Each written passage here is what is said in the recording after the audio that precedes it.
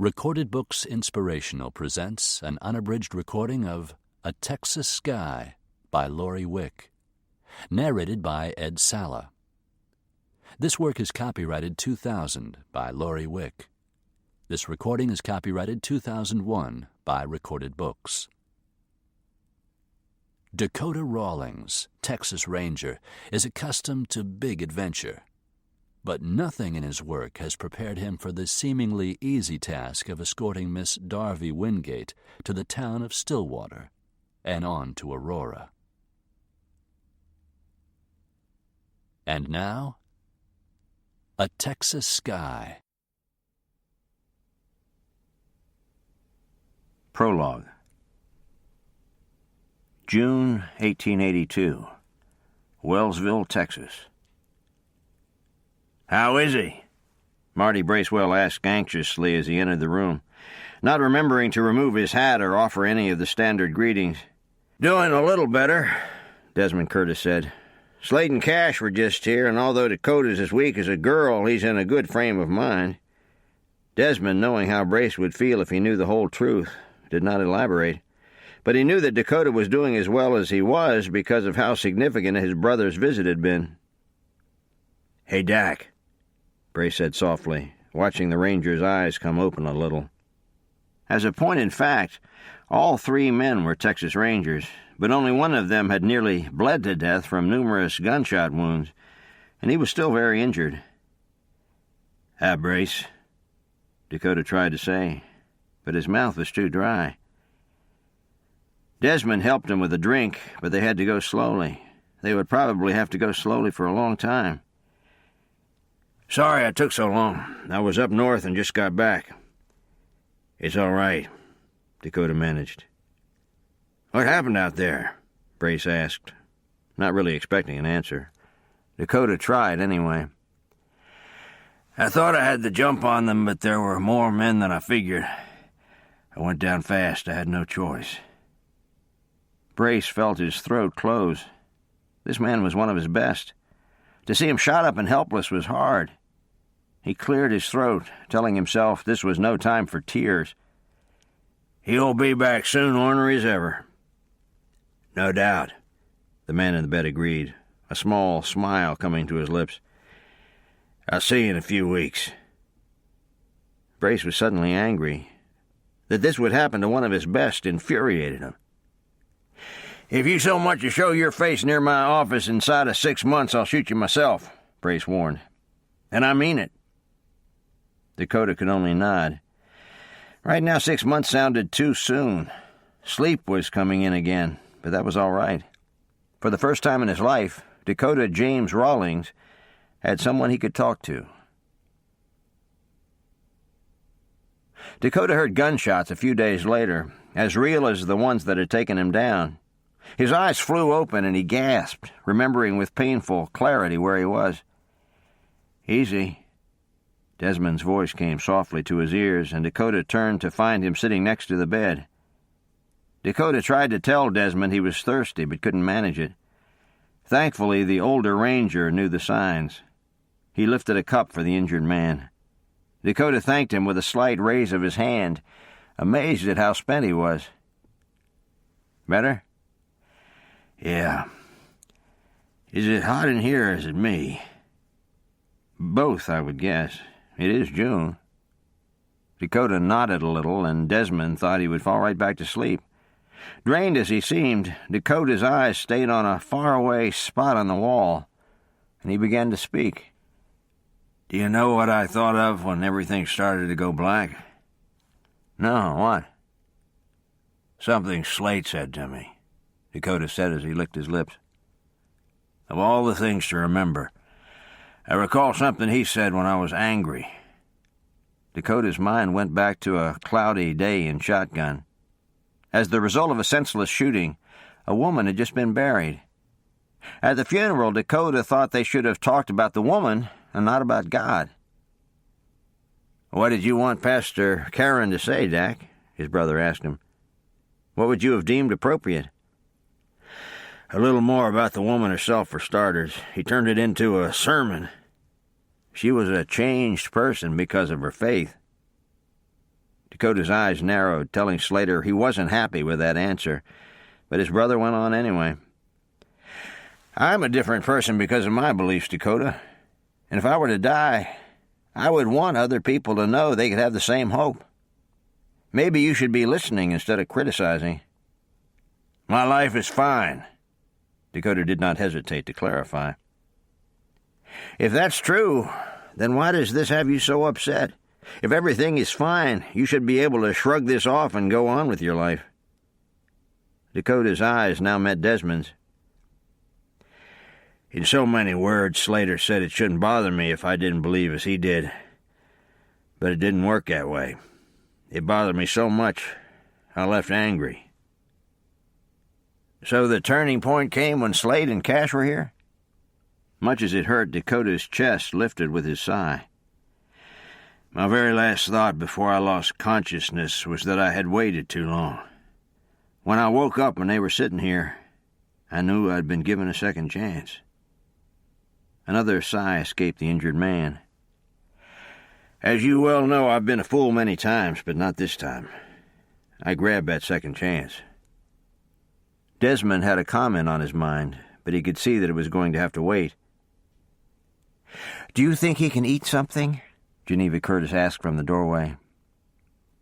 No, her husband answered with a shake of his head. He just slipped back out. Geneva came and stood close, her hand on Desmond's shoulder. He will make it, won't he, Des? I think so, that man replied with his eyes on Dakota's face. As Dak just put it, he's been given a second chance.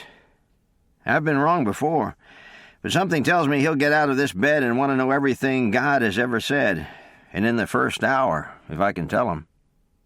Geneva chuckled softly and exited the room ahead of her husband.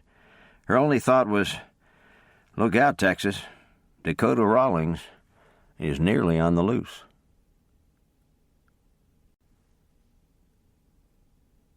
Chapter 1. July, 1882.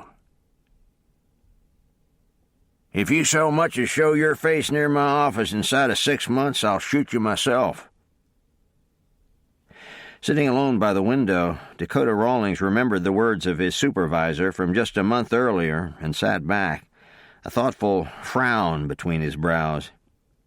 He didn't know if he could stand 5 more months of inactivity. When Brace had first uttered these words, it had been an emotional time. Dakota had been certain he hadn't meant a literal 6 months, but his first letter, telling Brace when he thought he could come back, was hotly returned in a no-nonsense way. Dakota's hosts, Desmond and Geneva Curtis, were out at the moment, so the house in Wellsville was quiet. Their home sat right in the middle of town, but the street wasn't a busy one, and for a moment Dakota thought he was very much alone. He'd just eaten a large lunch and still had half a cup of coffee to drink, but he wasn't particularly eager to continue sitting at the window. As a new believer in Jesus Christ, he'd spent almost 2 hours studying the Bible that morning and had understood some new truths. Desmond had been a great help in this area, and Dakota was still amazed at how pertinent the Bible was to his life right now. Not many months back, he would have said that old book was outdated and unrealistic. He was learning every day just how wrong he'd been. Knowing he didn't want the rest of his coffee, Dakota went to the sink, rinsed out his mug, and wandered onto the front porch. It was blistering hot, much as it was every day at this time. That was Texas in July, something they all had to live with. He wrote a quick note and took himself out for a walk. It was too hot to be out for long, but he had to stretch his legs. He hadn't planned to feel this good. Only 5 weeks ago he'd been shot so badly they thought he would die, but God had had other ideas. "I shot you first!" a child's voice yelled from nearby. Dakota turned to see 2 little boys scoot up the alley, firing sticks at each other. Though he hoped they would never actually experience that pain, he nevertheless found himself smiling at their antics. He continued slowly up the street and turned right onto the main street of town. Interesting as the storefronts were, Dakota was beginning to sweat. He thought he might have overdone and should turn back, but his sister-in-law had celebrated a birthday a few weeks ago, and he hadn't sent her anything. Not that he'd been in any shape to do that. "What are you doing out here?" Desmond suddenly spoke as he came up behind Dakota. Dakota turned with innocent eyes. "Just strolling." Feeling like a father, Desmond pointed back up the street. "Get home." Worried as she was to see Dakota's face pale, Geneva laughed from her place beside her husband. "You sounded as if you were scolding the dog." Dakota laughed as well, but he did want to shop for Liberty, who was married to his younger brother, Slater. He said as much to the Curtises. "As if Libby will be expecting anything with the way you were hurt," Geneva said with a mild shake of her head. "Even a firecracker would do the trick, Jen. She was born on the 4th. "And she'll enjoy a late gift," Desmond said, his hand to the younger man's arm as he turned and directed him back up the boardwalk. Dakota wanted to argue, but he was suddenly feeling very warm and weak. By the time he reached the house, he was sweating profusely, and 2 of the bullet wounds were starting to burn. Geneva brought him a cool drink of water and waited for him to lie down on the sofa. "It looks as though you need to give it more time, Dak. I'm sorry." Dakota sighed. "I guess I could write to Libby." "She would probably enjoy that. But even as little as I know her, I can't think she'd expect anything from you at this point." Dakota nodded and thanked his hostess, who returned to the kitchen, and then let his mind drift backward to when Geneva had met Liberty Drake, now Liberty Rawlings. The wedding had been on Saturday, April 22nd. The whole family had gathered, including his parents, who had come all the way from St. Louis. Special friends like Desmond and Geneva Curtis and Marty Bracewell had also been invited. Closing his eyes, Dakota could still see how pretty Liberty looked in her dress, her eyes shining with love for Slater, as her stepfather, Duffy Peterson, walked her down the aisle. He and Cash, Dakota's older brother, had both known that Slater would be the first to fall. They were only thankful that he'd found a girl like Liberty. Dakota thought that if another Liberty could be found, he too might be tempted to marry. Almost as soon as the thought materialized, he pushed it away. His wasn't a job that was suited to family life. Hours on the trail, uncertain pay, and the dangers of being a Texas Ranger played hard in his mind. Desmond had made it work, but a career in the Rangers had its drawbacks. The fact that the Curtises had never been able to have children had been a factor. Suddenly, Dakota wanted to get up. He felt lazy, as though his not trying hard enough was slowing the healing process. But wanting to get up and actually doing it were proving to be 2 different matters. "Just help me, Lord," Dakota prayed. "Just help me to rest and give it some more time, even a few weeks." Dakota fell asleep while still wondering what he would do with himself in the months to come. August. Dakota couldn't believe the difference just 4 weeks had made. He was feeling very strong.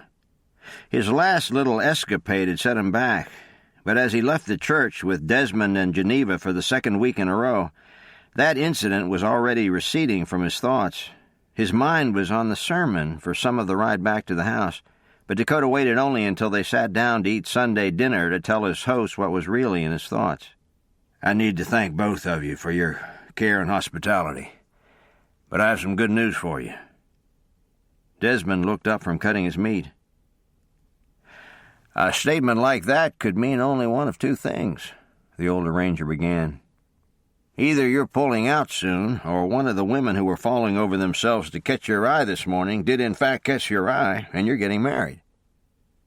Dakota had a good laugh before saying, "The first one is correct." "Where are you headed?" Geneva wished to know. "Back to work," Dakota replied calmly while buttering a piece of bread with complete ease. "I thought you said Brace didn't want you for the full 6 months." "That's right." "But you're going anyway?" "Yep." "And what of Brace?" Desmond asked. Dakota smiled his slow, warm way. "He'll get over it." Knowing how much Marty Bracewell liked to have his own way, Geneva enjoyed a good laugh over this. The next morning, however, her laughter wasn't to be found. Tears welled in her eyes as she hugged their guest. Dakota had come to Christ under their roof and grown so much in the few months they'd had with him, she could have easily had him stay on. "Thanks, Jen. Thanks, Des. You know the door's always open," were Desmond's parting words to the young ranger. Husband and wife stood together as he rode away, Geneva with a hanky to her face and Desmond watching for signs of hurt or discomfort. Not that he actually expected to see any. Dakota was as tough as they came. But he was concerned, too, and missing him already. "Will he be all right?" Geneva asked, her eyes still on the dark figure as he rounded a corner and moved from sight. Desmond slipped an arm around her. "Don't forget who indwells him now, Jen. He'll be more all right than he's ever been before." Austin, Texas. Marty Bracewell entered his office as he did most mornings, sat at his desk, and began to open the mail. It was always a large stack. As a ranger, Marty had traveled extensively for many years, but now he kept the home office fires burning. He kept track of new men, deaths, countless details, and payroll for the area. It wasn't that he never went out on patrol, but most weeks he was needed at the office. "What in the world?" Brace was muttering over some confusing correspondence when the door opened and someone stepped inside. He looked up to see a familiar face and smiled in delight. "You must be feeling better," he said as he stood and came around the desk. Darby Lee Wingate warmly accepted her uncle's embrace and smiled into his eyes when he stepped back.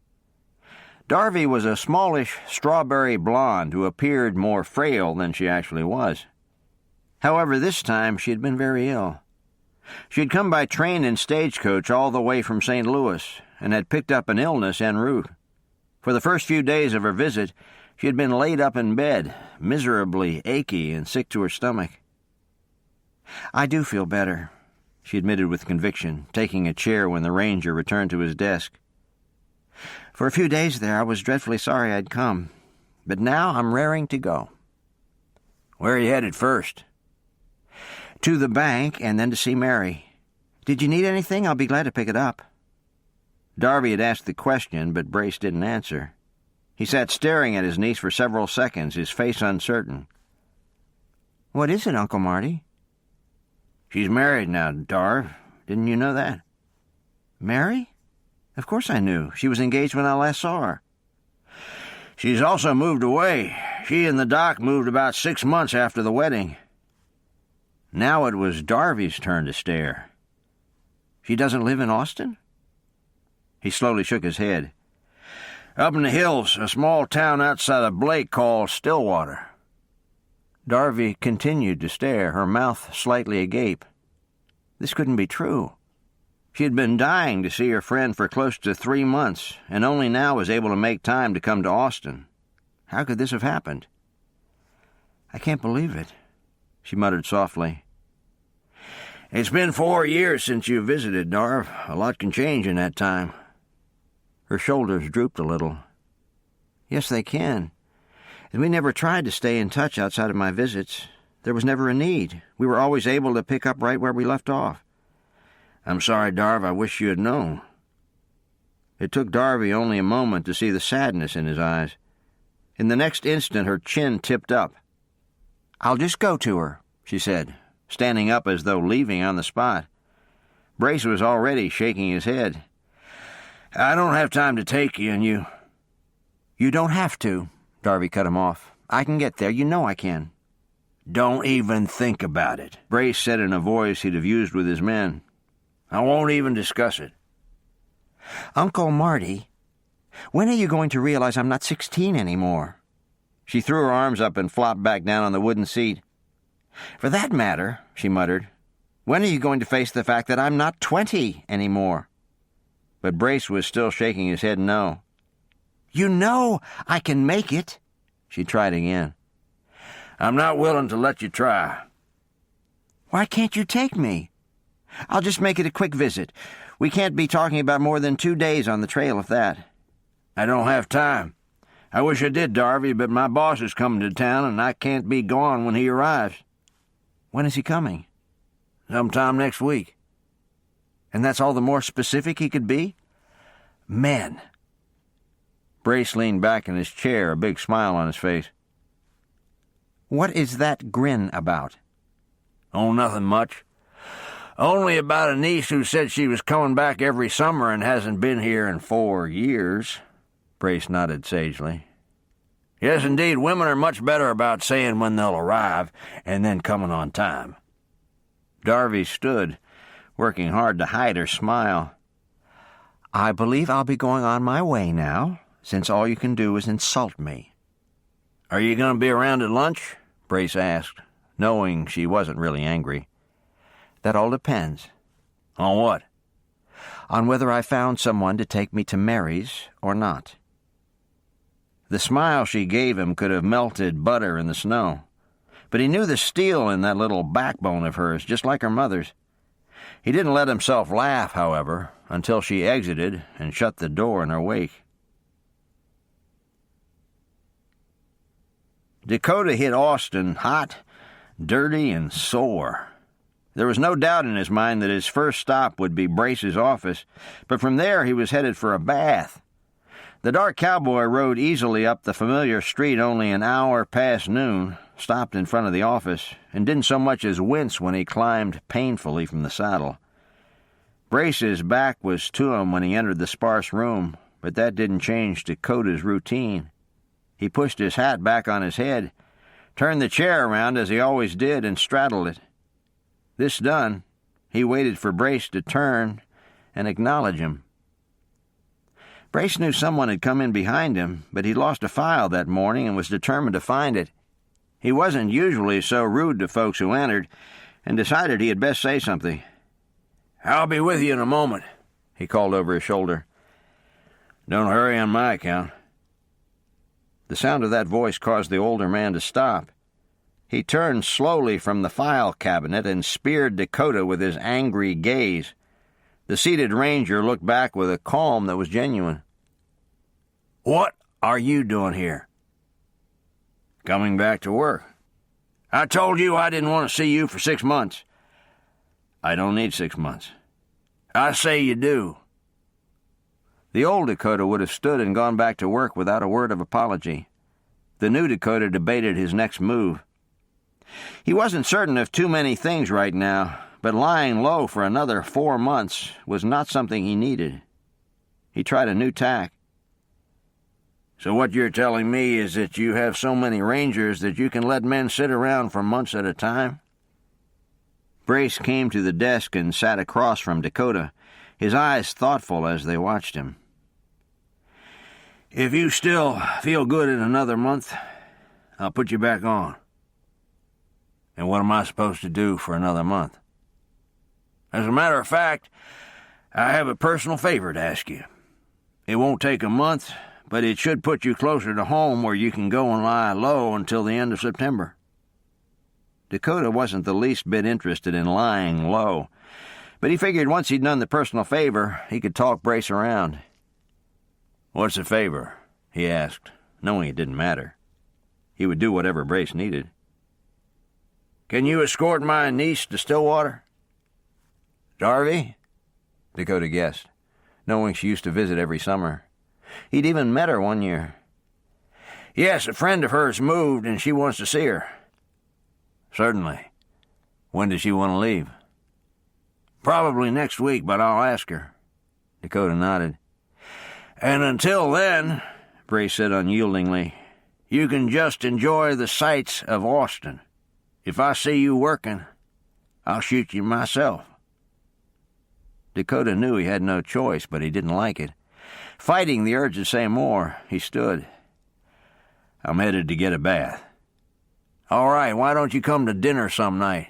You name a day. Dakota nodded. I'll get back to you. Brace watched him leave, looking for signs of injury. He wouldn't have admitted it for the world, but it looked to him as though Dakota was right. He was ready to come back to work. Darby's attempt to find an escort to Stillwater was proving fruitless. For a time she had traversed the streets of Austin, hoping to find an advertisement or anything that might indicate a guide service, but she knew such possibilities were remote. From her place in Austin's reading room, Darby looked out the window and told herself this wasn't going to work. "But I don't know what else to do," she then answered herself. "I can't exactly walk the streets looking for a man to hire. Uncle Marty would have a fit. But I'm feeling just about that desperate." Just about ready to give up and open a book that had caught her eye when she came in, she spotted him. Darby was willing to bet her grandmother's inheritance that he was a ranger. She'd certainly spent enough time around her uncle to spot the type. Not even remembering to replace the book on the shelf, Darby came to her feet as gracefully as speed would allow and made a beeline for the door. Dakota knew he was being followed, but he wasn't overly concerned. After all, the streets were fairly crowded and the bathhouse was on a main street. Still, there was no doubt that he heard footsteps that matched his own. And unless he missed his guess, it was the light tread of a woman. He let it go a few seconds longer before stopping and slowly turning around. Sure enough, about 10 yards behind him, a woman stopped as well. "Do you need something?" he asked politely, removing his hat. "No," she answered softly, but everything in her voice and manner said the opposite. "Are you all right?" This time she only nodded and looked away, clearly embarrassed. Dakota studied her for a moment, replaced his hat, and turned back on his way. He nearly shook his head when she continued behind him. Thinking she was simply going his way and not wanting to make her feel awkward, he left it alone. Not until he was ready to walk up the steps of the bathhouse did he let himself look again. What he saw stopped him. The woman, quite pretty he could see from this distance, was even closer and staring right at him. "Are you certain you're all right?" "You are a Texas Ranger, aren't you?" the woman suddenly blurted. "Yes, ma'am. Is there something I can do?" Dakota watched her composure slip a little more before she visibly gathered her courage and went on. "Do your duties happen to take you into the hills very often?" "The hills, ma'am?"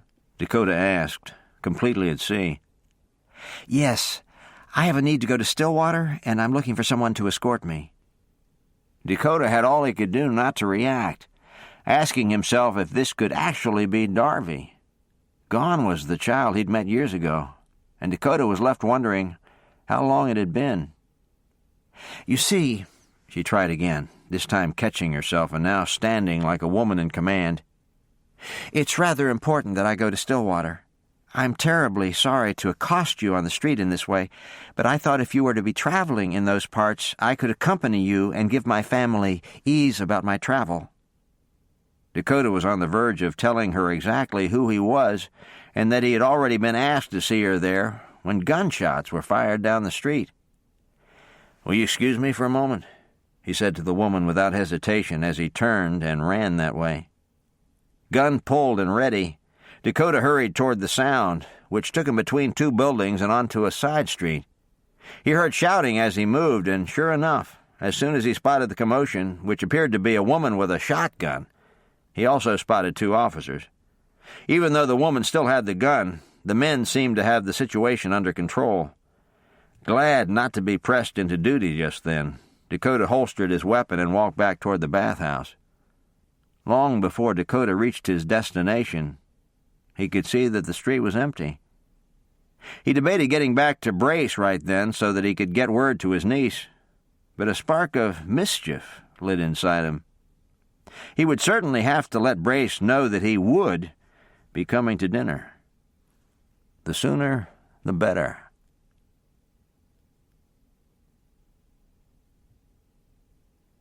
Chapter 2.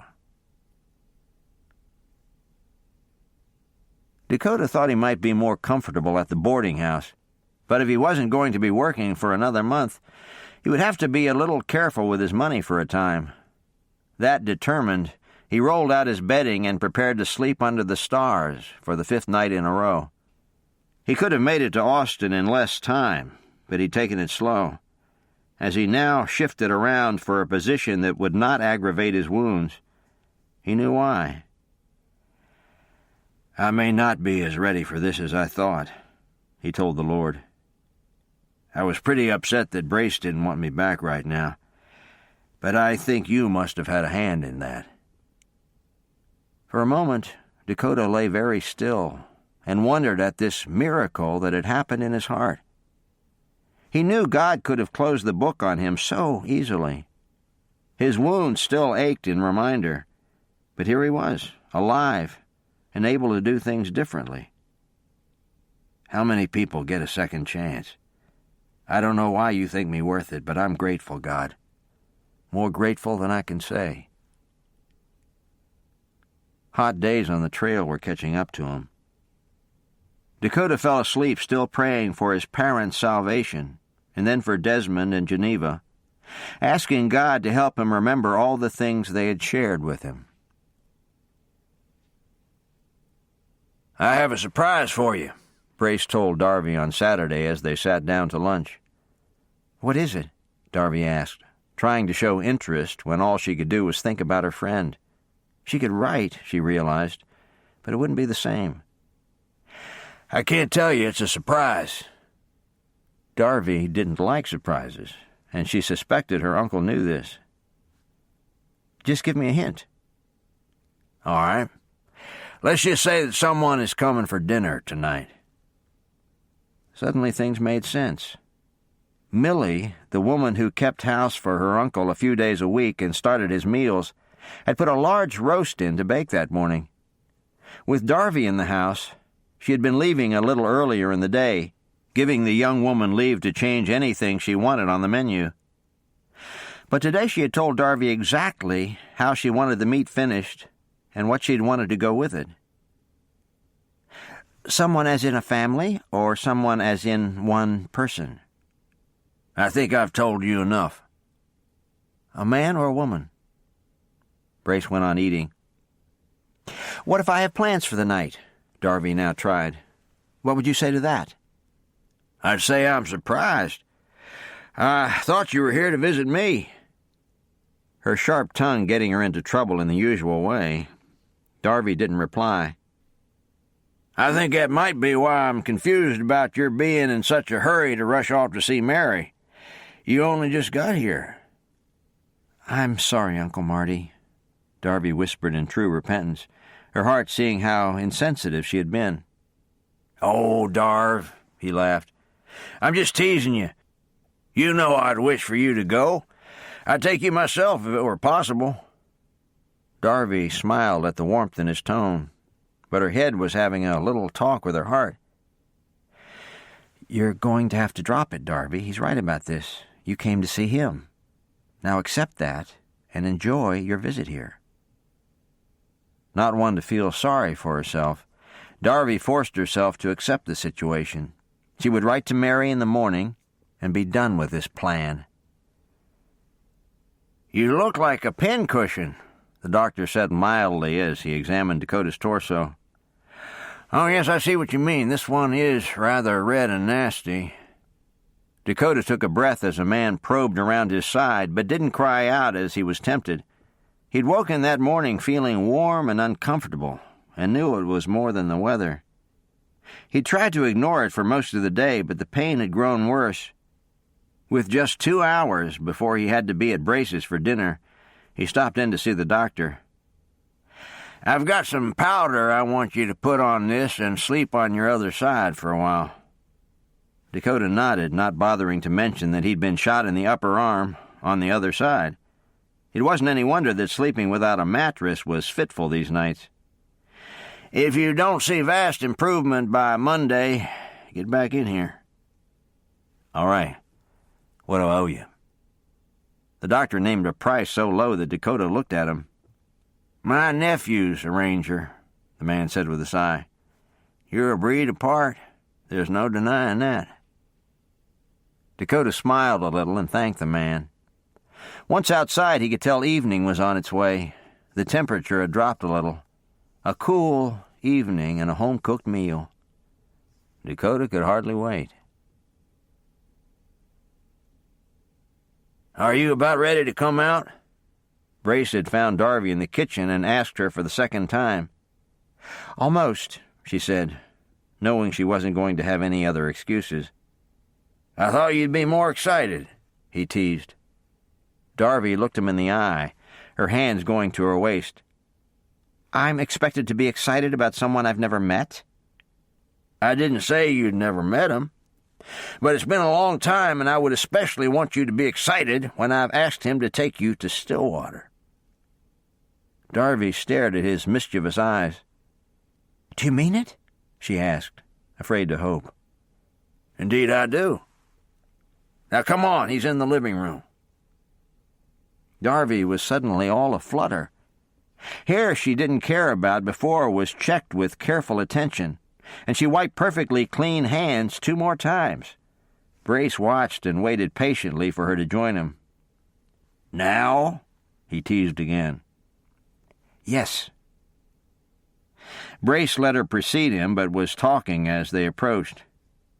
"Here she is, Dak. You can ask her yourself what day she wants to leave." Darby, whose heart had been pounding with excitement, felt the pit of her stomach plummet as they entered the small living room, and the cowboy from the street the day before rose to meet her.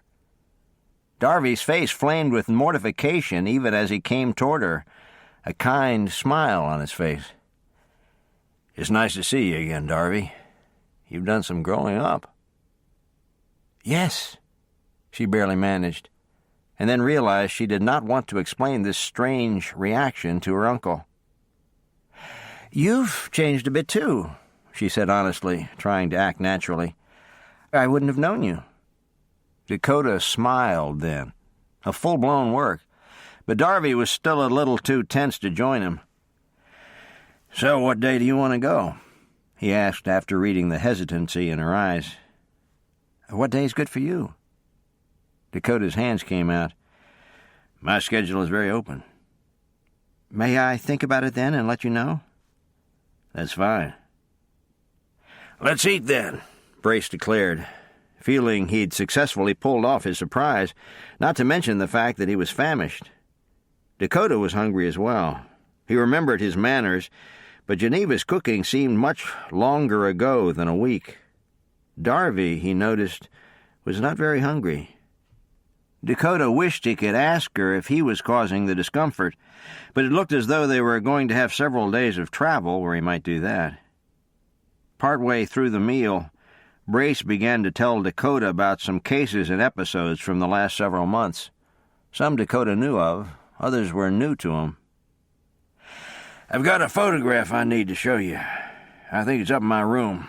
I'll run up and get it, and you can tell me if you've seen this man before." When Brace left, the dining room suddenly became very quiet. Dakota was almost through eating, and Darby had given up pretending to eat. Dakota studied her from his seat, thinking that she had been something of a hoyden when he'd met her originally, and that she had certainly grown into a refined young woman. She was poised and graceful. The only things out of place were the short curls that refused to be caught back in the elegant chignon she wore. And that mouth.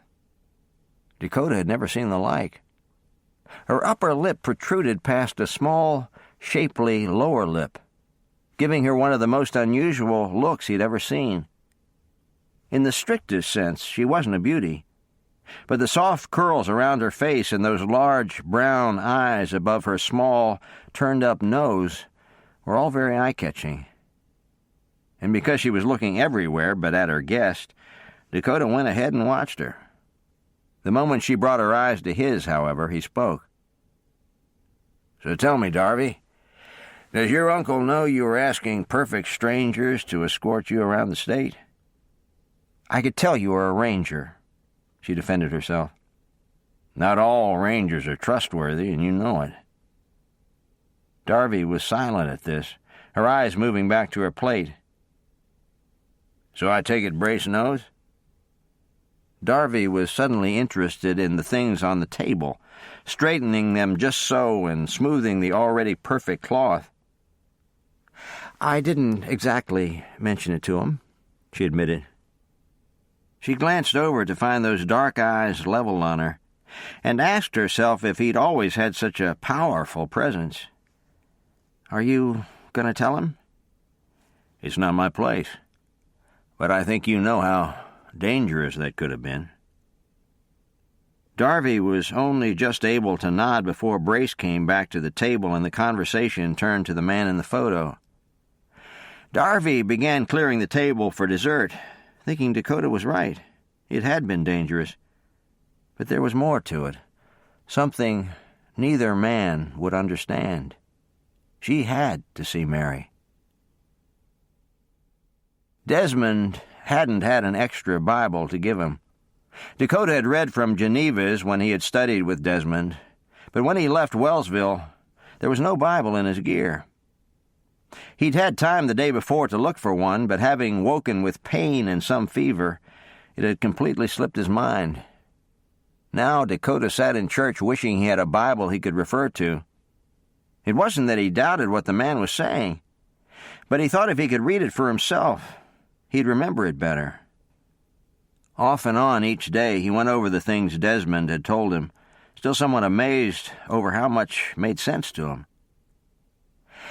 Let me read verse 13 to you, the pastor was saying, referring to the 5th chapter of Galatians. For, brethren, you have been called into liberty. Only use not liberty for an occasion to the flesh, but by love serve one another. It sounds to me, the man went on, as though the Galatian church had become sloppy and willful. Remember how earlier in the chapter Paul had given them the good news that salvation was by grace alone, through Christ alone. Well, it almost looks as if they were taking this freedom, liberty, as the verse calls it, and treating it like an old shoe. It seems as though they no longer treated this freedom with the respect and hard work it deserves. Do you see how he commands them to love each other? I think selfishness has reared its ugly head. Paul is calling these believers to love each other because they were doing anything but. Verse 15 uses words like bite, devour, and consume.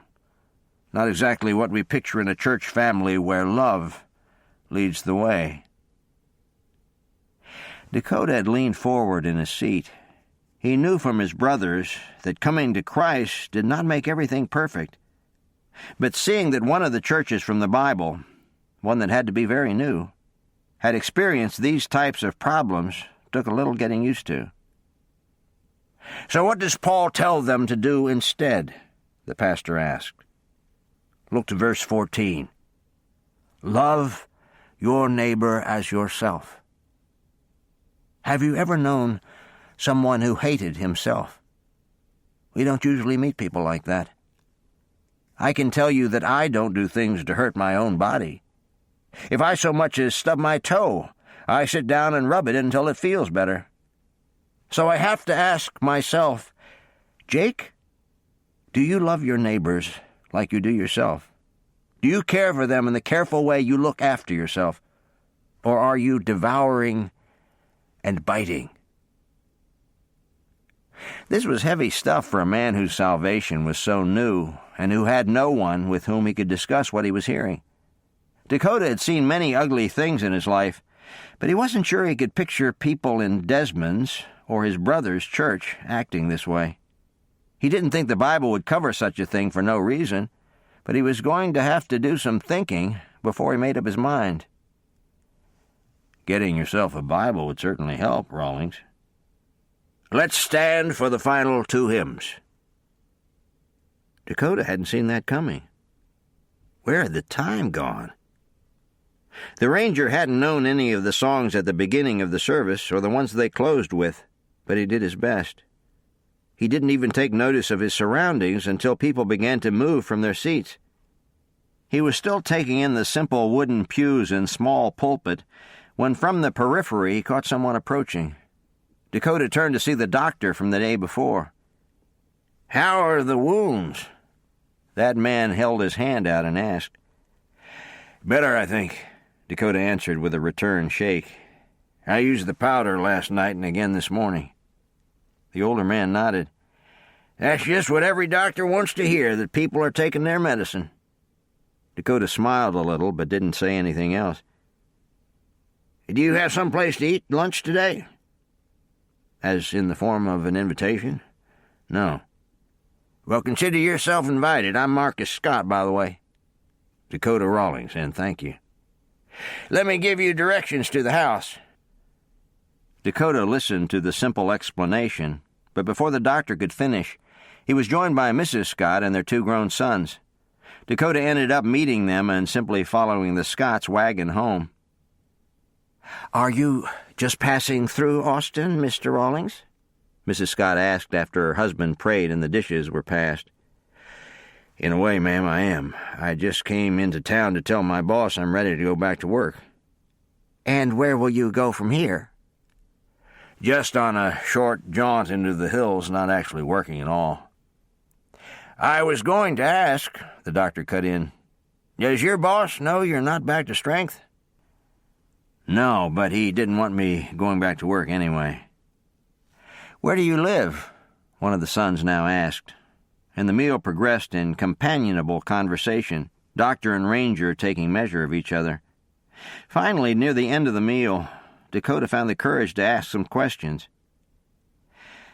"Have you gone to church very long?" "Years and years. Have you ever visited before?" "No, I haven't," Dakota answered, and then plunged in with what was on his mind. "Do you happen to know whether the pastor is open to questions? I have a few." "Indeed he is," Marcus answered as he stirred the coffee his wife had just brought to him. She returned to the kitchen to finish cutting pieces of cake. "Is there anything I can help you with?"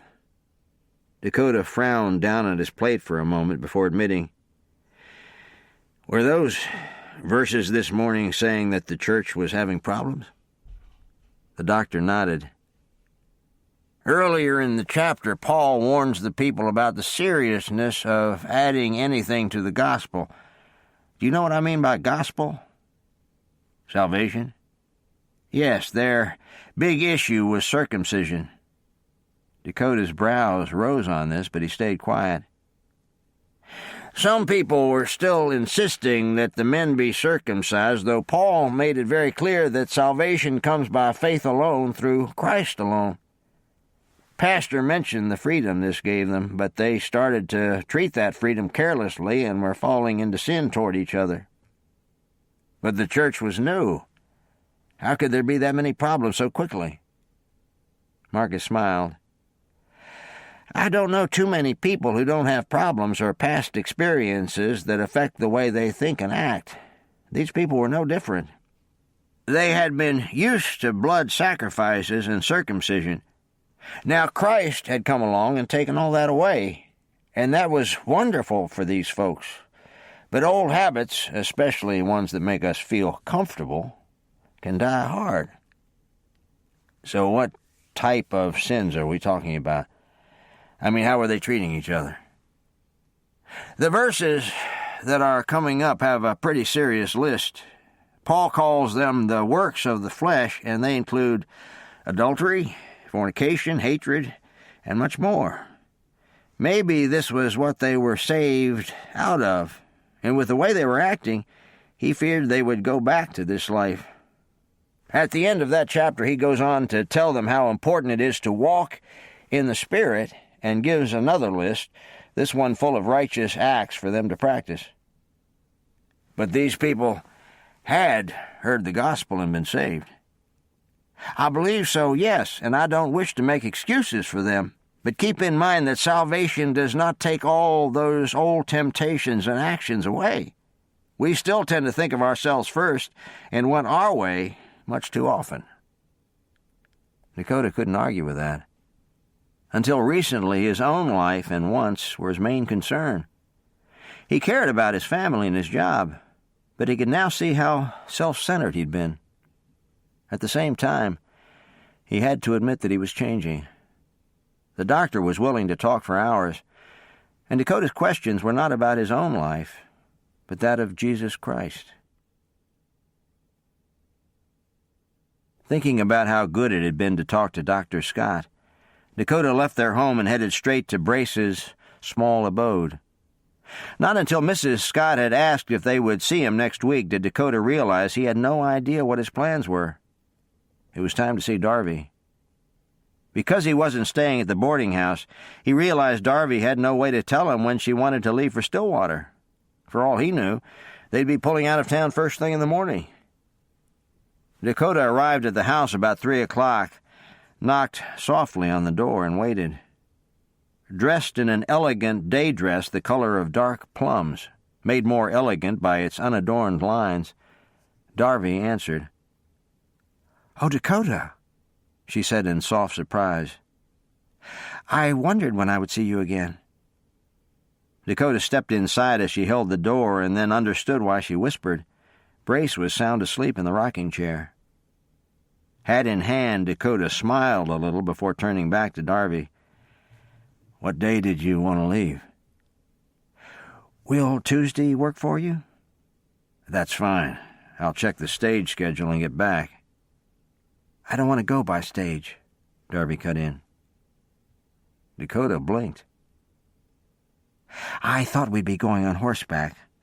I want to go on horseback," she clarified. Dakota couldn't help the way his eyes moved over her elegant dress. "The stage will be much more comfortable." "And also more unreliable."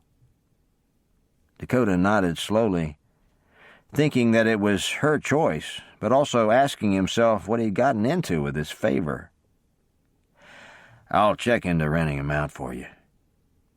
"Uncle Marty has 2 horses now. He said I can take one of his." So Brace knows about this. Outwardly, Dakota nodded calmly, but his mind was already doing mental calisthenics as he went over the route to Blake and then on to Stillwater. The terrain wasn't bad, but it wasn't always the safest. On his own, he wouldn't have given it a thought. Taking Darby put it in a whole new light. What if we took the stage to Blake and then rented horses for Stillwater? Without so much as a moment's hesitation, Darby shook her head no. She didn't look stubborn, just certain. Dakota decided to let it drop. "Okay. How early do you want to leave?" "I was thinking 5. Again, Dakota was surprised, but only nodded. Maybe it was for the best. He was coming to see that Darby Wingate was one classy, sophisticated woman. More than likely, they would have to take it slowly. Leaving early would help get them there in a more reasonable time frame. "I'll see you Tuesday," Dakota supplied. "Thank you, Dakota," she said, her face no longer businesslike, but wreathed in soft, delighted lines. Dakota couldn't help but respond. He smiled back, replaced his hat, and turned toward the door. He didn't know what the next week would bring, but he was fairly certain it wouldn't be dull.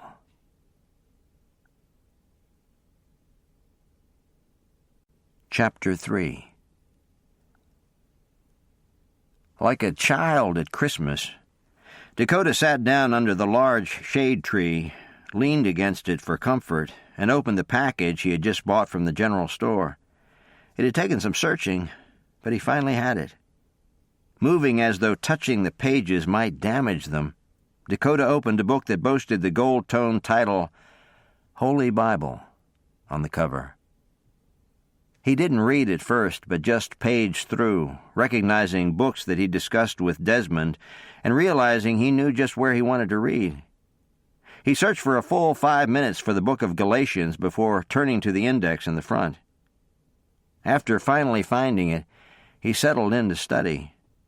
So much was unclear to him, but he kept at it until the 5th chapter, where things fell a little more into place. It was good to recognize things that both the pastor and Dr. Scott had referred to. Dakota read the chapter twice and sat mulling over several problematic issues. Of all the things that suddenly became clear to him, one was the thought he'd had while sitting in church the day before. The Bible didn't talk about things for no reason. If Paul talks about this, it must have been a problem. Dakota heard his own voice and stopped. How do they know the writing was from Paul? With that, Dakota was off again. He spent the next several hours reading and rereading, trying to get a grasp of the text, and suddenly realizing it must have been a letter. Shaking his head at times in complete confusion, Dakota came away with one certainty. There was a way that God wanted men to act, and it was laid out in this book. It didn't all make sense, but Dakota vowed in his heart to learn that way and do his best to follow it.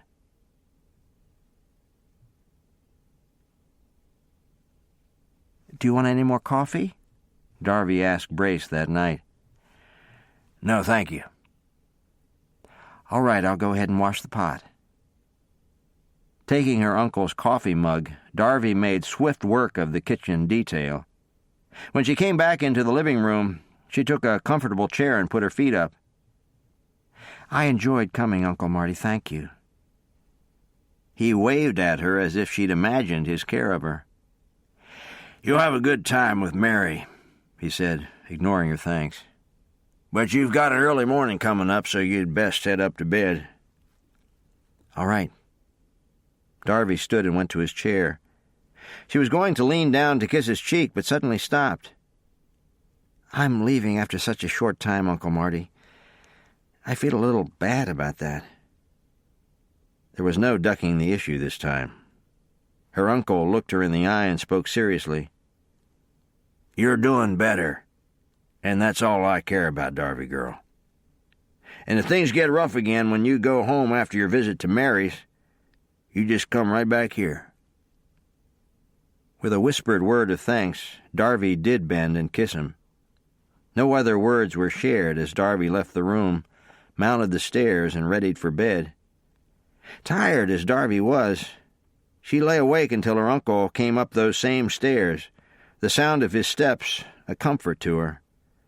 Praying for him as she felt herself relax, she drifted off to sleep some time after she heard his boots drop to the floor. Dakota was glad that Darby wanted to leave early and take it slow. He was still rather tender in spots and had even bled some in the night, and although he no longer wanted to sit around Austin, it was nice to know he was going to have an easy day. All this he had decided before he saw Darby. She and Brace were in the front yard when he arrived, and Dakota thought he'd never seen anyone so loaded for bear. Gone was the frilly dress and elegant hairstyle. In the morning light he could see that she was dressed for the trail. Darby wore a brown dress he could only term serviceable, and had her hair and neck covered by an all-consuming hat and handkerchief. It was such a contrast to the day before that Dakota had all he could do not to stare. "Here's some money," Brace said the moment Dakota dismounted. "I'm doing all right," Dakota replied, not taking the bills that were being held out to him. Brace stuffed them in Dakota's vest pocket. "Be that as it may," he said rather softly, "you never know what's going to happen with Darby, and I didn't mean for you to do this without some compensation." Dakota opened his mouth to start to protest, but Brace cut him off. "I mean it." Dakota watched him turn back to his niece. The two hugged. "Have you got everything?" Brace asked. "Yes, I'm sure I do." "All right, have a good time. Tell Mary I said hello. Called her, too." "I'll do it." "And when you get home, tell your mother she hasn't written in weeks." Darby's brow lowered. "You said you just got a letter." "I know, but your mother always expects me to complain about something, and I don't want to let her down." Darby gave him another hug and turned to the horse called Finley. With a boost she didn't need, Brace had her in the saddle in the blink of an eye. Dakota wanted to shake Brace's hand and thank him before gaining his own saddle, and a moment later he and Darby were on their way. Dakota glanced back just before they were out of sight to find Brace reaching for his handkerchief, causing something to trigger in his own heart. It was a good reminder that Darby was precious cargo. "Hey, Darby," Dakota called to her as they turned their horses toward the west side of town. "How soon would you like to get there?" "Soon," she admitted. "I guess I'm not much for dawdling." "Well, be sure and let me know if we're going too fast." Darby glanced at him. "Why don't I set the pace? Will that work?" "Go to it," Dakota said with easy confidence. He knew Eli was up to anything, and he had strong doubts that Darby could wear him out. With this thought in mind, Dakota simply heeled his mount to keep pace with Darby the moment they hit the edge of town. Calling it pride never occurred to Dakota. It was a perfect description, but the word never crossed his mind, nor did it occur to him to tell Darby they had to slow down. More than 12 hours after he and Darby left Austin, they arrived in Blake, a town not far from Stillwater. Dakota was in so much pain that he didn't think he could even speak. All 5 of his bullet wounds were burning, and he knew the one on his waist had to be bleeding. "I think the hotel would be good, don't you?" Darby spoke like a woman in charge, and at the moment she was. "Fine," Dakota managed, glad that the horse's hooves drowned out the strain in his voice. At a later time, Dakota would think back on the way God moved to rescue him on this evening. But right now he just knew relief at how solicitous the hotel proprietress was, how swift she was to volunteer her son to take their horses to the livery, and how Darby told Dakota she was going to eat in her room and turn in early. He fell into bed the moment he shut the door and dropped into unconsciousness for the next 10 hours. Not feeling what anyone would term brand new, Dakota was nevertheless at the breakfast table in a timely manner and not looking as pale as he felt. Darby joined him just 10 minutes after he sat down, and Dakota found himself feeling somewhat thankful that she hadn't seen him nearly swallowing his food whole. He was calmly sipping coffee when she arrived. "I'll just have a quick bite," she explained, and smiled at the waitress when she glanced their way. "Don't hurry on my account," Dakota said, meaning it with all his heart. He'd used the powder again and tried to patch the wounds, but the job was middling at best. "I think we're only a half-day's ride now." Dakota nodded before asking, "How do you know this friend, by the way?"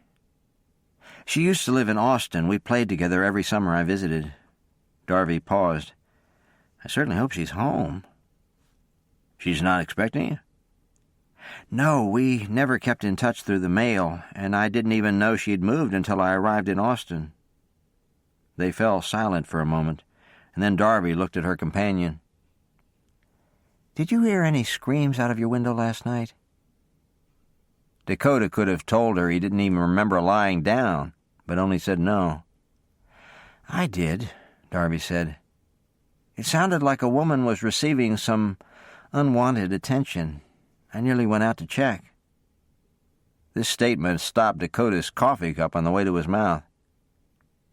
"Tell me, Darby," Dakota said, putting the cup down, his voice mildly curious. "What would you have done?" "If I'd gone out?" "Yes, and if the unwanted attentions had been turned on you." "With or without my gun?" she asked in all sincerity. Dakota couldn't stop the smile that turned up one corner of his mouth, but he still managed, "With your gun." "I'd have shot him in the foot." Again Dakota wanted to smile, but refrained. "And without your gun?"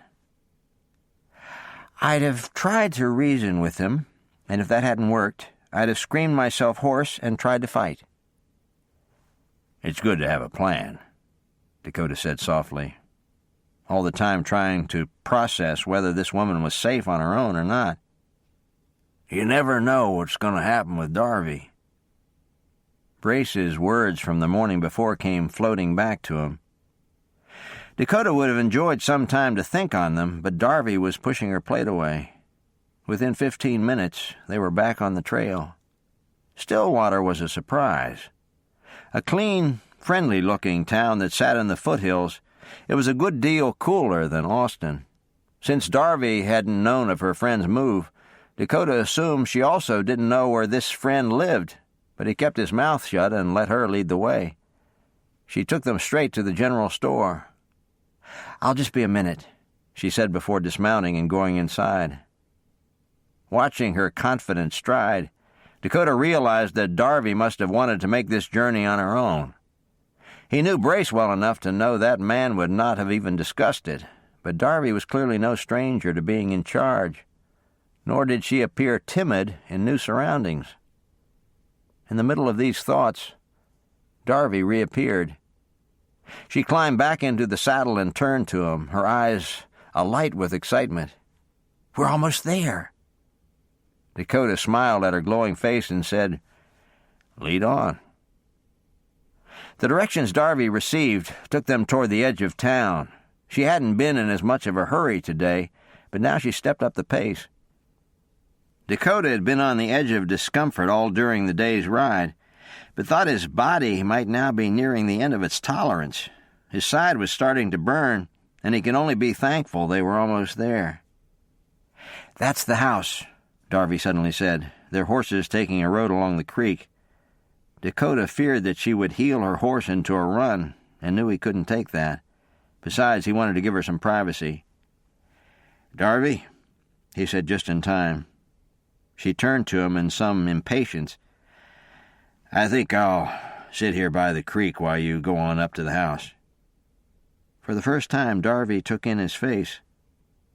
It was warm out, but she hadn't really noticed. She didn't think such a thing would bother him, but he looked a little strained. "Are you certain, Dakota? You're welcome to join me." "I'd think a private reunion preferable, and beyond that, I want to stay here." She couldn't argue much with that. So with one more glance at the man who was already turning his horse off the road, Darby went on her way. Heart pounding, breath coming in small gasps, Darby rode swiftly toward the house. It was a lovely setting, not far from the creek and not very close to other homes. White paint, white shutters, and a large covered porch, Darby whispered to herself. Just like the man said. Darby tied her horse's reins to a corner of the porch railing and went toward the steps. Things seemed so quiet. She was almost afraid to hope. Taking a breath to quell her excitement, a move that didn't work, Darby knocked on the door. A man answered. "Hello?" he said kindly. "Hello, I'm looking for Mary Scott. Does she live here?" "Yes, she does. Come right in." Darby stepped inside when he held the door and squinted to adjust her eyes. The moment she could see, she realized her friend was standing not 10 feet from her. "Hello, Darby," Mary welcomed with a huge smile. "Mary," Darby breathed, only now believing she had made it and moving forward to hug her friend. The two women, one a soft strawberry blonde and the other a brilliant carrot top, hugged for a long time. Calder Scott, Mary's husband, stood off to one side, a wide grin on his face. The women were still hugging when Darby heard someone call, "Mama?" She stepped away from her friend, her eyes huge. "Mary?" she questioned softly. Meredith Scott smiled the smile that first drew Darby to her. "Come on, Darby, come meet my husband and daughters." Darby was still mouthing the word daughters when Calder stepped forward. "This is Calder," Mary began. "Hello, Darby," the tall man said as he held out his hand. "I've heard so much about you." "It's so nice to meet you," Darby replied sincerely. "I nearly panicked when I learned you'd moved away, but I found a way here. "And these," Mary continued, "are our twins, Vivian and Pilar." Darby looked to where Mary pointed, through the doorway to the kitchen table, where two adorable, dark-haired moppets stared back. "Oh, my," was all she could manage. "Come, girls," Mary bade them. "Come and meet Miss Wingate." "Please let them call me Darby," that woman whispered as the girls scrambled from the chairs and ran to their mother. "Here we go," Mary said in her quiet way. "Show your faces." She ordered the two who suddenly became shy and absorbed with their mother's skirt. "Obey, girls," their father put in from the side, and the twins turned immediately. "This is Vivian and this is Pilar. Girls, this is my friend Darby. You may call her Aunt Darby." "Hello, Vivian. Hello, Pilar. It's so nice to meet you." The girls giggled over this, and Darby turned back to her friend. "How old are they?" "They were 3 last month." Darby shook her head. "So much time has passed." "About 4 years," Mary confirmed. "They were born the first year we were married." Darby could hardly believe she was here. This friend was so special to her. Darby didn't know if she'd ever told her that, but she would this time. This time she knew she could. "Did you come alone, Darby?" Calder suddenly asked. "No," she turned to him, "but my escort seemed to think I would want a private reunion."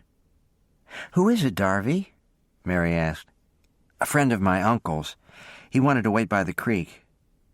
Husband and wife exchanged a look before Calder turned away and said, "I'll just head out and invite him to lunch."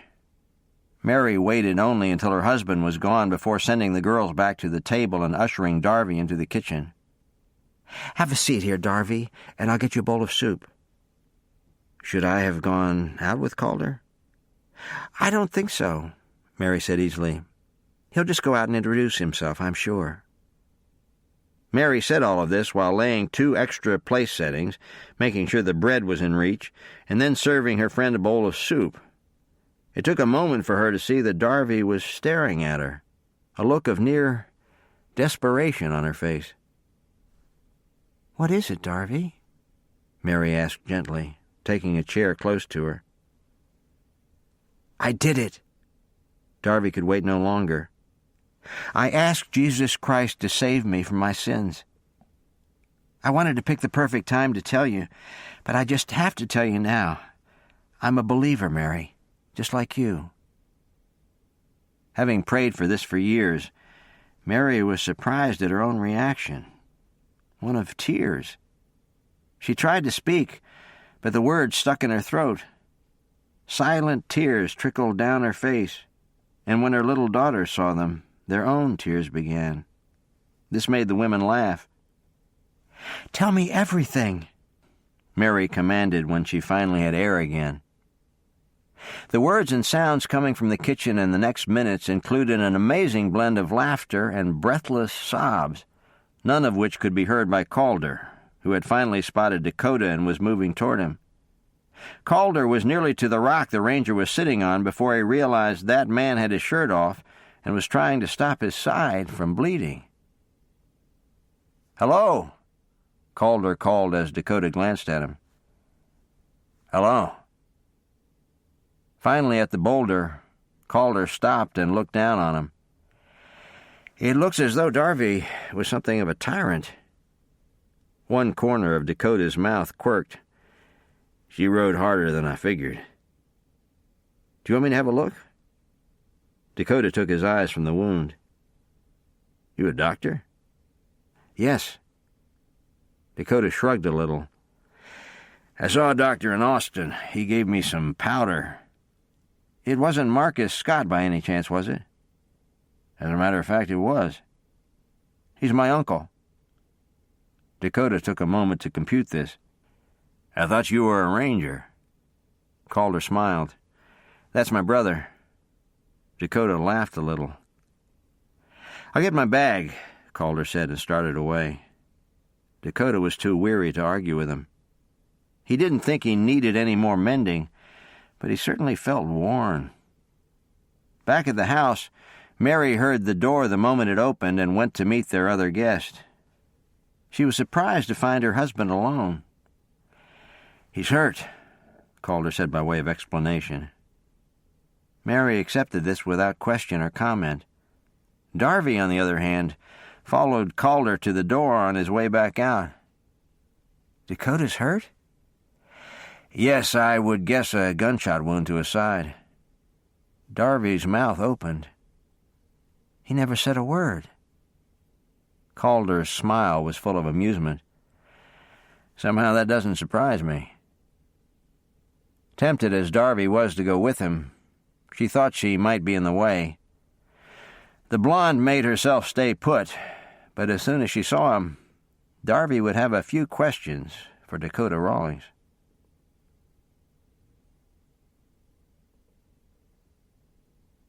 Dakota woke slowly, his body telling him he was rested and comfortable and that everything was all right. He remembered getting to the front porch and even going through the kitchen, but almost as soon as he'd laid on the bed he had been directed to, everything had begun to fade. Now his eyes were opening, and for the first time since he left Desmond and Geneva's, he felt truly rested. Long days and nights, hard trails, and little comfort were a way of life to him, but having bullet wounds put it all in a whole new light. "I found it a little surprising," Dakota heard Darby say, and realized she was in the kitchen right outside his door. For the first time, he noticed the door wasn't shut.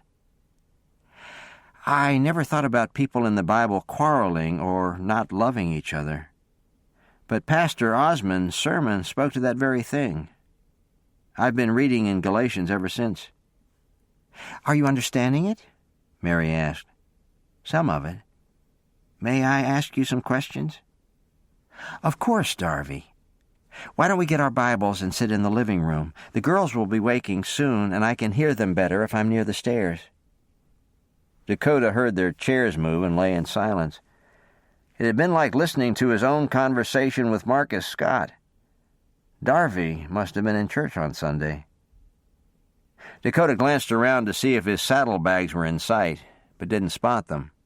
He had a sudden need to read his Bible.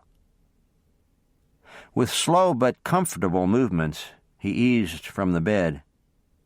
A glance out the window told him where the privy was situated, and he thought if he moved quietly, he might be able to get out without disturbing Darby and her friend. It occurred to him as he pulled on boots and found the back door that he hadn't even met the woman. "I think I hear the girls," Mary said about 45 minutes later. "Thank you for explaining some of this to me," Darby said. "It makes sense to me now. I've sinned so many times since I believed. I'm not sure why I thought the people in the Bible would be different." Mary smiled at her friend, still feeling rather amazed that she was even having this conversation. She had planned to go into town for some extra shopping after the twins awoke, but suddenly nothing else mattered. Darby was here, and not just any Darby, but a new sister in Christ. "Mama?" A little voice floated down the stairway. "Coming, Vivy." "How did you know it was Vivian?" Mary shrugged. "I just know." Darby sat still in the living room after her friend walked up the stairs. She was still thinking about all the things Mary had explained and how much she had to learn when she heard a noise in the kitchen. With little forethought, she stood to her feet and went that way. Dakota, who had been reading at the table, had just put his Bible in the bedroom and returned to the kitchen when Darby stepped into the room. "I can't believe you did that." Darby attacked him without warning. Dakota stared at her angry face, feeling rather dispassionate about her ire, but thinking she looked rested and at home in these surroundings. Her yellow dress looked nice, too. "Did you hear me, Dakota?" She tried again. "Yes, but I don't know what you're upset about." Darby's hands came to her waist. "You let me ride us as though there was no tomorrow and never once said you were hurt." Dakota nodded with understanding. It took him a moment to figure out what she was referring to, but this made sense. I'm fine, Darby. Darby looked irritated again, like a child who knew she was being patronized. That's why you were bleeding, she snapped. I know I always bleed when I'm fine. Dakota tried not to smile at the sarcasm, but couldn't help himself. Don't you laugh at me, Dakota Rawlings. I'm really upset about this. Her voice suddenly grew quiet. She wished she could learn to bite her tongue. I was all head up to come here, and I didn't think about anyone but myself. I'm sorry. Dakota couldn't help but respond to such repentance. I could have said something, Darby, but I didn't. Thank you for your concern. Darby smiled a little at his forgiving tone. She regretted the way she talked to him, but wasn't certain how to explain. At times, she asked the Lord why he ever put up with her mouth. All this was still rolling through Darby's mind when she saw that she'd lost Dakota's attention. He was still standing in the same place, but his eyes were focused down and behind her. A smile was just starting across his lips. Darby knew what had his attention. Vivian and Pilar had come downstairs with their mother. Chapter 4. I'm Mary Scott. The doctor's wife was the first to speak and came forward to shake Dakota's hand. The girl stayed close beside her, but the shyness they had shown with Darby wasn't to be found. Indeed, they seemed quite taken with this large, dark stranger. I'm Dakota Rawlings, Dakota said as he shook Mary's hand, catching the girl's interest but not looking directly at them. I appreciate your hospitality. I'm sure I feel better for having come inside to lie down. Well, Darby tells me you'll be taking her to Aurora to catch the train home, and you need to know that however long you're here, we expect you to use that room. Thank you, Dakota said, before his amused eyes swung to the strawberry blonde. Is that the plan? I'm taking you to Aurora? Darby's mouth opened. Didn't Uncle Marty tell you? No. Maybe he thought you did. Oh, Dakota. Darby was horrified. I had no idea. I just assumed you two had talked. It doesn't matter. Like I said, I have some free time right now. To rest up, Darby said wryly, thinking she could cry. She had been so determined to get to Stillwater that nothing else had mattered. She now wondered whether her uncle knew of the situation. That was your uncle's plan, Dakota answered the unasked question. But I don't think I'm going to be needing much rest. But you're not working right now?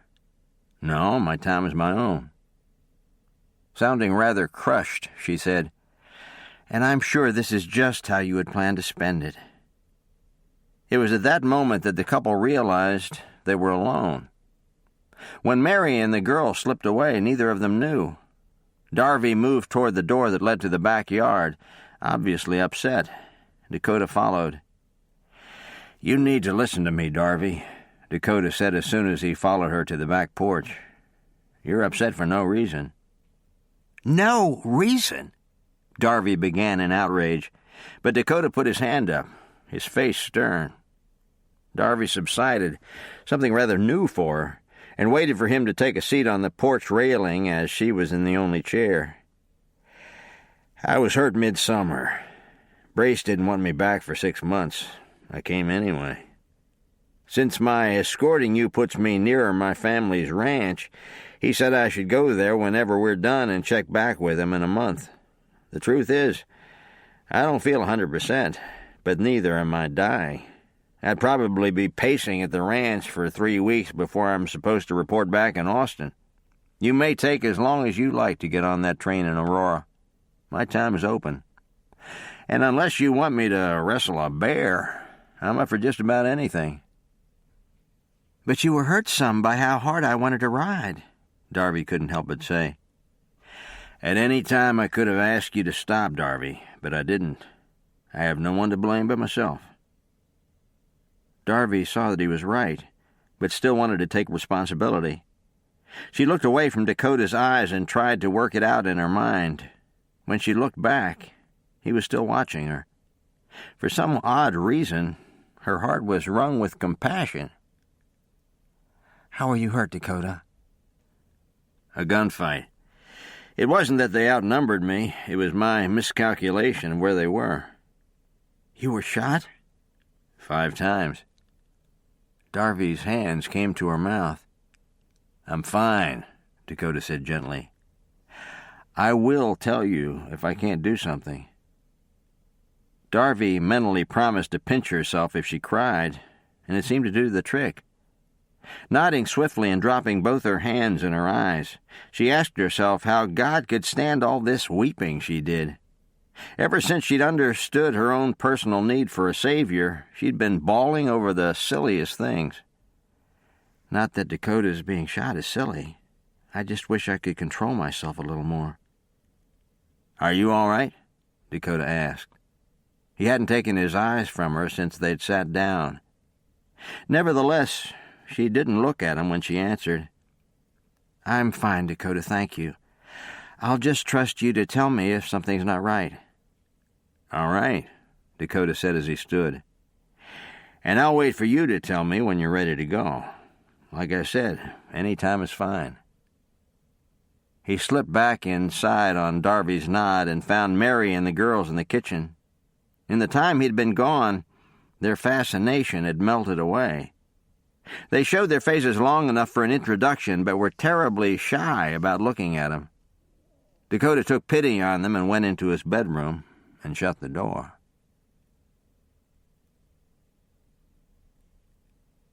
"How do you feel?" Calder asked Dakota the moment he arrived home that evening and found him sitting alone in the living room. "Better, thank you."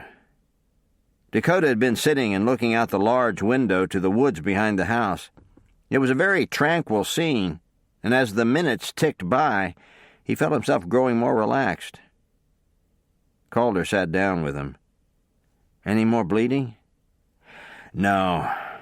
Thanks for helping me earlier. I think I needed rest more than anything else." Calder smiled. "What does that look mean?" Dakota asked, his voice a bit dry. "Only that you sound like my brother." "Was that a compliment or not?" "Or not," the doctor replied, putting it plainly. "Most days Chet has more guts than good sense." Dakota let himself smile over this, a smile that grew quite wide when 2 little girls suddenly joined them. "Papa!" they squealed in delight as the 2 scrambled for his lap. They were hugged, kissed, tickled, and snuggled in turn before settling in to stare at Dakota in adorable splendor. "Did you meet Mr. Rawlings?" their father asked. Both dark heads bobbed up and down. Flyaway hair fell softly around their faces, and round cheeks glowed pink below sparkling eyes. They smiled easily, and their noses were so soft-looking and rounded that Dakota wanted to tweak them. "How do I tell who's Pilar and who's Vivian?" Dakota asked as he studied their cookie-cutter images. The 2 girls stared right back, and Dakota had to shrug. Calder stepped in. "Show 'em, Vivi." Vivian obediently pointed to her eye. Again Dakota studied her, but still had to look to Calder questioningly. "Vivi has a tiny scar next to her eye," the older Scot explained.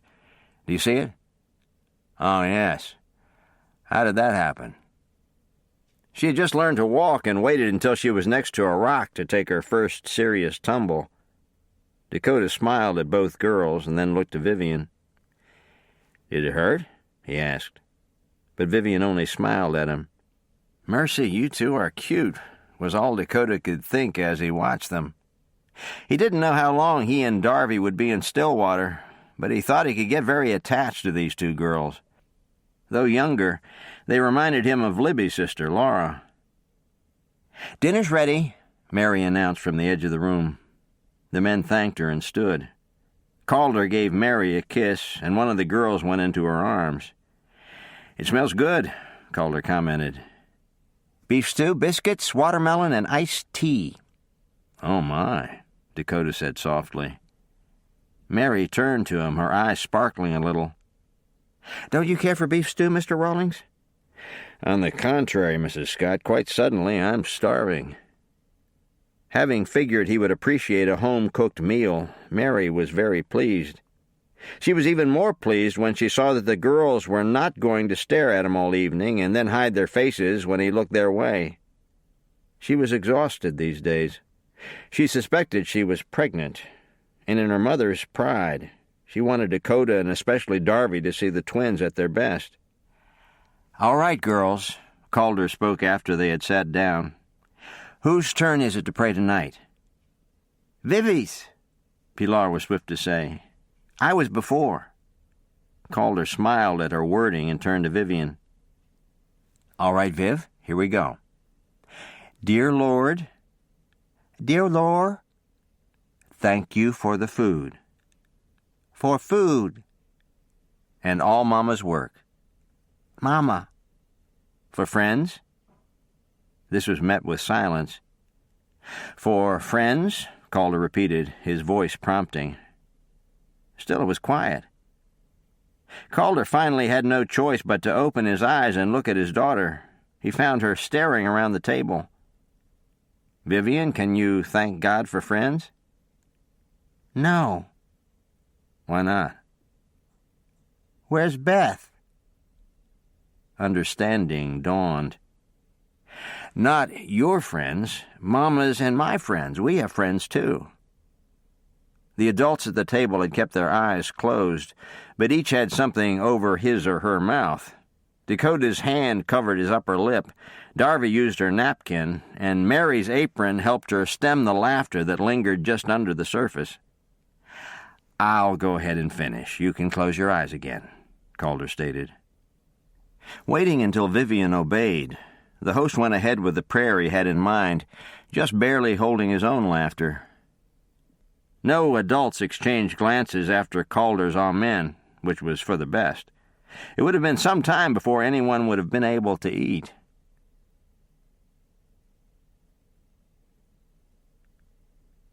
"I didn't have a chance to tell you until now, but I'm so excited, Calder.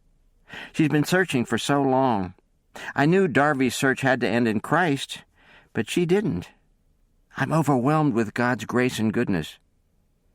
"It's wonderful news," Calder said softly to his wife, once they had retired for the evening. "Do you know how long she plans to stay?" "No, but however long it is, it won't be long enough."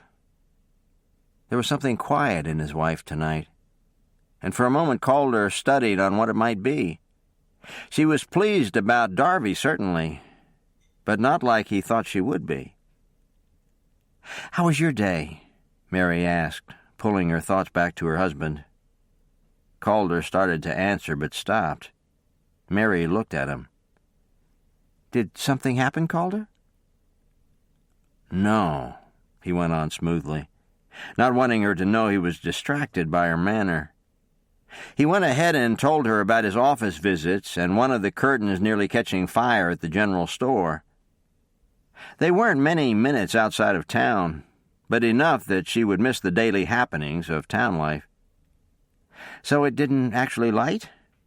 "No, but the smoke was a nuisance and it drew a crowd.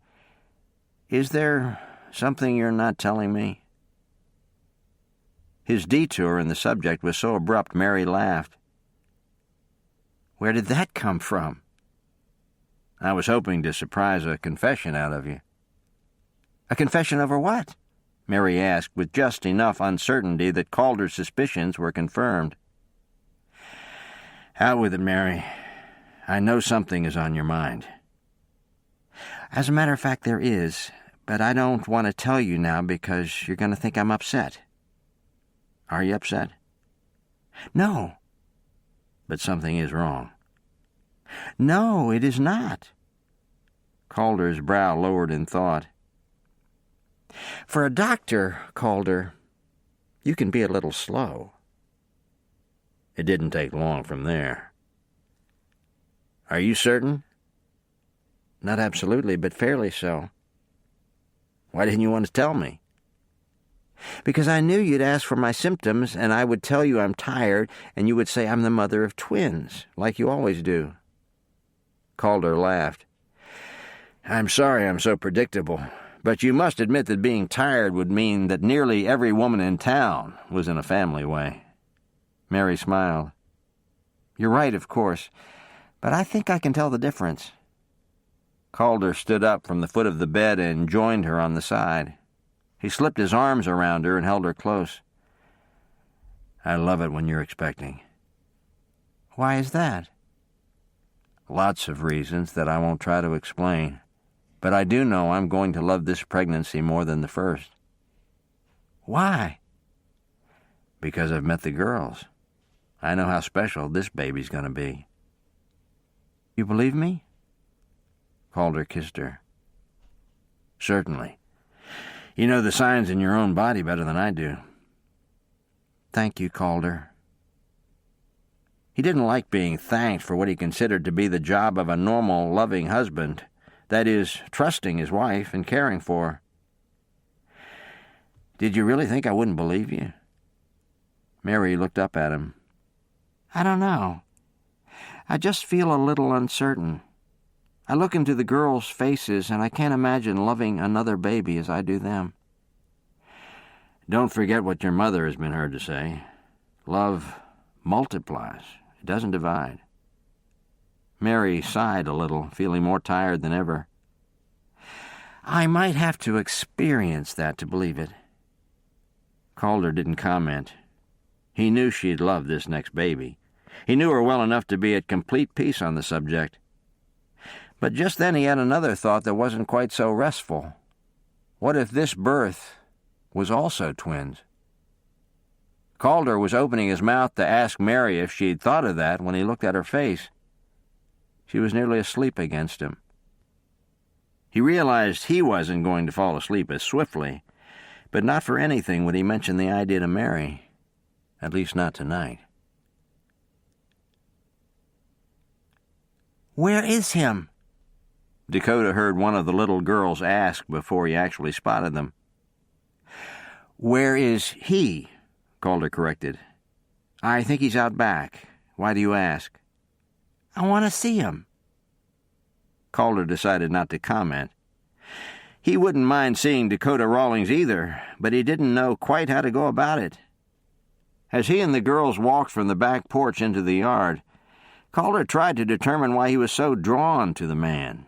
He knew there was something more to it than simply wanting to share Christ if he had the opportunity. Maybe he reminds me of Chet, was his last thought before Vivian spotted him. I see him! Hey! Dakota had been watching for them to come into view, and now smiled as one of the twins came forward. How are you? Dakota asked her. I'm Vivi. Dakota smiled. He didn't care that she'd gotten the question wrong. It was too much fun having her talk to him. If you were looking for peace and quiet, Dakota, you're in the wrong place. Dakota smiled again. The huge tree stump, along with the shade thrown from a neighboring tree, was as inviting a place as Dakota had seen in a long time. He had read his Bible early that morning and was now trying to pray. He wasn't finding it as easy as he thought it would be, and that made him wonder if he might have missed something. Is this where the girls play? He asked, glad for the distraction. Just about every day, and always house. Sounds like fun. How'd you sleep? The doctor asked. Good. And the bleeding? Dakota smiled. There's no getting around you guys, is there? Not on your life. So tell me, are you still bleeding? Yes, and I suppose you want to check it. Indeed I do, and if you don't mind an audience, I'll just look right now. Dakota gently pulled the shirt from his waistband. Calder joined him on the stump, and the little girls moved in to watch as though it were an everyday occurrence. Are you sleeping on your other side? Calder asked as he probed. As much as I can. Calder looked up at him, his eyes thoughtful. How many holes do you have? 5. Wondering how he could have missed this, Calder snorted in disgust and mumbled under his breath, Might as well be your Uncle Chet sitting right there in front of you, girls. Are you hurted?" "No," Dakota answered automatically, and to his surprise, Vivian turned to her father. "Is he hurted?" "Yep," Calder said mildly, a small smile on his mouth. "He just doesn't know it." Dakota laughed a little and then winced. "I need my bag," Calder announced and stood. "Stay put, girls." Dakota watched him walk away before looking down at the twins. They seemed content to stare up at him, and Dakota wished he could think of something to say. He just decided to ask them if they were excited to start school someday, but he wasn't fast enough. "I have to go," Pilar said out of the blue, her little brow furrowed as she stared up at him. "Okay," Dakota said slowly, thinking that her father had said to stay put. "Me too," Vivian chimed in, and Dakota watched as they walked around him and the stump, but didn't go to the house. He stared after them, so he knew the exact moment they stopped and waved for him to come. Too curious not to, Dakota followed. His mouth stretched into a smile when he saw the little girls head to the privy. He had no idea why his presence was needed until they approached the building, stood still, and looked up at him. The handle was over their heads. "Do you need me to get the door?" Little heads bobbed in unison, and once he had the door open, they stepped inside. Wondering how he'd come to be standing there, Dakota shut the door and waited. In time, he heard this. "Look, Vivi, a flower." "Where?" "Here." "Where?" "Here." "Oh." Dakota's shoulders shook with silent laughter, but he didn't comment. "I'm done," soon came from the privy, and not long after the door was pushed open a bit. Dakota reached to hold it wide while the girls filed out.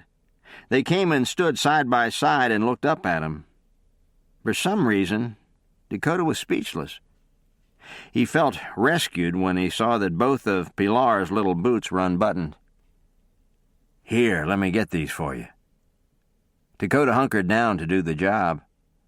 Although he wasn't able to get all the buttons, he managed the top few. When he looked up, they were both staring at his face. "What's your name?" Vivian asked. "Dakota."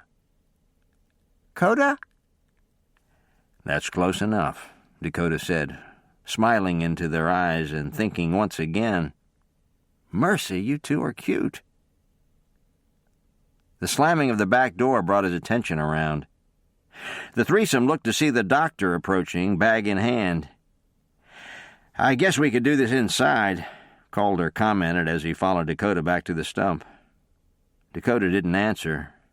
The yard was beautiful, full of wildflowers and tall grasses. It was a child's heaven, all right, and Dakota knew why the girls played out here every day.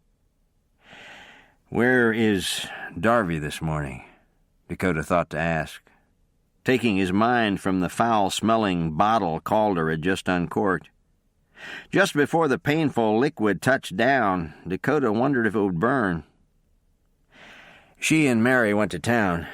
Thursdays are my mornings off.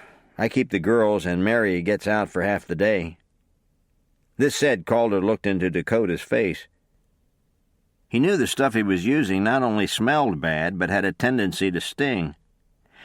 Dakota's face was utterly impassive, but Calder wasn't fooled.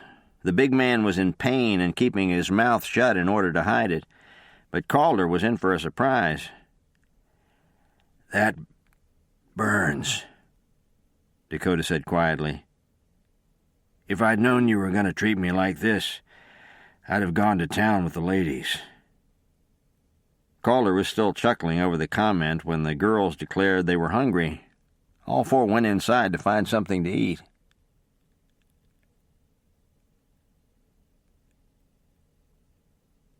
Chapter 5. "Look at this fabric, Mary. The girls would look wonderful in this dark pink." Mary looked doubtful. "It would be great for trim, Darby, but the twins need a dark background or they never look clean." Darby nodded, but couldn't honestly say she understood.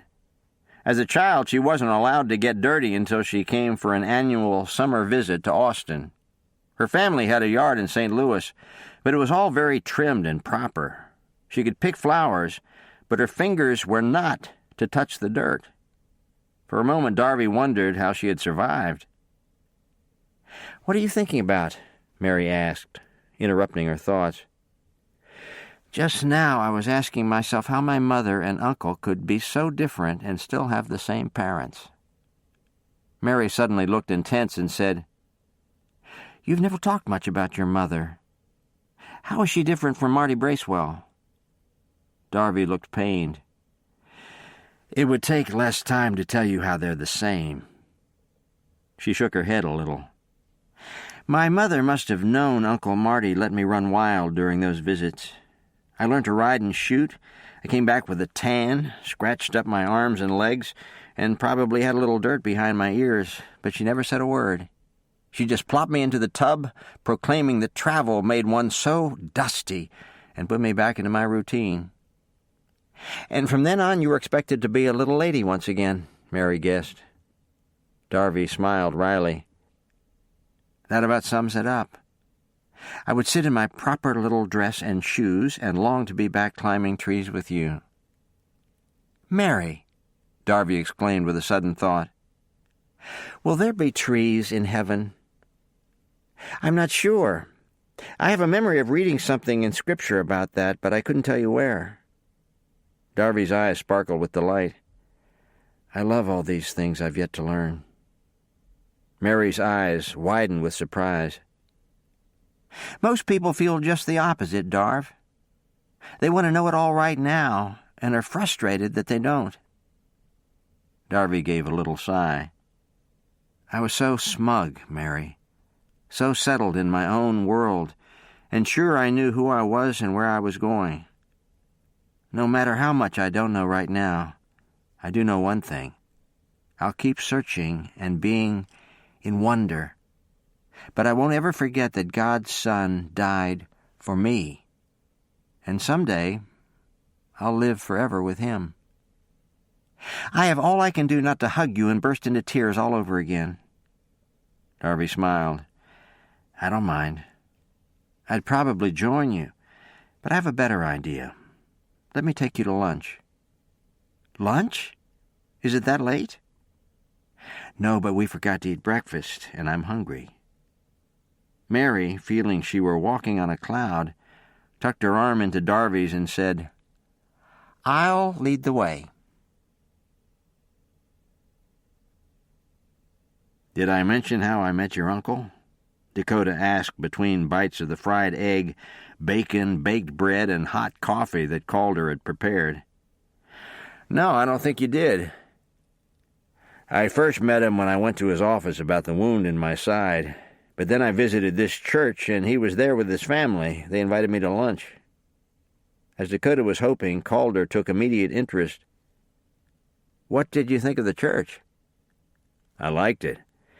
I didn't have a Bible at the time, so it was somewhat hard to follow along, but I've thought a lot about what both the pastor and your uncle said." "So you discussed the sermon with Mark?" Dakota answered by way of explaining what the sermon had been about and why it had been confusing. To his relief, Calder seemed to understand completely. "I've had some of those same questions. Were you settled with Mark's answers, or do you still have questions?" "I have questions, but not about the sermon," Dakota said, realizing as he did so that he wasn't very comfortable admitting this. "About what?" Dakota answered with his eyes on his plate. "Prayer." Calder could see that he would need to go easy.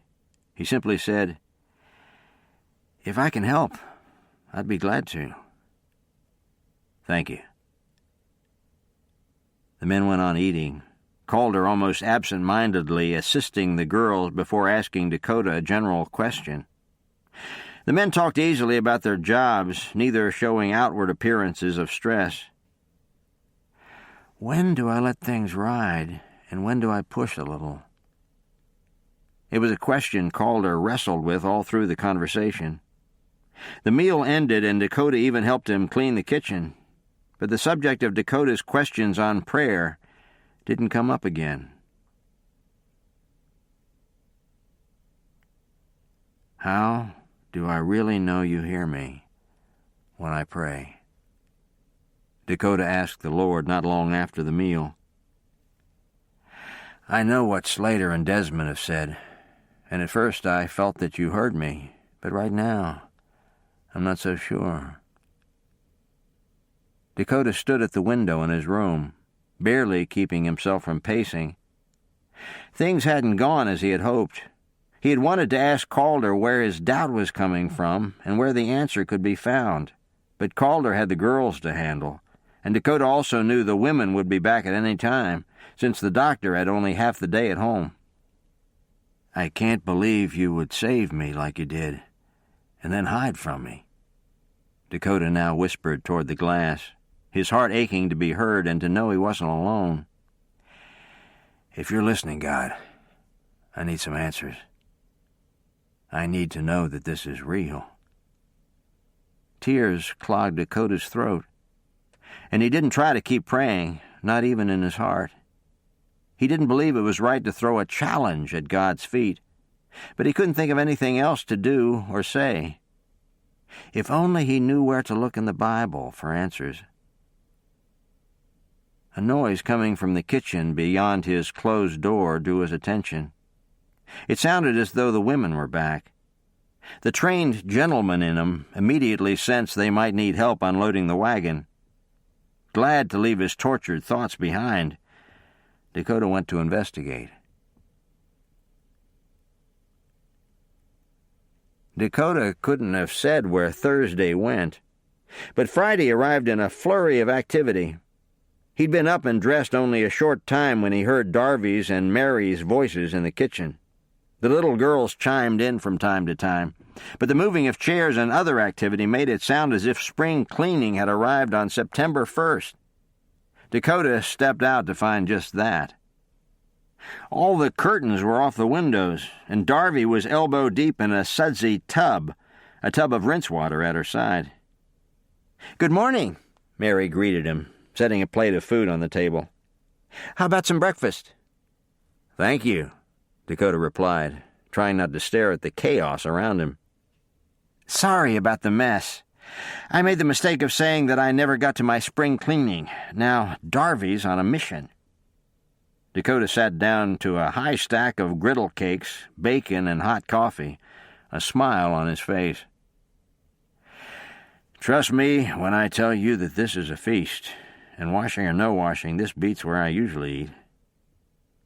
"Where do you usually eat?" Darby asked in genuine interest. "On the trail.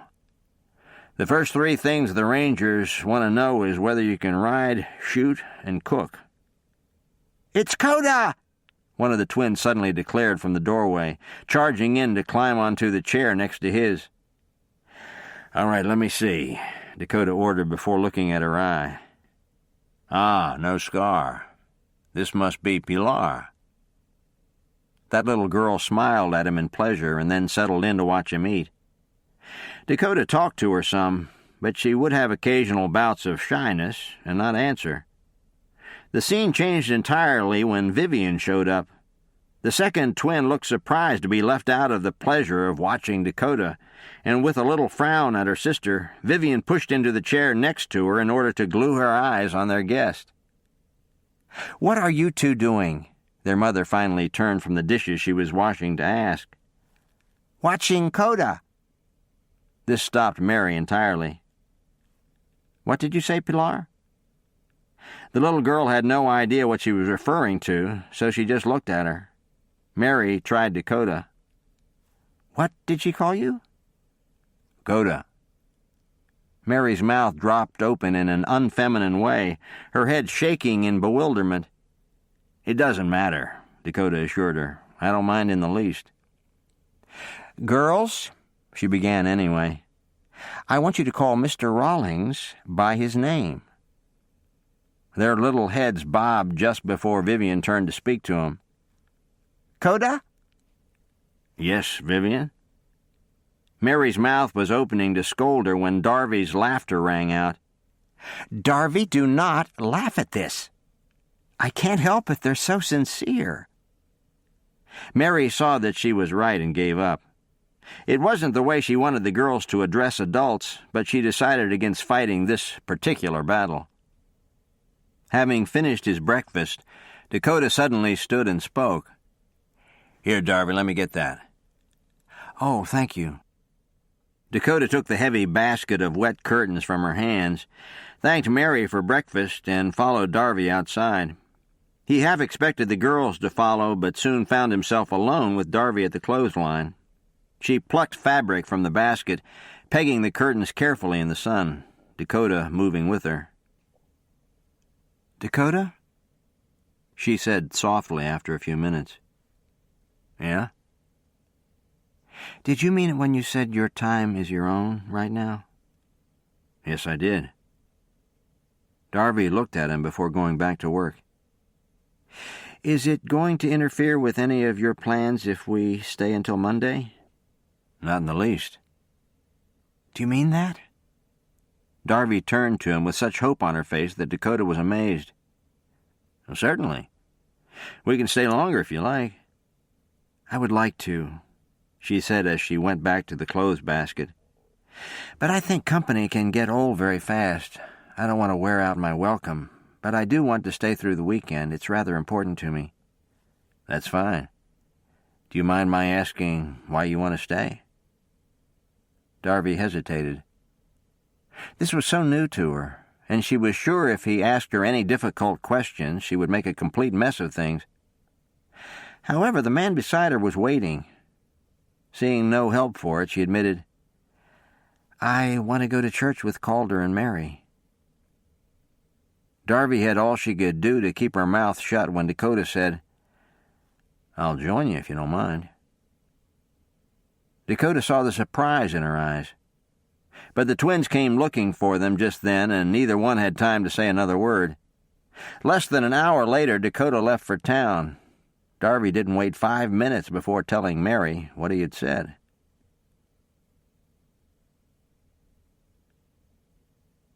Calder knotted his tie on Sunday morning, not quite able to grasp the last few days. He couldn't think of the last time he'd been so busy. Mary and the girls were having the time of their lives with their guests, but Calder had delivered 4 babies, wrapped broken bones, patched split heads, and all this among his other duties. He was starting to think the people of Stillwater were on some type of mission, one that would let them visit the doctor on a regular basis. Calder thought he'd be ill as well if they kept it up, and all of this knowing that Darby and Dakota were leaving the next day. Dakota had even come into town and stopped at Calder's office, but he'd been with a patient and had 2 more waiting. The big ranger hadn't looked put out, but Calder had been frustrated by it all. There was a time when I begged you for a successful practice, Lord, and now I'm complaining. Please help me to enjoy the time I have with these folks and leave the rest to you. Papa? A little voice called from outside the door. Come in. Calder listened to his daughter try before he stepped over and opened the door. Mama says eat. Okay, Viv, I'll be right down. Vivian waited for him, and when they both gained the kitchen, Calder was pleased to see that neither Darby nor Dakota had come in yet. He didn't want to miss any more time with them. In less than 5 minutes, everyone was gathered, and they sat down as a group. Calder prayed, and to his amazement, Dakota had a question as soon as he was finished. Do you ever worry that God isn't hearing you, Calder? I haven't for a long time, but I used to. What changed for you? Something my father said. He asked me if God's word was true or not. It forced me to evaluate what I believe, and the truth is, I believe every word of the Bible. With that in mind, I looked at the different people who were devoted to prayer, including Jesus Christ. I know I can follow their lead. Where did you find those examples in the Bible? I have some verses written in the front of my Bible that might help. Would you like me to copy them for you? I would, thank you. Have you spent much time reading the Bible, Mr. Rawlings? Mary asked. Just recently I have. I'm afraid that not all of it makes sense to me. I don't think anyone would claim to understand all of it, Mary added with a smile. If he did, I'm not sure I'd believe him. Darby was careful not to look at Mary, but she was nearly falling into her plate to listen to this exchange. Realizing she was staring at Dakota, she forced herself to eat. From there, the time simply sped away. Everyone was barely finished when Mary said they were running late, and before Darby knew it, she was sitting in church, the Scott family to the left of her, and Dakota on their other side. Some of the songs were familiar, but the sermon was something she'd never heard before or even considered. The pastor told them, with verses to support it, that God had not only saved man, but saved him with a plan. God had good works for his children to do, and his will was evident on every page of the Bible. Darby was still thinking about the sermon when she walked absent-mindedly out of the church door. She had told Mary she wanted a moment alone at the wagon. She was nearly half a block down the boardwalk when a male voice stopped her. "Well, hello." Pulled from her musings, Darby turned to find two men leaning against the side of a building, both dressed in denim, clean shirts, hats, and boots. There was nothing disreputable about them. Indeed, they were clean-shaven and well-pressed, but Darby thought it rude to address her without an introduction. Her chin went into the air, but they only smiled, pushed away from the wall, and started to move toward her. "Been to church, have you?" "You, sir," she began, but stopped before starting the set-down she was ready to give him, not certain her old tactics were a good idea. "Sir?" The man who was fairer-haired spoke again. "Did you call me sir? Oh, I like that. And I'd like it if you'd move on and leave the lady alone." Neither man looked particularly guilty or intimidated by the large, dark man who appeared behind the woman, his entire face visible above her head, but neither did they want to tangle with him. Pretty as the woman was, the dark, intense eyes of the man who shadowed her were a little more than they bargained for. Watching them walk away, Darby stood very still. She could tell she was shaking a little and wasn't up to facing Dakota. He didn't know this. Only a moment passed before he stepped around and faced her. Darby made herself look up. "Are you all right?" "I think so," she said with more bravado than she felt. "What did they want?" "I don't know." "But they wouldn't move on when you told them to." "I didn't tell them to move on." Dakota's brows rose on this. "Why is that?" Darby's face filled with frustration before she answered. "I don't know. I'm a different person now, Dakota, and I don't think I'm supposed to talk to people that way." Dakota's eyes narrowed, his own temper rising. "Let me get this straight. You didn't want to hurt their feelings?" Darby scowled at him but didn't answer. Seeing the upset and confusion in her eyes, Dakota softened. He spoke quietly, his voice compassionate. "Unless I miss my guess, Darby, you and I have had a recent change in our lives." The strawberry blonde nodded. "If yours is anything like mine, right now you don't know which way is up." "That about explains it. It's been wonderful," she was swift to add, "but I'm so unsure about so many things." Dakota saw that Calder was headed their way. He gave him a quick wave and turned Darby back toward the church. As he hoped, Calder only waved back and turned himself, giving them a moment alone. "No matter what changes have occurred, Darby, God wants us to keep using our heads. I refuse to believe that there's some verse in Scripture that says once you accept Christ, you have to let men accost you. No, I don't suppose it does say that, but my tongue's been getting me into trouble for a long time. Nevertheless, you know what appropriate attention is and what it's not. If you wanted those men out of your face, you had every right to tell them. But I was angry, and I didn't want to blast them with my temper. That's wise of you. But you can still tell someone quite firmly, I might add, that you don't wish to speak to him. Darby stopped and looked up at him. I'm not going to argue with you, but I'm going to have to think on that.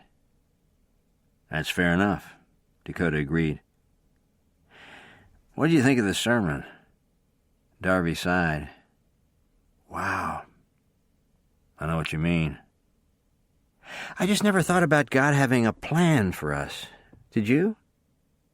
Not personally, no. My parents taught my brothers and me to believe there was a God, but it's only recently that I considered the fact that God has thoughts of me or that he would want a relationship with me. It's a little more than I can take sometimes. Darby was still framing a reply when Calder pulled up with a wagon. The whole family was already on board, and the girls tried to climb onto both of them the moment they were seated.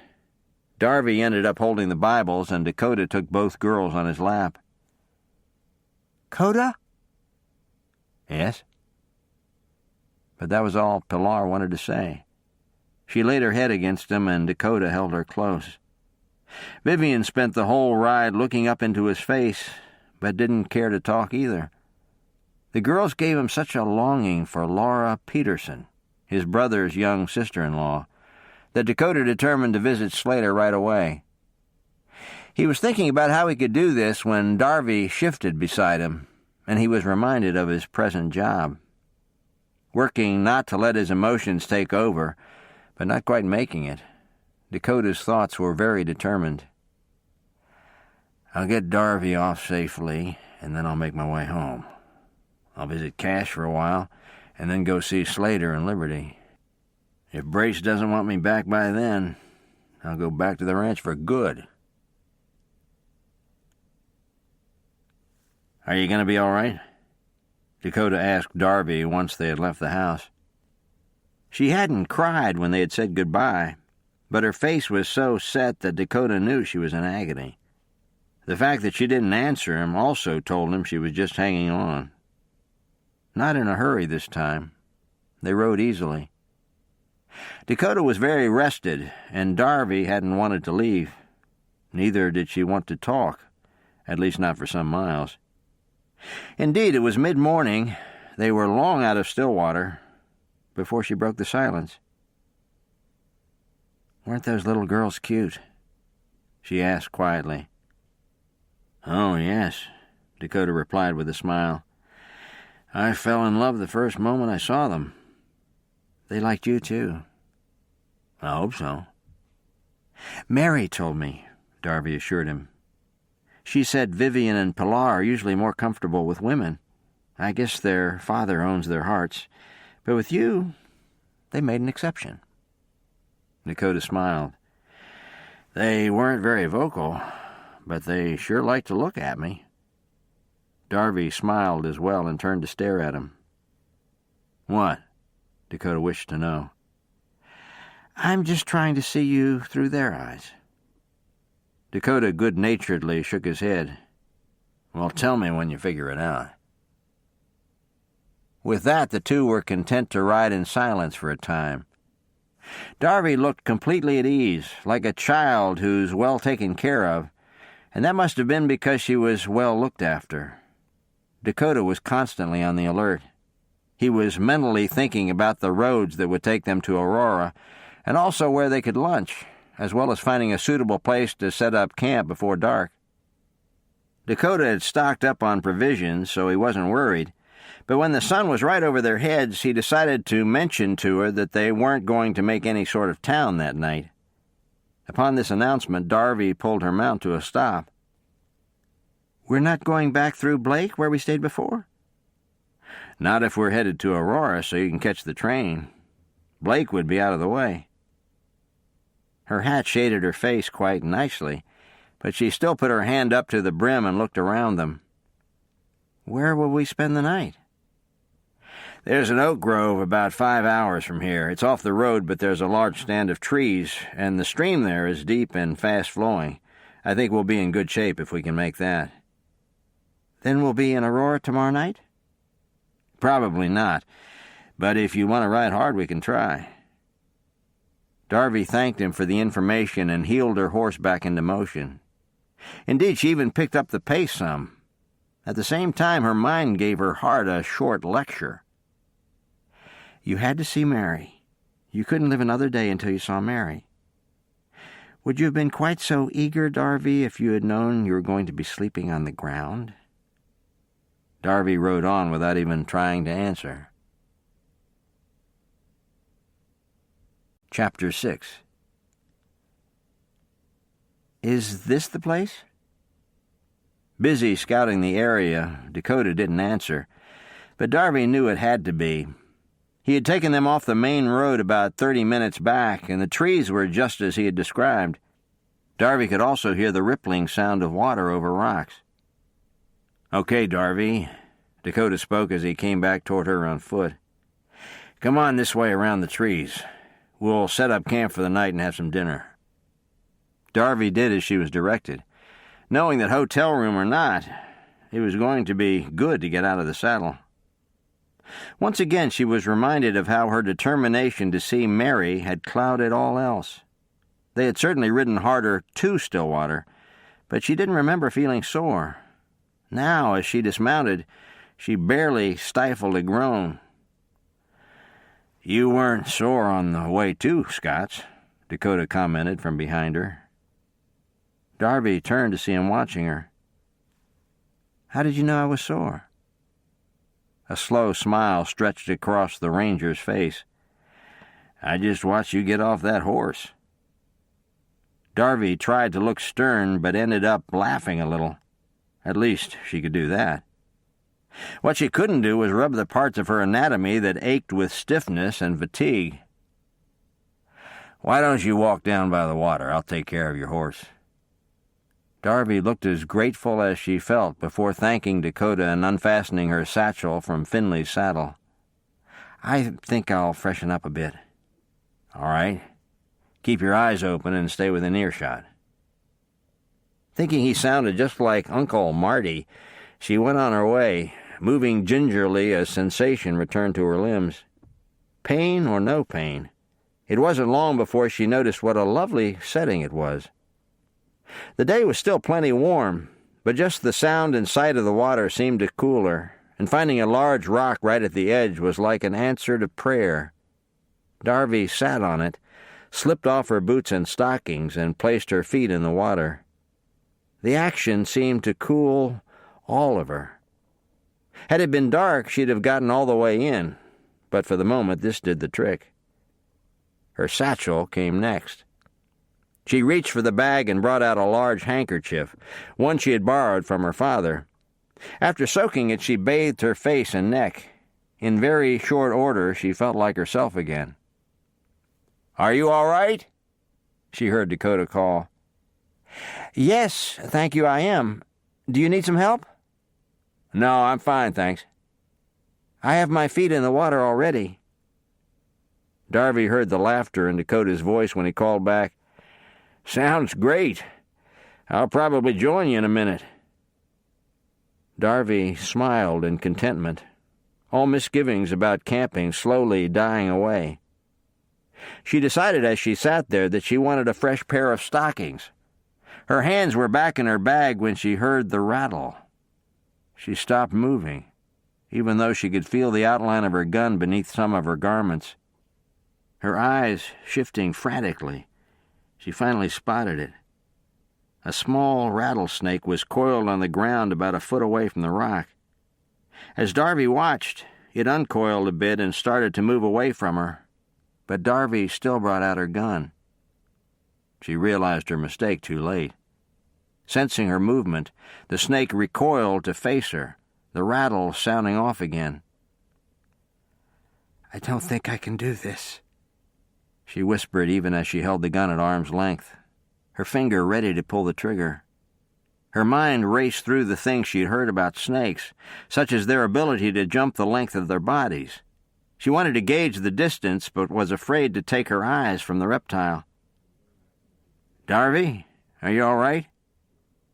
Dakota chose that moment to check on her. The snake still watched her, his tail now silent. "Darby?" "Dakota," she managed in a small voice. Then louder, "Dakota!" "Darby, are you—" Dakota was saying as he came into view, his brow lowering as he watched her hold something black out in front of her with both hands. He moved closer and saw that it was a stocking draped over a gun. Why it took him so long to see what had her frozen in place, he didn't know.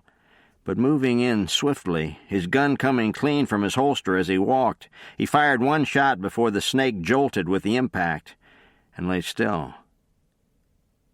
Her eyes still huge, Darby kept her gun trained on the dead serpent even as she watched Dakota approach. Dakota was compassionate when he saw the fear in her face, but he still smiled and plucked at the black stocking. "Does the gun work without this?" Darby slowly lowered the weapon. "I was afraid to shoot. I thought I would miss such a small target." "That still would have scared him away." "But then I would have wondered all night where he was." Her eyes flickered toward the snake. "Now I'll know." Dakota then saw that she trembled a little. "You were very brave." "I don't feel brave. I feel like calling for my mother." Dakota bent and put his arm around her shoulders and gave her a squeeze. "Thanks, Dakota."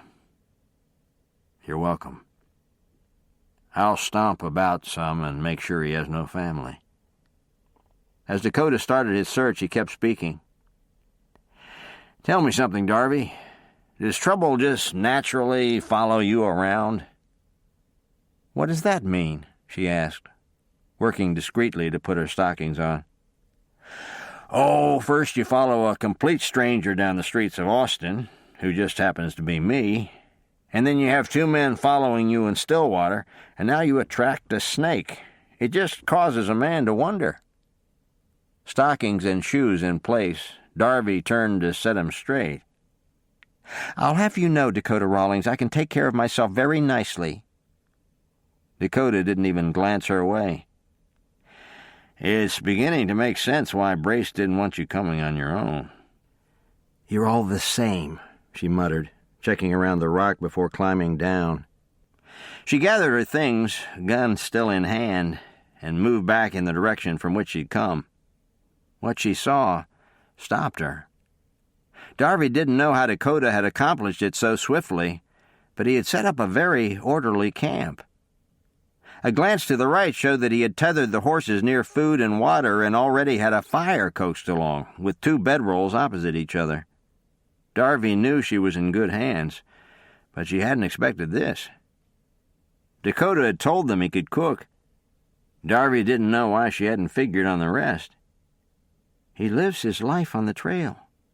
What did you expect? "I think we're reptile-free for the moment," Dakota proclaimed as he joined her. "I hope you like your coffee strong. I don't know any other way to make it." "I do like it strong, but believe me when I tell you that I'll eat and drink whatever you give me." "Hungry, are you?" "Well, not starved, but as usual I've acted without thinking. It never occurred to me that we wouldn't be in a town tonight. If I was on my own, I'd be going hungry." As though she had just proved his point, Dakota smiled. Catching it, Darby's chin came up. "I would have done fine on my own," she told him firmly. "I would have come up with something to eat." Fearing he'd only get himself in trouble, Dakota didn't comment. Not fully understanding the female brain, however, he still found more than he bargained for. "Do you doubt it?" Darby demanded, not willing to let the matter drop. Dakota looked at her. "Actually, I don't." Plucky as you are, you would probably do fine. But don't ask me to condone your being out here on your own, Darby. I won't do that." Darby wisely shut her mouth. She hadn't expected as much as she got, and she determined to let it drop before she pushed Dakota into saying something she didn't want to hear. She believed she could do fine, and that was all that really mattered to her. The meal was very good. Mary had sent some baked goods with Dakota, and that man had a good supply of trail food. He turned dried meat into beef and gravy over rice, a biscuit on the side. They ate cookies with their last cups of coffee. Darby volunteered to wash dishes, and she was at the stream doing this when Dakota realized they had company. 2 men approached on one horse, a small, hard-ridden beast. Their eyes watched him, but were more interested in the horses nearby. "Hello," the man on the front called. Dakota didn't like his smile, but still said, "Good evening." "Nice horses," the second man spoke as they dismounted. Dakota saw no reason to comment. He hoped they would move on without a confrontation, and almost at the same moment, he heard the clank of pots and knew that Darby was returning. "Not now, Darby," he said under his breath, but there was no way she heard. Indeed, completely unaware of the danger, she entered the campsite talking. "I don't know if I got this one pot clean. It was very stubborn. I hope you aren't too—" Dakota didn't even look at her, which meant he saw every bit of interest on the visitors' faces. He decided to confront the situation head-on. "The horses aren't for sale." The men both snickered before the first one said, "We ain't got no money anyhow." "Well, that only leaves you one option, gentlemen," Dakota went on amiably. "And it's only fair to warn you that I'll shoot you before I let you take our horses." They seemed to weigh this up for a time, looking at each other and then back to Dakota, who partially blocked their view of Darby. "She your wife?" Number 2 asked. "The lady is not your business," he said flatly, his hand not moving to his gun, but his whole body shifting in a no-nonsense way. "And since we're camped here for the night, I think it might be best if you head on your way." Hesitating only for a moment, the men climbed back onto the weary animal and continued down the road. Both Darby and Dakota watched them for some time. Darby's imagination had them doubling back, so she kept her eyes on them for as long as she could. When she finally glanced up at Dakota, it was to find him watching her. "I suppose you're going to say that was all my fault?" she asked calmly. "No, I wasn't going to say that, but it would help if you didn't look so good." Knowing she wasn't at her best, Darby nearly laughed. "What do you suggest?" Seeing the amusement in her eyes, Dakota barely kept from smiling. "Well, you could blacken a few teeth and maybe dye your hair a mud brown." "I'll think on it," Darby assured him before adding, "It's your size and color, by the way." Dakota blinked. "What's my size and color?" "The reason the twins stare at you, and also the reason those men in Stillwater and the men today left without an argument. Depending on who they are, people either find you a great comfort or completely intimidating." This said, she turned to put the pots down and then to sit down on her bedroll, reaching for her satchel as soon as she was settled. For a moment it was on Dakota's mind to ask which way Darby found him, but he thought he knew the answer. She'd half hidden behind him while he talked with the men. Somehow he didn't think she was intimidated by him in the least. Dakota didn't get into his bedroll when darkness fell and Darby climbed into hers. There was still a small flicker of fire left, and he wanted to go back to Calder's letter, which was filled with scriptures. He started to read the letter again, thankful that Calder had written out some of the verses. "Dear Dakota, I want to start by thanking you for asking me about this subject. It's easy to do things by habit and not conviction. It was very good for me to be reminded why prayer is so important. Colossians 4:12 says, Epaphras, who is one of you, a servant of Christ, salutes you, always laboring fervently for you in prayers, that ye may stand perfect and complete in all the will of God. Epaphras is devoted to prayer. Colossians 1:9 says, For this cause we also, since the day we heard it, do not cease to pray for you, and to desire that ye might be filled with the knowledge of His will in all wisdom and spiritual understanding. This is Paul speaking here. Note the way he says he didn't cease. He was another person devoted to prayer. James 5 says that Elijah was such a warrior in prayer that God held the rain back for more than 3 years. And then to my favorite, Jesus himself, God's own Son, was willing to give up sleep to meet his Father to pray. Mark 1:35, In the morning, rising up a great while before day, he went out and departed into a solitary place, and there prayed. I don't know about you, Dakota, but I don't think Christ would give this kind of example to us if his Father wasn't listening.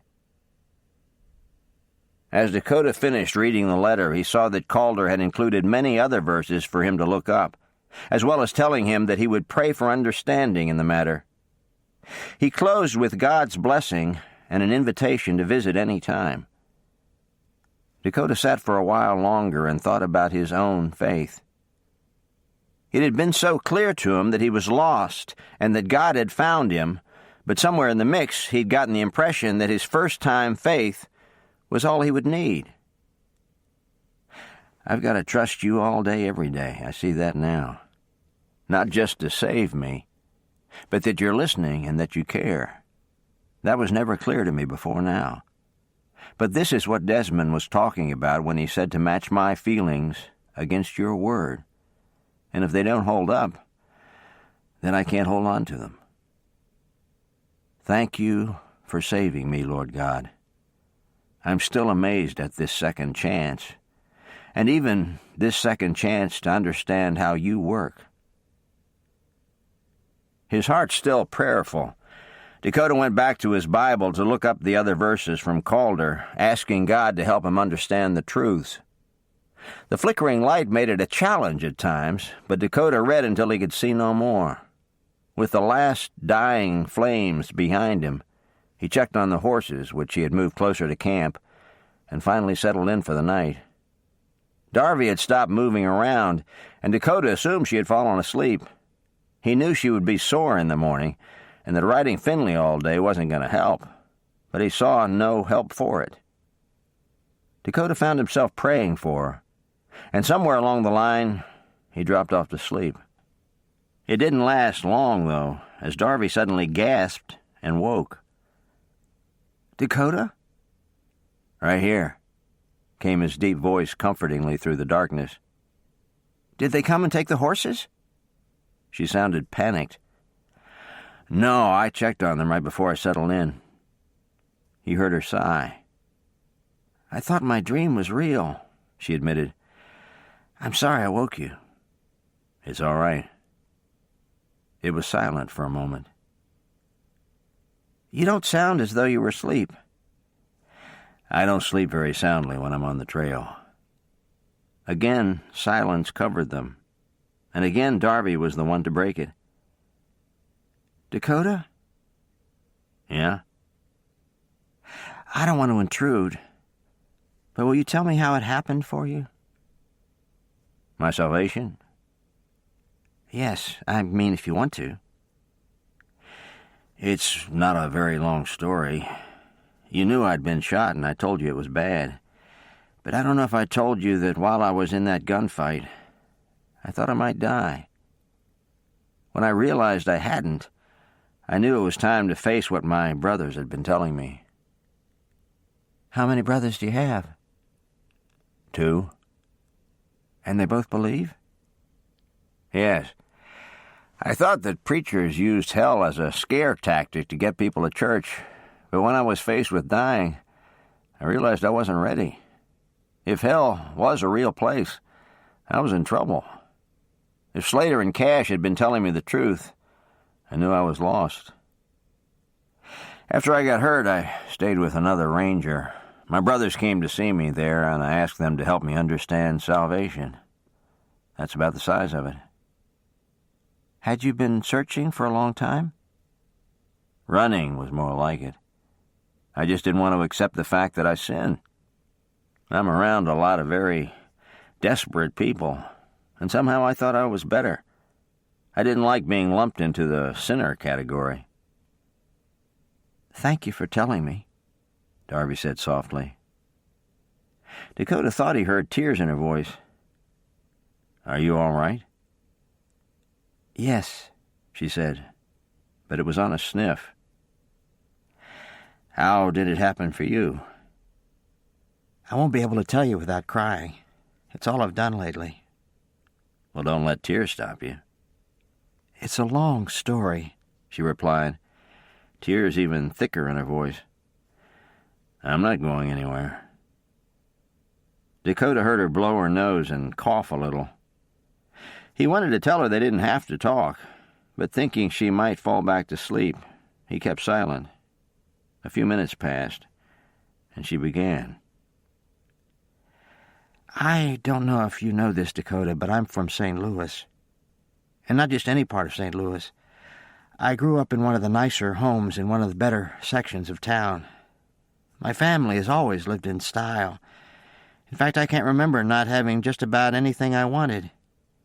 We were very self-sufficient, my whole family, and because of that, I just never gave God a thought. We didn't pray at meals or go to church. We just took care of ourselves. But there was a woman in town, a pastor's wife, and she and my mother got to know each other through the St. Louis Ladies' Guild.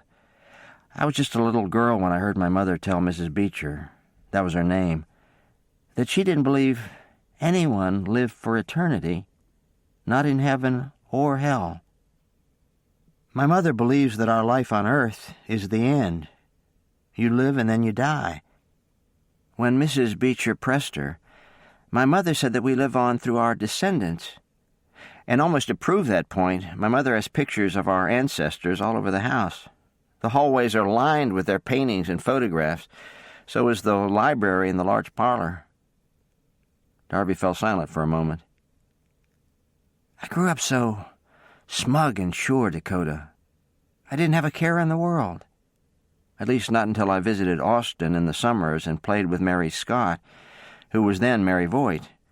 She had the audacity to tell me she knew there was a heaven. And to top it off, she said she was going there. Dakota smiled as he listened. I could have strangled her. I thought it was the most foolish thing. But she wasn't teasing me or acting proud. She had a deep joy about this fact. A joy I had never experienced over anything. Most of the summer I'd play my heart out with her, not letting myself think too deeply.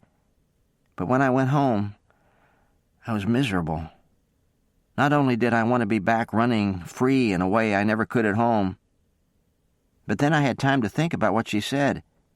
And every summer I knew tremendous fear that she might be right. She sighed a little and continued quietly. This went on for more years than I care to think about. I eventually stopped visiting in the summer. My interests changed, and boys were noticing me.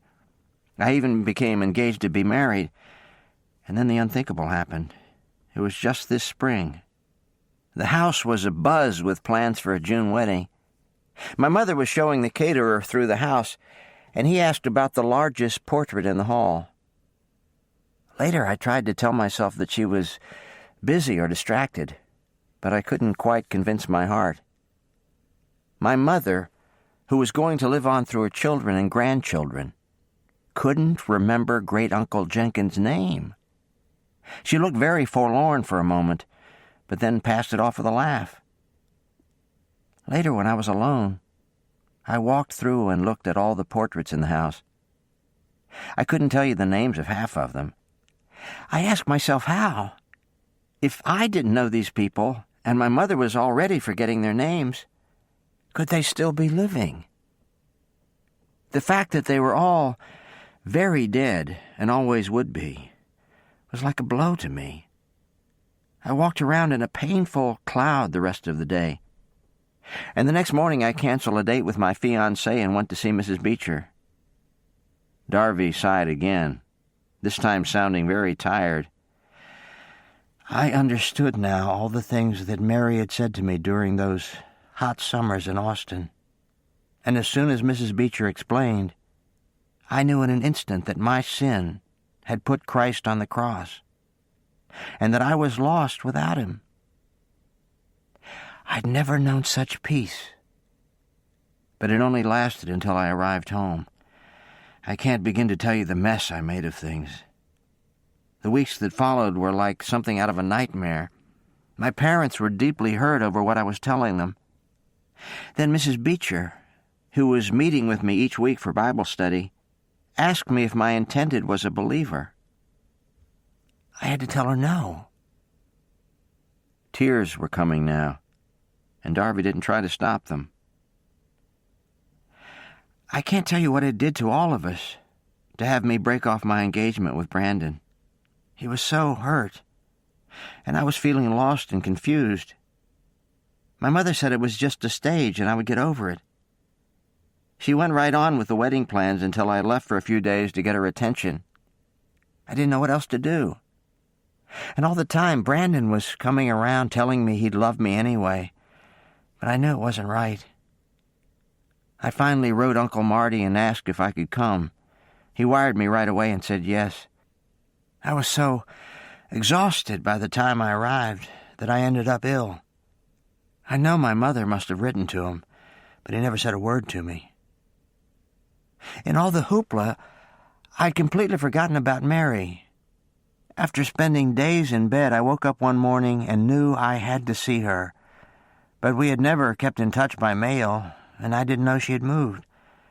That's why I followed you down the street, and that's why you're stuck with me right now. I don't feel I'm stuck with you, Darby, and I don't want to hear you say that again. All right. She sounded very contrite, and Dakota wished he could see her. He had written his parents about his conversion and received a rather surprise letter from his mother, but it was nothing like what Darby had experienced. In fact, although admitting that she didn't understand, his mother told him that she and his father would support him in whatever he wanted to do.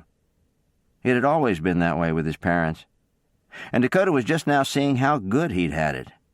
His parents' lack of faith in Christ still concerned him, but there was no anxiety as he prayed for them every day and tried to prepare his heart for the next time he saw them.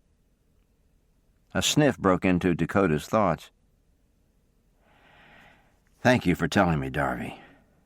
I'll pray for you. Thank you. Please pray that I'll figure a way to get out of this mess I've landed myself in. I can't pray that, Darby, because I don't see it that way. What do you mean? I mean, you can't marry a man who doesn't share your faith and commitment to Christ. I'm sorry that your family has taken it so hard, but they're going to have to get used to your decision. Darby was so shocked, she was speechless. This worried Dakota. Am I out of line, Darby? No, I'm just surprised that I haven't seen that before. I've got to let my mother work this out. I can't worry about her response to Christ or my decision. I agree with you. My parents don't share my faith in Christ, and I'm thankful they don't give me a hard time. Nevertheless, I can be tempted to worry about their eternity and choices when God says worry is a sin. Again, Darby sighed, but not because she was overwhelmed. She knew worry was a sin, but she hadn't seen that this was what she was doing. Thank you, Dakota, Darby said for the last time. You've helped me a lot. You're welcome, Dakota responded, feeling very inadequate. There was so much he didn't know. And for a moment he had doubted his own words to her. He finally fell back to sleep. They both did, each one praying for greater understanding and wisdom in this new life, a life they wouldn't trade for anything, but one so foreign they might have been living in another world. Chapter 7.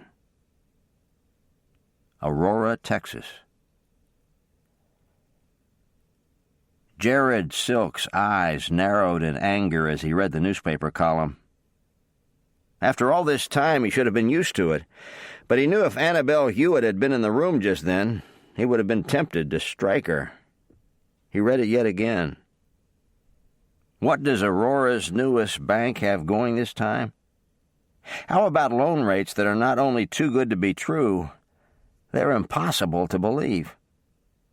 One can't help but wonder how owner Jared Silk can afford clothing that clearly didn't come from a catalog. We'll all be waiting with great anticipation at the town's fall festival. Will Silk's face be as red as his new cravat? A. Hewitt. Had Annabelle been in the room right then, she would have seen just how red the banker's face could get. Jared was so furious he nearly barked at the person who knocked on his office door. Remembering just in time that the bank's doors were already open, he tempered his response to a terse reply and told the men to enter. Even though he'd sent for them, seeing them did nothing for his mood. "Have you read this?" he asked one of his personal assistants. "Yes," Seth Redding answered calmly, taking a chair as though he had all day. "I'm sick of it. I want it stopped. Do you hear me?" "What exactly are we supposed to do?" the other man, Elliot McDermott, asked. "She's free to write whatever she chooses, and we know from the last little job that busting up the newspaper office won't stop it." "Shut your mouth!" Jared hissed at him as he rose to shut the door, even knowing the hall and stairway were empty. The men, half-brothers who could have had respectable jobs, watched their boss secure the door and stalk to the window. From the second-story view, he stared down on the street, his frame tense with helpless frustration. "What she writes is all true, Jared," Elliot added. "I don't know why you fight it." "I don't pay you to think," Jared now said coldly, never taking his eyes from the window. The statement wasn't true, but the banker was too angry to see reason. The brothers exchanged a look. At times like these, they were tempted to ask themselves why they put up with him, but the answer was never far from their minds. The money. "I think I'd like to talk with Annabelle Hewitt," Jared said. Seth came to his feet, and Elliot's stance became tense. "Now, Jared," Seth began, "you can't go snatching that lady off the street. She's too well known." Jared finally turned to the men, his face filled with a calm that they had learned to dread. "You're right, I can't do it. But you can, and you will. I don't care how you handle it. I don't even care if you hire someone else, but I want you to offer a personal invitation to Miss Hewitt." "An invitation to what?" "Why, to my home for dinner. We'll have a nice meal and talk a while. I'm sure I can convince her that she's quite mistaken." The men didn't bother to hide their displeasure, but Jared was not swayed. "Just let me know what day I'm to expect her. And, boys, keep it neat. I have a reputation to uphold in this town." Knowing they had no one to blame but themselves, the brothers filed out. They didn't linger at the bank, but headed right onto the street and over to the saloon to discuss the idea. They had a plan in very little time, but later, Seth returned to the bank only to find that Jared had come up with a plan of his own. Nevertheless, this job was going to cost the banker a little more than usual. "You don't have to stay," Darby proclaimed to Dakota for the third time. "So you said." His reply was as calm as always, and Darby gave up. They had made excellent time getting to Aurora, and during their travels, Darby was surprised to find that Dakota's home was very near. He could be there in a matter of hours. Darby saw no reason for him to stay the night just to put her on the train. However, he wasn't about to leave. Darby was glad for the company, but felt she'd been trouble enough. "So, where do you want to spend the night?" "I've got to get my trunk from the train station, and then I'll check into the Belmont." "Why don't I get the trunk?" Dakota started to suggest, but Darby was already shaking her head. "I appreciate the offer, Dakota, but I need my clothing as soon as I check in, and I'll be able to find the trunk in no time since I know what it looks like." "Sounds fair enough. By the way, what are we doing with Finley?" "I'm to leave him at Garth's livery, or some name like that. My uncle has plans to get him back. I didn't ask where it was, but I don't think it will be too hard to find." "Have you stayed in Aurora before?" "No, I haven't." "How do you know about the Belmont?" "Uncle Marty. He lectured me for a full 24 hours before I left." Darby's voice went monotone before she went on. "What to watch for, where to go, do everything Dakota says, don't look at strange men, don't leave your room after dark, get your trunk from the station, leave the horse with Garth, and I can't remember what else." Dakota had a good laugh over this litany, but thought it sounded like Brace. He was also changing his mind about Darby being on her own. He would never leave her to fend for herself, but she was very quick to catch on to things and as plucky as he'd first expected. The train station was a bustling place, and it took some doing to track down the bags and trunks that were being held. Darby had to give her name and description of her small trunk, and then the man was gone for what seemed to be ages trying to find it. Because her name wasn't on the outside, he made her open the top and show her name under the lid. The fact that she had the key should have spoken volumes. Finally satisfied, the man released the trunk to her care. Dakota hefted it onto Eli's back. It wasn't the ideal mode of transportation, but if they asked the station to deliver it, there was no telling when the heavy piece would arrive.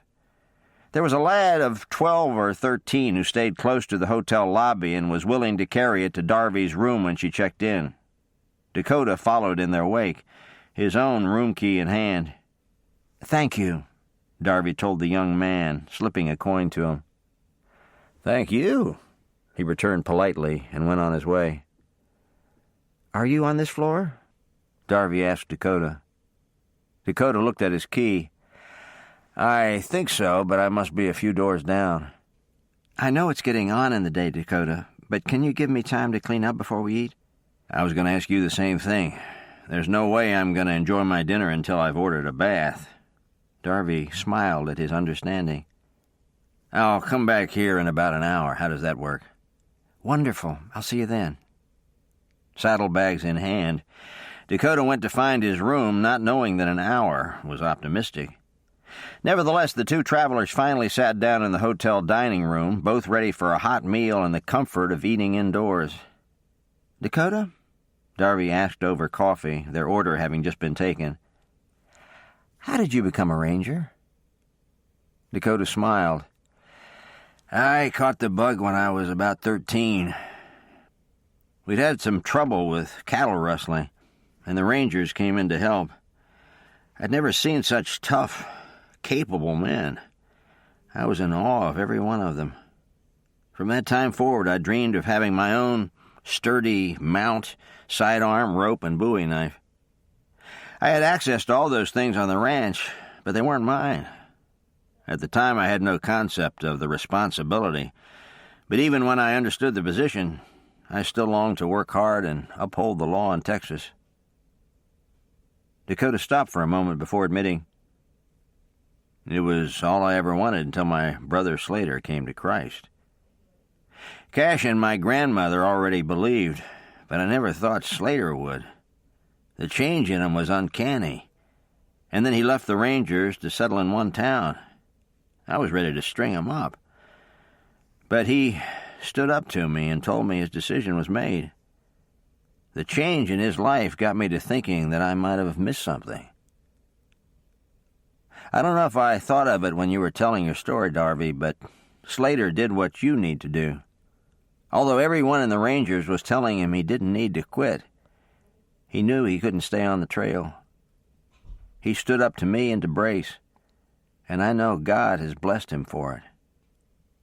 It was on Darby's mind to ask Dakota if he would stay with the Rangers now, but for some reason she held back. His salvation was as new as hers. Maybe he hadn't thought that far. Then again, she knew nothing of Slater. Maybe their situations were nothing alike. So, are you ready to go home and face your family? I think I am. I'm trying not to think of conversations in my head. I've done that in the past, and it never works. The person never says what I think he's going to, and so everything I've rehearsed is a waste of time. Dakota was impressed. It was so easy to do just that. He'd done it many times himself. Well, you can go knowing that I'll pray for you. Thank you. And I'll be praying for you. I never thought about anyone being able to have an influence on Uncle Marty. Maybe your life will touch his. I hope so. I care for him a lot. Darby found herself wanting to cry and hoped their food would come soon. Quite hungry, she suddenly realized a wave of homesickness was washing over her. The combination of hunger, her uncle, and a need to go home rained down on her with such intensity that she almost gasped. Dakota stayed very quiet. They had talked for hours the day before, and Darby had apologized for her tears on 2 occasions. Both times Dakota told her it was all right. He hoped if he remained quiet now, she wouldn't feel the need. It helped to have his stomach growl, and for Darby to hear it. I think they've forgotten us, she said, trying not to sniff. I think you might be right. I'm going to have to make myself chew. Right now I think I could swallow things whole. Neither one felt compelled to talk after that. Their food arrived about 10 minutes later, and that was all they needed. By the time they finished, the days on the road were catching up. With little more than a plan to meet for breakfast, they bid each other good night. Darby stood on the train station platform in a navy blue suit, her satchel open as she secured her ticket inside. Closing the top, she looked up at Dakota, who stood in front of her. All set? He asked. I think so. You look very nice in that suit, by the way. Darby looked up at him innocently and asked, You don't think I should blacken a few front teeth? Dakota put his arms up in surrender. I'm not going to live that one down, am I? Oh, I don't know about that, Darby said playfully. If you happen to see a certain uncle of mine, and perhaps mention to him that I was a perfect angel on this trip, I might see my way clear to forget what you said. Dakota laughed again. I'll do it. Darby smiled up at him. Thanks for everything, Dakota. I can't tell you how good it was to see Mary and then hear of your revival as well. I like that, Dakota decided. My revival. That just about sums it up. Darby didn't want to get teary again, so she said nothing. Not one who liked waiting for the train whistle to blow. She said goodbye right then. Dakota gave her a great hug, one that Darby gladly returned, and then stood and watched her get on board. He searched the windows and waved when he spotted her, but as soon as she looked down at her lap, he turned away. It was going to be wonderful to get home, but he hated to see Darby go. He walked back toward the hotel in livery, his heart a mix of emotions. Halfway to the hotel, Dakota stopped in mid-stride. He didn't know why he hadn't thought of it sooner, but he could keep in contact with Darby. The whistle had already blown, but he knew if he hurried he could get her address. He arrived back in plenty of time, but she wasn't at the window. Thinking she might have moved, he quickly searched along the cars, surprised not to see her. When the train began to pull away, he comforted himself with the fact that he could get her address from Brace. Dakota turned again toward the hotel, but froze before he had walked 5 steps. Moving along between 2 men was a woman, strawberry blonde and wearing a navy suit. Dakota wondered if he was seeing things even as his feet began to propel him in that direction. He wasn't overly concerned. After all, why would anyone take Darby from the train? His own teasing about trouble following her now came to mind. With no definite plan, he picked up the pace just as they entered a crowded area of downtown Aurora. Darby couldn't believe this was happening. Where the men had come from, she couldn't say. She had looked up, and there they were, one of them already taking the satchel from her side. Any protest she had died in her throat upon seeing the knife. The man hadn't pulled it from its sheath, but he'd made sure she saw it before their eyes met. For this reason, Darby instantly obeyed his order to accompany them from the train. She now walked between them, much faster than she would have on her own, the town passing rather swiftly. She nearly lost her footing at one point.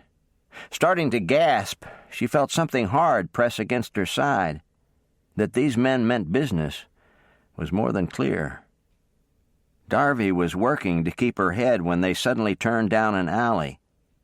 They were at the side and then the back of a building almost before she could think. Almost. Deciding that she wasn't going to comply any longer, Darby began to pull on the hand holding her upper arm, just as she opened her mouth to scream. She didn't see the fist that came down on the top of her head, so when blackness crowded in, she had no idea why. Dakota had spotted them again, and even knew what alley they turned down, but to his amazement, there was no one in sight. He couldn't even find 3 distinctive sets of footprints in the gravel. Sure that he'd misjudged, he tried the next alley down, but could see that it was too far. "I know this is where they went," he said under his breath as he continued to study the buildings. "I just don't know for sure that it was Darby." Dakota had a look around that brought him to a door in the back, but it was locked. Not a man given to flights of fancy, he wondered what to do next. Finding out if Darby had actually left on that train was nearly impossible, but that would have settled his mind. He tried to assess whether or not he had actually seen anything amiss. The woman didn't look upset or forced, but she certainly had Darby's coloring. Dakota was at a loss. He'd planned to send word to Brace that he'd gotten Darby off safely, but right now he couldn't even do that. For the time being, he found a bench in front of the general store and sat down to think. "You knocked her out?" Elliot asked in outrage. "She started to struggle," the taller of the 2 abductors said, defending himself, but a look from Elliot quieted him.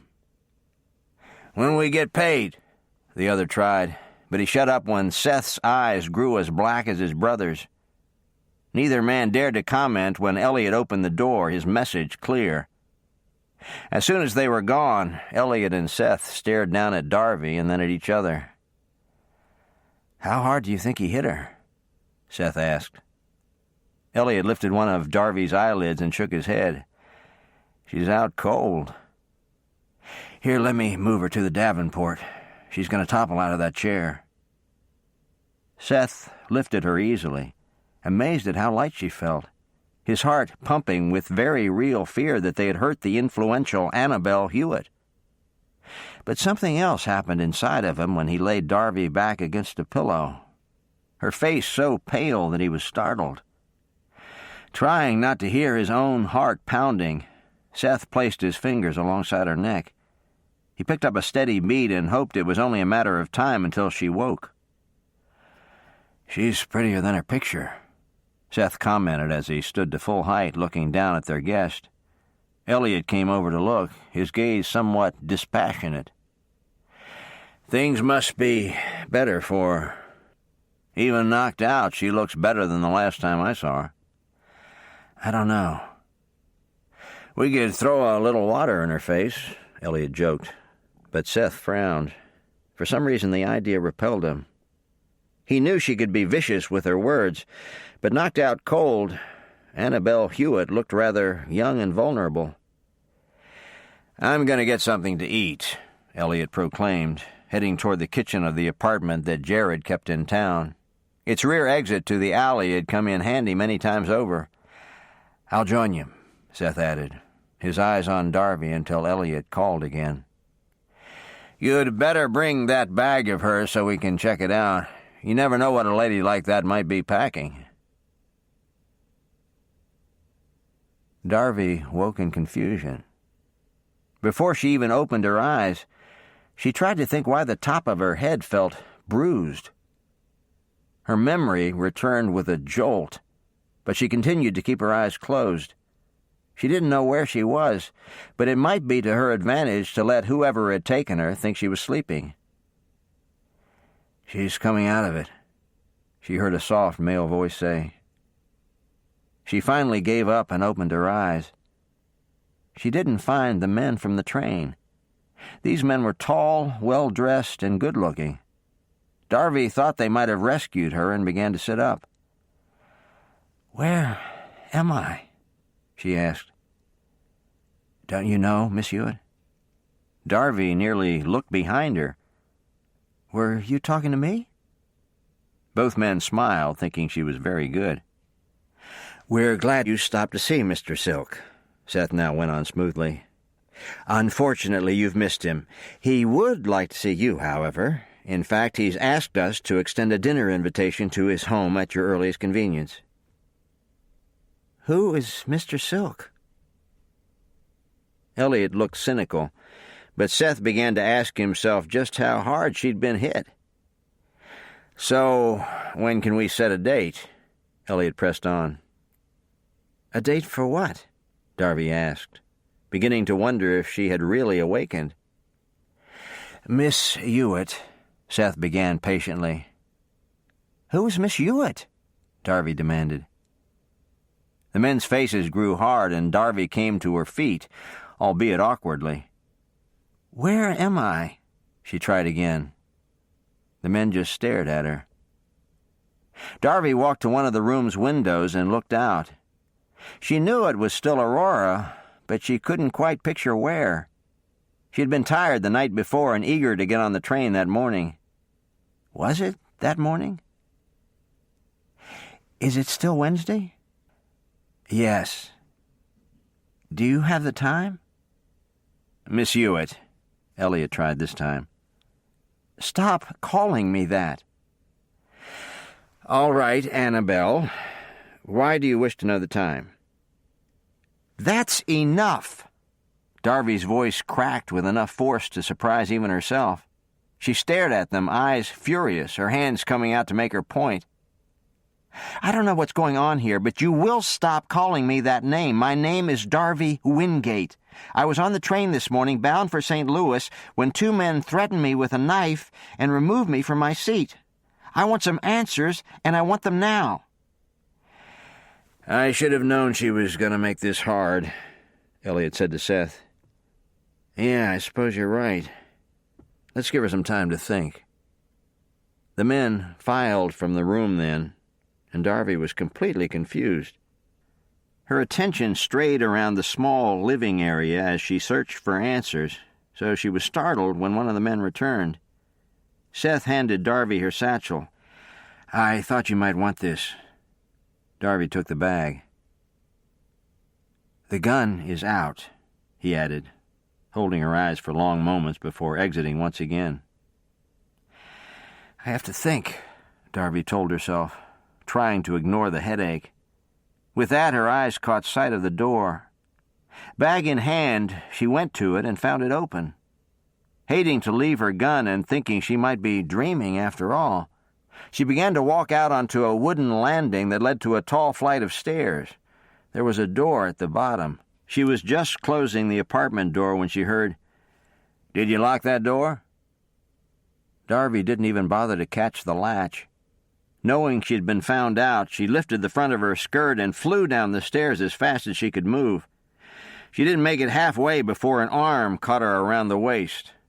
Darby froze, waiting for him to let go, but he didn't.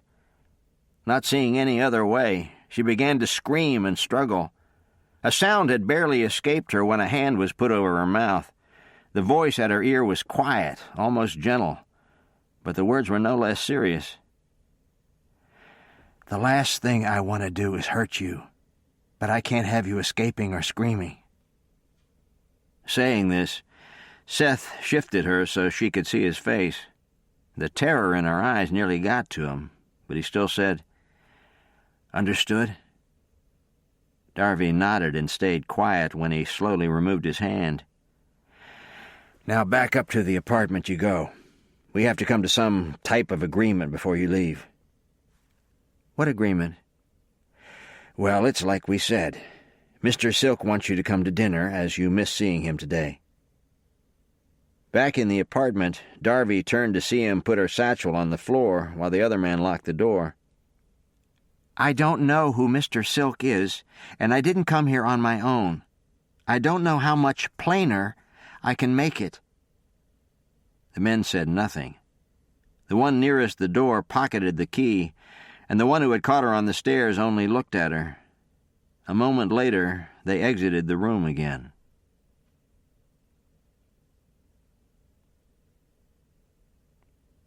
Chapter 8. "Excuse me," Dakota interrupted the man at the ticket window. "Yes, sir, what can I do for you?"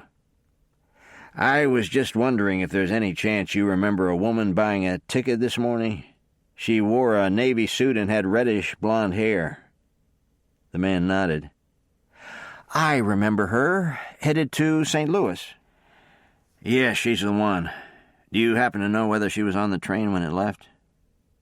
The man looked thoughtful. "Well, I assume she was.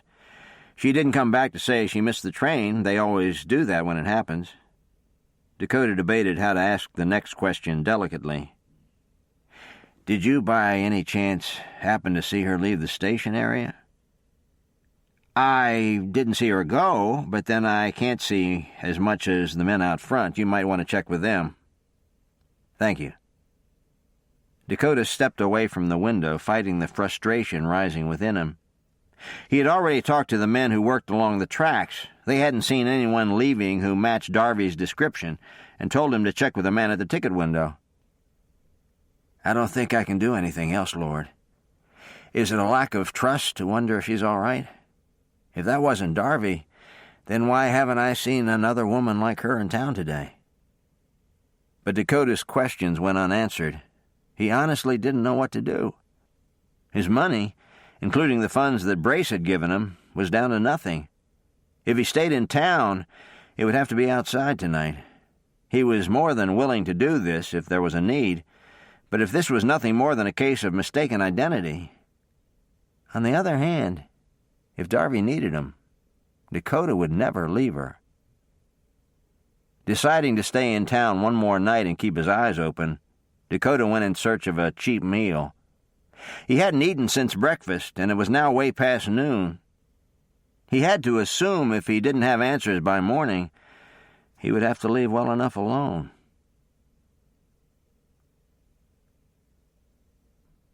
"I need to let Cassie know I won't be home tonight," Elliot said of his girlfriend. "Maybe Nate's in town. He could tell her," Seth replied, speaking of Cassie's son. "I'll head out and check." Elliot stood. "How's she doing?" "The last time I looked, she was reading her Bible." The men shared a smile, and Elliot slowly shook his head. "She's good, I'll give her that." "That she is, but I must tell you, the lady fascinates me." "You've seen her column in the paper, big brother. Don't forget she has claws." Elliot left to the sound of the other man's laughter. Seth went back to his paper. He had only just returned to his reading when Darby came to the door. "May I please leave now?" Setting the paper aside, Seth shook his head. "We have to come to an agreement," he said, keeping his voice gentle. "You're going to have dinner with Mr. Silk, and you're even going to tell your readers about it, both before and after.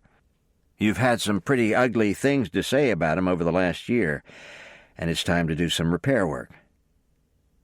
Looking as devastated as she felt, Darby turned away. Not giving her more than a few moments alone, Seth followed her.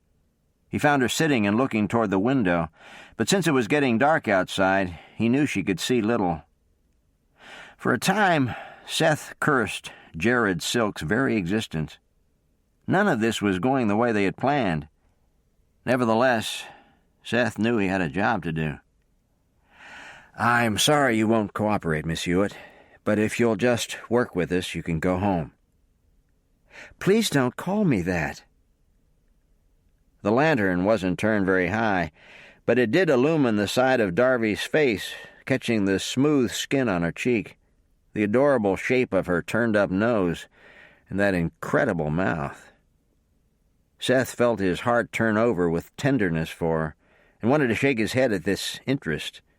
His boss would be enraged if he knew. Annabelle Hewitt was the enemy, and he would do well to remember that. "Now listen," he spoke harshly, coming close to Darby and towering over her as her head whipped around. "I've got better things to do than sit around here and wait for you to admit the truth. You can knock off this act and come clean. You know what I want, and I'm not going to wait forever."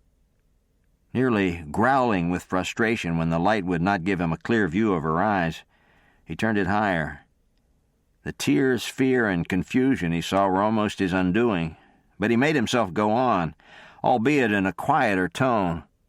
Reaching for an old newspaper, Seth sat next to Darby and searched until he had found her column. "Look at this. You say right here that Jared Silk is a con artist, but do you have any proof? You stir up a lot of trouble for one of the town's more popular businessmen. Mr. Silk just wants to know what you have against him. He believes if he could speak with you, you would see that you have him all wrong." Darby looked at the paper, telling herself she wasn't going to cry or panic. She tried to lick her lips, but her mouth was alarmingly dry. "I didn't write this. I don't know how else to tell you. I'm not Annabelle Hewitt. And if your plan is to starve me until I say that I am, then you're going to have a corpse on your hands." Seth stopped dead in his tracks. This wasn't supposed to have taken all day. They hadn't given Darby a thing to eat or drink. He was saved from falling all over himself when he heard the door open. He met his brother when he was no more than a foot inside, the smell of food enveloping him. "We forgot to feed her," Seth whispered in panic. "I remember that when I was out," Elliot whispered back. "I brought some dinner from the hotel." Seth straightened his tie and jacket and even smoothed his hair. Chin raised and determined to be all business, he returned to the living room. "We have some dinner for you now. Come on through to the kitchen and eat." Hoping he wasn't playing games with her, Darby went ahead when he motioned for her to precede him. The room wasn't overly large, but she was directed to take one of the 4 chairs around the kitchen table. The smell of food assailed her. Her mouth ran with saliva so suddenly she had to swallow several times. She had been praying all day for strength, but if they planned to make her sit here and not eat, they might have a hysterical woman on their hands. "Here you go."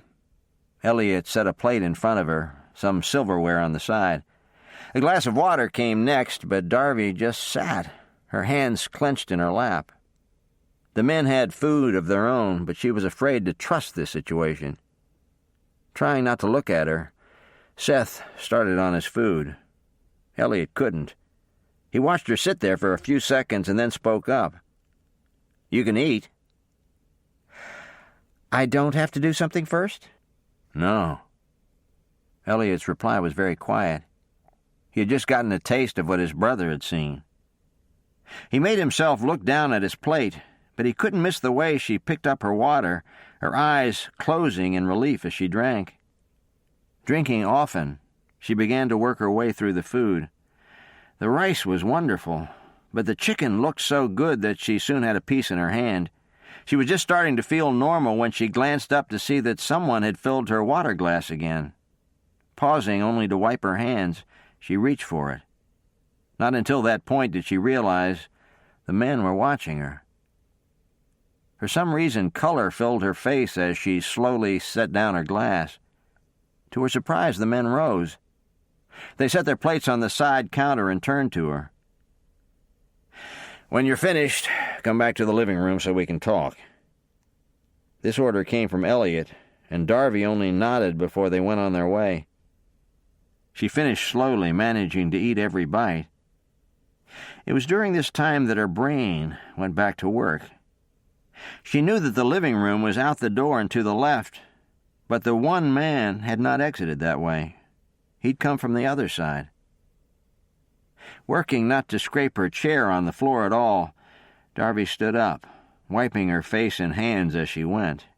She didn't move her plate and did everything she could to keep her feet silent. Determined not to look toward the living room, she planned to hit the doorway and head right, hopefully out the first door she came to. And it worked, right up to the moment she had her hand on the knob. It was then she noticed the large hand that had appeared just over her head. It was holding the door shut. Darby turned in disgust to find Seth looking down on her. Having gained back some of her old pluck, she lifted her chin into the air. "I almost made it," she told him before slipping past and heading to the living room. Seth was glad she couldn't see him, giving him time to wipe the smile off his face. "Please sit down," Elliot instructed her right away, his tone firm. Darby complied. "I've got a sample of the articles I want you to write. You'll put one in tomorrow's paper, and the other one will go in the day after you dine with Jared." He tried to hand the papers to Darby, but she wouldn't take them. Elliot let his head fall back, frustration written all over him. He didn't want to strike the woman he thought to be Annabelle. He just wanted to release her back into the alley and be done with it. "I don't write for the newspaper," Darby tried again. "If you want to take me down there and ask them yourself, that's fine. Maybe then you'll see I'm telling the truth." This was getting ridiculous.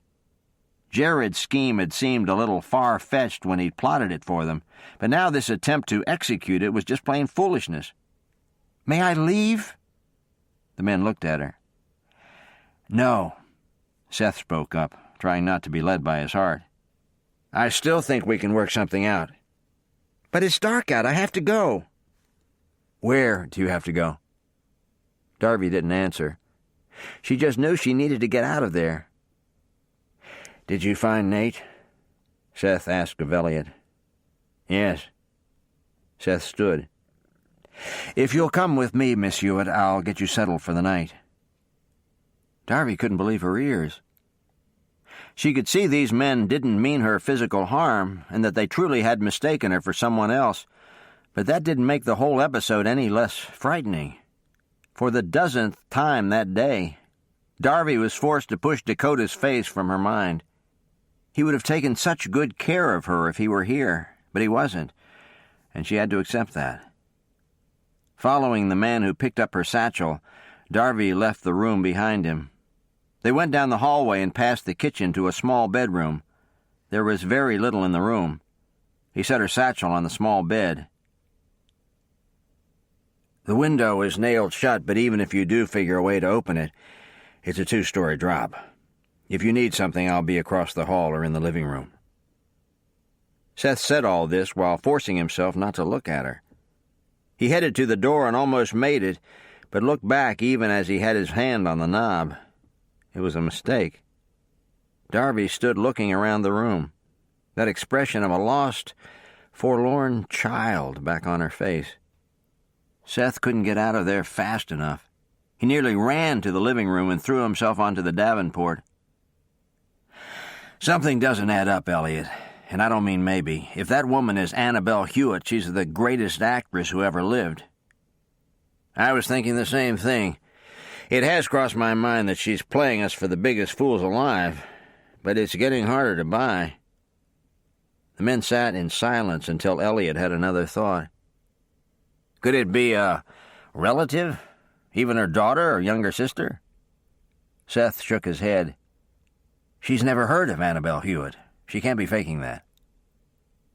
"I thought for a moment she was going to tell us someone was waiting for her or that she had some place to be, but then she stopped." "I thought the same thing.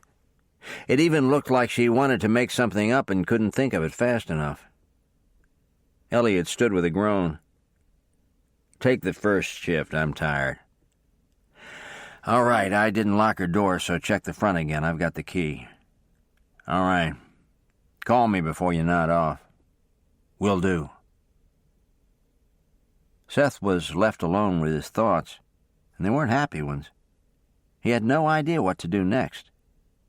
Not tired in the least, he determined to sit on the sofa until he had that woman figured out. Darby sat on the edge of the bed, her arms wrapped around her middle, wishing she hadn't eaten all the food. Her stomach was so upset from fear that she thought she might be ill. She had sat alone in the living room most of the day, even nodding off at times. She hadn't liked going to the kitchen. The living room seemed safer. This whole ordeal was wearing on her. "I'm so confused right now, Lord. I don't think they mean to harm me, but I want to be let out. I'm not afraid to go back to the train station and try again, but these men have me at their mercy." Just thinking of the word mercy reminded Darby of God's great mercy to her. She still didn't have answers, but was greatly calmed as she prayed. She poured her heart out to the Lord and asked Him to comfort her and provide wisdom. She didn't feel at all tired, but when Seth checked on her some 2 hours later, he found her sleeping in her clothes, curled up not far from the edge of the bed. Dakota didn't leave Aurora without some misgivings, but on the whole, he knew a great peace. He hadn't seen his brother, a man he dearly loved, in a long time. He asked God to bless Darby, trusting she was still on her way home, and knowing she would face her family soon. Outside of town, Dakota picked up the pace. He'd be in Kincaid tonight and home for the first time in ages. Elliot came back to the apartment, breakfast in hand. Seth had just finished shaving, and as Elliot passed Darby's room, he saw that the door was open and she was still sleeping. Apparently, Seth had covered her with a blanket. The younger man's hands shook just a little as he set the plates down, but he wasn't given much time to compose himself. Seth came into the room just a moment later. One look at Elliot's face told him something was wrong. "What's the matter?" "I just saw Annabelle Hewitt heading into the newspaper office." "You're sure?" "Positive." Seth couldn't hold his smile. "Do not be smiling about this, Seth. What about Jared?" "Jared or not, Elliot, this is the best news I've ever heard." Elliot stared at his older brother. They'd been through so much together. Seth was as level-headed a man as he'd ever met. Why now? Why her? Elliot couldn't think of worse timing. He was on the verge of telling his brother just that when a small cry came from the other room. Both men moved across the hall to investigate. They found Darby on the floor looking very sleepy and bewildered. "Did you fall out of bed?" Seth asked as he came forward. Darby, who had just awakened from a terrible nightmare about these men, tried to scoot away from him, but her legs caught in the blanket. Seeing her fear, Seth halted. "When you're ready," he said quietly, "we have some breakfast for you." "I'm not hungry." Seth only nodded and cleared out of the room, shutting the door behind him. "Let me handle this," he told Elliot as he moved to the outer door. "Don't tell her what we know. I'll go take care of things with Jared and come back here." "What are you going to do with her?" Seth didn't even hesitate. "Take her home." "To the ranch?" "Yes." Elliot was given no time to comment. Seth slipped out the door, and the remaining brother locked it in his wake. "What do you mean the plan won't work?" Jared demanded, having already closed his office door. "Just that. We tried, and it failed." "Tried? How?"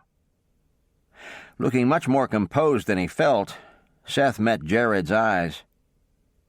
We had a woman picked up who bears a striking resemblance to Annabelle Hewitt. She tried to tell us she wasn't Hewitt, but we didn't believe her. Then Elliot spotted Hewitt in town this morning. We still have this other woman at the apartment." Jared's look became shrewd. "That's perfect. Now that you know exactly who Annabelle is, you can still pick her up and get her to agree to my terms." "No." "What do you mean, no?" "Just what I said. The whole idea is crazy. Do you know how many people would miss Annabelle Hewitt? I thought of that before, but not until we had this woman who doesn't even live in Aurora did I see that this won't work with anyone as well known as Hewitt. But I want her stopped." "Be that as it may," Seth responded in a voice that had gone cold.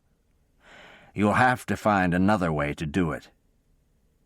Seth stood, and Jarrett wisely backed off. It had taken years to find men to work with him who had the sophistication that Seth Redding and Elliot McDermott displayed. He paid them well, but they were worth every dime. And over the years, he'd learned some things. He knew when he could push and when he'd gone too far.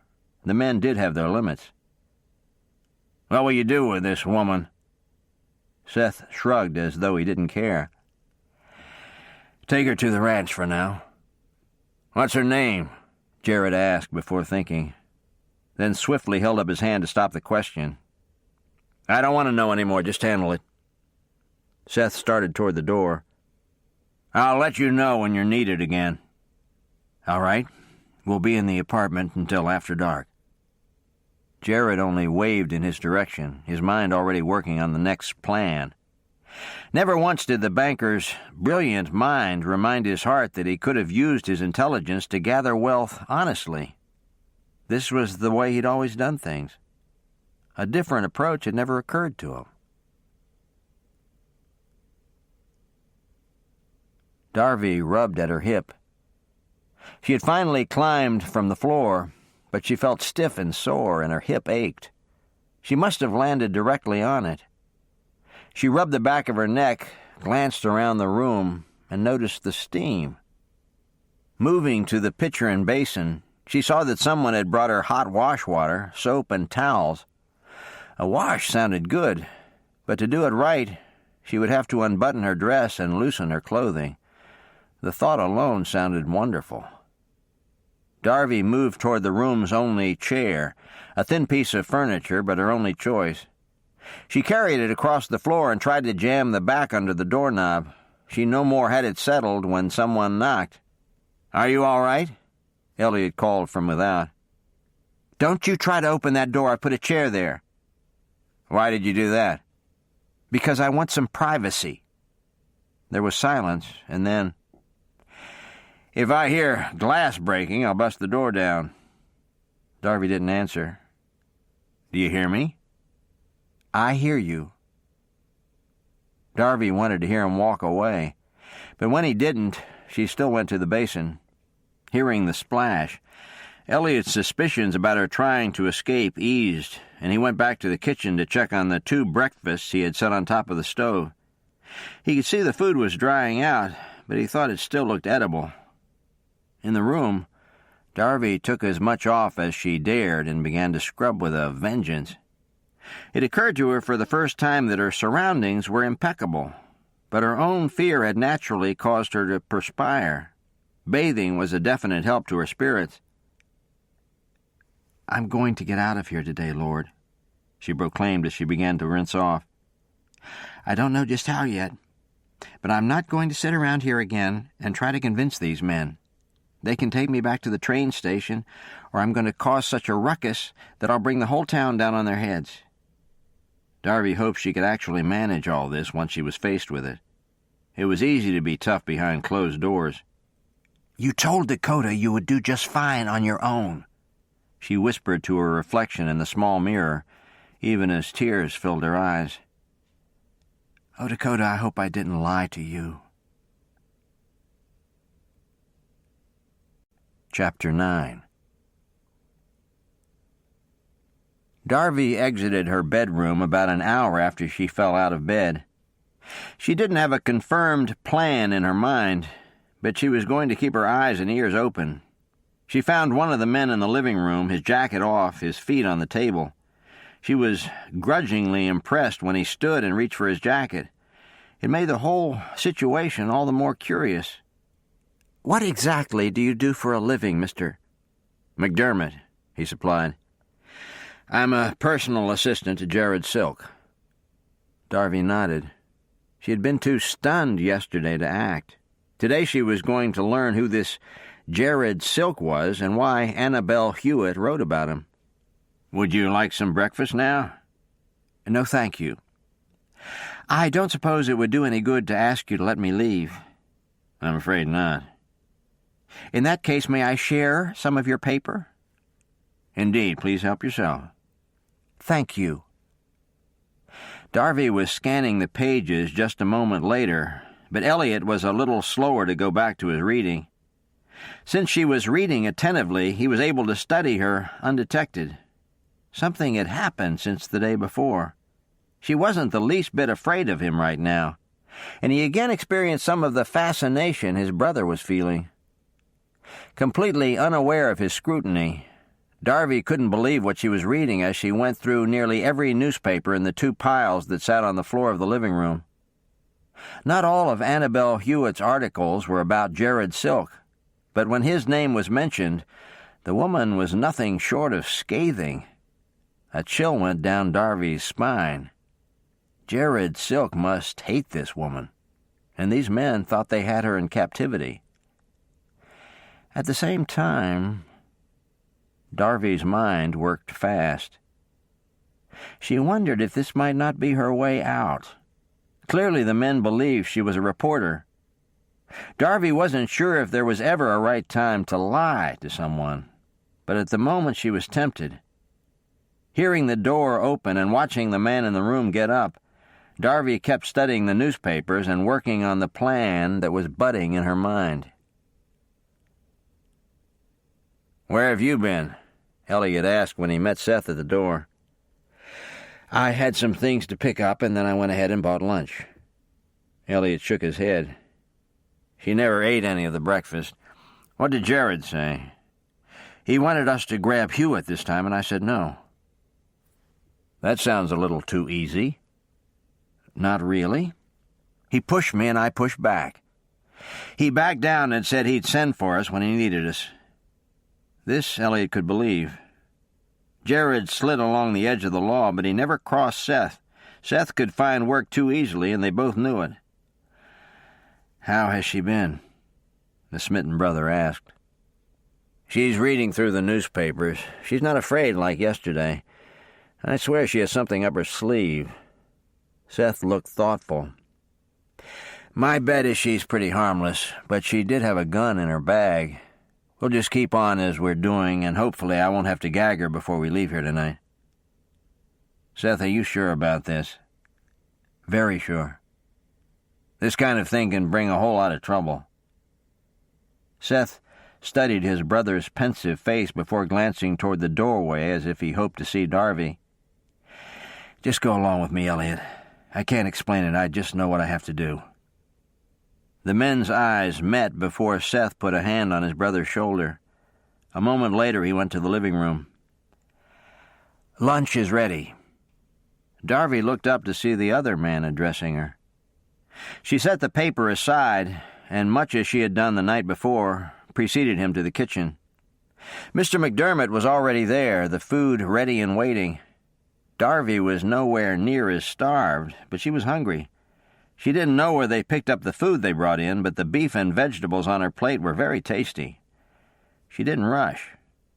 She was still asking herself if lying to the men who had abducted her was wrong when she went ahead and plunged in. "I'd like to look at those sample letters now," she said quietly, watching their faces. The men had all they could do not to look stunned. "You would?" Elliot questioned. "Yes."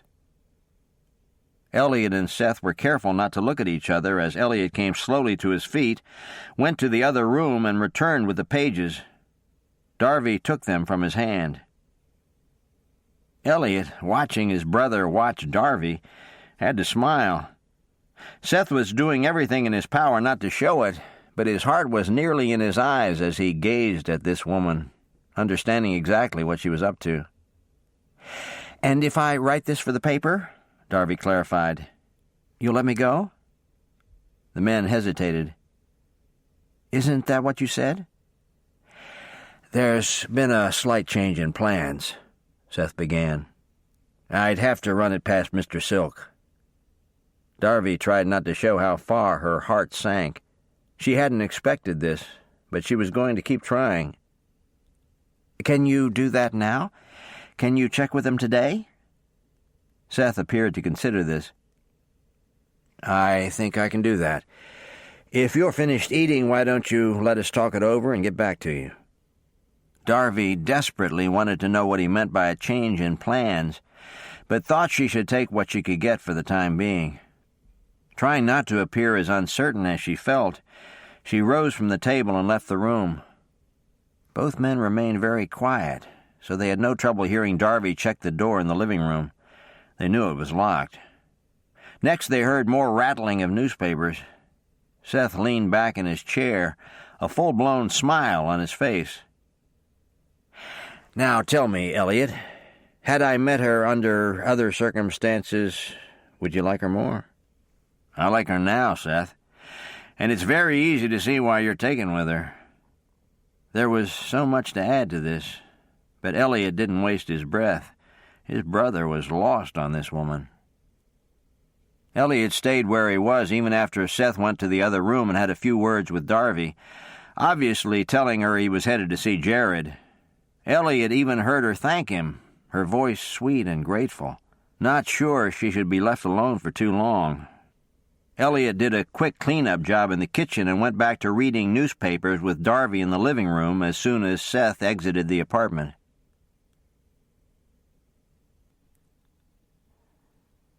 Kincaid, Texas. Cash Rawlings dusted off his jeans as he walked through the back hall of the ranch house, his ears picking up the sound of a deep male voice. His cook, Katie Sims, laughed like a girl, and suddenly Cash knew exactly who was in the kitchen. Sitting on the counter as though he'd been there all his life, Dakota looked up when Cash entered, a huge smile covering his face. "It's about time you got in. I've been sitting here for at least 10 minutes. The brothers met in the middle of the room, unashamedly embracing each other for long moments. "How are you?" Cash asked, still holding the younger man by the arms. "Good, I think. Ready for a bath and a hot meal. We can do both, right, Katie?" "As if you had to ask," she said in her indomitable way. Cash only smiled. "Come on," Cash invited Dakota. "Come into the den. I've got to show you something." From the kitchen, the men moved across a sprawling living room graced by a huge stone fireplace and into Cash's personal office.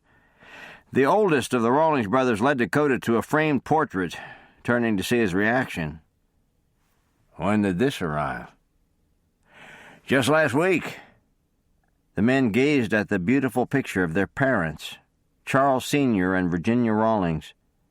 Neither parent smiled, but both had warm expressions. Dakota's eyes lingered on his mother's. Cash had been blessed with her eyes, warm and welcoming. Dakota's gaze next went to his father. It was like looking at himself in 20 more years. "They look great," Dakota declared. "That they do. Mother wrote that she was sending it, but I didn't know what to expect. The ornate frame and bowed glass are such a surprise.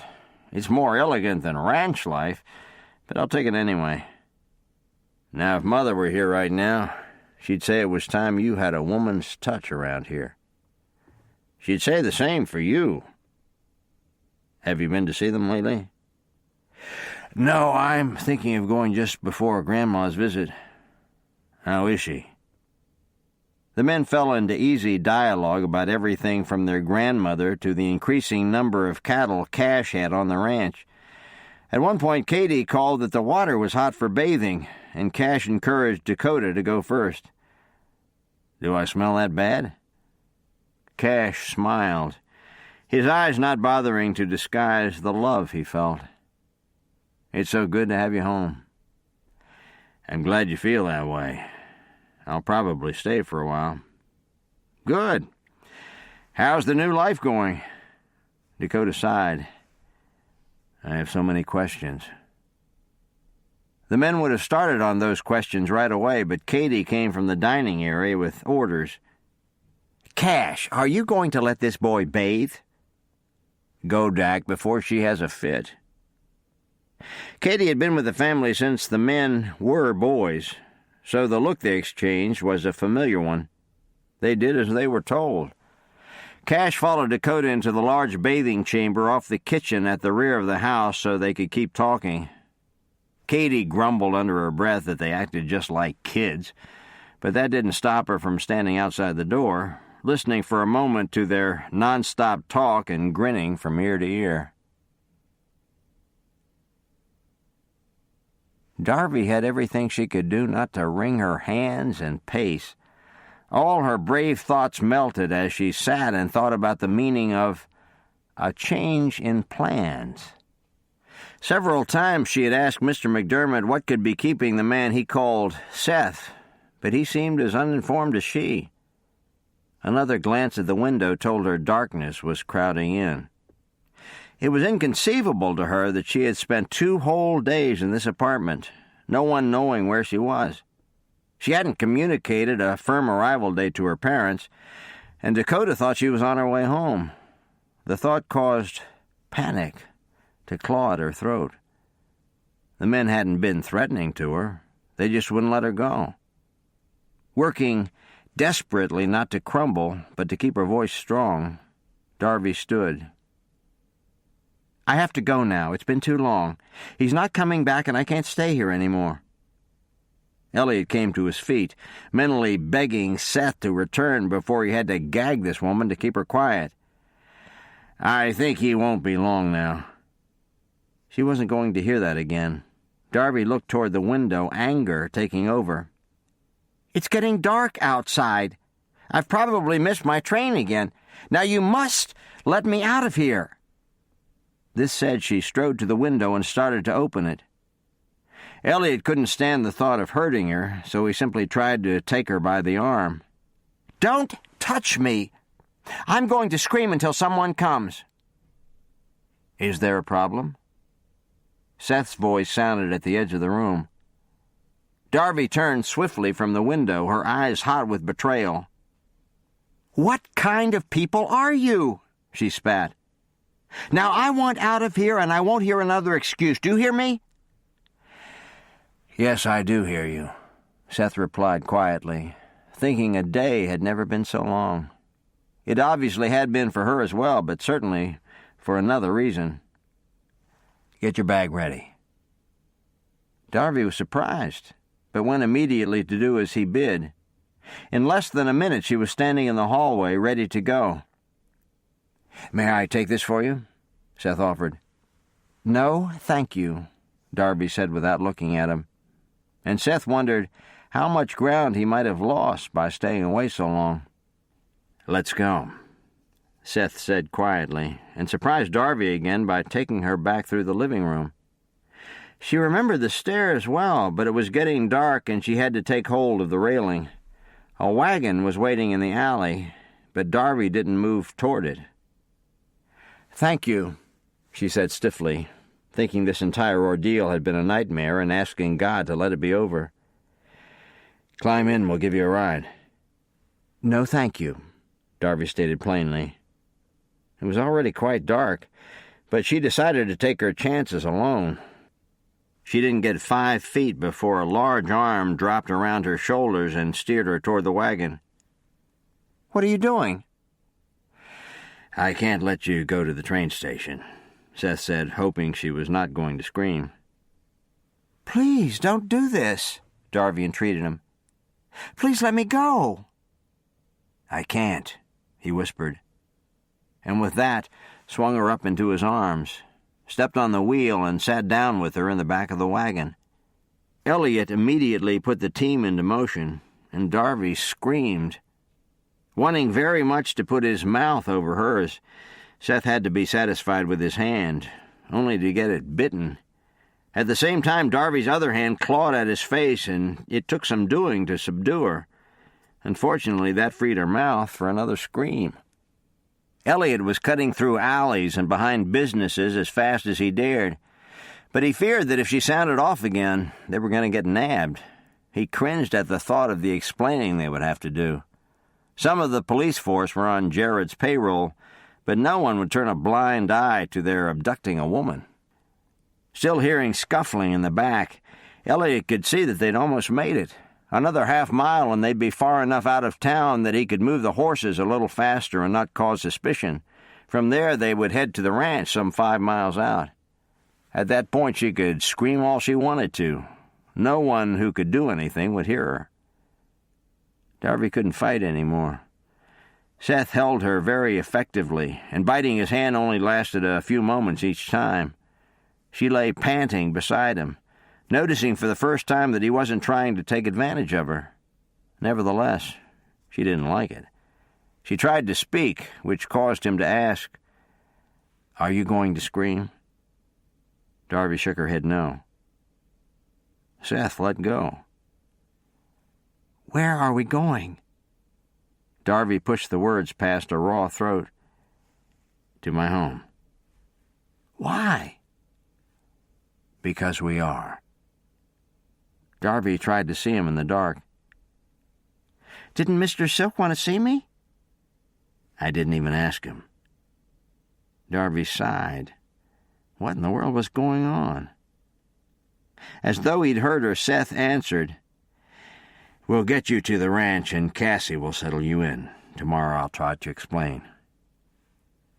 "Who's Cassie?" "Elliot's girl." Darby was silent for a moment.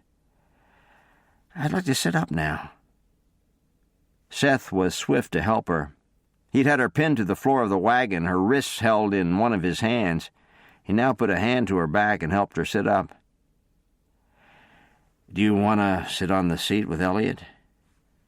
"No, thank you," she said, before curling into a ball, wondering if she should try to jump for it. She glanced around at the blackness and knew it would be a mistake. She'd be terribly lost out here, and they'd be hunting her, not to mention the fact that the team was moving fast now. Darby thought she might injure herself if she tried it. She placed her forehead against her upraised knees and asked God to help her think. Darby was surprised at what she could see of the house. Without permission, Seth lifted her from the rear of the wagon and set her on the ground. The front door opened and the light spilled out, telling her the satchel was in Seth's hand. "Come on in," a woman's voice called. "I've got dinner on." Darby entered a large, low-ceilinged room that was as well scrubbed as the apartment had been. To Darby's amazement, a number of people were inside, almost all men. All but the woman sat eating a meal around a huge kitchen table. They turned to look her way, but a comment from the woman, something Darby didn't quite catch, sent them back to their plates. "I put her in with Nate and Lindy," Cassie said after Elliot kissed her. "Do you want some dinner?" Seth asked from beside her, but Darby didn't answer. When she felt a hand on her back propelling her forward, she obeyed. They crossed the big room and entered a short hallway. 2 doors sat across from each other. "You're in here," Seth whispered, his voice low, "with Nate and Lindy." "Who are Nate and Lindy?" "Cassie's children. They're already asleep, but you won't wake them. I'll get a lamp for you." She was doing it again, and Seth had to harden his heart. The light caught the vulnerable look in her eyes. Confusion and fear were plainly evident. "No one will hurt you here," he said, keeping his voice low, not because of the children, but because of his runaway emotions. "Keep the light burning all night if you want. Sleep as late as you like. If you need something, Cassie and Elliot's room is right across from you. My room is back through the big room and down a bit. Just call out if you need us, but don't try to run away. We're a long way from town." Darby could only stare at him. That wasn't good enough for Seth. Speaking firmly, he asked, "Did you hear me?" Darby nodded. "All right, get some sleep now." Saying this, the tall man exited and shut the door. When he got back out to the big room, the men were finishing up and heading back to the bunkhouse. Seeing him come, Cassie put a plate full of food down on his spot and watched him sit down. "Is she all right?" "I think so." Cassie looked at him for a moment. "What makes you think she'll still be here in the morning?" "Because right now she's too afraid to run. Before she's here 2 days, she'll figure something out, but right now her spunk is gone." Cassie sat down and took a long drink of her coffee. She was a beautiful woman, smart and kind and head over heels where Seth's brother was concerned. She ran a successful cattle ranch, and for the most part, life was good. She had been hoping for years that Seth would find a woman to love. But not like this, not one he had to capture. What she saw as equal amounts of good and bad in the brothers still amazed her. The good she saw in Seth made her want better for him than this. "I can't say as I like her," Cassie admitted. "Come on, Cass." This came from Elliot. "Give it a chance."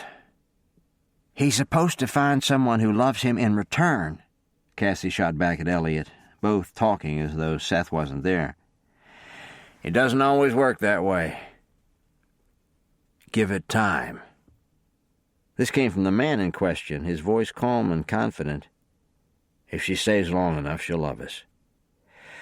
"I hope that's true," Cassie said. "But if she doesn't like kids, you can haul her back to the train station or wherever she came from."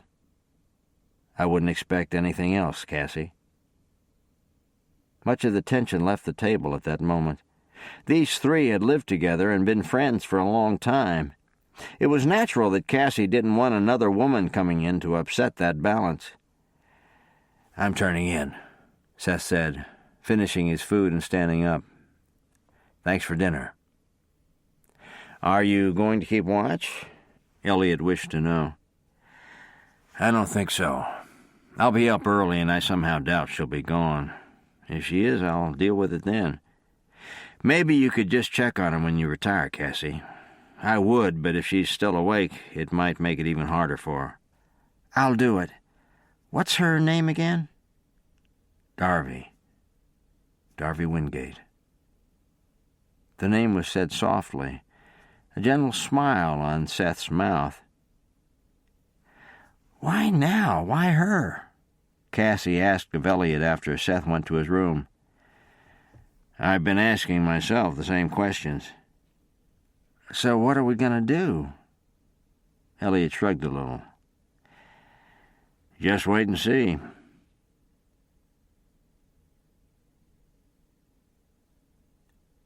Chapter 10.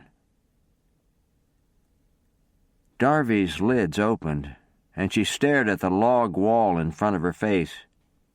She frowned in confusion before closing her eyes in remembrance. Tempted to pinch herself, she knew it was useless. This was no dream, and it was time she faced that.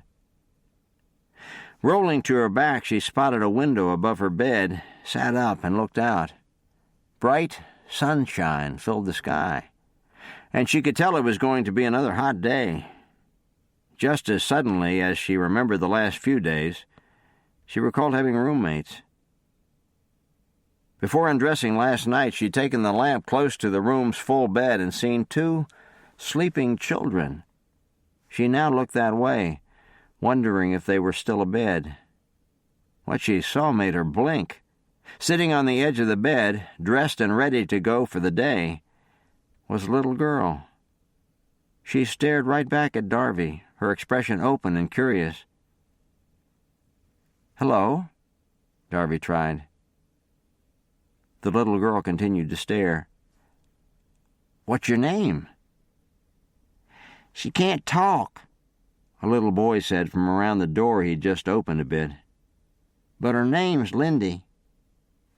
"Thank you," Darby told him before turning back to the little girl. "Hello, Lindy." She gave a little wave and smiled as the boy entered the room and sat beside her. "I'm Nate," he supplied, his face just as open and friendly as his sister's. "Well, Nate and Lindy, I'm Darby. It's nice to meet you." The words were no more than out of her mouth when someone knocked. Seth stuck his head around the door. Modest as her gown was, Darby still reached for a bathrobe that wasn't there. She had to content herself with pulling the covers a little higher. "Come on, you two. Give Darby some privacy." "What did you call me?" Darby asked as the children scrambled out. "Darby," he admitted, his eyes watchful. "How long have you known?" "Since before you fell off the bed yesterday morning." Darby's eyes lit with flame. "We can talk about it," Seth reassured her.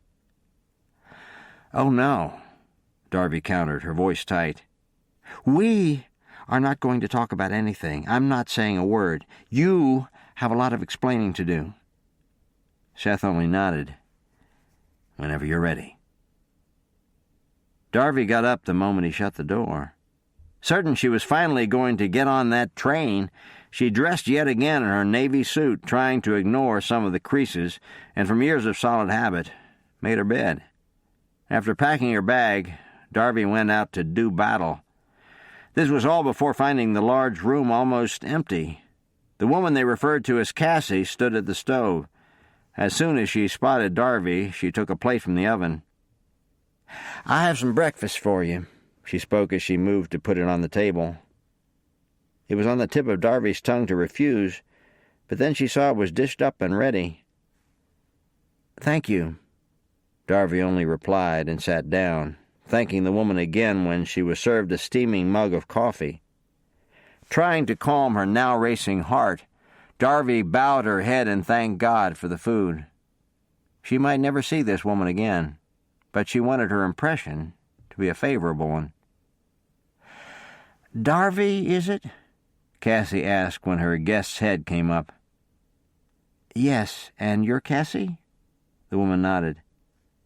"I met your children. I hope I didn't disturb them." "Not at all. There is a spare room, but it's right across from Seth's.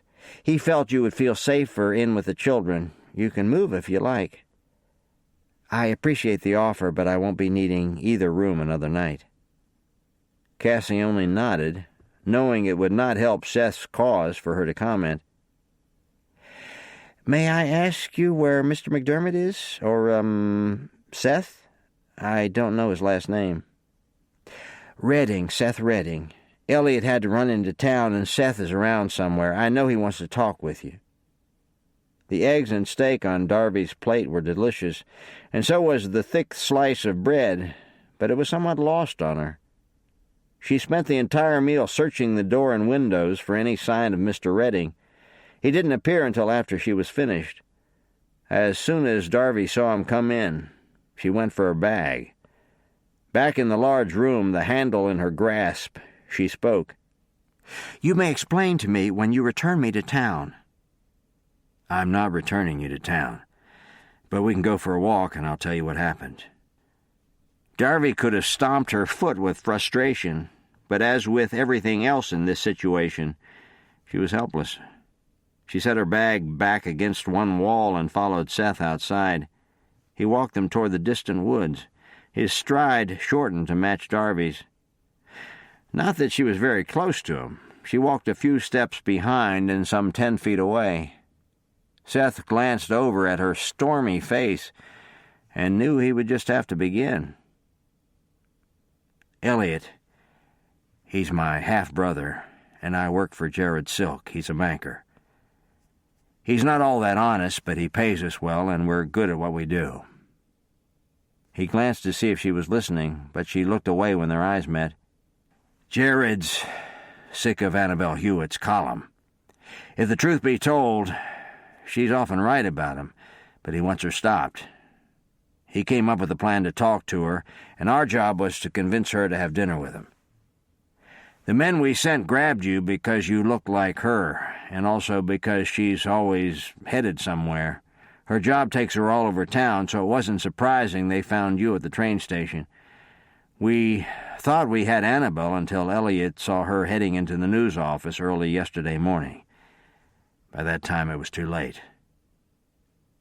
What was too late? I had already decided that I liked you. Darby stopped and gawked at the man. She could hardly believe her ears. It's not forever, Darby. At least your being forced to stay here isn't forever. But I'm just so sure that if you stay for a while, you'll come to care for us. Darby was stunned. This tall, confident, good-looking man was staring at her with his heart in his eyes. Darby's head was spinning. She shifted her gaze to the wide-open land and trees beyond. Even from here she could hear the low sound of the cattle and understood how they made their living. "Mr. Redding?" "Please call me Seth." Darby put her hand up. "All right, Seth. Let me get this straight. You work for a man who wanted a woman abducted and threatened, but the wrong woman was taken. Now that you've met me, and even realizing I'm not Annabelle Hewitt, you want me to share your life?" "I was hoping you weren't Hewitt, since working for Jared would have made that relationship impossible. Much as I hated for you to be afraid, I was very pleased to learn you weren't her." Darby thought about the way she'd been treated in the last 48 hours. Not once had the men given her the impression that she was going to be physically harmed. They had been downright gentlemen, but it didn't make what they had done less wrong. "I get the impression that you're a very nice man, Seth. Your family—" Darby almost stumbled over the word, knowing Elliot was living with his girlfriend and her children. "Seems very nice, too. So how is it that you believe you can spot a woman, desire her, and take her?" "I know it's outrageous, but I'm sure if I let you leave, I'll never see you again." "That's right, you won't." Seth put his hands out as though he'd made his point. Darby couldn't believe this. Things simply didn't happen like that these days. This was 1882. This was civilization. A man simply did not come in, pick out the female he wanted, and carry her off into the night. "You have to take me back to town," Darby persisted, working to keep her voice even. "You have to return me so I can catch my train home. Have you thought about what my family might be feeling when I don't show up? You can't keep me, no matter how you feel. I am a person with rights and feelings, and I want to leave." To my head it sounds very logical, Darby, but my heart's just not convinced. Darby threw up her hands in frustration and turned back toward the house, muttering all the way. She hit the door so angry she completely forgot that she wanted to make a favorable impression on Cassie. "Do you know," she nearly shouted when she got inside, "that he plans to keep me?" "He said as much," Cassie admitted, turning from the stovetop and wiping her hands on her checkered apron. "And do you condone this? Or are you going to help me get out of here?" "I can't help you leave if that's what you're asking me." "I wish Seth had done this another way, but I still won't interfere." "Then you're a part of it." Cassie shrugged. "I guess I am." Darby looked as stunned as she felt. "He's a big boy, Darby. I don't try to tell him what to do. I'm sure you can appreciate that." As a matter of fact, Darby could. She knew she mustn't take this out on anyone but Seth. In fact, she somehow sensed that not even Elliot was involved. "We got 10!" Nate shouted as he and Lindy came through the front door. 10 eggs! Good job. Did anyone get pecked? The children proudly displayed their small hands. "Hi, Darby," Nate said when he spotted her. Lindy waved her greeting, but Darby offered only a limp smile in return. "Okay, you two," Cassie chimed in. "Get your slates. We've got some arithmetic to work on." Cassie put the eggs to one side and came to stand near Darby, her voice low. "Is this your traveling suit?" "Yes." "It doesn't look like you're going to be getting on the train today. I've got some dresses if you want to change."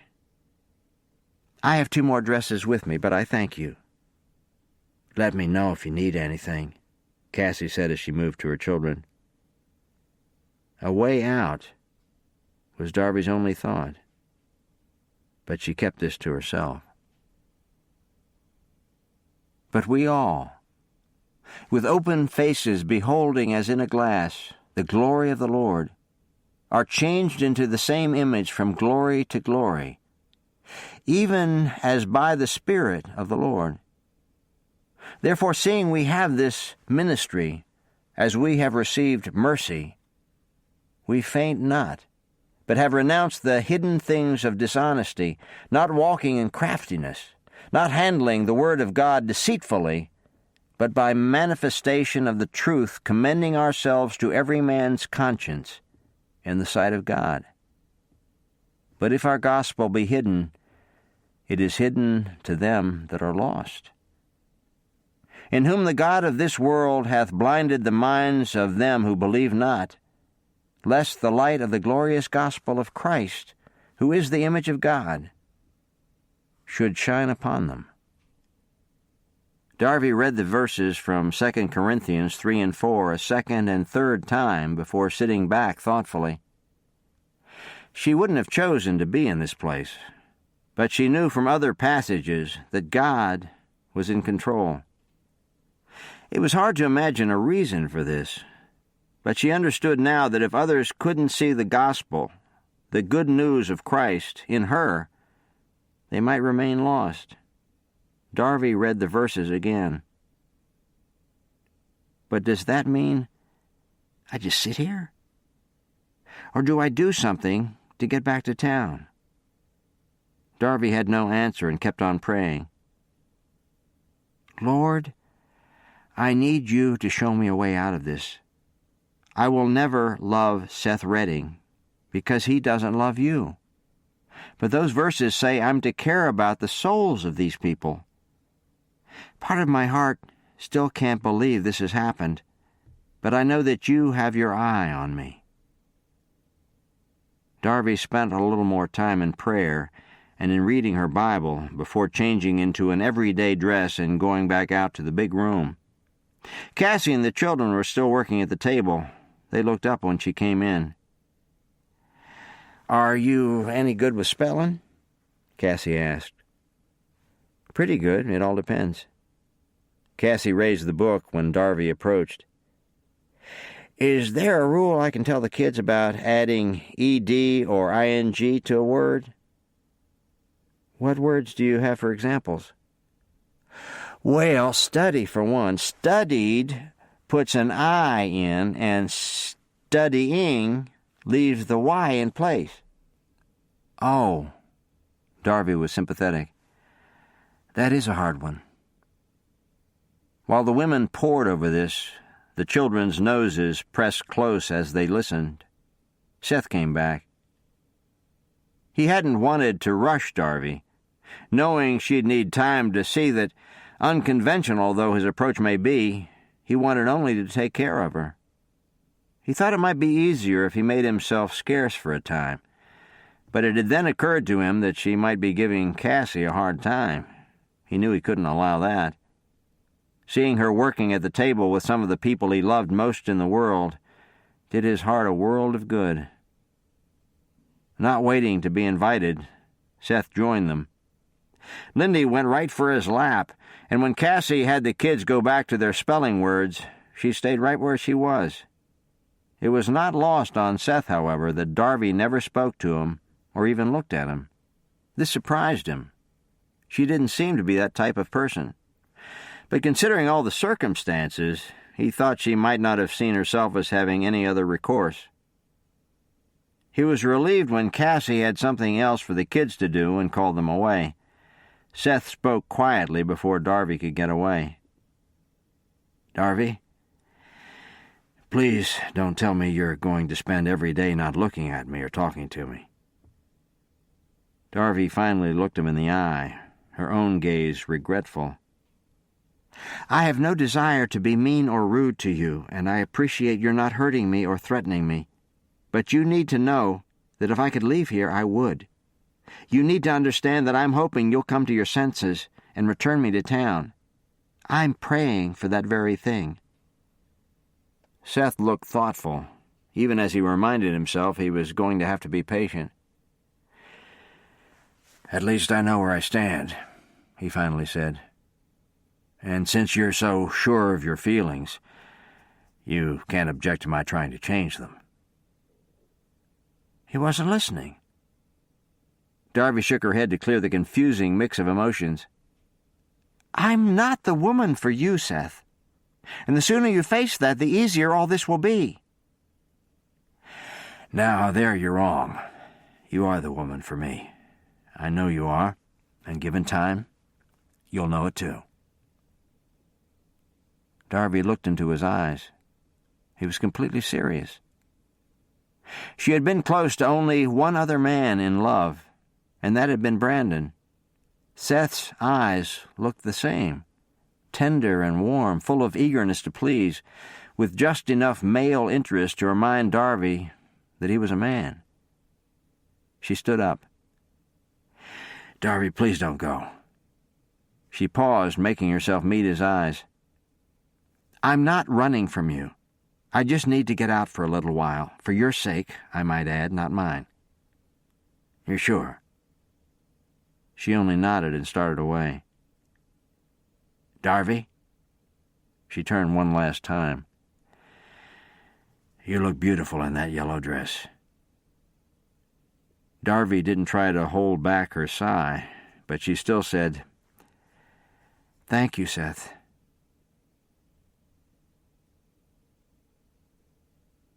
Even though Darby was trusting the Lord to get her out of the mess she was in, she still set her mind to planning.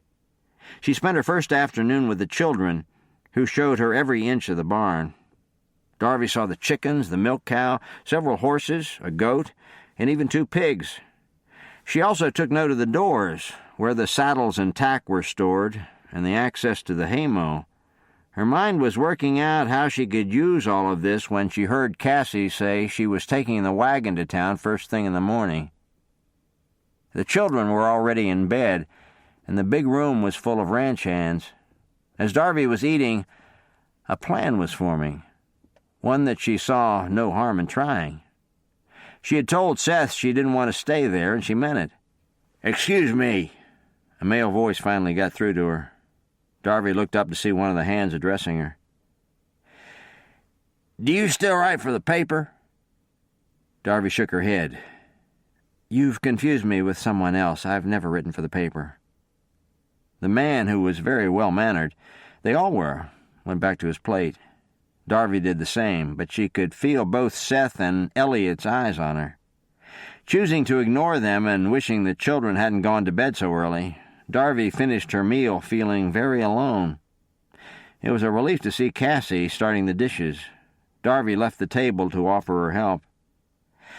"Why don't I wash?" she suggested, knowing the dryer had to know where to put things away. "All right.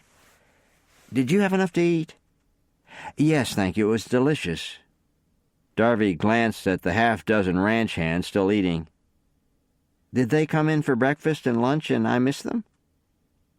Cassie laughed. "No, my cook has been with me for years, but he's getting on. He wanted to retire, so I made a deal with him. If he would do the breakfast and the noon meals in the bunkhouse or on the range, I'd do supper for everyone, including him." He didn't even hesitate. He knew supper was the hardest meal of the day. Darby nodded, knowing what she meant. The platters that held the meat and side dishes were huge, not to mention the dozens of plates, bowls, and cups, along with all the flatware. Trying not to think of how her hands were going to feel when she was done, Darby started in. She was impressed when she heard the men thanking Cassie on their way out, and even more so when both Seth and Elliot offered to help. "I think for tonight we have it under control," she said kindly, "but don't forget us in the future." The brothers also thanked her and went on their way. Unknown to Darby, Cassie did this on purpose. She wanted to talk to the newest house guest alone. "Are you all right?" she started by asking. "Yes," Darby answered, but she didn't elaborate. Cassie tried not to rush her feelings, but she couldn't help it. Only a few minutes had passed before she said, "I hope you know how much Seth wants this to work." "I probably don't understand it, but then no one seems to understand my position either." "What makes you say that?" Darby turned to look at her. "Was this originally your ranch or Elliot's?" "It was mine." "So you brought Elliot here and held him until he fell in love with you?" Cassie had the good grace to drop her eyes in shame, but it didn't last for long. The longing she was seeing in Seth's eyes was killing her. The other men had all they could do not to gawk at Darby tonight, even though some of them had steady girls, but their eyes weren't filled with love the way Seth's were. Cassie knew how little they could promise. Seth could hand Darby the world on a platter, and probably would. "I guess I wish you'd give him a chance. I know it's just been a few days, but if you got to know him, you might feel differently." "I already know some things I wish I didn't know." "Like what?" "I have no desire to show disrespect to you or the people you love, Cassie, but I'm horrified by what Seth and Elliot do for a living, and I'm sure I don't know the half of it." "Talk to Seth. Your affection might mean that much to him." "That's just it, Cassie. If I bring this up to him, he's going to think that if he changes, I'll love him. That's not going to happen."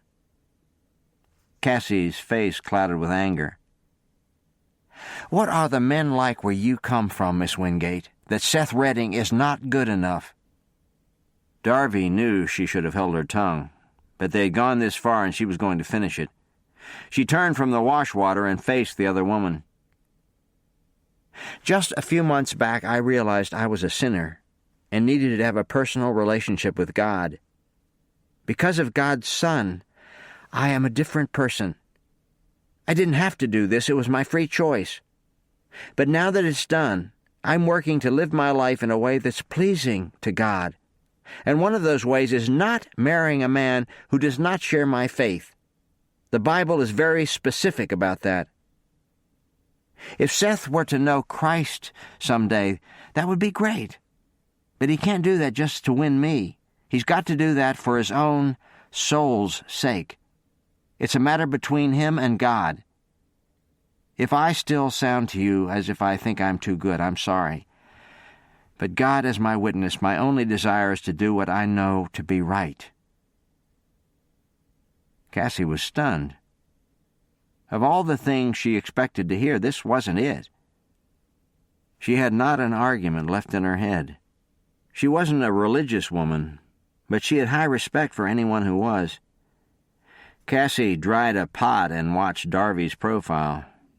She had to say something so Darby wouldn't think her upset. Absolutely nothing came to mind, but the dishes were almost done, and she couldn't let it end like this. "Thank you for telling me, Darby." Darby turned in relief. She had remembered too late that this woman hadn't even bothered to marry the man she loved. Darby had been wishing the tongue right out of her mouth. Cassie's words were an olive branch she wasn't going to turn down. "I think we're about set here, Cassie. Is there anything else I can do?" "No, thank you, Darby. I think you've earned the right to put your feet up for the evening." The women didn't exchange any more words, but both left the wash area with the small comfort that the strange relationship they found themselves in was still intact. Chapter 11. "Are you all right?" Elliot asked Cassie when he retired that night. Was her only answer as she rocked in the chair. She was ready for bed, but not there yet. For dozens of reasons, Elliot knew her answer wasn't the end of it, but he was tired and just wanted to sleep, so he found himself somewhat cross with her. "If you don't want to talk about it, Cass, that's fine. But don't say you're all right when you're not." Cassie didn't answer. She stayed in the chair even after Elliot climbed into bed, her heart pained and uncertain. She hadn't felt this way for a long time, not since after her husband had died and left her with a baby and a toddler and a ranch to run on her own. Those were black days, and she didn't want to go back there again. But some of the old feelings were returning. "Cassie," Elliot said softly now, not able to sleep with her upset. "What is it?" "She has strong religious beliefs." "Darby?" "Yes. It's more than just being taken against her will. It goes against her belief in God. That really bothers me." "Has she told Seth?" "She won't do that," Cassie stated, and went on to explain Darby's reasons. For a time the couple was silent. "It's gotten me to thinking about the days after Chad died, about God and the way I was raised." Cassie turned to look at him for the first time. "I was raised to know better than to live with a man I wasn't married to." Elliot was out of the bed in a flash, over to her chair and turning it so he could see her face in the light. With his hands tenderly holding her face, he whispered the words in his heart. "I'm the one who's been asking you to marry me for 5 years, Cassandra. I can't promise I won't die, but I'm the one who's always wanted marriage. You'll get no argument out of me." "Oh, Elliot, I don't know what I've been waiting for, but I think it must be the time." He leaned down and kissed her very softly. "I also need to tell you, though," he knew he had to add, "this has nothing to do with God. I'm not sure there is a God. I think the only heaven we'll ever know is right here, good or bad. This is it. The only thing I know for sure is that I love you." Cassie nodded. Her own beliefs weren't that far distant from his. Her grandfather had been a preacher, but her own father had wanted nothing to do with God. He was moral to a fault over issues like drinking, wife-beating, adultery, and fornication, but God was never mentioned. In truth, Cassie didn't know exactly what she believed. She only knew right now that she was tired. She finally climbed into bed, comforted by Elliot's presence beside her, but wondering what it would be like to have the peace that Darby Wingate seemed to own. Darby knew she wouldn't be able to hold her breath, so she didn't even try. But by reciting her family's names very slowly, she was able to keep her breathing shallow. As she hoped, Cassie checked on the sleeping children before she left, not realizing Darby was under the covers in her clothes and ready to make a run for the barn the moment the woman exited the room. She had done this and was now under the blanket behind the seat, barely able to hold her wits about her as she felt the team pull the wagon from the barn. "I'm going to make it. I'm really going to make it." Darby had all she could do not to shout with delight. She had been forced to leave her bag behind, but she would remedy that when she got to town and made a little call to the sheriff's office. She didn't have malicious thoughts toward these people, but what had happened to her couldn't be allowed without repercussions. If she remembered correctly, she had spotted the law office when she and Dakota were trying to find the livery. She thought it might... Darby's thoughts were cut short, and her whole body jumped when the report of a rifle shattered the silence. She heard Cassie mutter, "What in the world?" and then felt the wagon slow and halt as a fast horse galloped up and stopped as well. Darby's heart sank. "I think you have a passenger." It was Seth's voice. "You're kiddin'," came from Cassie, just before the blanket was tugged on and Seth came into Darby's view. "I'm going to town with Cassie," Darby stated the obvious. "No, you're not," Seth replied firmly, his hand already out to help her. Darby ignored it. She climbed awkwardly from the wagon, none too pleased about being caught. "Seth," Cassie began the moment Darby stepped down, "I don't know if this is a good idea. She doesn't want to stay." "There hasn't been enough time, Cass. You can't expect—" Seth stopped because Darby was headed for the horse. It had no saddle, but she didn't care. He caught her around the waist and hauled her back to the wagon with him.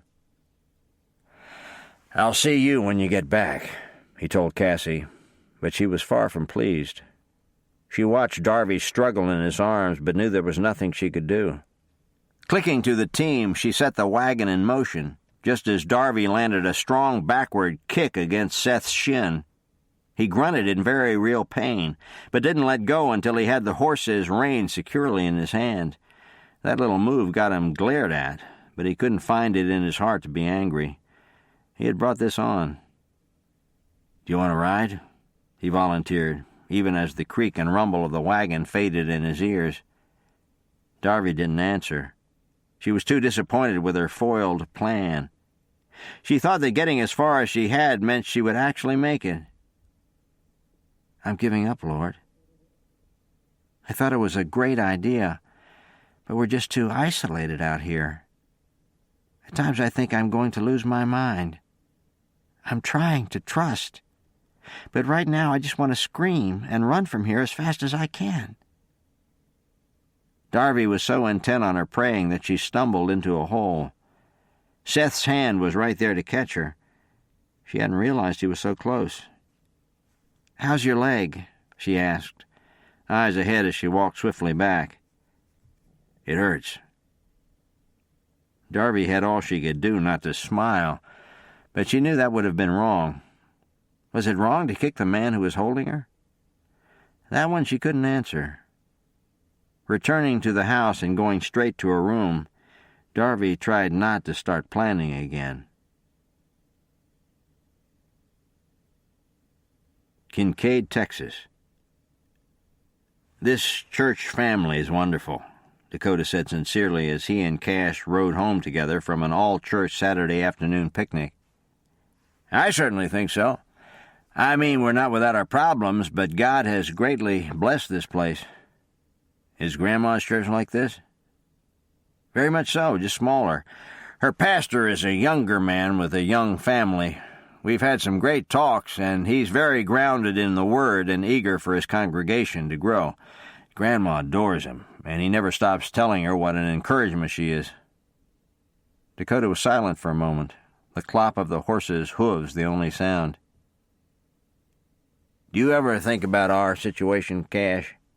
the younger man asked thoughtfully. "I mean the way God reached down for you and Graham and now Slater and me. Sometimes it's almost more than I can take in." Cash couldn't speak. He was too amazed at what God had done, but as always his heart went to his parents. "I know you want their salvation more than I do, Father. Please help Dak and me to be the examples we need to be. Help my folks to find you before it's too late." "I was just praying for the folks," Dakota said. "So was I." From there, the men rode home in silence. Aurora. Darby was tired of sitting in a room with no place to read but her bed. She had only her Bible with her, but she wasn't going to sit in this bedroom anymore. She didn't think Cassie was back. Somehow she thought that woman might be leaning toward her side. But she was still going to go out to one of the chairs by the fireplace to read. To her relief, she found the room empty. Taking a comfortable chair, she welcomed the opportunity to look around. It was an interesting layout.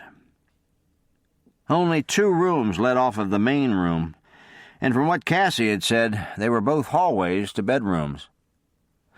The big room held everything else: kitchen area, dining area, and living room furniture set up around the fireplace. There were windows on 2 sides. The kitchen table was long and wide with a variety of mismatched chairs. The 2 davenports and 3 rocking chairs were well-worn but clean-looking. Darby settled back with her Bible and turned a little to catch the light from the window. She had covered only 2 chapters when Elliot, Seth, Nate, and Lindy came in. Lindy came right to her, her eyes intent on Darby's Bible. Darby smiled and watched her touch the book and then pat her little chest. "Do you have a Bible?" She shook her head no and patted the Bible in her chest again. "Do you want me to read to you?" Darby wasn't long in catching on. Her little head bobbed again, this time in excitement. "I'd be happy to read to you, Lindy, but you need to ask Mr. McDermott first." The men couldn't help but overhear the conversation. After the events of that morning, Seth was keeping his distance, but Elliot came right over. "Do you mind if I read the Bible to Lindy?" The man looked completely untroubled. "Not at all." Even his voice was unconcerned. "It's just stories." Elliot was on his way back across the room when Darby asked Lindy a question. "Do you have another book I might read to you, Lindy?" The little girl frowned in confusion. "I want to read to you, Lindy," Darby clarified, "but I don't think these are just stories." Elliot came back. "Darby, Cassie won't mind if you read the Bible to Lindy." Aware that every eye in the room was on her, she still said, "But if I have to tell her this is just another storybook, I mind very much." "Run and get a book from your room, Lindy." When the little girl scampered away, Elliot met Darby's eyes. "So you think the Bible is from God?" "Yes, I do," Darby answered, glad that he understood what she was saying. "I can't speak for Cassie on that, so if you don't mind reading something else." Elliot let the sentence hang, as Darby was already nodding. "Not at all." That was all the more time Lindy needed to come back with a thick book of nursery rhymes, stories, and poems. Darby saw nothing wrong with the book, but it was something of a letdown for her. She sincerely hoped to read to Lindy from the Bible one day, but invited the little girl into her lap and read from the story Lindy opened to. It was a familiar one from Darby's childhood, and she had to fight the homesickness that welled up inside of her. She wasn't usually prone to missing home so much, but she had been primed and ready to go back, even if there was a battle, and now having been cheated out of that, her heart yearned for home more than it ever had before. For a time she read without thought, her mind on how she and her parents had parted. She knew things would never be completely settled unless they came to Christ, but she also thought it was right to have as little tension as possible between them. Not aware of the little girl's drooping lids, Darby read through the entire story before she noticed that Lindy's head had fallen to the side. She set the book down, but because they were both comfortable, Darby kept rocking and holding her. It was a bit warm to be cuddling, but the amazement of how kind and sweet these children were to her, a virtual stranger, wrung Darby's heart. While they were sitting quietly, Seth joined them. "Do you want me to take her?" he offered. "She's fine, thank you," both adults whispered. Seth worked to keep the emotions from his face, but seeing Darby with a child was doing wild things to his heart. "Tell me, Seth, why aren't the children in school in town?" "Nate was," Seth explained. "But when it was Lindy's turn to go, the teacher didn't believe that she couldn't talk. He believed she wouldn't talk. He hit her until she bruised and even bled. When Cassie learned of it, she nearly went after him with a shotgun, but realized that it was violence that had gotten Lindy hurt. Instead, she never took either child back, determined to teach them on her own for all their school years if she had to. Darby could have cried. It was so sad and painful to think of someone hitting this mute little girl. "Has she ever talked?" Darby asked the question that suddenly came to mind. "Yes, but when she wasn't yet 3, she watched a bull gore her father to death. She hasn't uttered a word since." Darby couldn't take any more. She didn't want to care for these people. She didn't want to get attached to this place. She wasn't supposed to be here, not really. Making herself speak normally, she closed the conversation. "Thank you for telling me." With that, Darby laid her head back and closed her eyes. She didn't hear whether Seth left. She didn't care if he did, but she had to be finished hearing about this family. "I'm so totally off balance right now, Lord. I don't know what I'm doing. What is my place here? How do I deal with my captors?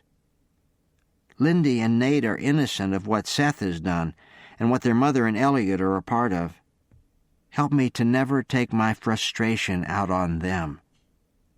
But I do ask you to take me from this place. I don't want to be here." Darby thought she might cry and made herself stop thinking such thoughts. She was very warm and uncomfortable and felt sweat starting to break out where Lindy lay against her. It was with nothing but relief that she heard a wagon approach. Lindy heard it too. Perking up as if to say, "It's Mama," she was off Darby's lap in a flash. Darby stayed where she was, fanning herself slightly with her hand. Even Seth had gone to meet the wagon, and somewhere in the commotion she heard Cassie through an open window saying something about the next day being Sunday. Where had the days gone? Praying for renewed strength to make it through, Darby put her Bible back on her bed. Not seeing any other help for it, she went out to join the family. "Oh, Darby?" Cassie spoke her name the moment she came from her room Sunday morning. "Do you have a moment?" "Yes," Darby said, noting absently that no one else was around. "The men have gone into town and taken Nate along," Cassie volunteered, answering the unspoken question. Determining not to start planning an escape and working hard not to think about how much she wanted to be in church, Darby accompanied Cassie to her bedroom. Lindy was already there, sitting on the bed with a book. Cassie walked to the wardrobe, pulled a dress out, and hung it outside the door. This done, she stepped back. "What do you think?" "It's beautiful," Darby said sincerely, of the lavender gown with the long sleeves and high neck.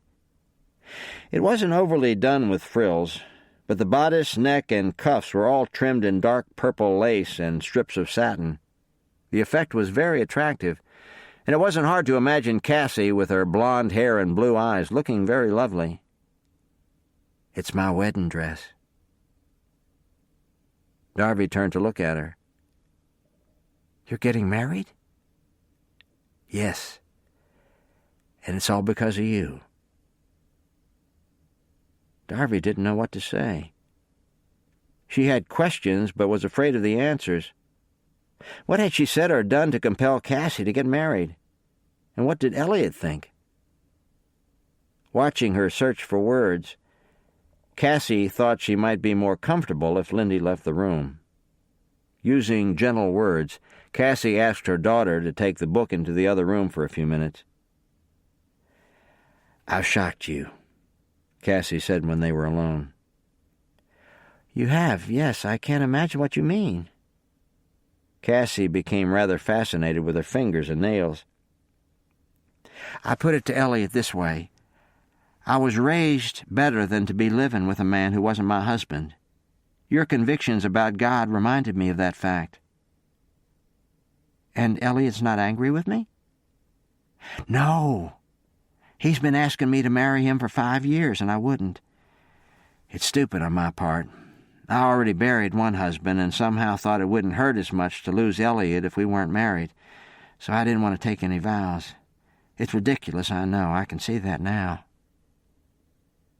Darby was stunned. Cassie hadn't wanted to be married, but Elliot had. Where Darby came from, catching a handsome husband was all young women could talk about.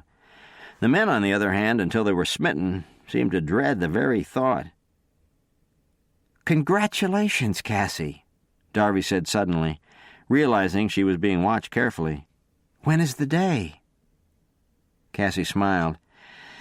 "We haven't gotten that far. I just happened to spot this dress yesterday, so I went ahead and bought it. Elliot likes it a lot, but we haven't really made further plans.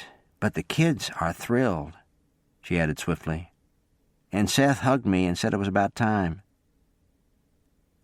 This was not St. Louis, and never was Darby more reminded of that. Women who took up residence with men without bothering to marry them were a shame and a disgrace in the community. Darby didn't think she was too sheltered, but she couldn't honestly think of one woman who would admit to being intimate with a man outside of the bonds of matrimony. Texas wasn't as settled as Missouri, certainly, but right and wrong were still right and wrong. "Well, I'm happy for both of you, Cassie. I really am." Cassie forced herself to say only a quiet thank you. She knew for a fact that Elliot was going to try to talk some sense into Seth, but knowing how stubborn the oldest brother could be, Cassie didn't want to get Darby's hopes up. To distract herself, she offered breakfast and hot coffee to the other woman. Not to mention she always cooked a slab of beef on Sunday afternoons, and time was a-wasting.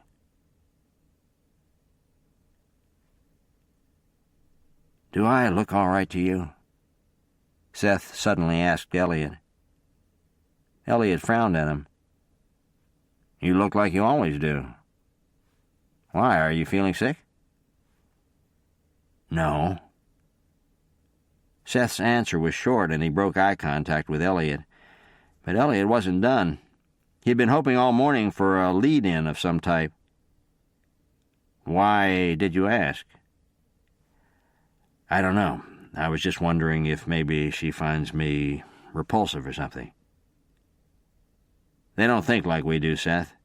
When are you going to see that?" The other man didn't answer. Elliot tried again. "You can't expect to hold her body and have her heart follow." Seth's eyes closed. The words about holding Darby were a little too much for him right now. He had been tempted so many times just to grab her and kiss her until she knew she was loved. But her eyes held him at bay. She wasn't a woman to be trifled with, and he didn't want to do anything that might mess up his chances later, not to mention the fact that he could still feel where she kicked him in the chin. "I just need to give her some more time," Seth repeated in honest belief. "I can already see that Cass and the kids care for her. Her heart is tender and sweet. She'll come to love us. She'll come to love me. She won't be able to help herself." Elliot knew the door was closed. He didn't agree, and he knew Cassie hated it this way, but this wasn't his call. 5 minutes later, the men left the dining room of the hotel. Jared had scheduled a meeting. Darby had told herself not to plan. She had scolded and carried on in her heart, but that hadn't stopped her feet from taking her toward the barn. She had helped Cassie with some things in the house for a time, even going to get eggs from the barn and vegetables from the garden with the children. But now her mind was on escape, and she wasn't going to be stopped. If only she could get out right after everyone went to bed for the night. She knew she couldn't hide in the bunkhouse. That could be disastrous. And if she hid in the barn, that would be the first place they'd look. Then she thought of the outhouse. Would anyone ever think to look behind it? Darby surreptitiously moved around the outside of the barn now to have a look, rounded a corner, and ran smack into Elliot. Not bothering to hide her frustration, she crossed her arms over her chest and looked very stern. "I thought you were in town." "I was, but I dispensed with my business and I'm back." She watched Elliot smile at her and knew he'd figured her out. "Will you please talk to him?" she entreated quietly. "Will you please tell your brother he can't do this?" "It won't do any good, Darby. He loves you." "He can't love me." Frustration rose in her voice. "He doesn't even know me." Elliot shrugged. "Sometimes it works like that. I set eyes on Cass 5 years ago, and I've never gotten over it." It was one of the most romantic things Darby had ever heard, but it wasn't right. Not here, not now. "Why me?" was all she could think to say. Again, Elliot smiled. "Maybe if he had seen you on the street and not met you like he did, he'd feel differently. He's not going to let you go, Darby. So you might try to figure out if there's something about him you can love."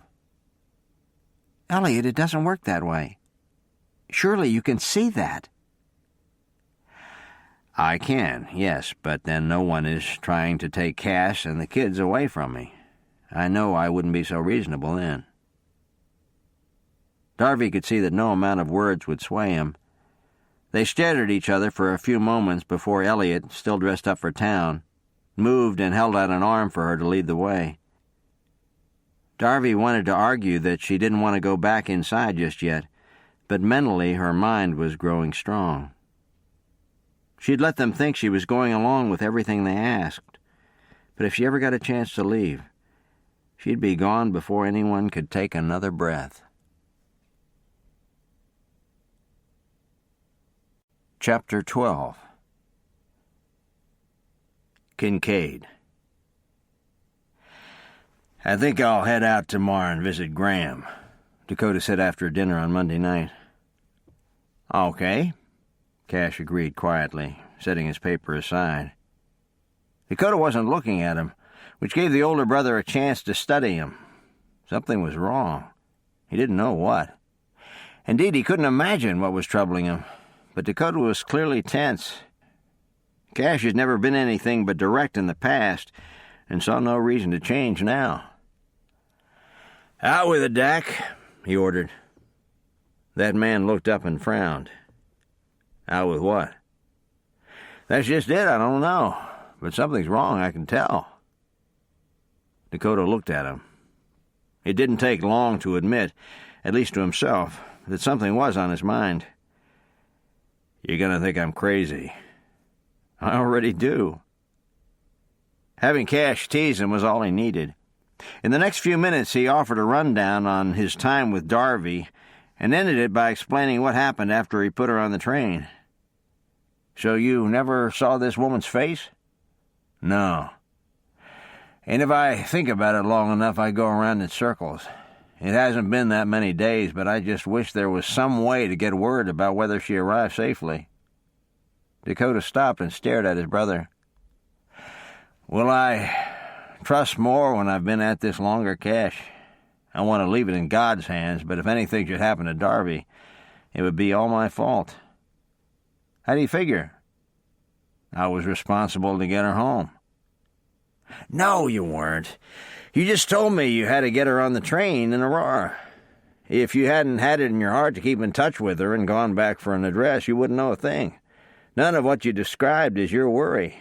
I can see why you're concerned, but you did your job." Dakota honestly couldn't argue with him there. "Did you see anyone else in town who you could have mistaken her for?" Dakota shook his head. "Not in the brief time I looked around, but it's a good-sized city. It's hard to know just how far to track."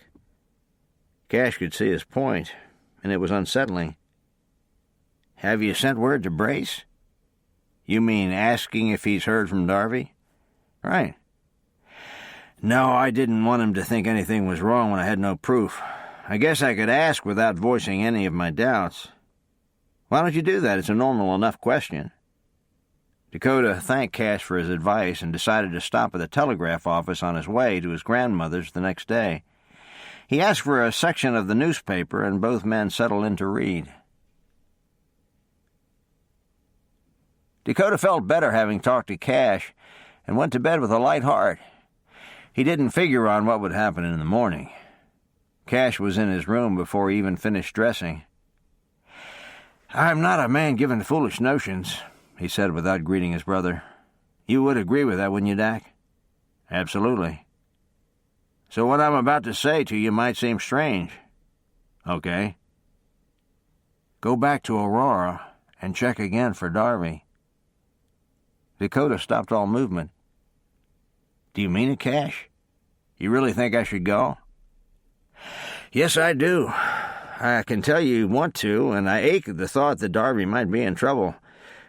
I don't want you to head off on a wild goose chase, but the truth of the matter is she could have been taken from the train.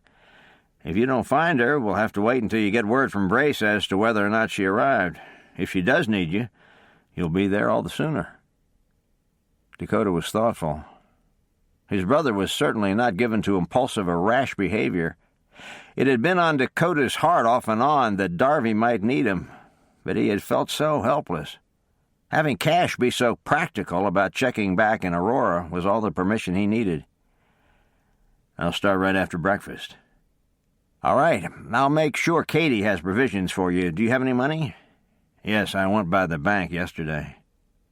Dakota had been enjoying his time with Cash very much, and he loved working the ranch. But the incident with Darby in the train had left him doubting himself. He thought it had been God's way of testing him to see if he was truly trusting, and it might have been.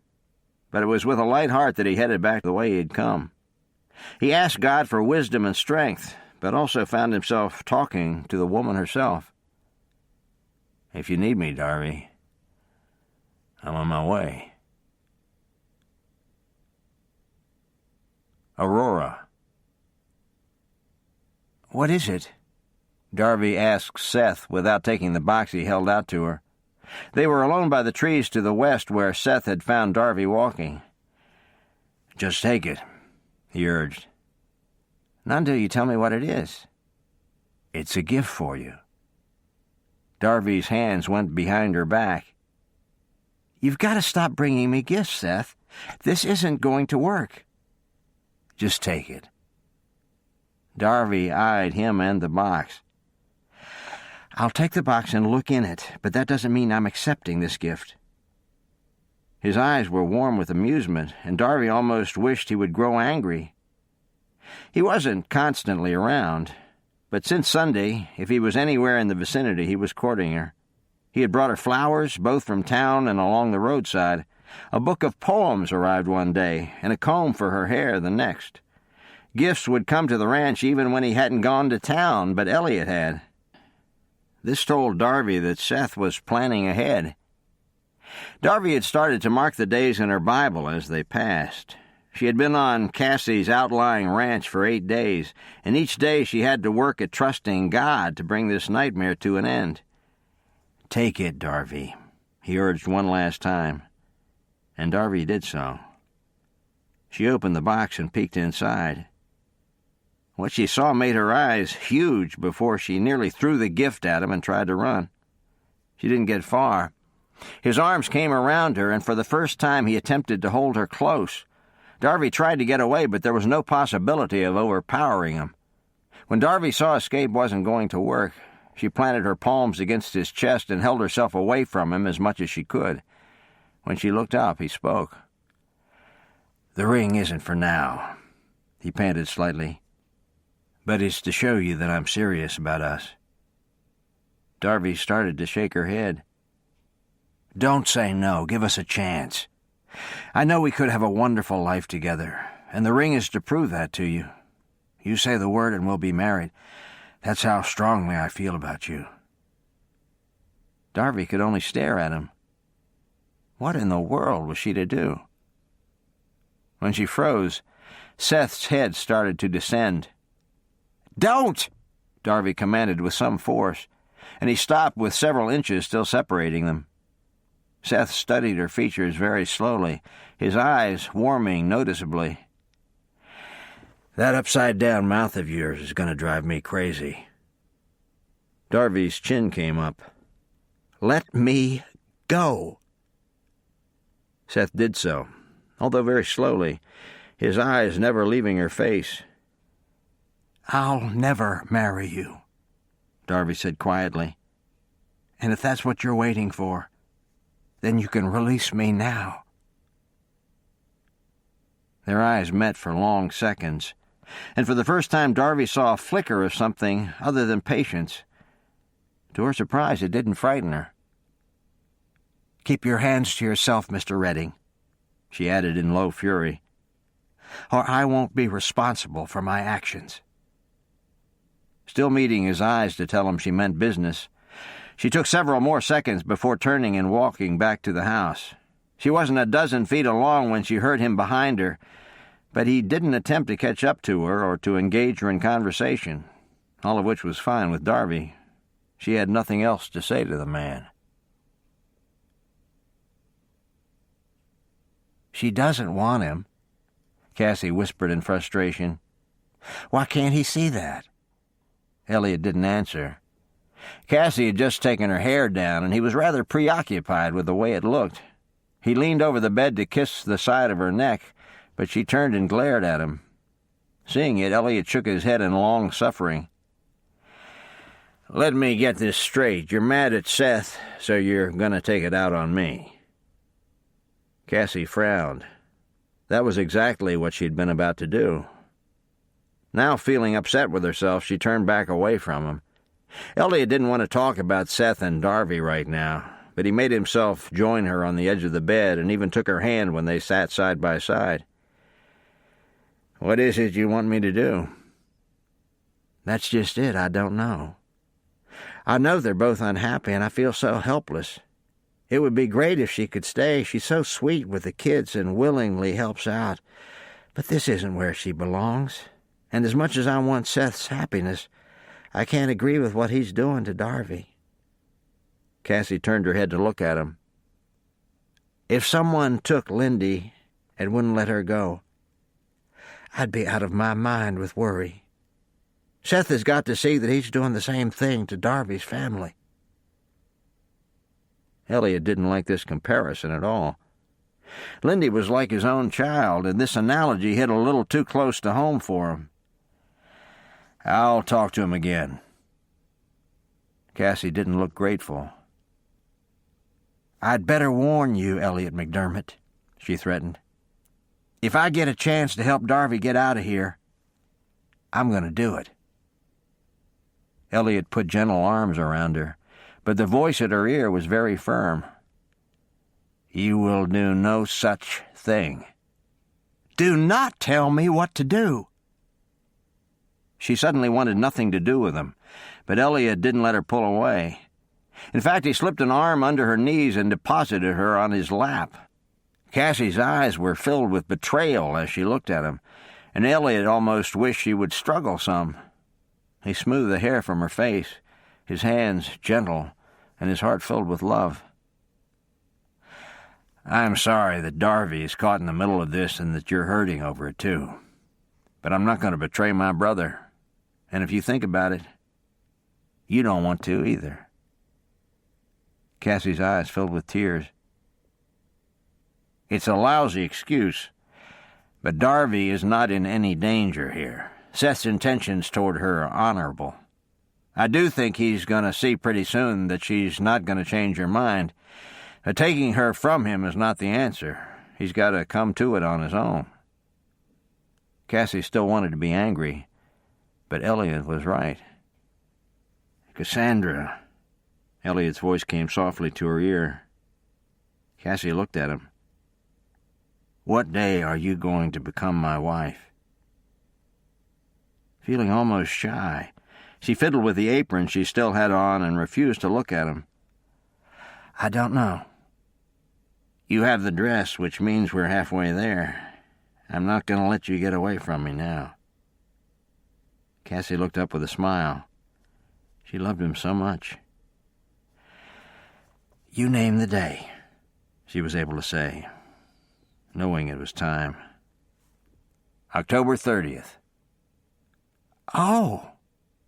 Cassie hadn't been prepared for such a definite answer. When is that? 2 weeks from this Saturday. A measure of panic clawed at her throat, but she wasn't able to talk about it as Elliot was lifting her and setting her on her feet. He then bent, kissed her brow, and started toward the door. Where are you going?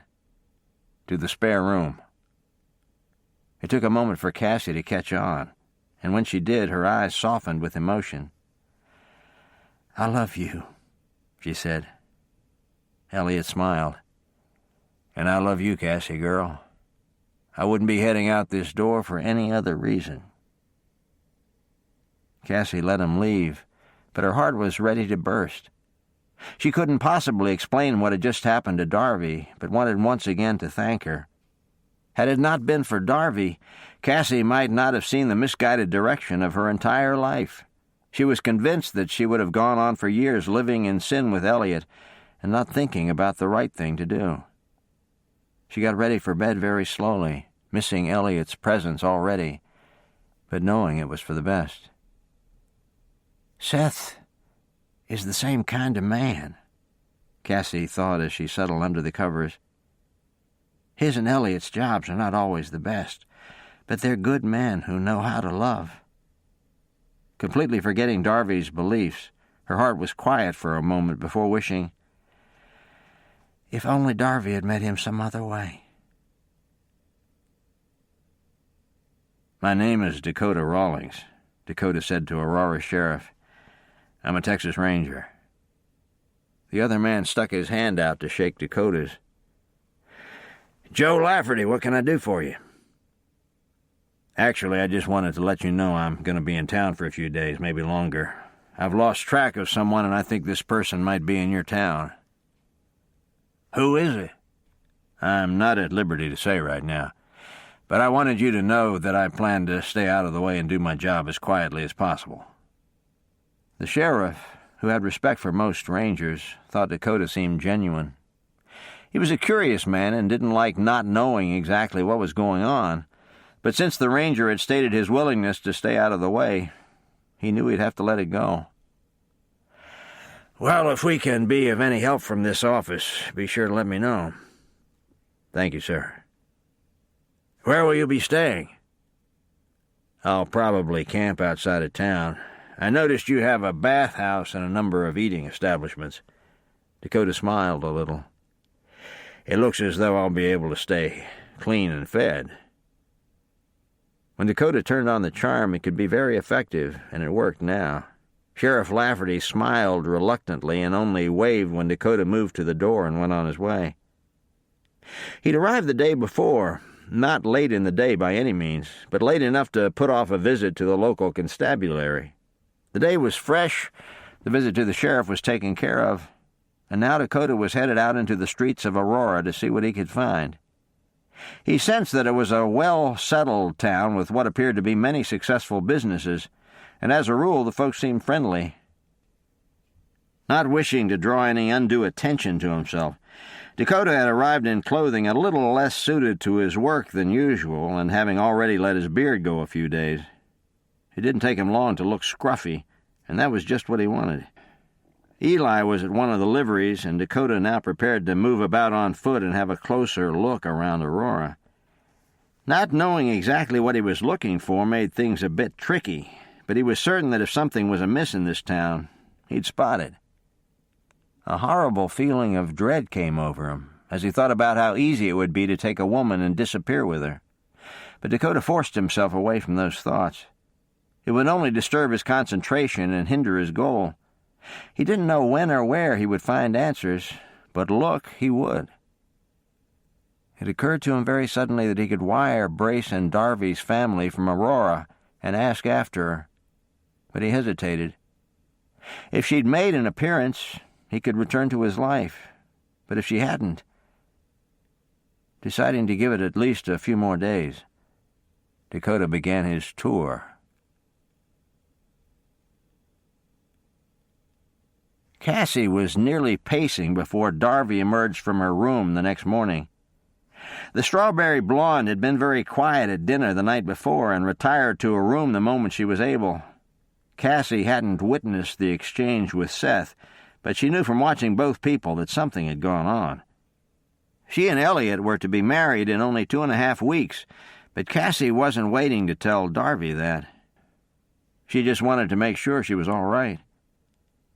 Breakfast was long over, cleanup was done, the men had headed into town, the hands were out with the stock, and the children sat reading books. There were dozens of things Cassie could do, but she wanted to see Darby first. All of Elliot's talk wasn't doing her any good at the moment. His telling her that they couldn't take Darby from Seth and that deep in her heart she wouldn't really want that was sounding very hollow in her ears right now.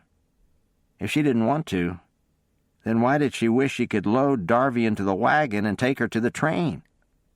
She and the children could give her a nice send-off. Cassie was beginning to get quite worked up over this idea when the bedroom door opened. She turned to see Darby enter, her mouth set. "Where is Seth?" She wasted no time in asking. "He and Elliot went into town." Darby's shoulders slumped. She had been ready to do battle with the man, and now he was gone. Just the sight of Darby turned all of Cassie's intentions to dust. It wasn't that she hadn't seen Darby in the pale blue dress in the past, but today her cheeks were blooming with color and her eyes sparkled. And it wasn't just that. Darby was one of the sweetest women the ranch owner had ever known. Cassie had never been in such a quandary. It was so easy to see why Seth loved Darby, and for that reason, Cassie couldn't interfere. She found her heart reasoning that Seth might be correct. Maybe Darby would come to love him and wish to stay. "I don't suppose there's anything I can do," Cassie finally voiced, knowing that she could, but wouldn't. "Not unless you're willing to take me back to town," Darby said, not bothering to read the other woman's expression or to wait for an answer. She headed out the door then, around the house and toward the barn. As yet, Cassie had never hindered her from looking around. Knowing that both brothers were gone left her free to look a little. She told herself she wasn't exactly planning, but if something just happened to jump out at her, she'd be foolish not to give it notice. Once inside the dark reaches of the barn, she looked down at the house. The bedroom window above her bed appeared to be some 4 feet off the ground.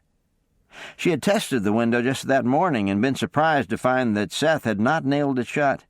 There was nothing to step on when she climbed out, so it would be a bit of a drop, but neither was there a prickly bush to fall into. "Darby?" Cassie called from near the house. Darby waited a moment and emerged into the sunlight. "Yes? Would you like something to eat? Is it near noon?" "No, but the children are hungry and you didn't get breakfast." Darby waved. "Thank you, I'll be right in." Still feeling as though she might have one person on her side, Darby was pleased to see that Cassie didn't hesitate but turned around and went directly back inside. Darby followed at a snail's pace, taking note of the layout of her window at close range. She had no idea if the information would ever be useful, but somehow she felt better for being prepared. Sitting down in the hotel to treat himself to a hot meal for lunch on his 3rd day in town, Dakota ate slowly and gave himself plenty of time to think. He wasn't discouraged, but he was starting to wonder a bit. Were things in this town just a little too neat?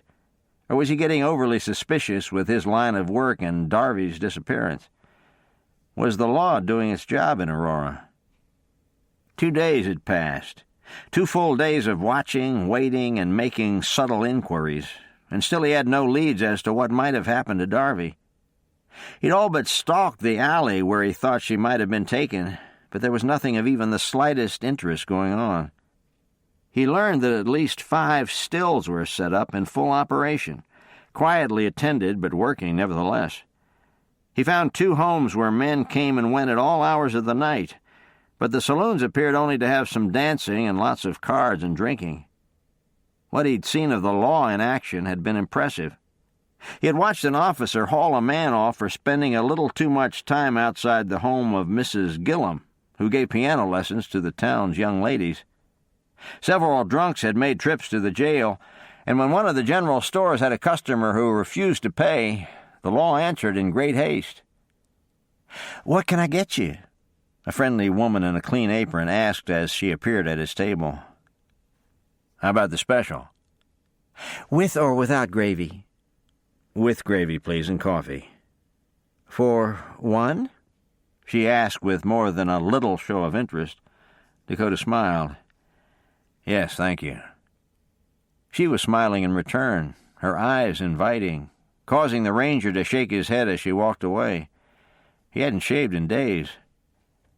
"Maybe she likes scruffy, half-started beards," he speculated, even as his stomach growled. Glancing around to see if she was bringing his coffee, Dakota froze. He forced himself to look down at the tablecloth before shifting his gaze again. He could hardly believe what his eyes were telling him. His coffee was delivered, but he took little notice. He didn't even pick up the mug. All he could do was ask himself why he had thought he needed to come back to Aurora.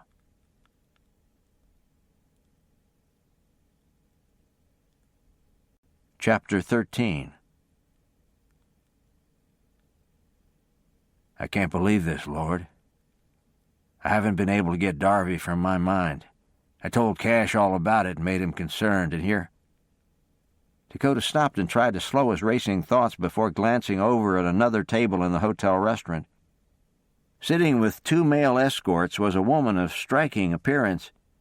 She was also a near twin to Darby Wingate. Dakota had all he could do to keep his teeth in his mouth. Was this the woman I saw that day? Had the incident at the train all been completely innocent? Dakota made himself take a few deep breaths. He didn't want to overreact, but that was taking some effort. By sheer force of will, he kept himself from dashing to the other table and demanding from the woman her whereabouts the day he put Darby on the train. "Here you go."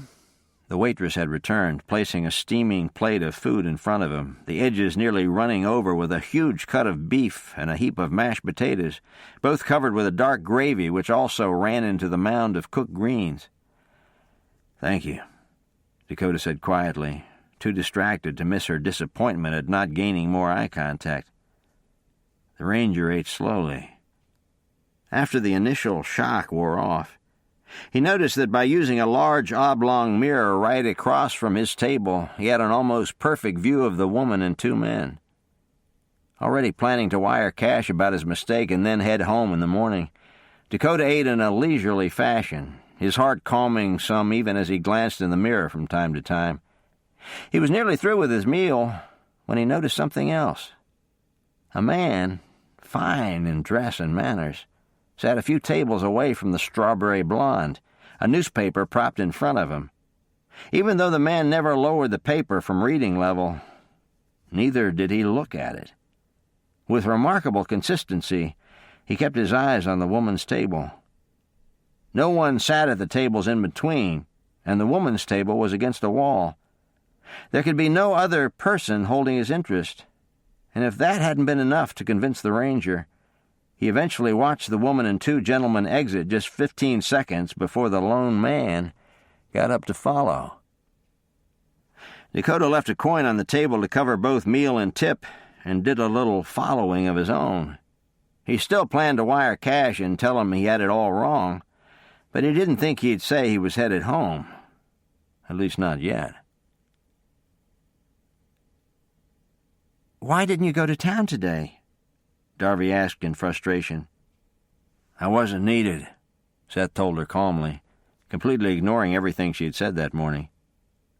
Arms crossed tightly, Darby tapped her foot impatiently and nearly shooed him as she would the dog. The children were helping their mother bake a cake, and to get out of the house and away from Seth's watchful eyes, Darby had volunteered to get the eggs. It hadn't made any difference. Seth tagged along right behind her. even though she had let him have a good piece of her mind that morning over her captivity. "I don't need help getting eggs, Seth," Darby said as she turned her back and walked away from him. "You never know," he replied, bringing up the rear with this assurance. "Some of those hens can be pretty feisty." Darby didn't answer, but Seth didn't care. He much preferred her to be like this. When she got all quiet and sad, he had to make himself continue with his plan. When she was fiery and told him what for, he knew he'd never let her go. He was still shaking his head about how he'd found her. Never in his life had he imagined such a woman existed. Never had he known such a mix of fire and uncertainty. He knew he'd love her for the rest of his life. "And why don't you just tell me," Darby suddenly spun and demanded, "just what it is you do for this Jared Silk?" Seth shrugged. "Whatever he needs." "Like what?" "Oh, a little of this and a little of that." Her arms crossed again. "I hope you know that was ridiculously vague." "Was it?" Darby's eyes narrowed. "It's rude to answer a question with a question." Seth stopped just short of saying, "Is it?" "Go ahead and ask me about my work," Seth encouraged her. "I'll try to answer." This took Darby by surprise. She didn't want to get close to this man. Her chin rising, she laid it on the line. "No matter how you answer me, it's not going to stop my wanting to leave." "I understand that. Go ahead and ask." "Is he a banker?" "Yes." "Why would a banker want you to take a woman from the train unless he's hiding something? What gives either of you the right to do such a thing?" Knowing she wouldn't like the answer, Seth hesitated.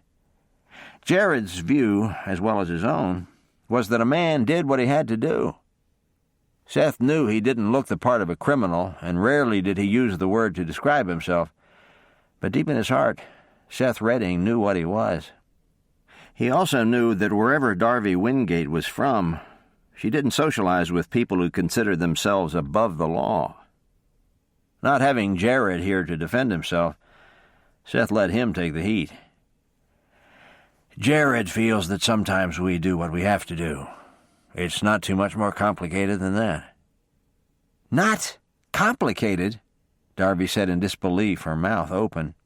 "You step in and turn people's worlds upside down, and I'm supposed to see that as simple?" Seth had nothing to say. He hadn't expected her to respond like that, and knew anything he might tell her just now was only going to push her further away. He was glad when she turned again for the barn. He hadn't liked the little shake of her head, the one that said she was offended by his actions, but at least he didn't have to explain himself anymore. Quite suddenly he found himself wishing he had let her gather eggs on her own. It didn't take long to see that the red-headed woman was well known and liked in Aurora.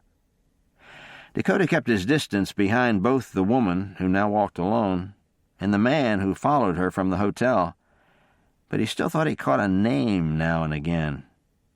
Ann Bell. Dakota was certain he had heard right. He had stopped in front of the bank, looking for all the world as though he was window shopping, and was quite sure this was what people were calling her.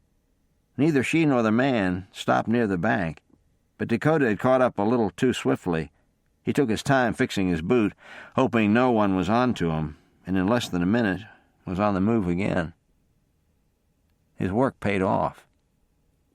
The woman went into the newspaper office, and the man took up a position to watch everything that went on behind the large front window of the building.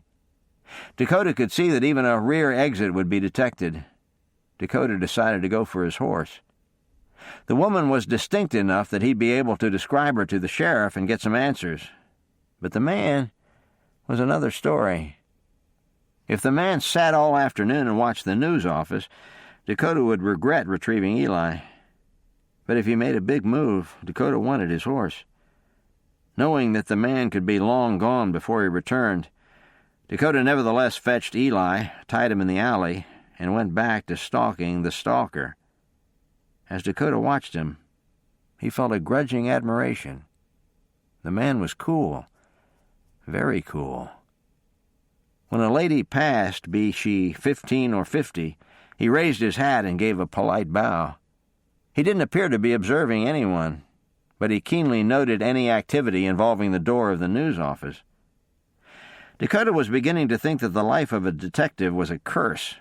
His restless limbs were begging to move when the man consulted his pocket watch and walked down the street. Dakota left Eli where he was and moved just enough to watch the man enter the Aurora Bank. Dakota wondered how long he could take the inactivity. He knew very well that the man could leave out the back somewhere, and he would never be the wiser. Heavily exhaling with relief, Dakota noticed the man had reappeared and was headed into the very livery where Dakota had boarded his horse.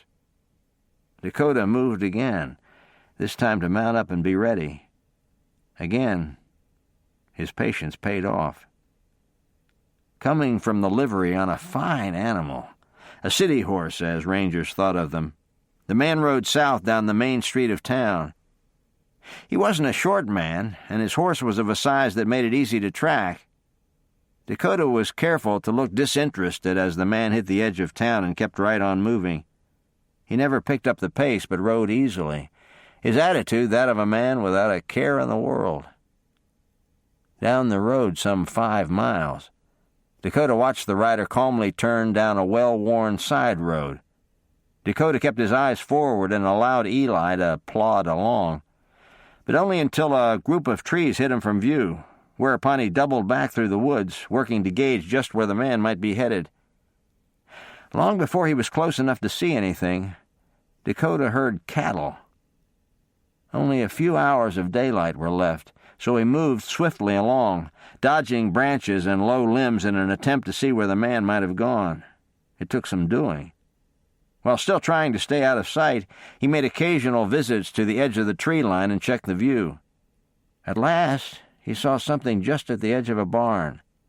A few more feet, and maybe... Dakota stood and stared. In a remarkably picturesque setting sat a large, low farmhouse and a huge barn. The buildings were in fine condition, and as he watched, it looked as though a child was running in the yard, a little girl with flowing blonde hair. Tying Eli up the hillside a bit, Dakota dug his field glasses from his saddlebags and climbed a tree. With enough light to still see things clearly, he methodically went over every building and scrap of ground. No one was visible until a man emerged from what appeared to be a bunkhouse to throw out a pail of water. An outhouse stood beyond that structure, as did one for the main house. Dakota was in the process of planning how to get into the barn when he saw her. The hair was the first thing to catch his eye, and then the field glasses did the rest.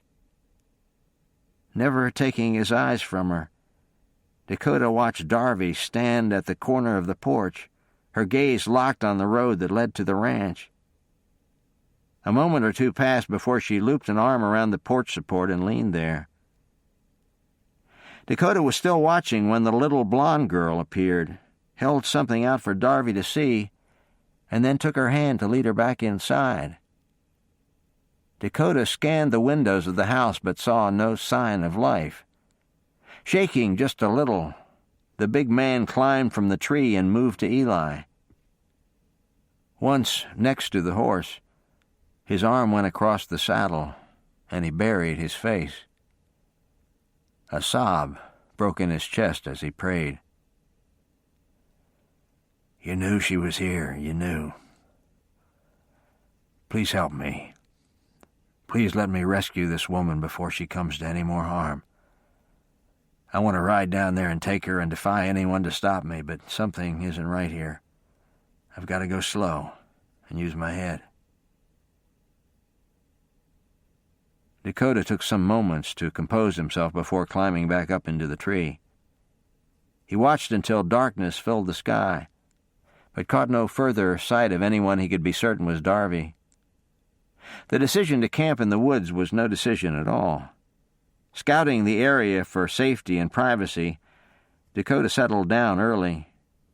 He didn't dare light a fire, and was glad he'd eaten a large lunch, but in fact his stomach wasn't really on his mind. Not interested in lying down right away. He sat for a long time in the dark and thought about what might have gone on at the ranch. It seemed a good sign that at least one child appeared to live at the house. That didn't mean the adults in the situation could be trusted, but the child appeared happy and carefree as she played. And at least from a distance, Darby looked all right. Dakota was thankful for that much, but he knew even without getting closer that she didn't want to be there. And for that reason alone, he was intent on getting her out just as soon as he could manage it.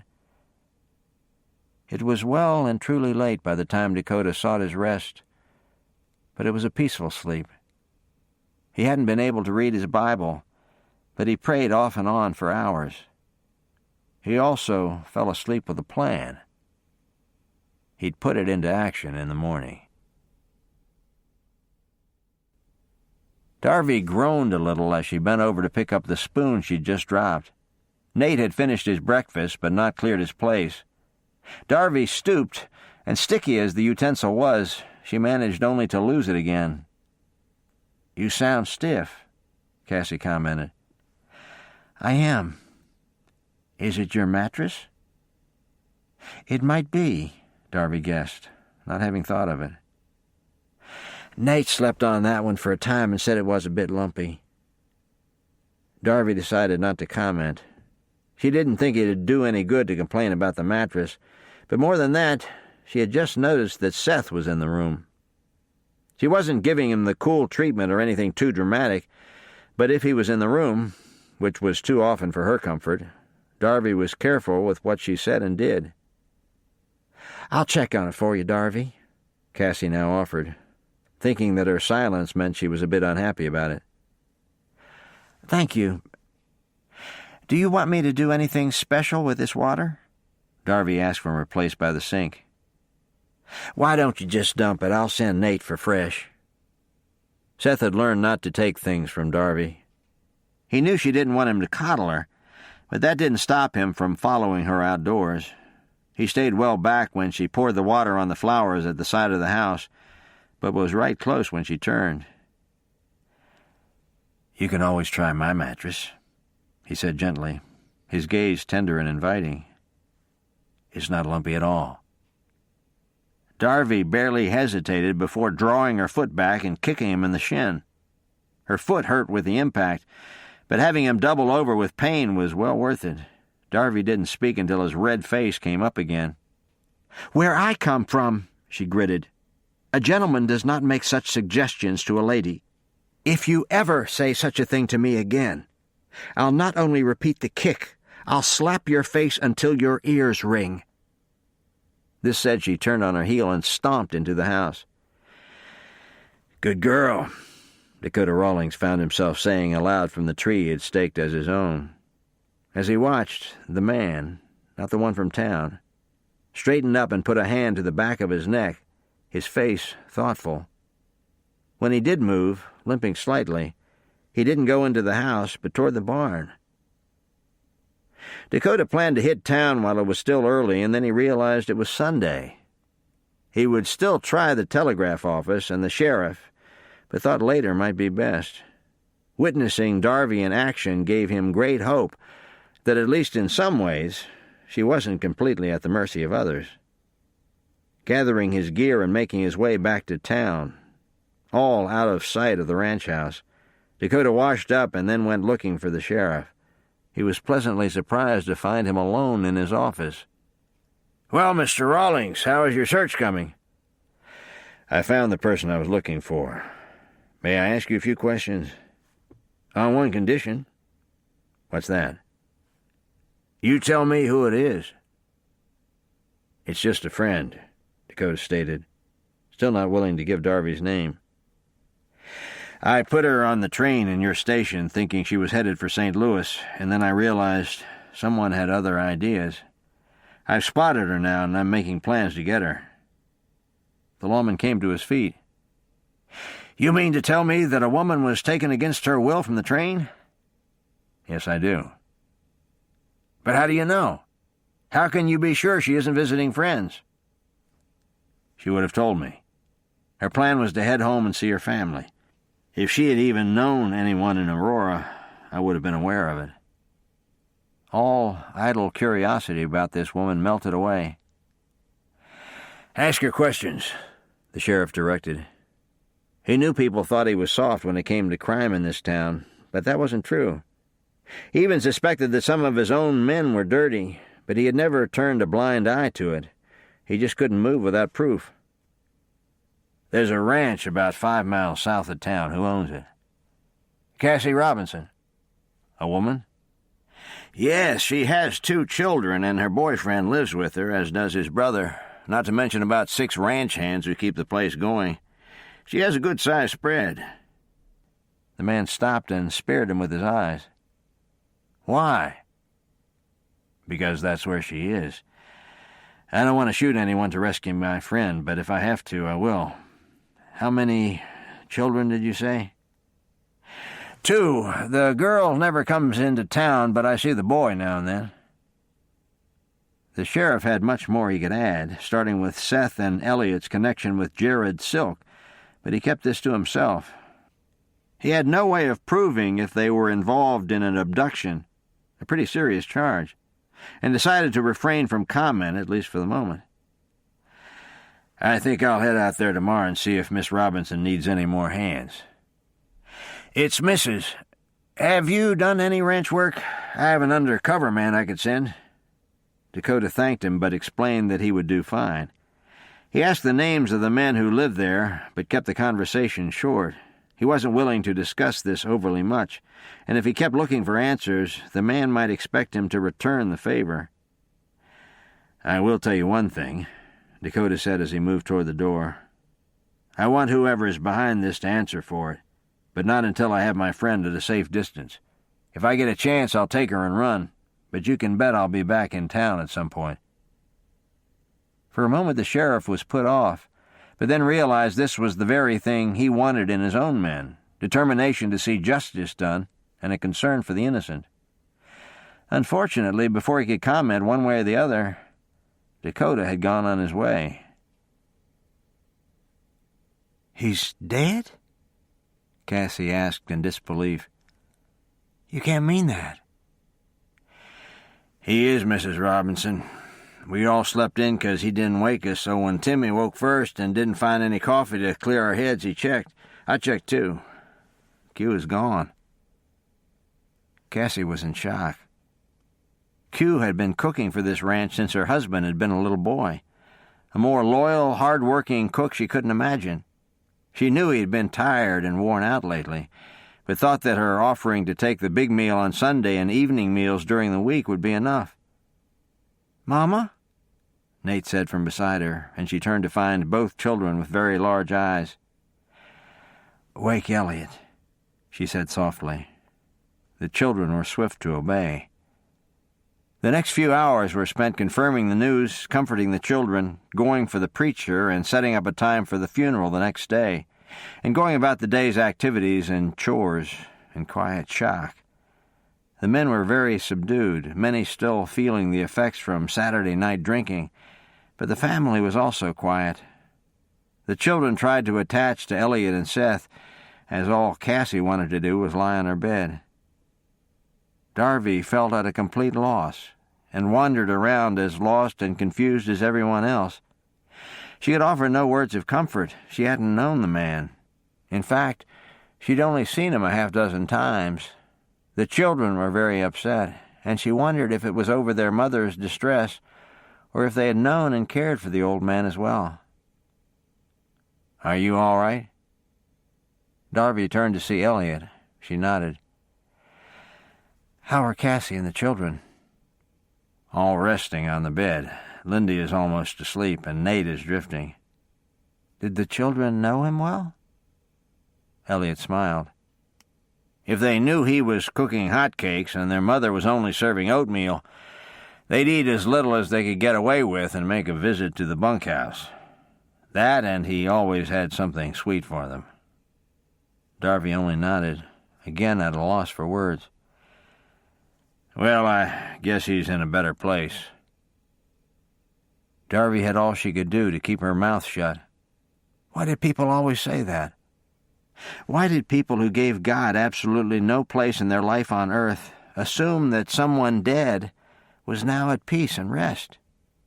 Darby wanted to comment, or at least ask what he meant, but she didn't think this was the time to attack the man's views. She was doubly glad she kept her mouth shut when she looked up to see that Cassie had come from the bedroom. Elliot went to her.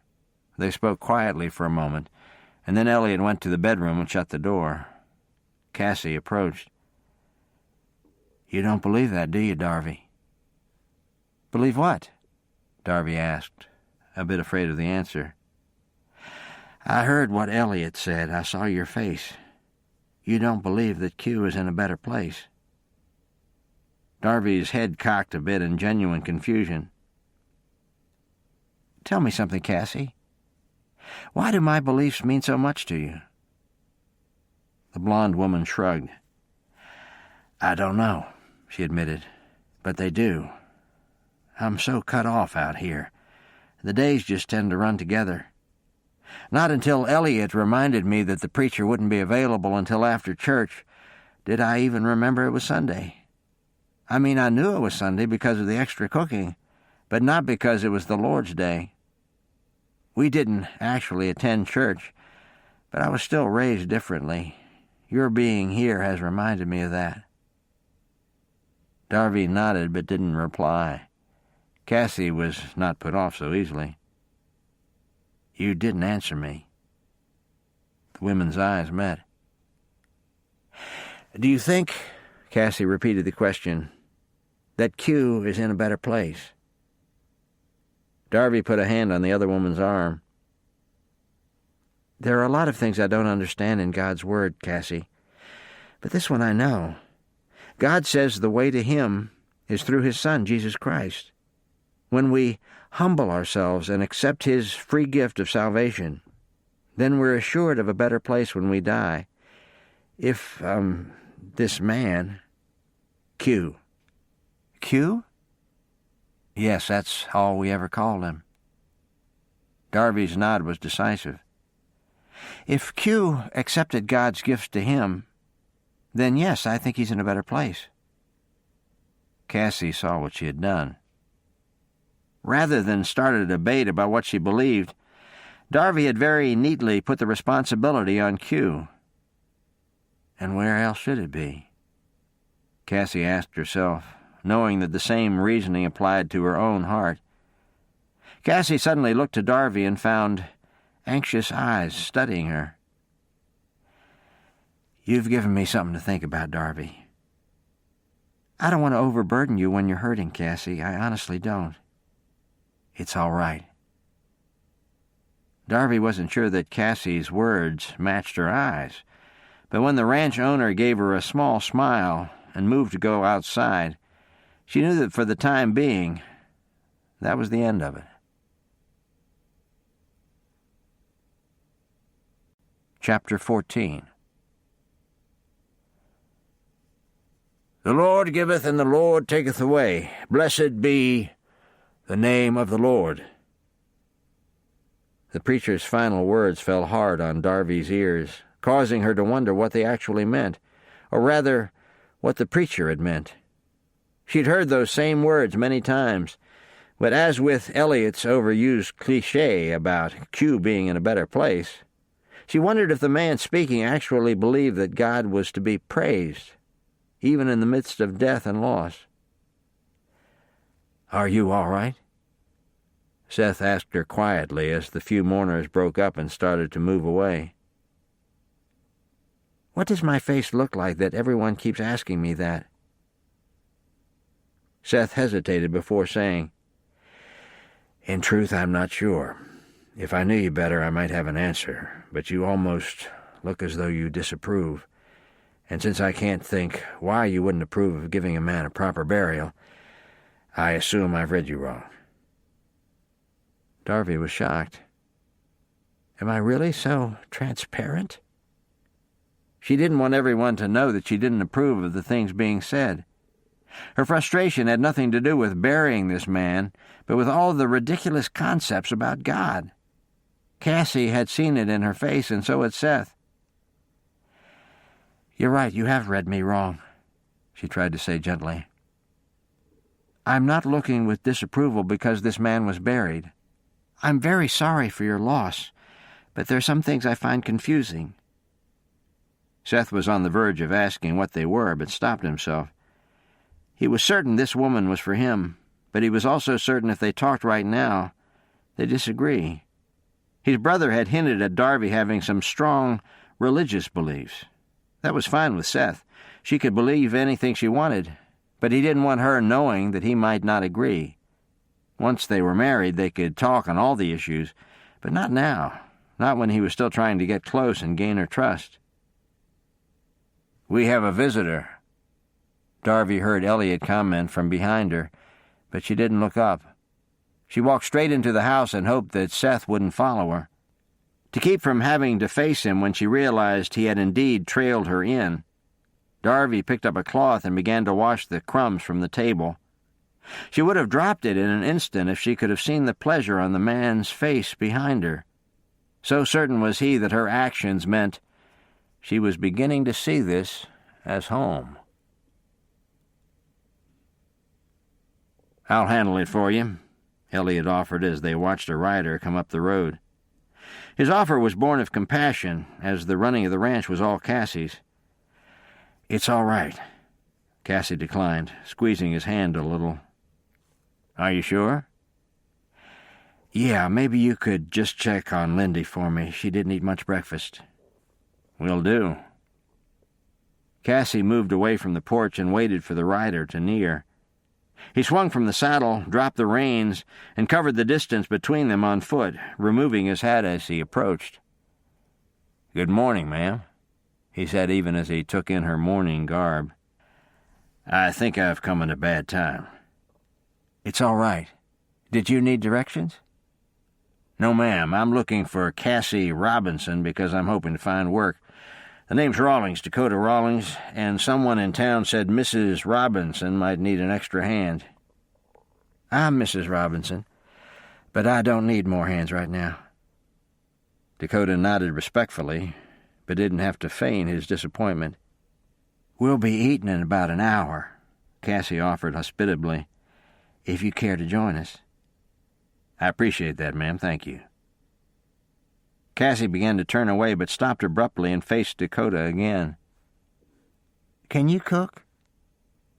"Yes, I can. I do much better as a ranch hand, but I can cook." "All I need right now is a cook." Again Dakota gave that humble, polite nod. "If you're willing to try me, I'll do my best." Cassie was won over in a heartbeat. "Where are you from, cowboy?" "Originally St. Louis, but lately I tend to roam around." Cassie smiled at him. "Come on in. I'll just need to check on something, and then I'll show you the bunkhouse and introduce you to the man." Dakota did as he was told, glancing back to see that Eli was watching him and ready to follow right up to the house. "Stay put," he ordered the horse as he would a dog. Then he walked into the ranch house, heart pounding and praying at the same time.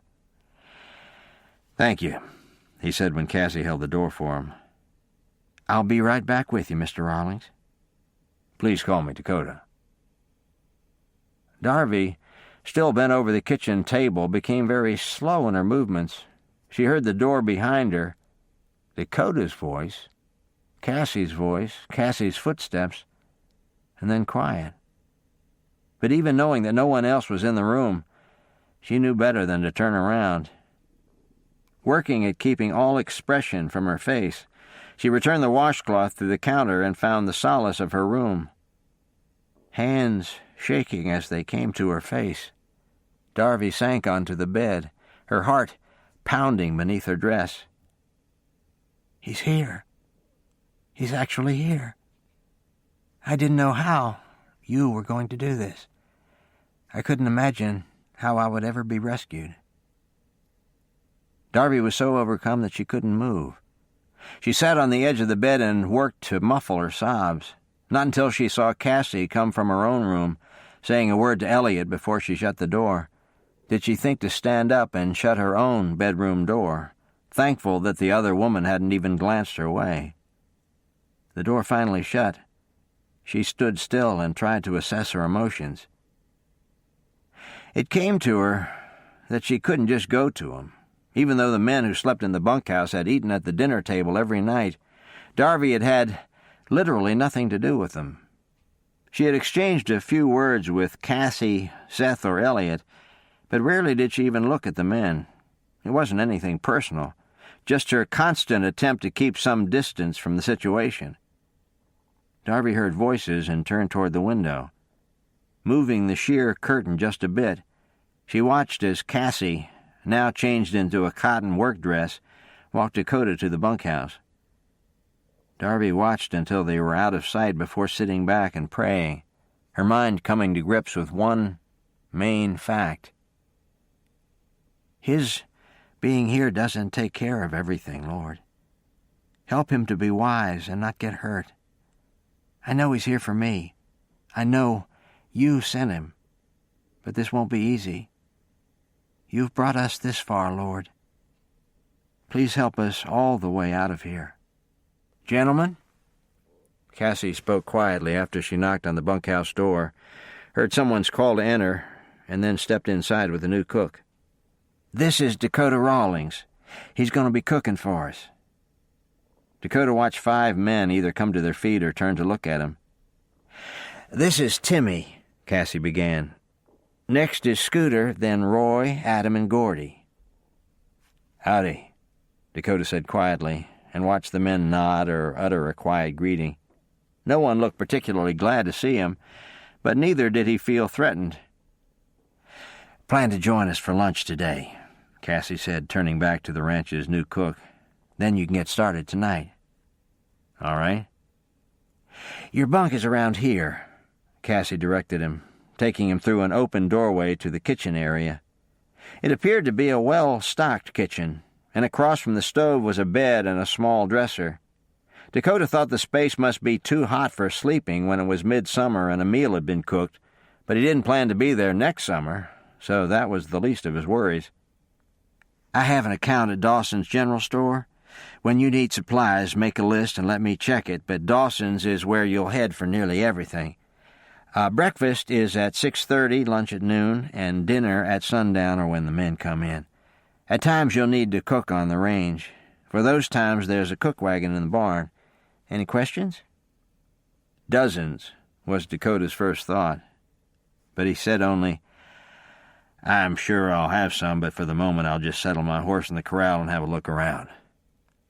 Oh, I guess I'd better ask how you want me to work the meals. Do I decide what we have? In the future, yes, but Q had meals set up for a month in advance. He kept a list.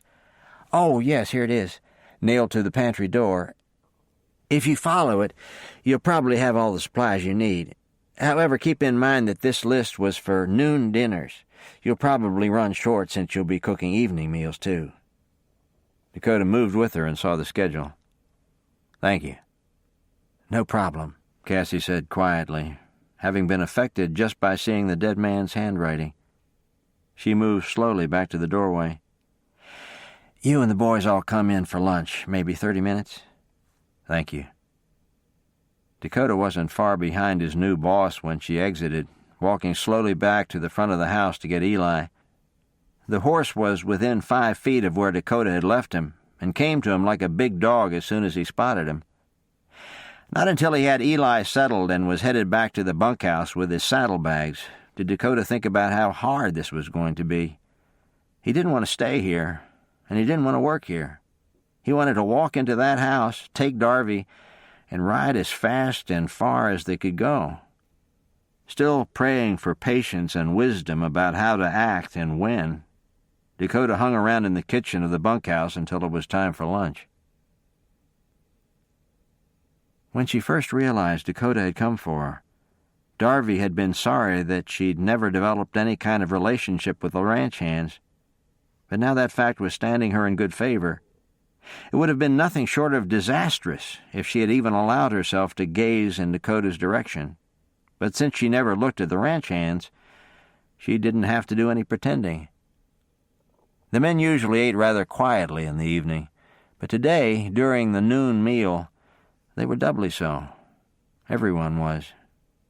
It had to have been Q's death, and Darby didn't blame them.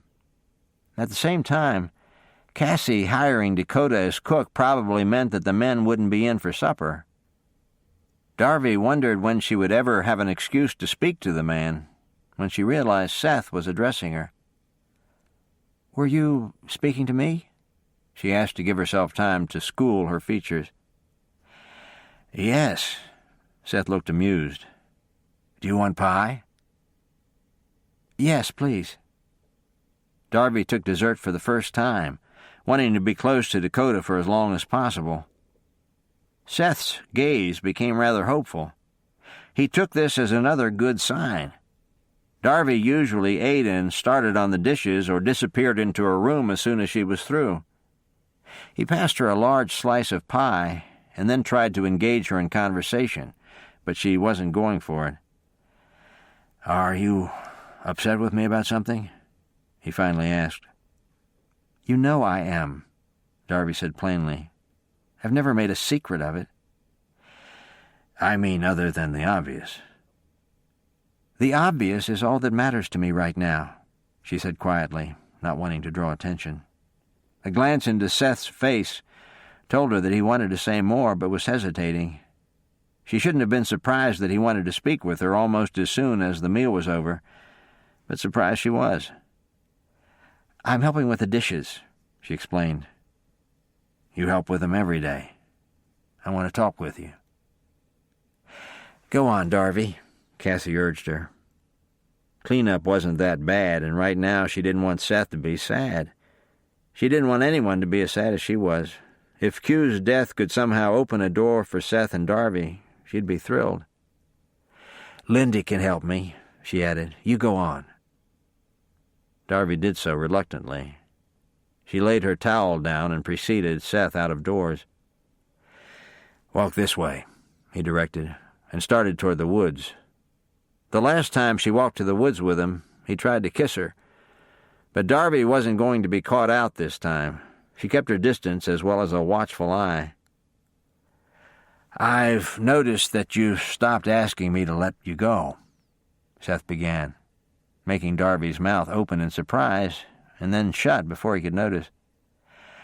"I know you didn't want to come here originally, but I guess I'm hoping that your silence means you're getting somewhat adjusted." He stopped talking, and Darby realized his head was turned to look at her. He was doing it again, watching her with such tender anxiety that Darby was amazed. She shook her head a little and tried to think. "Seth," she began, but got no further. "I'm going to have to tell him. I'm going to have to share my belief and not worry if he tries to emulate it for the wrong reason." "I can't give you any hope, Seth." Darby put it on the line. "I don't even know if I'm supposed to be married, but—" "That's ridiculous," Seth cut in with quiet conviction. "Do you have any idea how envied I am?" Darby blinked, not having expected this. "Do you really not know how much you're meant to be cherished, Darby? It's so clear to me I just assumed you'd understand." "It's not that simple, Seth. I want to marry a man who shares my beliefs." "How do you know I don't?" "Because you've abducted me, Seth," she said with some heat. "It doesn't take a genius to figure it out." "But if I had met you some other way, it wouldn't have been like this." "But you still felt you had the right, and you don't." Seth looked slightly discouraged and spoke softly, almost to himself. "Why can't we ever talk about things?" "I'll tell you why," Darby spoke up, not caring if he'd really asked her or not. "You can't steal a person and then expect to find her reasonable. It's reasonable to me that you return me to town this instant, and your idea of reason is that I fall for you because you're handsome and polite." "You think I'm handsome?" he asked with such great hope that Darby threw her arms into the air.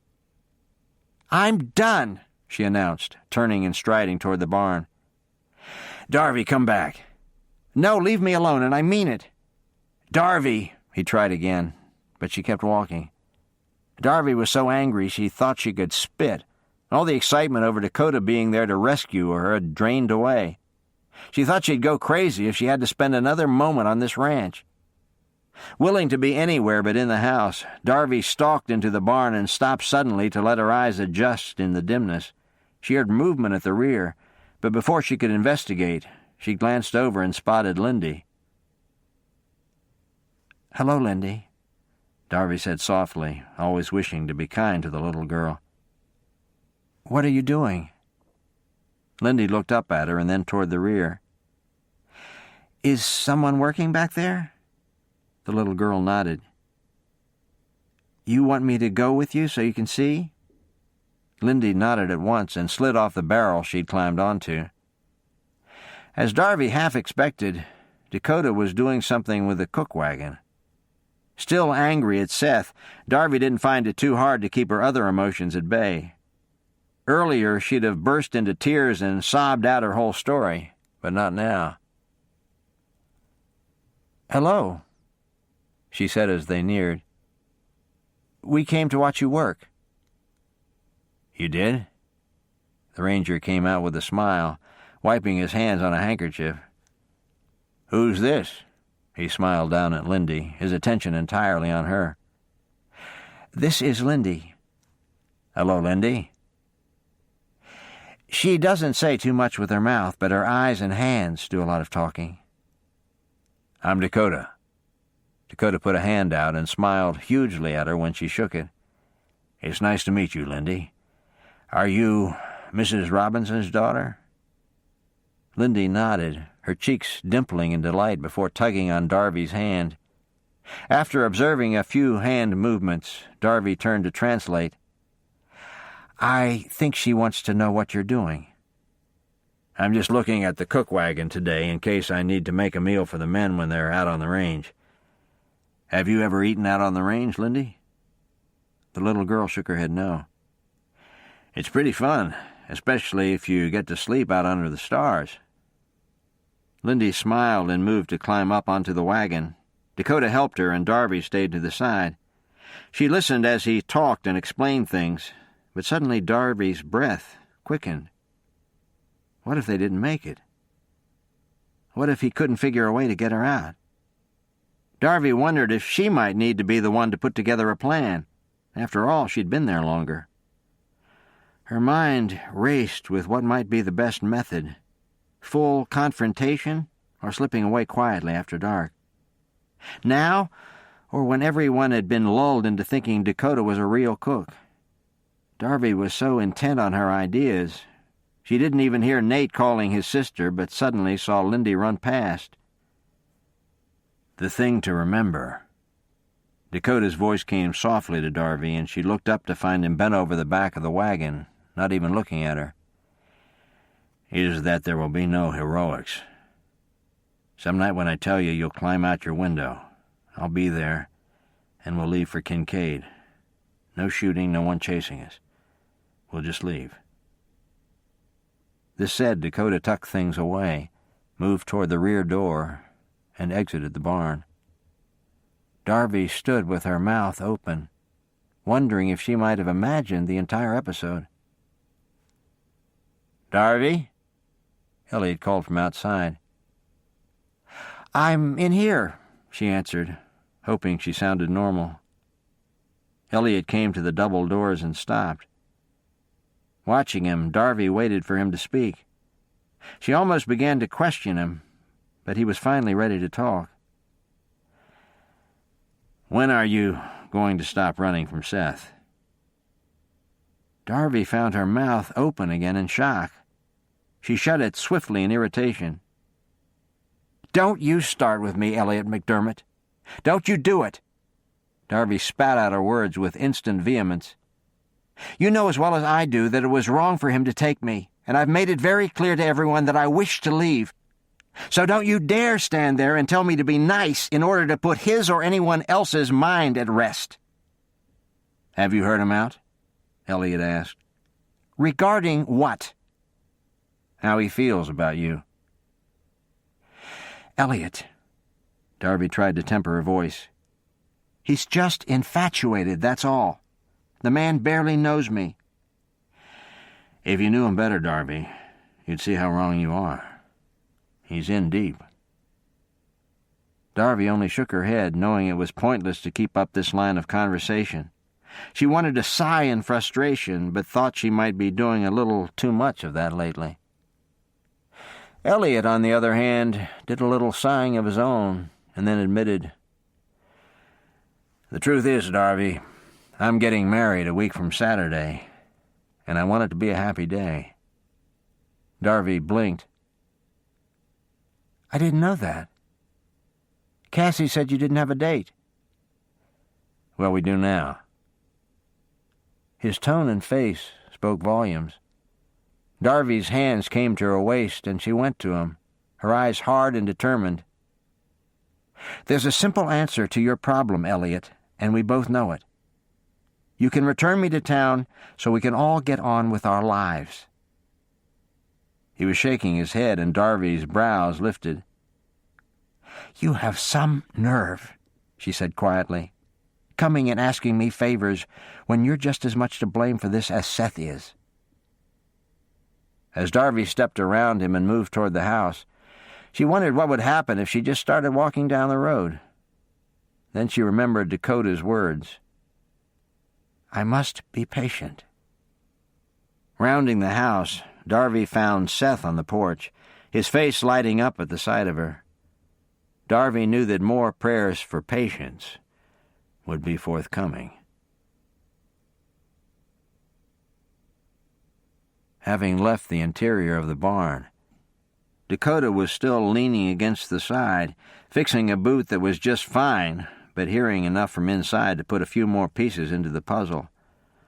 Right now he hoped for one of two things: a chance to either get Darby out, or run low on supplies and have an excuse to head into town and hopefully see the sheriff. He found he had a few more questions for that man.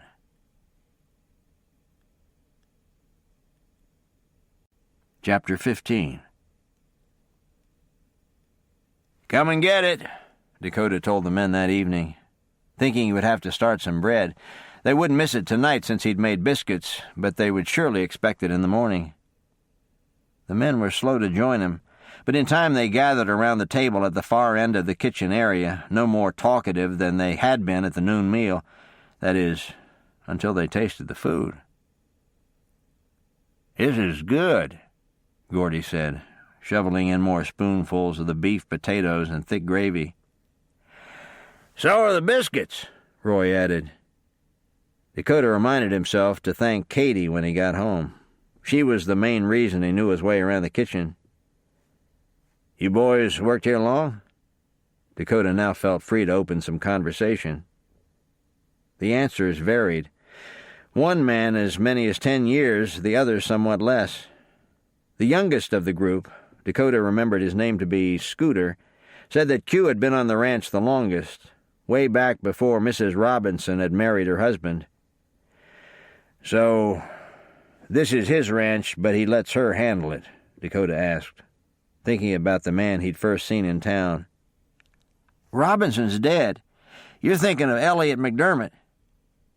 Dakota nodded as though that explained everything. It didn't, but he still refrained from asking any more questions. He was sitting quietly over his own plate of stew when Roy announced to the group that he was going to ask his girl to marry him come Saturday night. Dakota knew that a long-standing joke was in play because his comment brought gales of laughter, something he could see they all needed. "Will we be invited to the wedding?" Adam asked. "I'll polish my boots if you let me dance with the bride." Dakota had to put up with a few comments about the other things Adam wanted to do with the bride, but overall he could see that the men respected each other. He also caught a note of respect for Mrs. Robinson and the others living in the house. Thinking of the house shifted Dakota's thoughts back to Darby. Though he didn't know it, he was experiencing some of the same emotions she had struggled with, especially that of not wanting to get too close to these people. "What's the balance here, Lord? I want to be a witness for you, but I've had to come here under pretense to get Darby. What is my main role? The answer wasn't obvious to Dakota.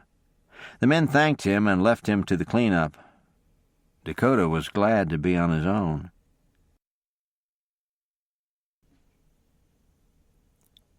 Is there anything else you need from town, Mrs. Robinson? No, Dakota.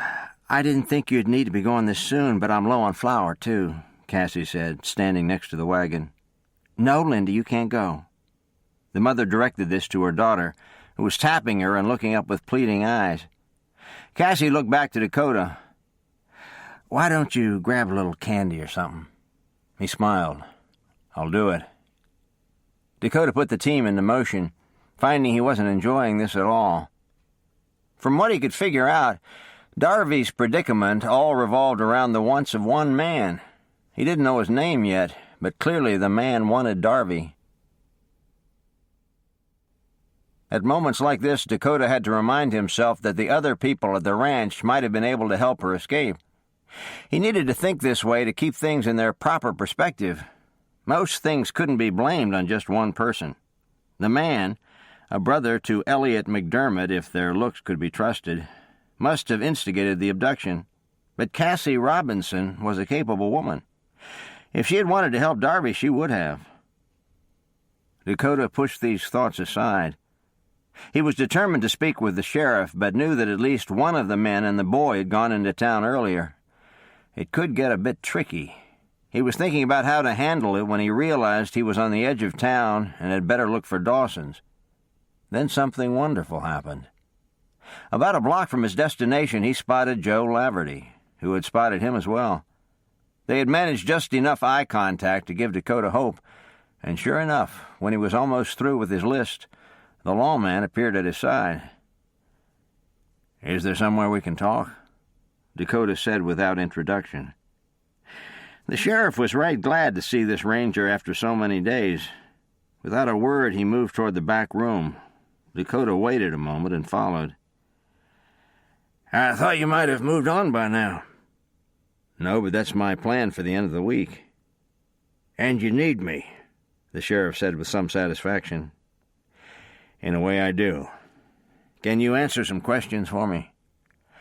Maybe, he said thoughtfully, not wanting the younger man to sense his need to be needed. Is there a woman in town who works for the newspaper named Ann Bell? Her name's Annabelle Hewitt. She writes for the paper every week. What contact does she have with the men from the Robinson Ranch, Elliot McDermott and the other man? The other man is Seth Redding, and they're half-brothers. They work for Jared Silk, a banker whose dealings are called into question by Annabelle on a regular basis. But the brothers themselves, Dakota went back to them. You've never brought them in for anything? No, they always have airtight alibis. What kind of things do you suspect of them? The sheriff's smile was bitter. That's the problem. They don't often get their hands dirty, and neither does Silk. The brothers have connections who give them what they want and still let them come out smelling like a rose. I've never heard of them having someone murdered, but I'm not too sure they're above much else. Dakota nodded, but the sheriff wasn't about to provide information without gaining some in return. Now it's your turn. What does this have to do with the woman you're after? Dakota knew it was time. Her name is Darby Wingate, and she's a near mirror image of Annabelle Hewitt. The sheriff let out a low whistle. Abduction is not the brothers' style, but it sounds as though they tried it and grabbed the wrong woman. And decided to keep her, Dakota finished. Do you think this banker is behind that? I don't know, but I'm going to find out. I'd appreciate your sitting on that until I get Miss Wingate out of there. I can do that. A creak in the floor caused the men to cut the conversation short. Dakota left the room first, and the sheriff hung around just long enough to let him get on his way. Neither man noticed the way Nate Robinson kept behind the shelves, his eyes peeking just above the large sacks of meal as he watched the men's mouths move and listened to their words. He eventually left the storeroom as well, but by the time he got out front, both men were gone. Darby opened her window very slowly, listening for creaks and groans. Not hearing any this night or the previous nights, she pushed it all the way up and settled back into bed. The first 2 nights she had done this, she had heard other noises in the house and even someone outside, but not now. Whoever was checking on her must have figured that she was just sleeping with her window open, which was partly true. She had started opening her window the day after Dakota had arrived, all the while hoping not to draw suspicion. After Dakota's words that day, she acted the scene out in her mind. It all worked beautifully until she thought of opening the window with a loud creak and bringing the entire house down on her head. Darby stiffened suddenly when out the window she heard a door open and close. Was tonight the night? And had she missed it? Another door farther away opened, and Darby knew someone was using the outhouse. She made herself breathe normally and tried to pray. At moments like this, she wondered if she was going to make it. Helplessness and frustration had begun to be the norm in her world, as Seth would not listen to reason. Now all of that was replaced by tension and fear. She didn't think anyone was noticing. Seth and Elliot both went off to work as usual, and Cassie and the kids had nothing but the wedding on their minds. But inside, Darby felt like a tightly stretched thread. Doors moved again, and Darby knew all would be quiet now. One of the children shifted in bed, and Darby was once again set to wondering how she'd come to be in this place. It was all so unreal at times, and altogether too real at others. Sleep finally came, but not before Darby muffled unexpected tears. Dakota had come to rescue her. She was still so amazed over that fact that she could hardly believe it would happen.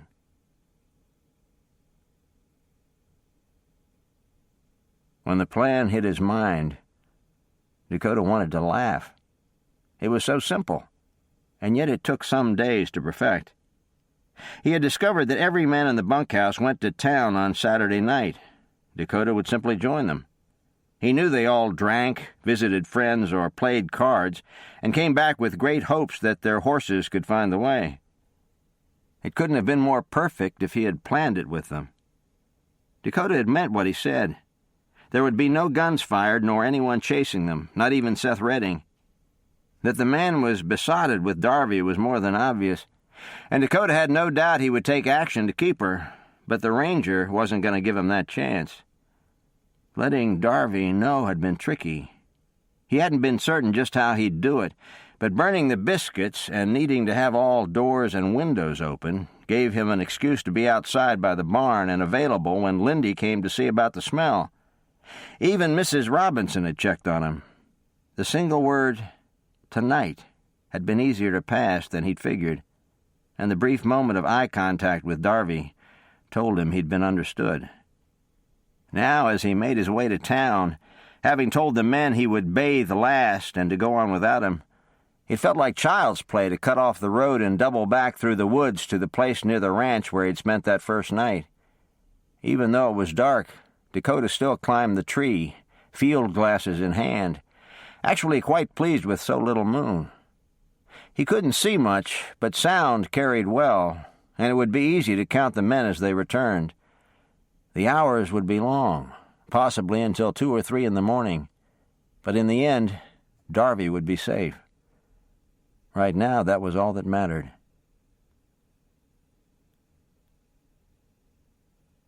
Darby could feel sweat breaking out all over her body. It didn't help to be under the covers with her clothing on, but she was sure it was more than that. The first sound she heard outside caused her to gasp in fear, and she knew she was going to have to keep still or ruin the whole thing. Had the men come in so noisily on the other Saturday nights?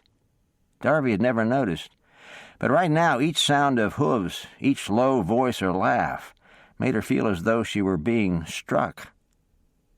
And the children were more restless, too, which eventually told Darby that a closed window had been keeping the noise out. She didn't want them to waken, but neither would she shut that window. Darby had to force herself not to think of them. Against her will, she had come to care for them. She had to leave here. There was no other option. But she didn't think she would ever forget Cassie and the... "Darby." It was said so quietly that she almost missed it, and for a moment she hesitated before reminding herself that no one else would be calling her name. Reaching for the satchel that was packed and ready next to the bed, she sat up and started to put it through the window. Her heart nearly came out of her chest when she felt Dakota take it. On legs that would not stop shaking, Darby stood on the bed and leaned out, wondering how she would stay quiet and climb out at the same time. She needn't have worried. Dakota's strong arms were there, and almost before she could guess his intentions, he lifted her and stood her against the side of the house. Taking her cue from him, she stood very still beside him. She thought that all might be quiet, but her breathing was so labored she couldn't be sure. However, Dakota must have been. He suddenly took her by the arm and began to walk with her across the field.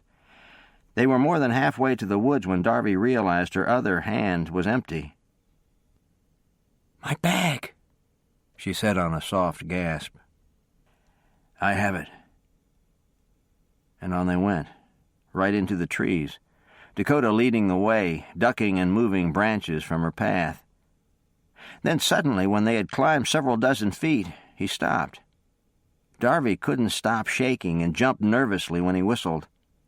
Again she had to stifle a gasp when something moved and started toward them.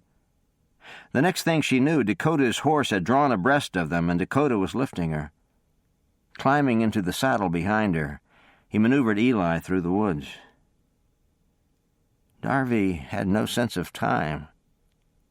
She tried to listen for the sounds of pursuit, but could hear only the horse and the sound of her own breathing and pounding heart. She said nothing. 1,000 thoughts rushed through her mind at once, but not one would stop and make itself heard. For a time she thought she might sleep, but the pounding inside was giving her a headache, so she sat very still, Dakota's chest at her back, and tried not to give in to the temptation to cry hysterically or leap off the horse and run. She knew some relief when they came from the woods and began moving down the road. She wished she knew where they were and hoped Dakota did, but as with the other questions, she kept this one to herself. At last the sky began to lighten. Darby wasn't glad to see it. The darkness made her feel safe. It made them untraceable. She hadn't been afraid of the people she had been forced to live with for these weeks, but having them pursue her and take her back was nothing short of terrifying. All these tempestuous thoughts took their toll. Darby was near to bursting by the time Dakota pulled off the road and into a wooded area. He climbed down and brought Darby down after him. It was light enough for him to see that she was deathly pale, her eyes huge. He'd wanted to give her time, knowing her stay had to have been traumatic, but he needed to check on her before they went another step. "Are you all right?" "I think so," she said softly, eyes looking up at him in amazement. "You came for me." Her voice held wonder. "I can't believe you came for me." A nearby falling branch caused her to start and move toward him. "Is that him?" she asked in panic. "No." Dakota's voice was soft and reassuring as he watched her keenly. "No one's following us, and even if someone was, I wouldn't let them have you." Darby couldn't hold back. She wanted to be so brave, but she couldn't do it much longer. "Please don't let him, Dakota," she said on a soft sob. "I'll do anything you ask, but please don't let Seth or anyone take me back." Dakota's heart couldn't stand it. He moved and wrapped his arms around her, not at all surprised when the dam burst forth. Dakota didn't remember ever hearing anyone cry like Darby did. She choked several times, but not even that stopped her. Not until she seemed too weary to make a sound did the tears stop, and by then she was like a limp rag. Dakota felt her legs buckle and bent to lift her in his arms. Darby worked to catch her breath, looking up at him through swollen eyes.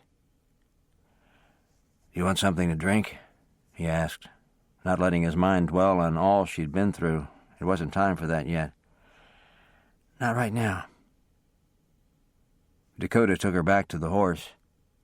It occurred to him after they'd started back down the road that she might have wanted a few minutes of privacy, but he didn't check with her. She would tell him if there was a need. And no doubt they would stop at some point, but home was just a few hours away. Darby didn't know where they were heading, but Dakota found it comforting beyond words. No matter what had happened, no matter how awful things had been, he'd take her home to the ranch and take care of her. He couldn't think of a safer place in all of Texas. Kincaid. "Cash, I think you'd better come," Katie called out, interrupting the rancher's newspaper reading at the kitchen table. They hadn't been home from church that long, and Katie was still preparing Sunday dinner. She had been in the kitchen with him, but suddenly left. Cash now followed her through the house and into the front yard. Dakota rode toward them, a woman in the saddle in front of him. He came to a stop before Katie, and Cash could see that the woman was asleep. Both Dakota and Darby looked very spent. "Darby?" Dakota said softly, but she remained limp in his arms. Cash stepped forward, and Dakota handed her down to him. The moment his feet were on the ground, however, he took her back. Katie led the way through the house and to an upstairs bedroom. Dakota had just stepped across the threshold of the guest room when Darby woke up. She started violently and reached for the front of his shirt. There was no disguising her panic. "Where are we?" "In my home in Kincaid." He started to bend down a bit. "I'm going to put you on your feet, and Katie will see to you, all right?" Darby nodded, working hard to clear the webs from her mind. She felt Dakota let go of her and put her arms out to steady herself. His hands were instantly back. "Are you there?" he asked, a small smile in his voice. Darby looked up into his familiar face and felt peace stealing over her. "Yes, I'm here. Did my bag make it?" "Right here," Cash said from the door, his eyes not missing a thing. "Darby," Dakota began, "this is my brother Cash, and behind you is Katie." "Land sakes, I don't know why they can't just introduce me as the housekeeper. That's what I am, and proud of it, but you'd think they're afraid to say the word. Land sakes." Katie smiled at the woman and got just what she wanted, a smile in return. "Now you boys get," she ordered. "Miss Darby and I have things to do, and we don't need you. Cash, you check that meat if I don't get down soon. I will not have that dinner ruined." "I will," he said with an amused smile. "You do that. Keep an eye on the top." Dakota caught Darby's eye one more time before they exited and was pleased to see her looking a little more normal. However, he didn't get far down the wide hallway. After exiting and shutting the door, he leaned against the wall. Cash stood with him. "Do you want to talk about it?" "I would," Dakota admitted. "But I don't know anything, at least not much. It seems a man in Aurora got it into his head to keep her. I think it started with a case of mistaken identity and then rolled into a full-blown abduction. She didn't seem to be abused by them." "Them?" Cash frowned, working to follow. Dakota slowly shook his head. "It's one of the strangest things I've ever encountered." His voice died off and he stood there. "Come on," Cash ordered. "Let's get you cleaned up and fed." Dakota went willingly, but his mind was still in the room with Darby. He knew she was in good hands, but he felt rather helpless right now. If they could talk, he might be able to reassure her about any remaining fears. But if he knew Katie, she was probably tucking her into bed at this moment. "Thank you," he suddenly remembered to pray. "You got us out of there, Lord, I know this. Thank you that Darby's all right. Help her to heal and be at peace in the days to come." "By the way," Cash began once they had reached the downstairs, allowing Dakota to go ahead of him to the wash basin in the corner of the kitchen. "You got a telegram from Brace." "Did you read it?" "Yes, he was just checking on you." "Any mention of Darby?" "No. I assumed her family hasn't missed her yet." Dakota shook his head. "I'd almost forgotten about her family." "How long did it take to find her?" Dakota's shirt was off, and he lathered his face and neck while he spoke. "Not long. And I'll tell you something, Cash. The only explanation for how things went is that God led the way. I was sitting in a hotel when I saw this woman who looked like Darby. Then I noticed a man watching her, so I followed him.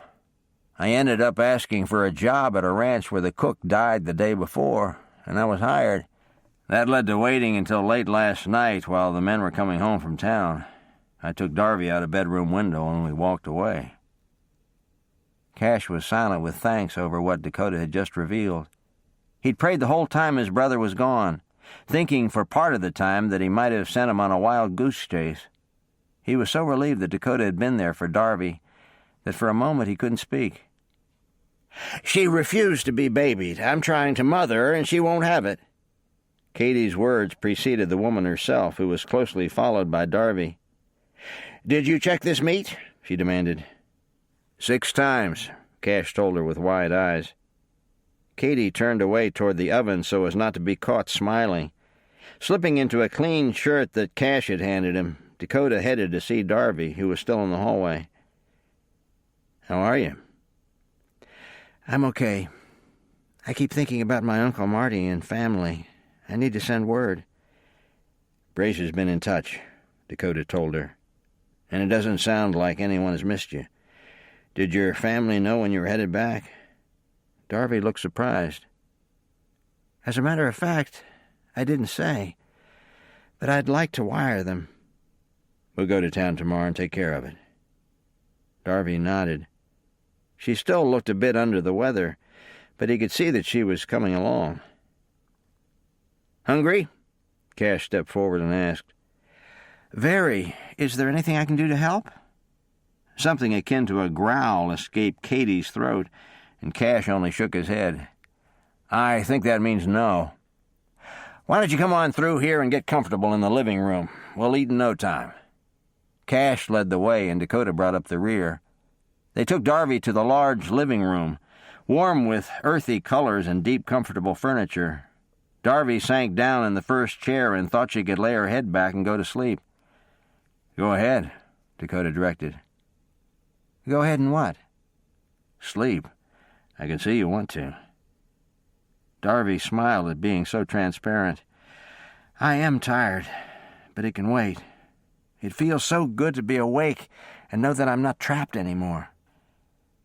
"When you're up to it, I really would like to hear what went on." "Well, I'll tell you, Dakota, as soon as I've had a little something to eat. I'll tell you everything." As though on cue, Katie called them to the table. No one needed to be asked twice. And Darby was good at her word. Before her plate was even half empty, she began to talk. Chapter 16. Starting with, "They thought I was a woman named Annabelle Hewitt," and ending with hearing Dakota's voice in the ranch house, Darby chronicled her adventure. She grew emotional at times, but as they shared a wonderful Sunday dinner, Darby explained the details she could recall.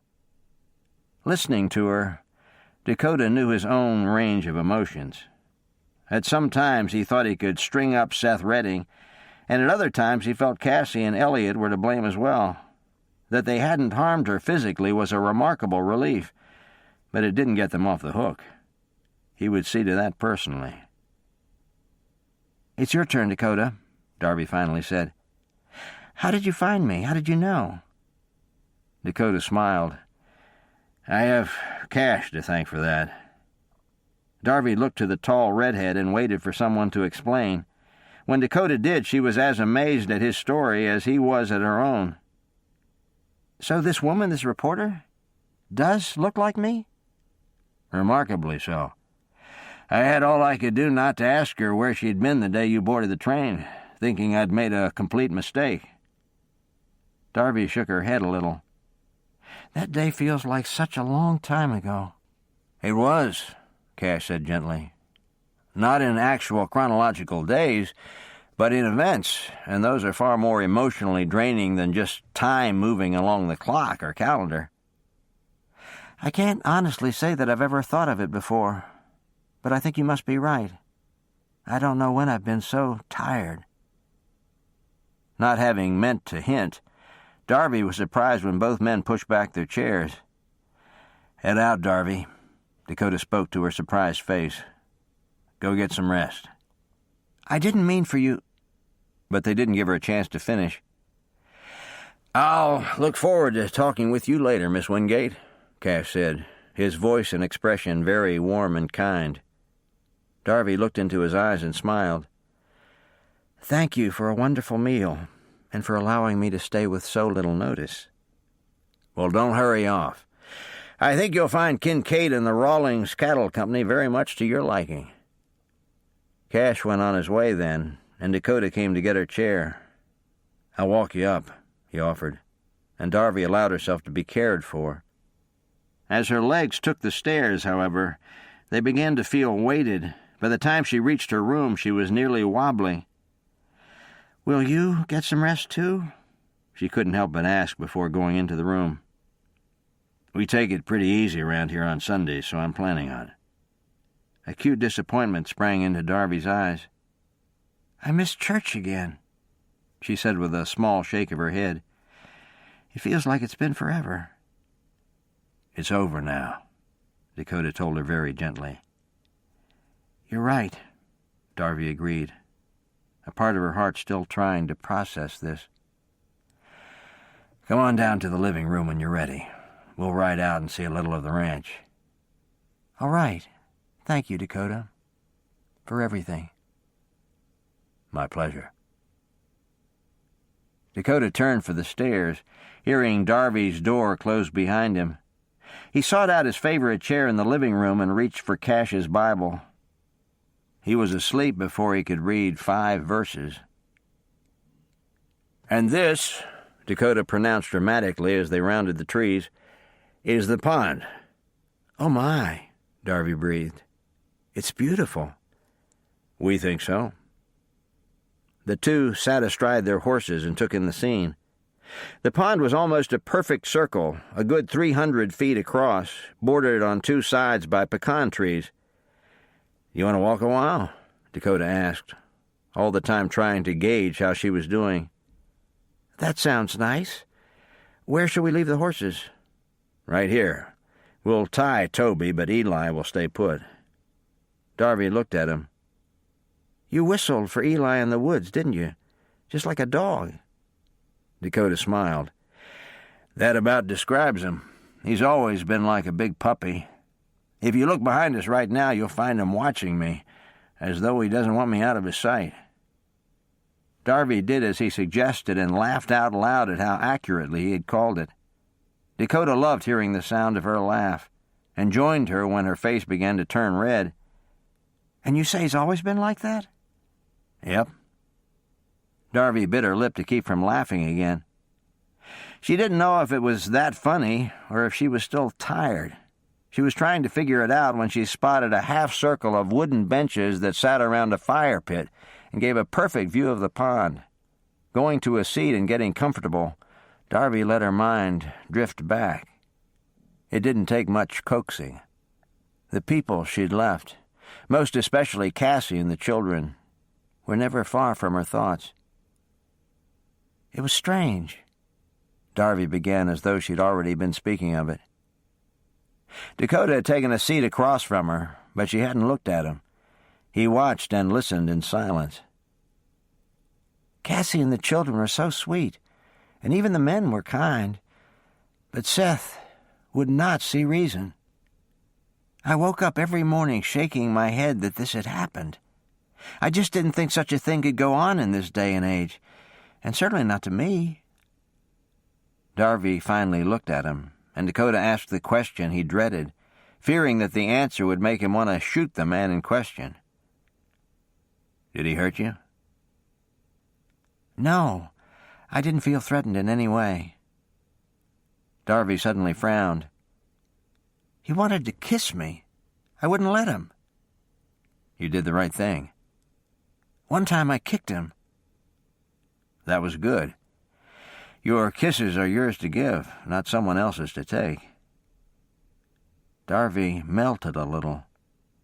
It was such a nice thing to say. But as she was finding, memories continued to flood back. He said I had an upside-down mouth. Dakota looked at her. "It's a very kissable mouth."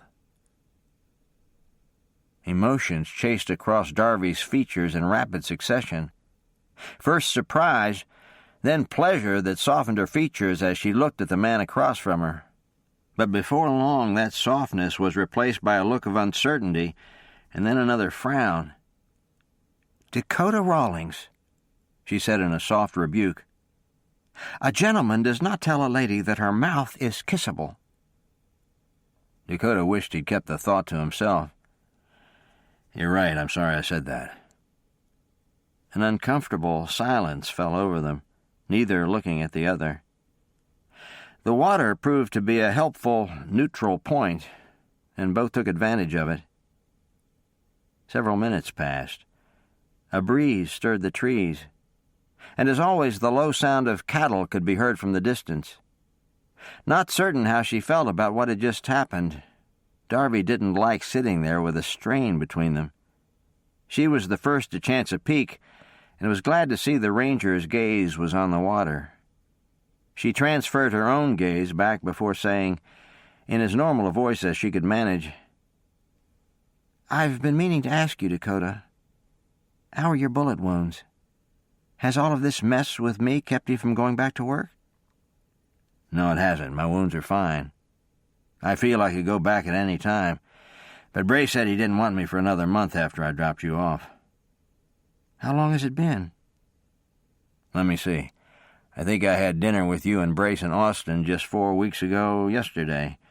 And after that we were in Stillwater with Calder and Mary, and then in Aurora, so that makes it about 2.5 weeks ago." "We were in Austin just a month ago?" "As far as I can figure." Darby stared at him, looking upset. "Is that right?" "Yes, you can check the calendar when we get back to the house." "That means I haven't been home for more than a month." Dakota, who was on the road most of the year, understood completely. At times he missed home so much he ached. Darby's face told him she ached right now. A bell rang in the distance. "That's for us," Dakota told her as he stood. "Katie must have supper nearly ready."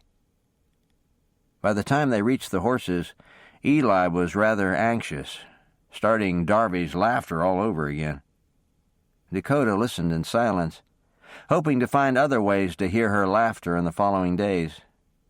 In his opinion, she had been frightened and sad for much too long.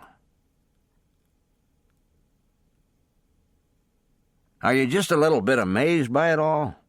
Cash asked kindly. Dinner was over, and they were having coffee in the living room. "I mean, I thought about it most of the day, and it's almost too outrageous to be true." "I was just telling Dakota that very thing. Even in the midst of it, I could hardly believe it." "I don't find it so hard to believe," Dakota stated calmly. The two other occupants of the room stared at him. "You don't know her, Cash, but things have a way of following Darby around." "Things?" Cash questioned, even as he caught the gleam in his brother's eye. Dakota shook his head in pity. "Yes, things. They just managed to follow Darby around. I'm not sure why, but there's no doubt about it." "Do not believe a word he says, Cash," Darby finally cut in, having gotten over her shock to see she was being teased. "Dakota is very imaginative. That's all there is to it. Those other incidents were just circumstances beyond my control." "Following a stranger down the streets of Austin?" "I knew you were a ranger," Darby defended, trying not to laugh. "Then there were the men in Stillwater who just had to talk with you and wouldn't let you pass?" "I think," Darby responded, growing as outlandish, "that they were wanting to ask directions to the sheriff's office, and we didn't give them a chance." "The snake?" Darby shook her head, her expression one of pity over her short-sightedness. "The snake simply misunderstood the time schedule, and that it was my turn at the creek. It's all very easily explained." Dakota gave a huge sigh of mock exasperation and looked back to his brother. "You see, Cash, things happened to Darby, so I'm not at all surprised she was mistaken for another woman. She just can't seem to help herself." "And if that wasn't bad enough," Darby added, almost taking Dakota's side against herself, "even after those people realized their mistake, they decided to keep me." "That's the part." Cash came forward in his seat and exclaimed, "I can't get over that. I can't imagine what they must have been thinking." "It was more Seth than anyone else. If it hadn't been for him, the others would have let me go." "Are you angry about that?" Cash asked. Darby had to think on it. "Not exactly angry, but amazed, like you are. Seth's and Elliot's jobs are not above board. And the fact that they believe they can do things outside the law leaves them open to any whim. They have their own standard, which they feel gives them the right to take someone." "Did this Seth really think you would eventually wish to stay?" Dakota now asked. "That's exactly what he thought," she replied, shaking her head and suddenly wanting to laugh a little more. "Did I tell you that I tried to sneak out in the wagon?" Both men smiled but said no. Darby nodded. "I did, but Seth caught me, and Cassie went to town without me." "Tell us about Cassie, Darby," Cash urged her. "Did she not have trouble with what the men were doing?" "Actually, she did. In fact, my telling her about my faith somehow prompted her into marrying Elliot. They had just set a date after being together for 5 years. Both men gawked at her. "You had a chance to witness to this woman?"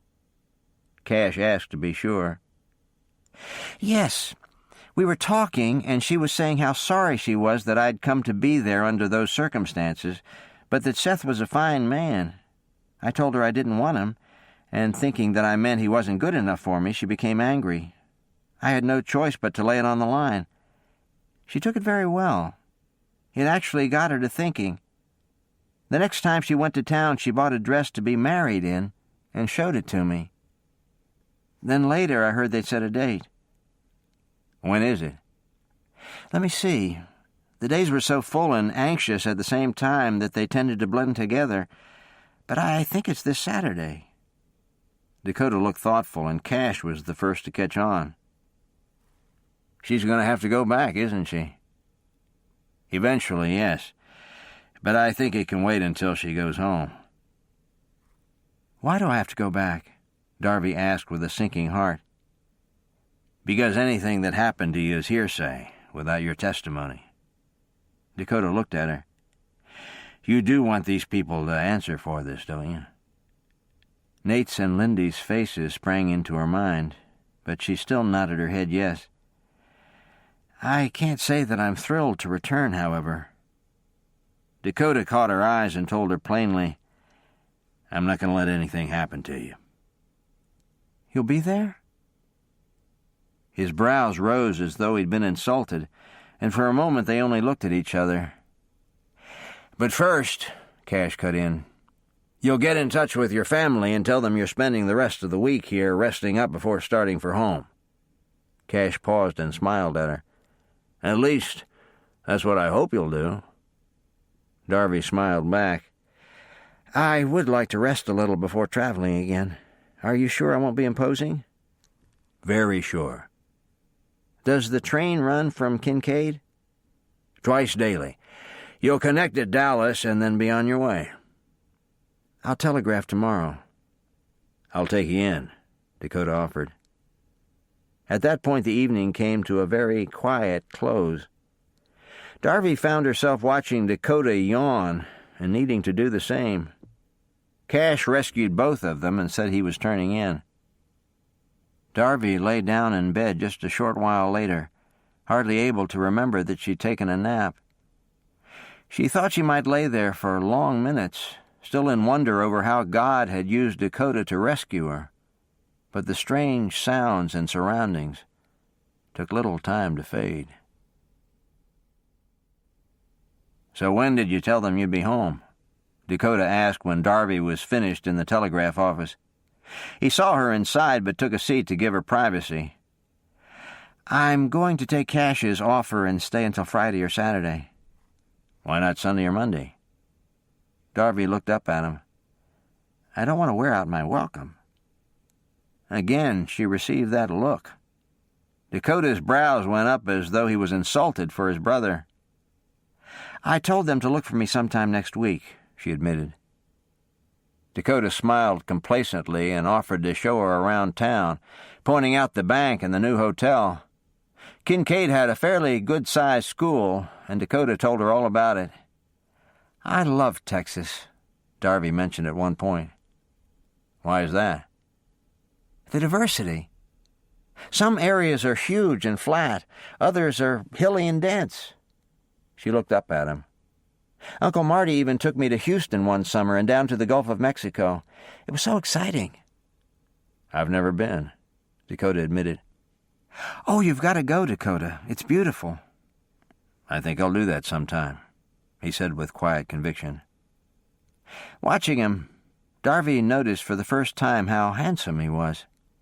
His eyes were very dark and oftentimes serious, but when he was smiling or amused, they were beautiful. She took in the square line of his jaw to the thick black hair atop his head. His features were strong, something she found very appealing. Suddenly feeling shy with him, Darby dropped her eyes, hoping he hadn't caught her gawking. "I just spotted someone I need to speak with, Darby. Come on over with me and I'll introduce you." Feeling rescued, Darby looked up to see they were in front of the general store. "Would you mind very much, Dakota, if I stopped in here first? I'll come find you afterward." She watched him hesitate, but didn't know why. "All right. I'll come back for you, okay?" "Okay." Dakota waited until she went inside before crossing the street. Darby didn't look back but headed inside with good intentions. Unfortunately, they didn't last very long. She wasn't in the mood to shop, just in the mood to think about this new awareness of Dakota. She wandered the aisles of the store for a time, but couldn't keep it up. With a smile to the proprietor, she exited. There was no sign of Dakota. Darby was getting ready to sit on one of the empty benches out front when she spotted a small dog as he went limping into the alley. She changed her mind and trailed after the stray. "Hey there," she said softly when she found the dog had gone just halfway down the alley and stopped against the mercantile wall. The dog's tail thumped at the sight of her, but he still held his right foreleg close to his body. Darby approached without fear and stroked his small head.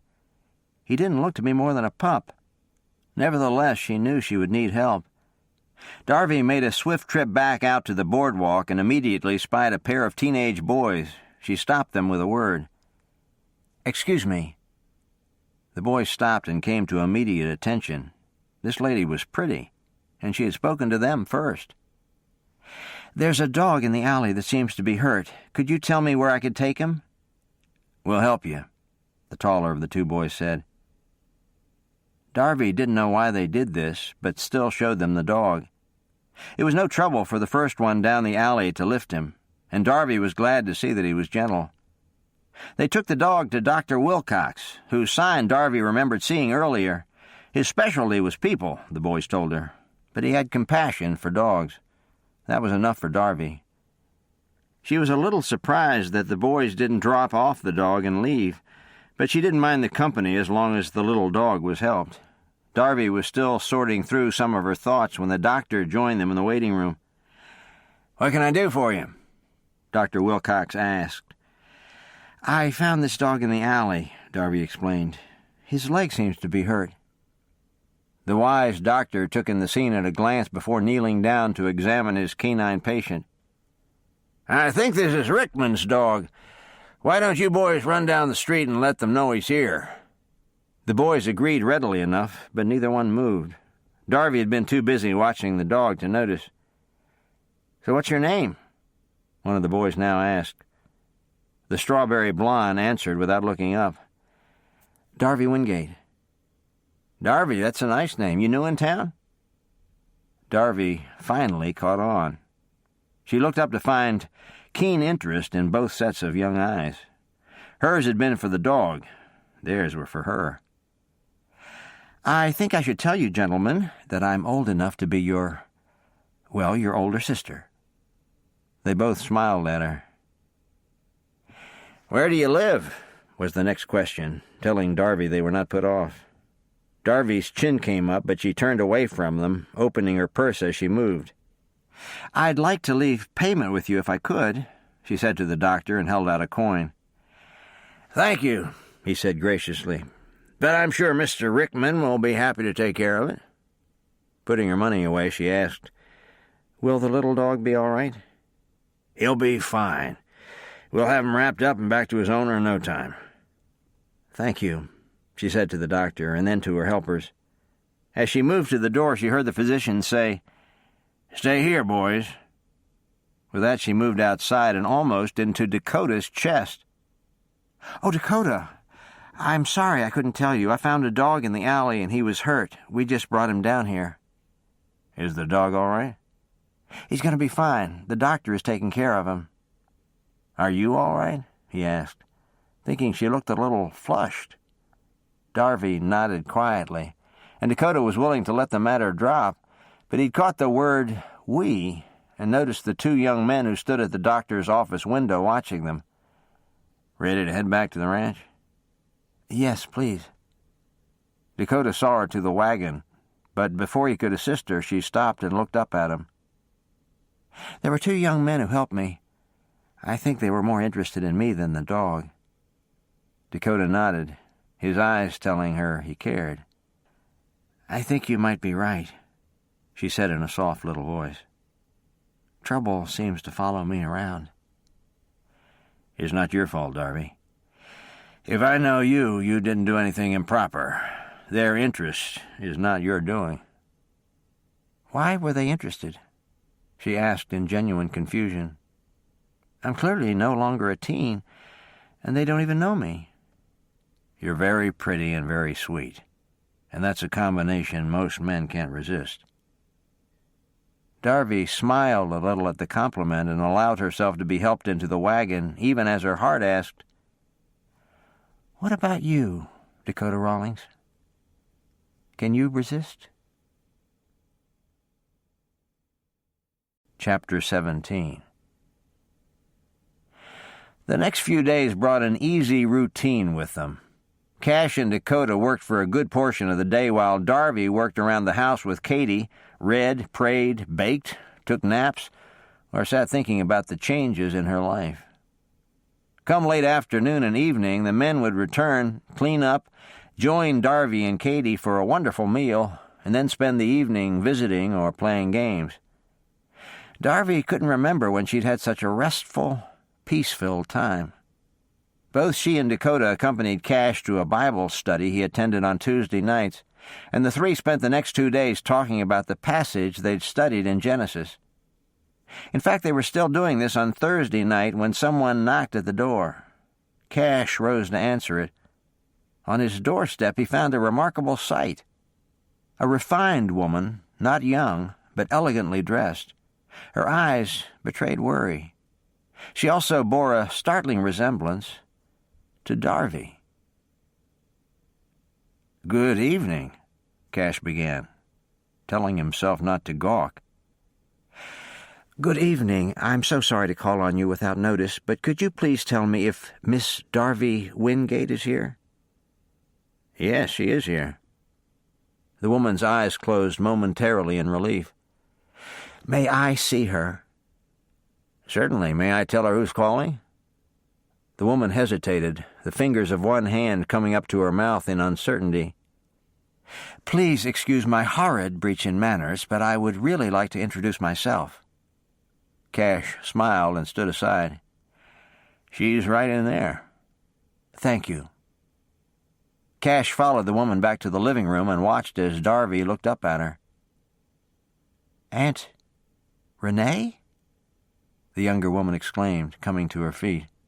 Hello, Darby, the older woman said, her voice thick with emotion.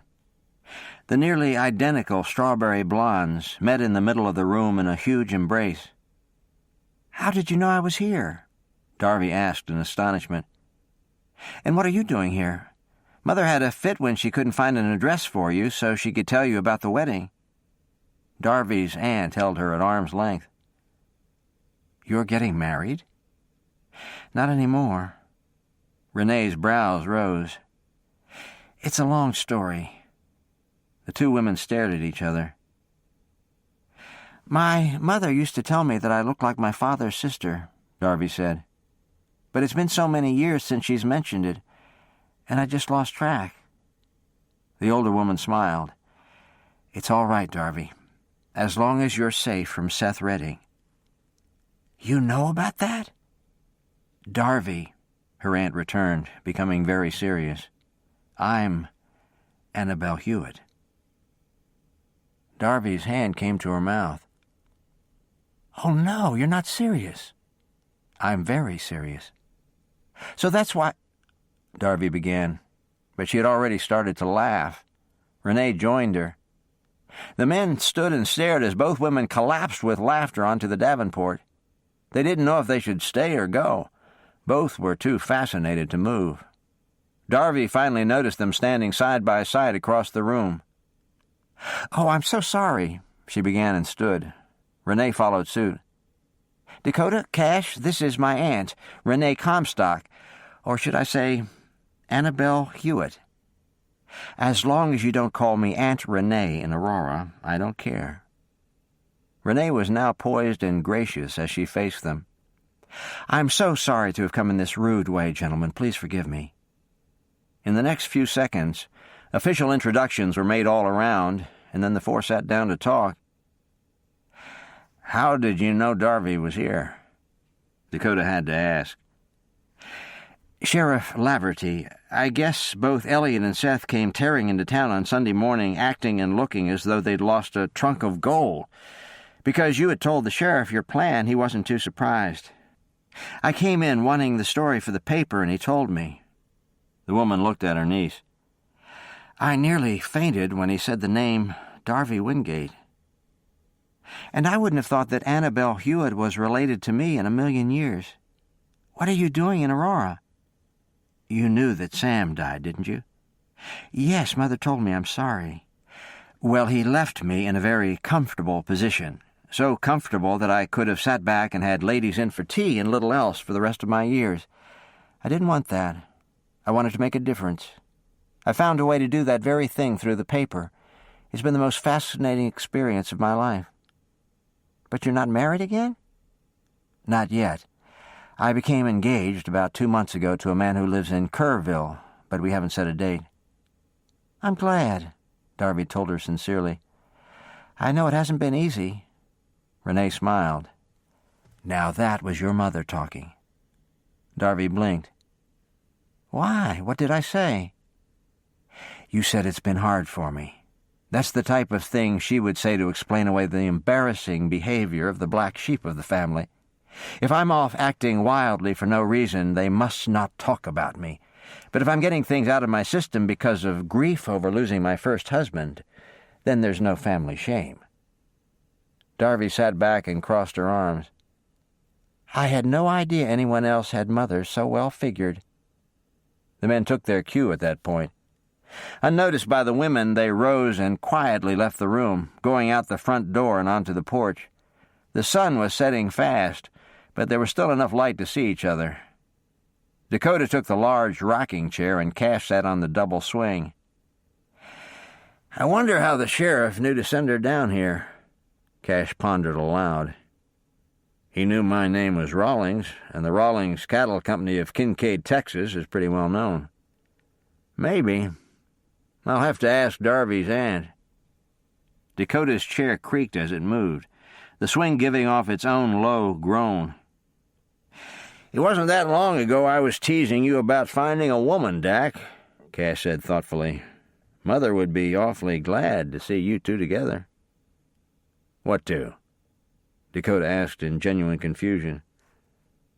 "You and Katie," Cash replied sarcastically. "Who do you think?" Dakota gawked at his older brother and then shook his head. "I don't know anyone who does ranching better than you do, Cash, old buddy. But you need to stick with cattle."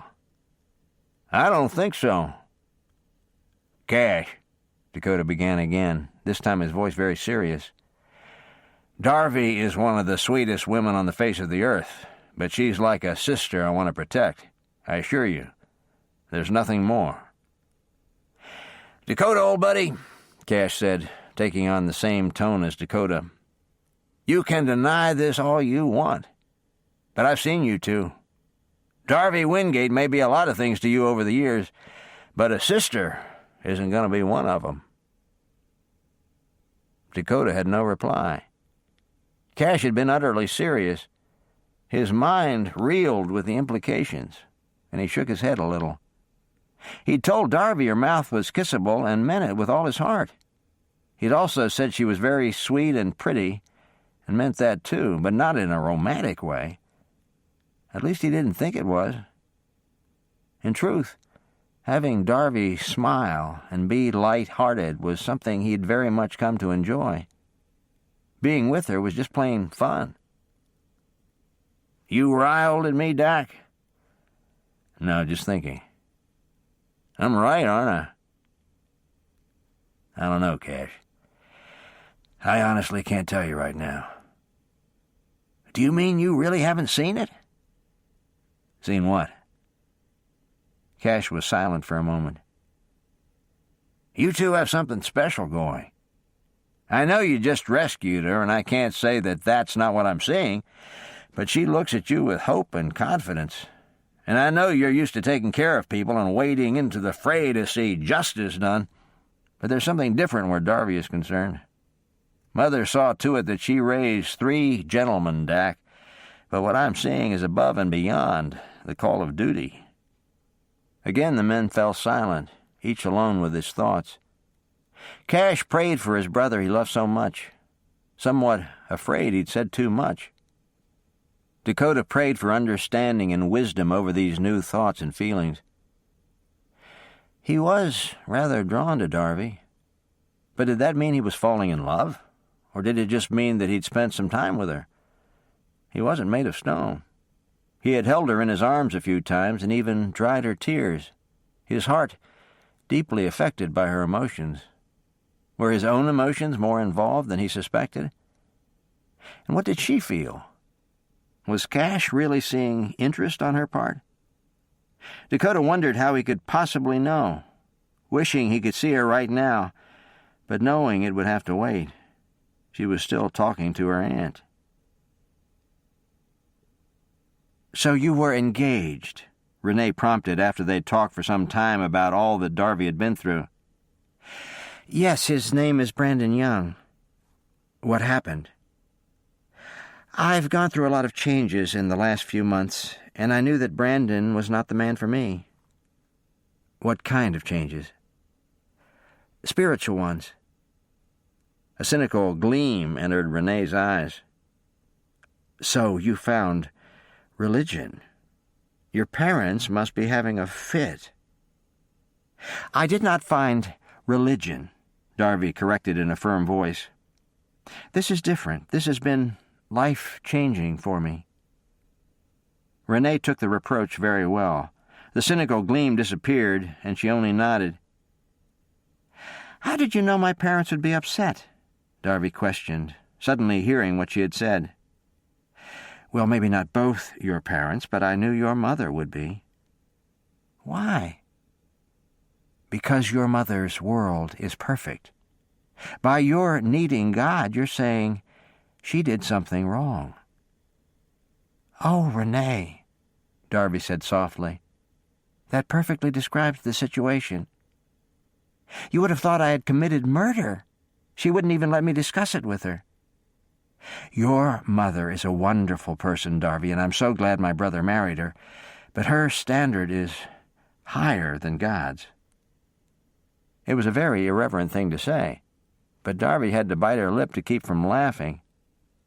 Family is everything, Renee continued.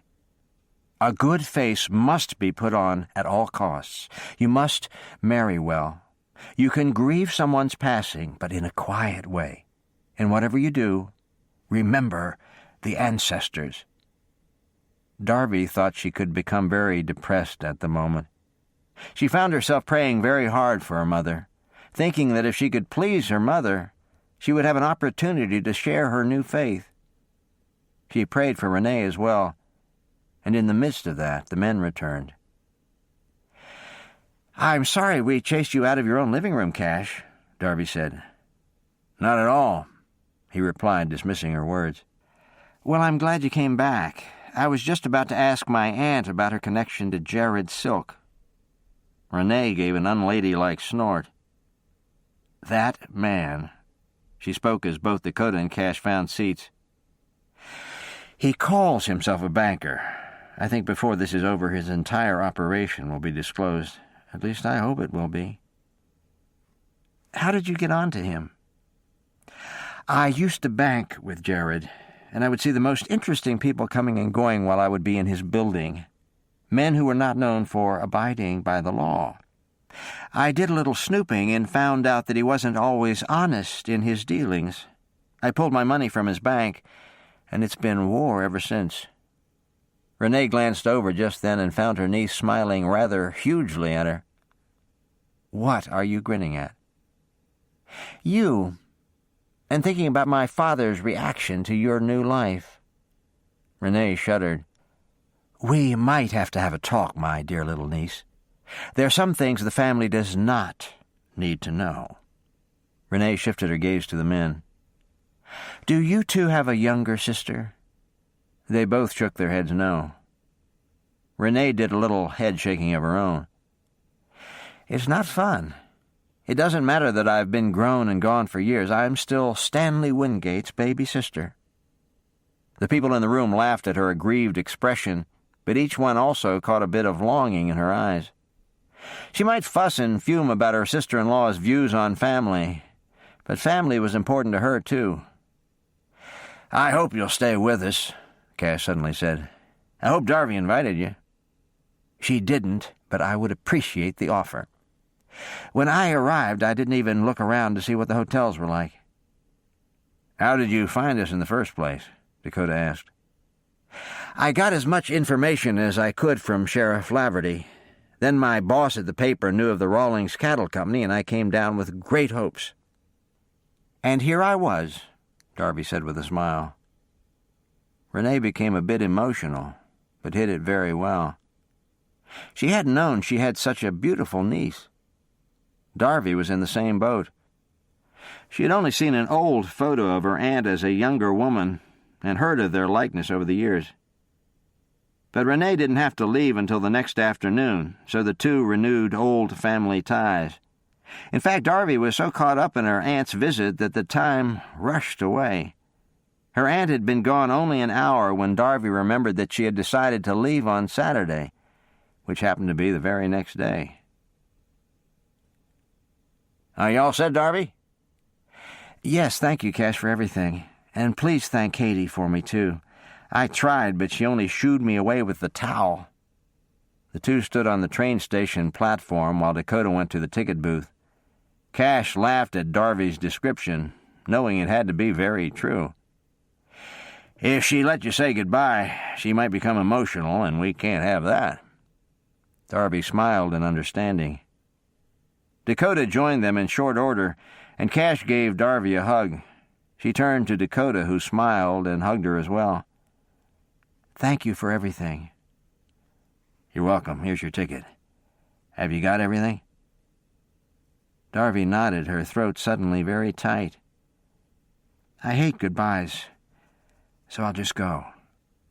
Not even waiting for them to reply, Darby turned and went on her way, swiftly taking the conductor's hand and boarding with her satchel.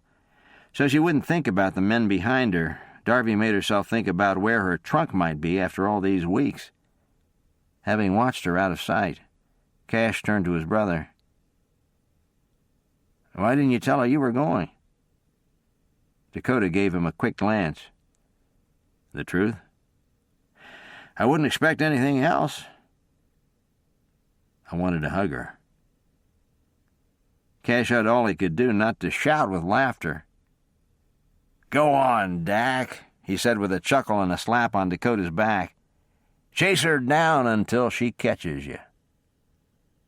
The men embraced, and Dakota, bag in hand, one that Darby hadn't even noticed, went to board the train. It wasn't hard to find the person he was determined to sit with. She was on the opposite side from the platform, face to the window. Dakota stowed his bag up top, his eyes on Darby as he worked.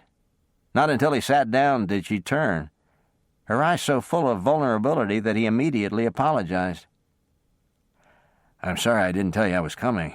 I didn't mean to startle or deceive you." "Why are you, Dakota?" she asked, honestly needing to know. His eyes shifted away, but he still answered. "It bothered me quite a bit to have you taken off the train like you were in Aurora. When I think of how long ago you started home, and you're still not there, it upsets me even more. As much as it's within my power to do so, I'll see to it this time that you arrive safely in St. Louis." Darby put a hand on his arm for a moment before once again turning back to the window. Dakota let her have the silence. He was more confused than ever about almost everything. His feelings and his job as a ranger, just to name two. But right now he didn't need to dwell on those. He had a goal, and it wasn't complicated. Get Darby home. Once he had done that, he'd wait and see what the future might bring. The telegraph for Darby actually arrived a few hours ahead of her. Completely sealed in an envelope, it was from Annabelle Hewitt, telling Darby when she would be needed back in Aurora as a witness in Jared Silk's trial. It was all very businesslike and proper, allowing Renee to keep her cover, yet still remain in contact with her niece. Darby, however, didn't know this as the hired hack pulled up in front of her house, and she listened to Dakota tell the man to wait. She stood on the sidewalk while he fetched her bag from the rear and proceeded to walk her up to the front door of the large, blue, two-story house that loomed above them. Darby went to the door and opened it without hesitation. "Mother?" she called as Dakota brought up the rear, closing the door behind him. "Darby!" a deep male voice came in reply. Just moments before a tall, well-dressed young gentleman rushed to the front door and took Darby in his arms. "You're home! You're home!" the man kept repeating as he appeared to be squeezing the life out of her. He let her go for a moment, but then snatched her right back into his arms. Darby caught Dakota's eye and tried to communicate her helplessness, wishing at the same time she could read his expression, which was very bland. "Brandon," Darby got out at last. That man stepped back and looked at her. "Where are my parents?" "Your mother had to run uptown for a minute, and your father is at work." She nodded and put a hand up so he couldn't hug her again. "Brandon, I'd like you to meet Dakota Rawlings. He's the man who brought me home." Brandon turned with a huge smile. "Thank you so much, Mr. Rawlings." His hand came out for a shake. "I can't begin to tell you how I've missed her." "My pleasure," Dakota assured him as they shook hands. He then turned to the strawberry blonde who was watching his every move. "Well, Darby, I'd best be on my way. You take care of yourself." Darby's mind screamed that it wasn't supposed to be this way. Brandon wasn't supposed to be there. She and Dakota had just spent 2.5 more days together, and Darby was more taken than ever. He couldn't leave now, not before meeting her parents. "Thank you," was all she could manage, her voice coming out in little more than a whisper. "It was nice to meet you," Dakota told Brandon before giving a last goodbye that encompassed them both. Darby watched in shock and amazement as he went to the door, exited, and shut it behind him. Out on the sidewalk, Dakota returned to the waiting hack, spoke to the driver, and climbed on board. Not even after he had taken a seat and the driver put the horse into motion did he look back at Darby's house. His gaze swung here and there as they moved, but for the most part his eyes were down the road. The driver navigated a few turns, and some 3 blocks later, Dakota finally spoke. "The big white one," he said quietly. "Yes, sir." Just moments later, the driver halted again. Dakota alighted this time, paid the man, reached for his own bag, and went up yet another sidewalk. Much like Darby, he too opened the front door without hesitation, stepped inside, and closed it softly. Across the wide foyer stood an elegantly dressed woman, hair perfectly coiffed, face turned to the housekeeper as they studied a list together. "And you found 2 broken chairs?" the lady of the house inquired. "Yes, but Croft is fixing them right now. It shouldn't be a problem." "What about the glasses? Any more broken?" "Not a one. That new girl from down the street is a marvel. She has the nicest touch of any girl you've ever hired." "Good, good," the lady said absently, her eyes once again on the paper. When she glanced back at her housekeeper, however, she found her eyes on some distant spot, a smile on her lips. Virginia Rawlings turned to the front door for the first time, her own smile bursting forth. "Dakota," she said softly. "Hello, Mother." That man's smile mirrored her own. "You're home," she spoke again, this time moving forward. The two met in a warm embrace, Dakota's heart echoing her words. "Yes, Mother. I'm home."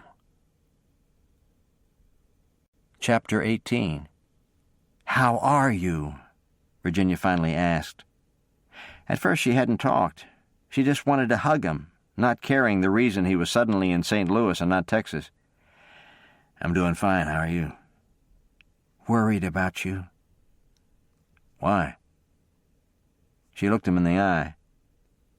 "The last I'd heard, you had 5 bullet holes in you." Dakota grinned. "And you thought that might slow me down?" Virginia only shook her head. "Mother," he said, changing subjects quickly to what was on his mind, "have you had your fall fling yet?" "If you mean my autumn garden party," she told him patiently. "No, I haven't. It's in 18 days. "Can you invite the Wingates?" His mother's brow furrowed. 3 blocks over, the large blue house?" "That's the one." "Why?" "I want to see a little more of their daughter." After dropping that tidbit of information, Dakota started for the stairs.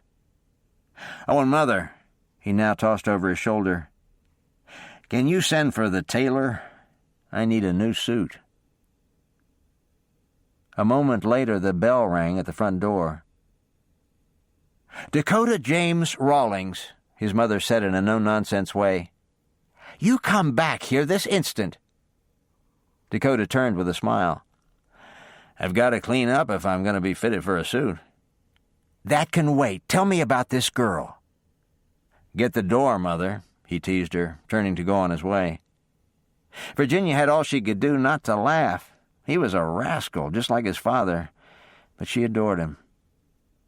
The matter at the door only took a moment, and the second she was free, Dakota's mother made a beeline for the stairs. Long before she reached his bedroom, she heard Dakota and his father talking. Not bothering to even knock at the door he had only partially closed, she barged right into her son's room. Dakota was already shirtless, bent over the washstand, Charles Rawlings Sr. talking to his back. "So, how's the ranch?" "Doing great," Dakota spoke as he scrubbed. "I worked with Cash the days I was there. Everything looks fine. I think he's got a sale coming up soon." "I've been following the prices. He should do well at market right now," Charles commented. "How can you be talking about the ranch at a time like this?" Virginia demanded, arms akimbo. At a time like what? Charles questioned in confusion. Virginia pointed to Dakota. The boy is in love. He didn't tell me he was in love, Charles stated. He then mumbled, No one tells me anything. Of course he didn't tell you he was in love. You're only interested in the price of beef. Did you even ask about your mother? Charles looked sheepish, and both Virginia and Dakota had to fight smiles as they looked at him. How is your grandmother? He ventured at last. I didn't get a chance to see her, but as far as I know, she's doing fine. And Cash? This came from Virginia. Great. I've been at the ranch quite a bit these last few weeks. He's doing well. Slater and Liberty? I haven't seen them, but I think everything's fine. Good. Now about this girl, Virginia started. What's her name? Dakota grinned, but still said quietly, Darby. Virginia's eyes widened with memory. Darby Wingate? Isn't she engaged to Brandon Young? Was engaged, Dakota corrected. Did you have something to do with the breakup? Charles asked. No, it all happened before we met. Virginia was frowning again. Before you met? She's Marty Bracewell's niece, isn't she? You've known each other for years. Met again, Dakota explained, and waited for the barrage that wasn't long in coming. His mother wanted to know everything. Dakota didn't volunteer every detail, but gave his parents a fairly clear picture of the situation. His mother was stunned into silence, and he was rather relieved. It had been an emotional time. Is she all right now? Charles asked kindly. Yes, she's doing very well. Good, I forgot to ask how long you can stay, Charles continued, reading his son's face very easily. I should head back to Aurora tomorrow, but I'll return for the party. The timing hasn't been right to talk to Darby about some of what I'm feeling, and I may never have a chance, but I wish to do my own talking. Both parents nodded in agreement, understanding completely. I'll get an invitation out today. I'll also send for the tailor, or if you'd rather, you could go to him and speed the process a bit. Dakota nodded. I'll do that. Thank you, Mother. Virginia went to hug him again. It's good to have you here, scars and all, even if it's just for a day. Dakota looked over his mother's head to see his father looking pleased. It was at that moment he realized he'd missed a vital opportunity. This was the first time he had seen his parents since coming to Christ. By coming in and mentioning Darby, he had lost his chance, at least for the moment, of bringing up the changes in his life. His parents left him alone, and Dakota prepared to go uptown. As he did so, he prayed for yet another opportunity to share his faith. If not now, then in a few weeks when he returned to St. Louis. Darby would eventually kick herself for not making the connection, but they had never socialized with the Rawlingses before, and she simply gave their last name no thought. Accompanying her parents to the party, she wore a dress of dark apricot. Made for her, it was lightweight and full-skirted. It fit perfectly, displaying her lovely shape and slim arms and neck. She didn't go for too many ruffles or much lace, but her gown was elegant. A group of 6 arrived just ahead of Darby and her parents, Stanley and Clarice Wingate, forcing them to wait in line for just a few seconds. Nevertheless, the moment Darby caught sight of Mr. Rawlings, her mind began to work. She didn't have time to develop any ideas. They were inside more quickly than she expected. But as soon as she spotted the man who had occupied many of her thoughts for the last 2.5 weeks, it all made perfect sense. Dakota was slightly taller than his father, who was an older version of the Ranger, and Darby's eyes drank in the sight of him in a formal suit. His shirt was a snowy white, a black tie at his throat, and to Darby he looked taller and larger than ever. Her parents went through the receiving line first, and almost before she was ready, she was standing in front of him. Dakota held her eyes as he bent over and kissed the back of her hand. "May I see you on very short notice?" "Yes." Darby's soft tone matched his own. "This evening? After the party?" All she could do was nod. She thought it might be time to move away, but Dakota still held her hand. Her mind scrambled for something to say. "I've heard from Annabelle Hewitt," she got out. "She told me she'd been in touch." Darby's eyes widened. "You seen her?" "I just got back." Darby nodded even as her heart sank. "And that's why you want to see me?" Dakota studied her face. "Are you seeing Brandon again?" Looking surprised, Darby said no. Dakota couldn't stop his smile. More people were coming in the door, so Dakota turned to his mother. "I'm going to walk Darby to the punch bowl. I'll be back shortly." Virginia sent a beaming smile at the small strawberry blonde, who smiled in return. Dakota offered his arm and led her away. If Darby expected more of his time, however, she was to be disappointed. Dakota walked her directly to the punch table, got her a glass, and bent slightly to catch her ear. "What time may I call for you later? I thought we might go for a walk." "What time are you available after the party?" "I think about 6. "Will 7 o'clock work then?" Darby asked, wishing it could be now. "I'll be there." Darby forced herself not to watch him walk away. Most people knew she was no longer engaged, but she hated it when people talked about her. There was someone talking about her right now, but had she known about these two and how kind their words were, she would have relaxed. "Is Darby all right?" Virginia asked as soon as Dakota was back at her side. "Why do you ask?" She was clearly surprised, Dakota, and she looked rather pale. "I noticed that, too. I'll be seeing her later, and hopefully I can clear everything up." More guests arrived, and they went back to work. They spent another 20 minutes receiving people and then joined their guests in the huge garden at the rear of the house. It was a large group, but Dakota had little trouble finding Darby with his gaze.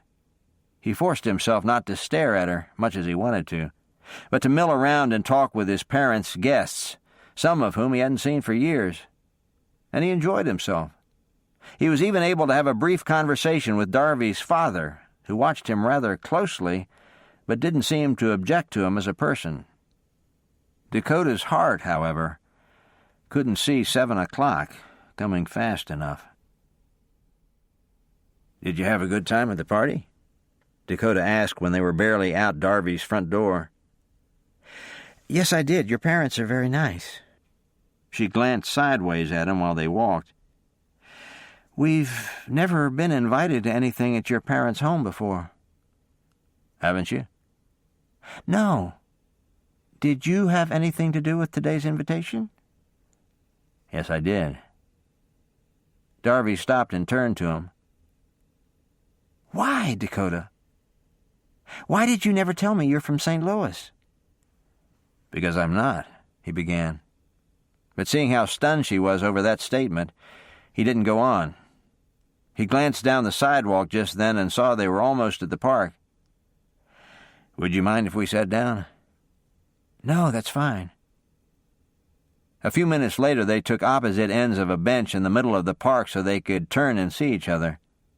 Darby said not a word, but waited and hoped that this man wasn't about to hurt her. She worked to keep her emotions from showing, hoping he would explain everything. "The first thing I need to tell you is that I've never intentionally kept something from you. I knew you were from St. Louis, but where I was born just never came up." She looked confused, so Dakota tried again. "I left St. Louis when I was 5, Darby. My home is Kincaid, Texas. I'll always think of it that way. My father worked the ranch until just 6 years ago, when he and my mother moved back here. I'm 26 years old, and for most of those years my parents lived in Kincaid. My grandmother is still in Texas. She loved it so much she didn't want to move back, even though her only son did. On top of that, St. Louis is a sprawling city. If you had looked at my face when we pulled into your neighborhood and then up to your house, you would have seen that I was stunned to see how close you lived to my parents. "Why didn't you say anything then?" Darby asked. It wasn't an accusation, just an honest appeal for understanding. "I was all ready to meet your parents, Darby, but they weren't there.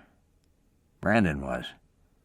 I could see that you didn't want him hugging you, but for all I knew, he'd had a life-changing experience of his own, and the two of you would be engaged again by the time we next saw each other. I wasn't even convinced that he might not be with you at the party today." For a moment they stared at each other, and then Darby looked at her lap. She fiddled with the folds in her skirt before speaking. "He didn't understand. He offered to take me to church every day if I wanted, but he just couldn't see how our not sharing the same beliefs could make that much difference. It took 2 days to convince him, and now I think he hates me." Darby paused, her voice growing thick. "It also didn't help to have my parents just as confused. My mother is barely speaking to me." "What did they have to say about the abduction?"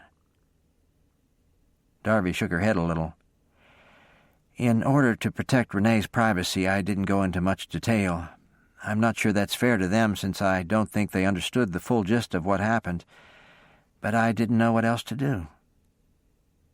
Darby paused before adding, "Not that I'm sure it would matter. All my mother seems concerned about right now is my breakup with Brandon." Dakota's face clouded with compassion, and Darby tried not to cry.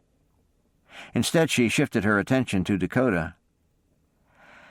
"How did your parents take the news of your conversion?" she asked Dakota. "We haven't discussed it. I wrote them as soon as I was able to sit up, and Mother mentioned it in her letter back to me, but when I got home I didn't bring it up. I was gone less than 24 hours later and just arrived back yesterday." "And you've been in Aurora?" "Part of the time, yes. Jared Silk has been charged for money laundering, fraud, and embezzlement, but so far, Seth and Elliot are still at the ranch. Something tells me they're behind Silk's arrest." "But they're not in jail?" Dakota shook his head no, even as he read the worry in her eyes. "When does your aunt suggest you come back?" "Suggest?" Darby exclaimed. "She says I'm to be there by the 28th. A week from today?" "Yes."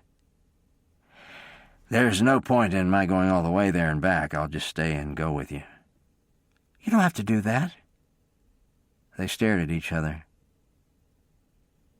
"I have a lot of things going on inside of me right now, Darby," Dakota confessed. "But it's only fair to warn you that I'm not a St. Louis type of person. I love Texas." "I love Texas, too, but it's only fair to warn you that I've never been so confused about anyone as I am about you." Dakota laughed a little. "It's good to hear that someone else is in the same boat." Darby smiled, and again they found themselves regarding each other. "Aunt Renee's telegraph was at the house when I arrived," Darby said quietly.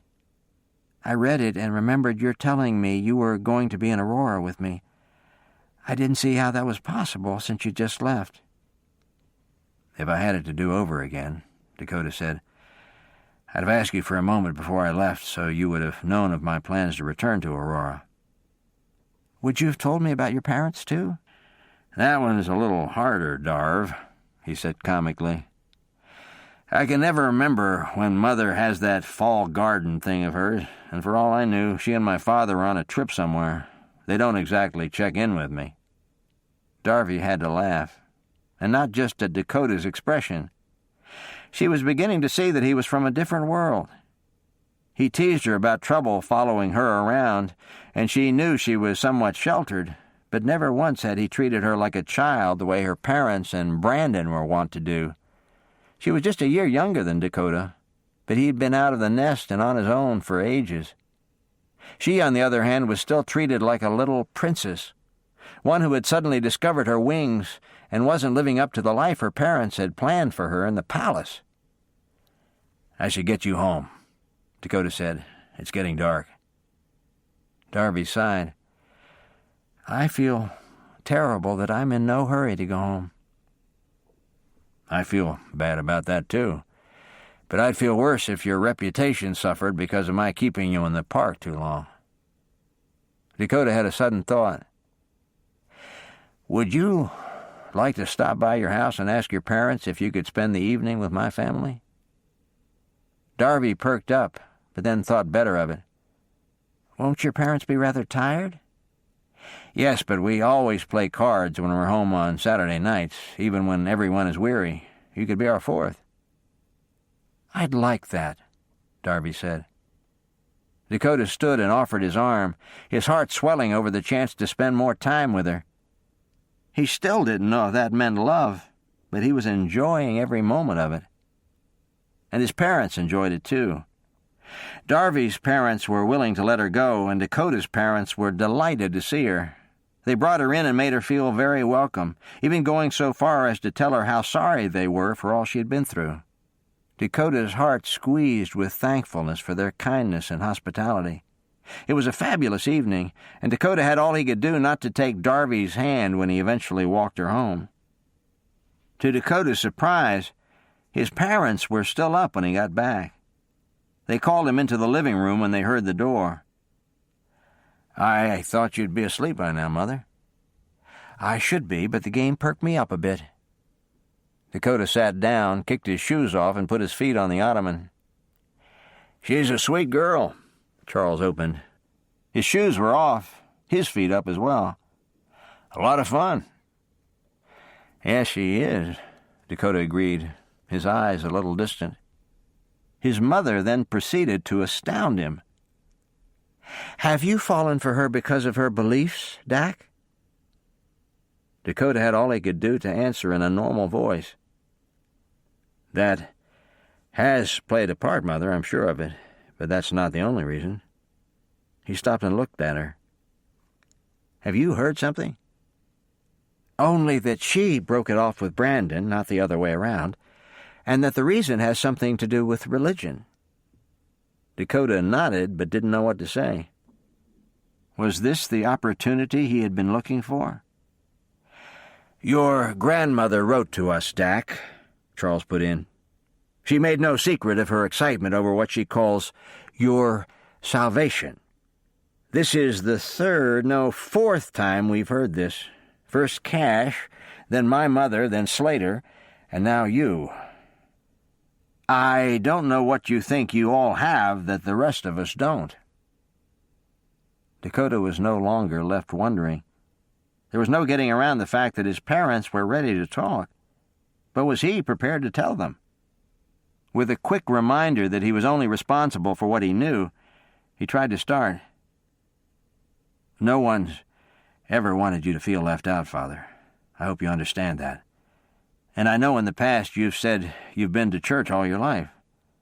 Dakota paused. He was already starting to ramble. He took a breath and began again. "There's so much I don't know or understand, but this much is clear to me. I was lost in my sin.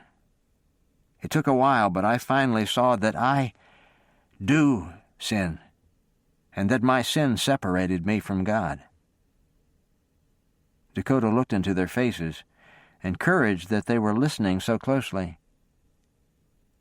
"You've seen my scars, and I know Cash wrote you. I nearly died.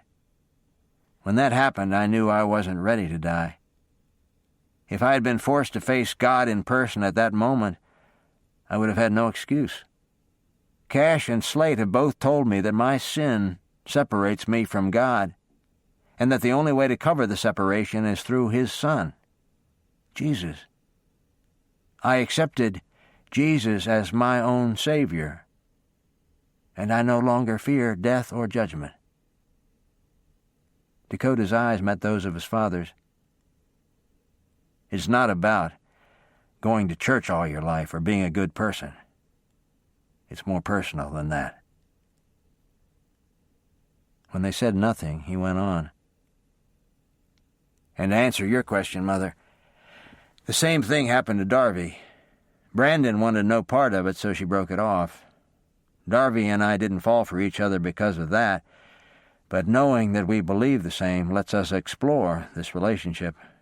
If she didn't share my belief, I wouldn't have a choice but to ignore my feelings, no matter how much it might hurt." "But do you think you're in love with her?"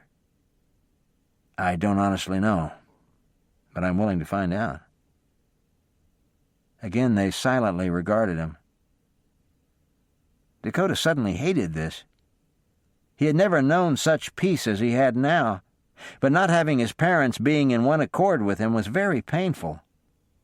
They had raised him to be independent and think for himself, so he knew they would never be harsh with him over this or any decision, but he wasn't sure they had the slightest inkling of what had happened to him. "Well, Dak," his mother finally said, although her tone was sober, "we're glad to see you home and safe. Any little difference in our beliefs is nothing in light of your being safe. That's all we care about." Dakota held his tongue. The little difference his mother spoke of was nothing short of a life-and-death matter. But Dakota knew there was no sense arguing. Reminding himself to stay respectful, Dakota kept praying and asking God to work in their hearts and open doors of opportunity. Chapter 19. "What if he's right?" Charles asked Virginia after they had retired. Dakota's mother turned from the bottle of lotion she had been reaching for and stared at her husband. "About what?" "About facing God. Can I honestly say I'm ready?" "Of course you're ready, Charles. You're a good person. What more can God want?" He stared at his wife. Had she not heard what Dakota had said? Had he misunderstood? "Charles," Virginia ventured, her voice so tentative that the senior Rawlings wondered what his face looked like. "I'm going to go ask Dakota something. I'll be right back." Virginia was stunned. What had he been thinking? Her brow furrowed with deliberation. She didn't like the children coming home and upsetting things. If Dakota left chaos in his wake, it would put such a damper on his visit. Confrontation was the last thing she wanted. Down the hallway, Charles's thoughts were far different. His heart almost in dread over some of the things his son had said. He knocked on Dakota's door, working to remember what Cash and Slater had shared as well. Dakota answered before anything came to mind. "Are you going to church tomorrow?" Charles asked without preamble. Dakota nodded. "I was going to go early in the morning and get a note to Darby to see if I could attend church with her." "What about your mother's in my church?" "In truth, Dad, I don't know anything about it, but because you don't agree with my beliefs, I'm assuming there won't be anything there for me." "And what do you hope Darby's church will have?" "Some type of message and challenge from God's Word. Something I can learn from and put into practice in my life." "And that's all part of not being afraid to die?" "My peace about death doesn't come from a sermon I might hear, but from knowing that I have a relationship with Christ. However, salvation is only the beginning. There's a whole life to be lived, and I won't know how to live it without study in the Word." The older Rawlings studied his boy's face, their eyes meeting and holding. "I'll go with you. Your mother, too." Dakota blinked. "All right," he said slowly. "But I'm not sure what Darby will say. I haven't checked with her." "What if," Charles began, his pride rubbing him a bit, It turns out she goes to our church, and the preacher explains it just like you did."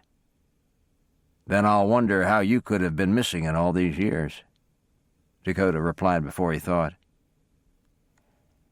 Charles wasn't happy with this disrespectful statement, and his eyes communicated that with ease. "I'm sorry, sir, I shouldn't have said that." "No, you shouldn't have, but it's what you believe, isn't it?" Dakota dropped his eyes before admitting, "Yes, sir." Charles didn't like the shame he felt over the way he'd gained the upper hand. It was true that he had taught his boys to respect him, but he had come knocking on Dakota's door, not the other way around. "It's all right," he said quietly. "Sleep well, Dakota." "Thank you. Good night." Charles made his way back down the hall, unaware of the way Dakota stood and watched him retreat into the darkness. He gained his own room where Virginia still had a light on and floored her with his announcement. "We're going to church with Darby and Dakota in the morning." "What church?" "I don't know yet, but we're going." Her mouth opened a little. "You don't mean that." "I do mean it." "Charles, what will our neighbors who go to our church say?" "I don't care." Virginia knew very well how true that statement was. Charles Rawlings Sr. never did anything because someone thought he should. She watched him settle into bed, not at all comfortable with his plan. The lantern was still on, so Charles caught her gaze on him when he turned on his side. Virginia dropped her eyes and reached for the lamp, but his hand stopped her. "Ginny," he said quietly, "he's got me to thinking." "About what?" "I'm not a kid anymore." "You're not old, either." "Neither was Ben down at the bank, and he dropped without warning." "So that's what this is all about," she said in a mothering tone. "You've just realized you're not going to live forever." "Exactly." Virginia hadn't expected him to agree. She had even used a tone with him that usually angered him. "All right, Charles." She gave in more out of confusion than anything else. "I'll go with you." Charles hadn't thought anything else. Virginia went nearly everywhere with him, but her answer gave him pause. Would he go if she refused? It took some time before Charles fell asleep, but even then he wasn't sure he'd go without her. "I'm sorry to call at your back door at such an early hour," Dakota said to the woman at the Wingate's kitchen door. "I didn't want to disturb anyone, but could you please give this note to Miss Wingate as soon as possible?" "I will, sir. Is there anything else?" "No, thank you." This was how the morning had started. Dakota had awakened early and gone swiftly to Darby's, hoping she'd get the note as he directed, and she did. Just an hour later, a return note arrived from her, telling Dakota what church she attended, and that if he liked, she'd come for him at 10 o'clock. One more message from Dakota established that his parents would be along, and also offered to include her in their carriage. Now Dakota, Charles, and Virginia rode in silence to the Wingate home. Virginia was tense, her mind filled with uncertainty over this outing. Charles seemed so certain, and Dakota was calm, his expression relaxed, but she felt completely out of her element. It helped to have Darby join their group. That young woman began a conversation with her the moment she took a seat, and Virginia actually relaxed a little before they arrived at the church. "I want you to meet a friend of mine." Darby continued to talk as they walked up the steps, the younger woman having taken the older woman's arm. "Her name is Mrs. Beecher, and she's such a dear. In fact, she lives just a few blocks from you." "Martha Beecher?" "Yes." "We've known each other for years. She goes to your church?" Darby smiled. "This is her church. She was the one who introduced me." Virginia relaxed a little more. Martha Beecher was a wonderful woman, always kind and ready to lend a hand. Up to that moment, Virginia hadn't known what to expect. But suddenly she wasn't worried, at least not about meeting the people. However, the sermon, or whatever the service entailed, still had her somewhat concerned. "Can you tell what your parents thought?" Darby asked Dakota as they walked in the garden behind the house. "Not exactly." His voice was deep and soft. "I think my father understood, but I'm not sure what Mother was thinking." "How is it that they decided to come?" "My father decided. I'm not sure he gave Mother much choice." "Does she do everything he says?" Dakota smiled. "What do you think?" Darby smiled back. "I think the Rawlings men are used to getting what they want." Dakota looked very innocent. "I can't imagine what you're talking about." "Of course you can't." Darby's voice was indulgent. "You always ask me and give me lots of choices. You never tell me to do anything."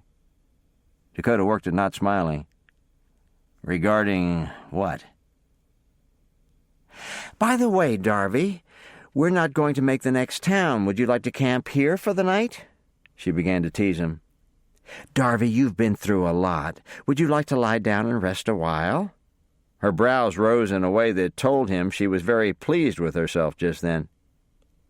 "You're used to giving orders, Dakota Rawlings, and I suspect your father is the same way." "You little pill." Dakota growled playfully and began to reach for her. Darby darted away from him and around a bush. "Did I hit a little close to home, Mr. Rawlings?"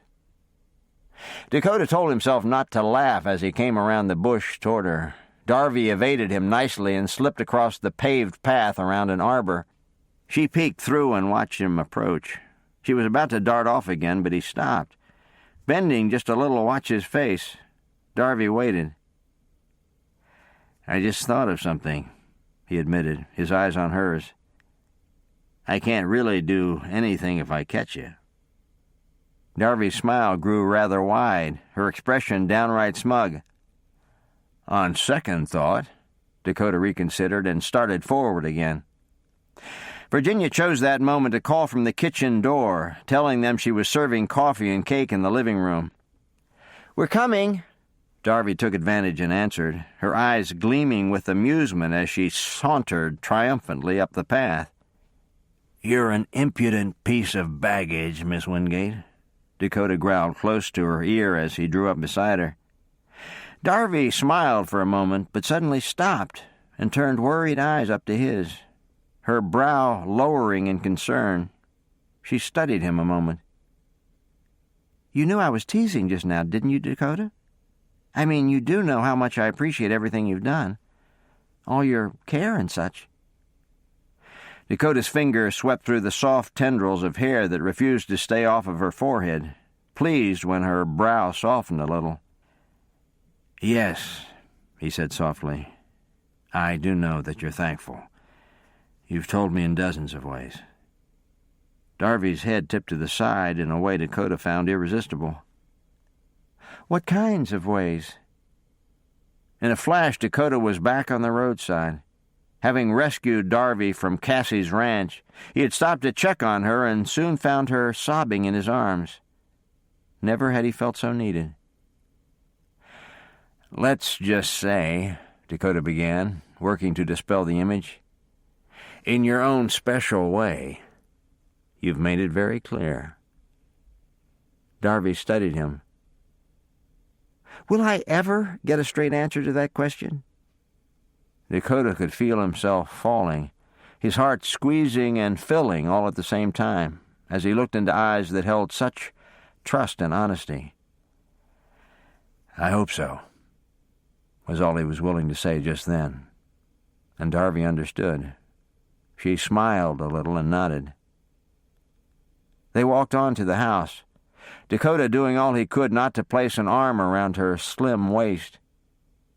He hadn't been glad to see Brandon at the house a few weeks back, but he couldn't say he blamed the man for trying. "Have you been at church this whole time?"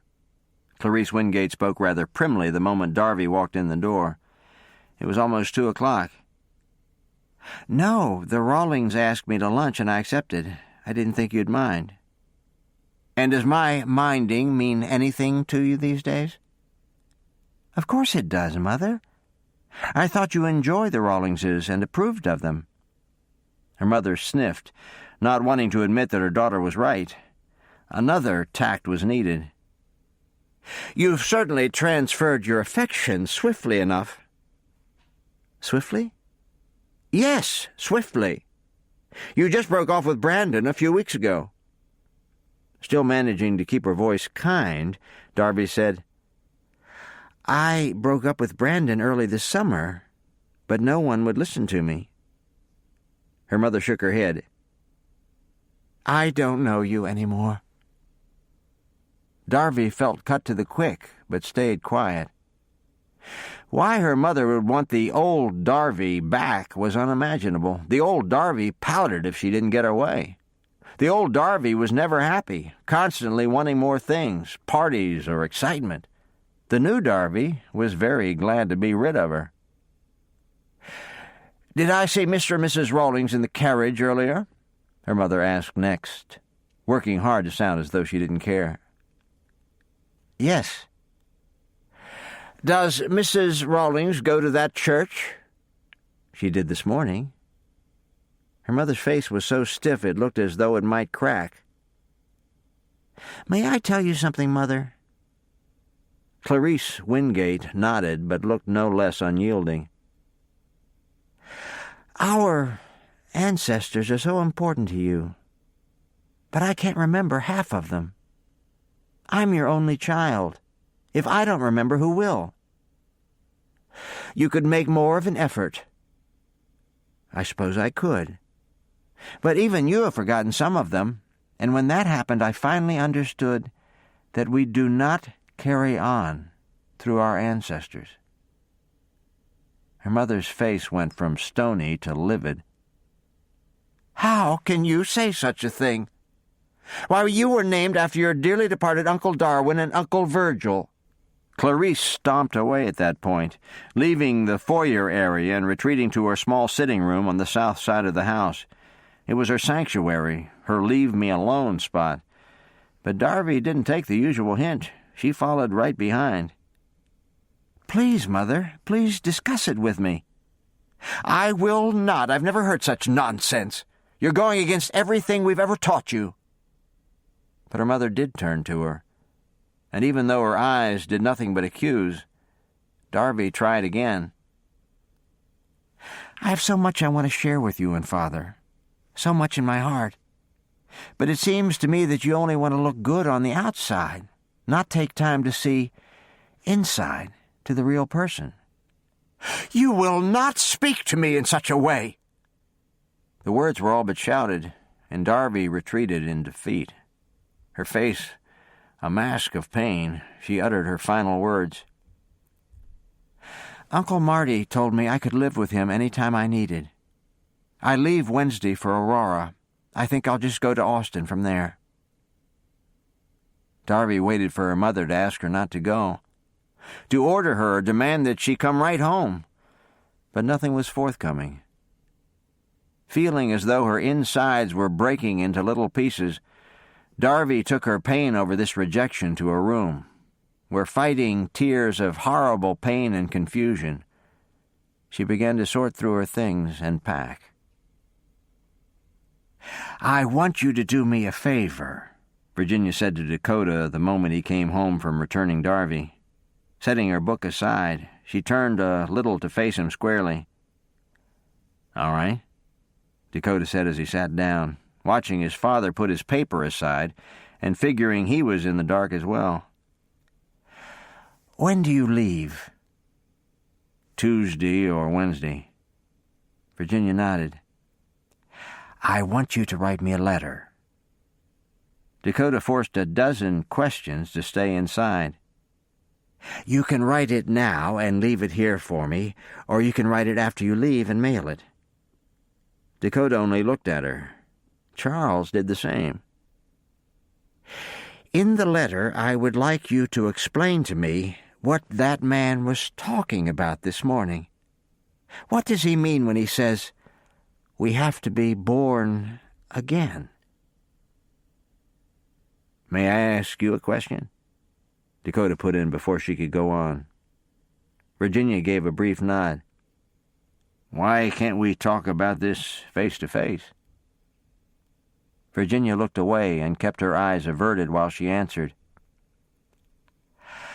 I haven't told anyone how much it bothers me that all of you boys have something with your grandmother that I don't have.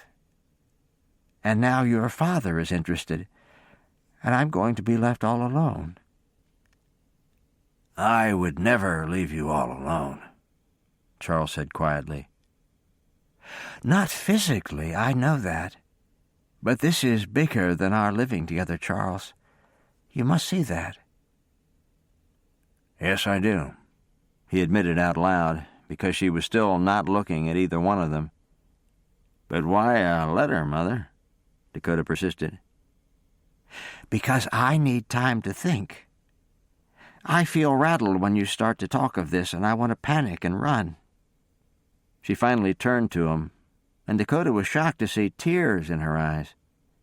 She managed to speak, but her voice was filled with self-deprecation. Wouldn't the women in town be amazed to find the invincible Virginia Rawlings all shook up over her son's religious convictions? I'm not sure I agree with you there, Mother. If you were to get any of them alone to talk about their own mortality, I think you might see something different. Maybe all the parties and committees are a way of covering their own fears. But you and that pastor honestly think I deserve to go to hell, don't you? I deserved to go to hell, Dakota countered. Why God saved me from that, I'll never know.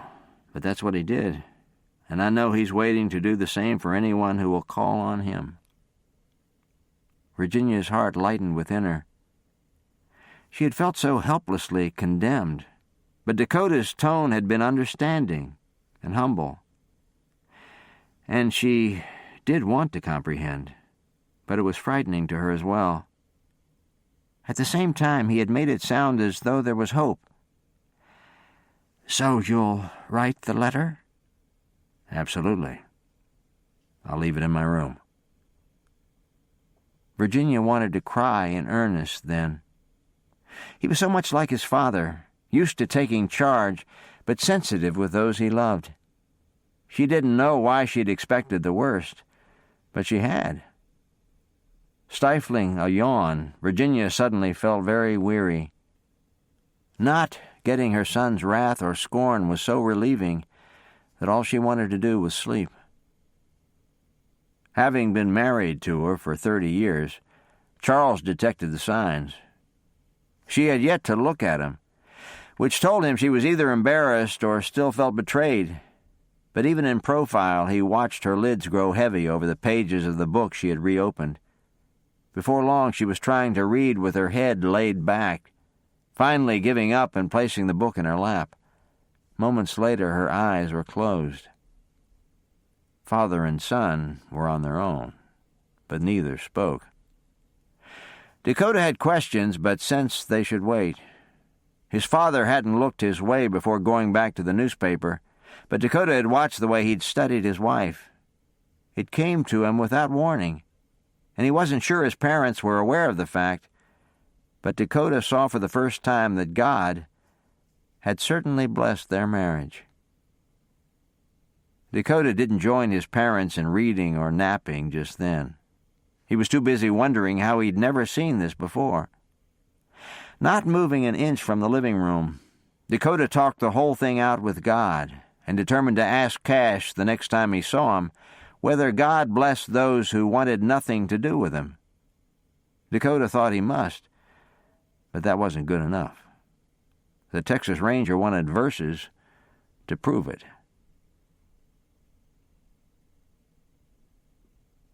"How are you today?"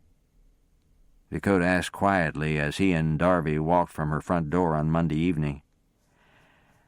"I'm fine," she said quietly. "Was your mother a little cool just now? he asked before getting to the carriage. Or did I imagine things? Frozen better describes her, Darby said so quietly that Dakota let it drop. He had asked her to join him for dinner and knew that this conversation would wait for the restaurant. They rode in silence, Dakota at the reins, Darby beside him, thinking as they moved along that Dakota was one of the most restful persons she'd ever known. Darby felt not the slightest anxiety whenever she was with him. If he looked at her a certain way, her heart would pound and her pulse race, and his nearness affected her no small amount. But never did she know danger or fear. It was an amazing thing. Sitting beside her, having already pulled the carriage over to the curb in front of the Grayson Hotel, Dakota studied Darby's profile and waited. He smiled just studying that captivating mouth and little girl turned-up nose. She was in a far-off place right now, but the half-smitten ranger saw no reason to disturb her. Not even the horses shifting brought her attention around, and Dakota waited several minutes in silence. When he saw her noticing where they were, he just waited for her eyes to swing to his. Darby smiled as soon as they met. "We're here." She grinned a little. "Yes." "How long?" "I didn't keep track." "But we didn't just get here, did we?" "No." For a few seconds they just watched each other. Dakota's heart felt a little fuller every time he was with her. Darby's was doing the same. Dakota climbed down at last, moved to her side, and assisted Darby to the walk.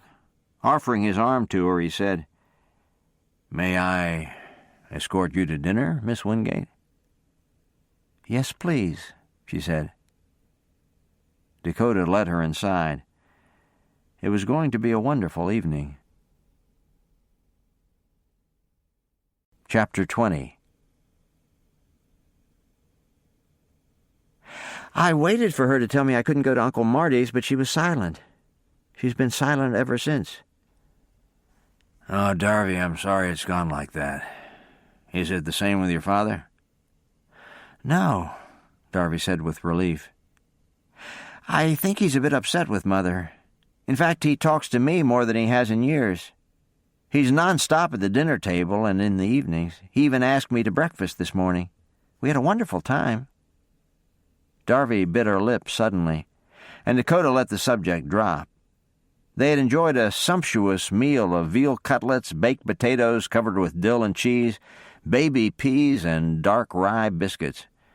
Now they had hot coffee in thin porcelain cups with French pastries headed their way. The gas lighting was soft, and the table was set in a horseshoe booth. There were couples on either side, but all voices were quiet, the waiters moving silently over the brightly colored rugs, making the setting more elegant. "Will it work for you to leave here tomorrow afternoon instead of Wednesday morning?" Dakota inquired. "I think so. Is there some problem?" "No, but we have to go back through Kincaid as I need my horse, and it might be nice to have a little extra time on the other end." "Would it be easier if we split up at Young Springs?" Darby made herself ask. "I could go on to Aurora on my own and meet you there." "I'm not letting you out of my sight," Dakota said bluntly. "But then you'll have the trouble of getting whatever horse I ride back to your brother's." "I'm sorry I didn't tell you, but I planned for us to ride the train. I'll just pay the price to put Eli in with the stock. You won't have a horse to worry about." Much as Darby wanted to bask in the warm glow of knowing that he had planned all this to take care of her, she couldn't get Eli from her mind. She bit her lip to keep from smiling, but it didn't work. "What's that for?" "Eli." Dakota rolled his eyes. "What will he have done all this time without you?" "Probably driven Cash crazy. My brother has better things to do than entertain my horse, but Eli will be keeping a close eye out for me, and as compassionate as Cash is, he will have probably ridden him a time or two." Darby suddenly smiled. Admit it, Dakota." "Admit what?" "You miss him, too." Dakota grinned, but didn't have to answer. The pastries had arrived. They talked for another hour, eating slowly and enjoying endless cups of rich coffee. It was like a dream come true for both of them, as they covered various subjects and beliefs, some held very dear and others still under inspection. They talked about their moments of salvation again, both reflecting on the way God had been working behind the scenes and how obvious that was now. Dakota told Darby nearly every word of the letter he had written to his mother and appreciated her encouragement. After hearing about Dakota's letter, Darby thought she might write to her own mother and wondered if that might not be easier for her to take. "Dakota?" Darby asked as they finally rose from the table to go. "Would you mind giving me the scriptures you wrote to your mother? The exact ones?" "Not at all. Do you want them tonight, or can I bring them tomorrow?" "Tomorrow's fine. I think I need to put some distance between us, so I won't write until I get to Texas." Her words had the strangest effect on his heart. He didn't say anything, but knowing she was returning to Texas with him, and that she was so matter-of-fact about it, filled him with hope and happiness. Though she was deeply affected by this fallout with her mother, he still wanted her with him. He wanted her close, not just to protect and keep an eye on her, but to be with her, to hear her voice, listen to her laugh, watch her smile, and talk with him about 1,000 different subjects. He was afraid to let his heart move too fast, but at times it was so hard. Such a moment came upon him when he dropped her off. He wanted to spend more time with her.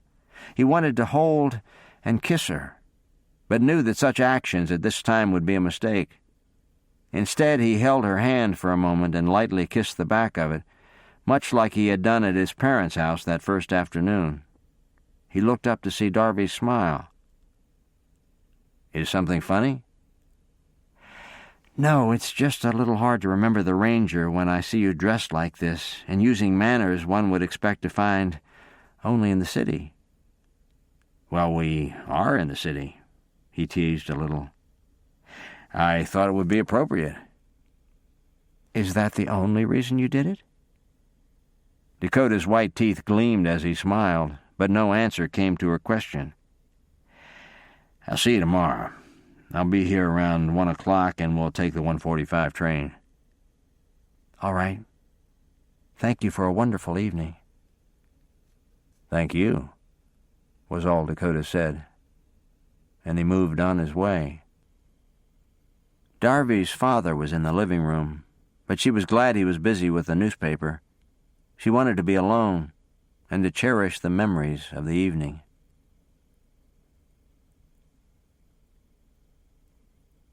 They were silent for the first time in hours. The conversation that had started at dinner in St. Louis the night before only continued as the train moved south and west. Dakota had been good at his word. He had brought the list of scriptures he'd put in his mother's letter for Darby. Darby's mouth was dry, and she was tired of talking, but her brain was still moving faster than the train. Dakota had put his head back and fallen asleep, but Darby took her Bible from the satchel at her feet and turned to the first verse. The list started with Romans 3:23. "All have sinned and come short of the glory of God." Next was Romans 6:23. "The wages of sin is death, but the gift of God is eternal life through Jesus Christ our Lord." Dakota had also written some notes. One was about the jailer in Acts, who had asked Paul and Silas how he could be saved. Darby found their answer in Acts 16:31. They said, "Believe on the Lord Jesus Christ, and thou shalt be saved, and thy house." The book of Ephesians came next with 2:8 and 9. "By grace are ye saved through faith, and that not of yourselves. It is the gift of God, not of works, lest any man should boast. Romans 10:9 and 10 went on to add, If thou shalt confess with thy mouth the Lord Jesus, and shalt believe in thine heart that God hath raised him from the dead, thou shalt be saved. For with the heart man believeth unto righteousness, and with the mouth confession is made unto salvation. 2 Corinthians 6:2 left no doubt as to the urgency of the decision. I have heard thee in a time accepted, and in the day of salvation have I helped thee.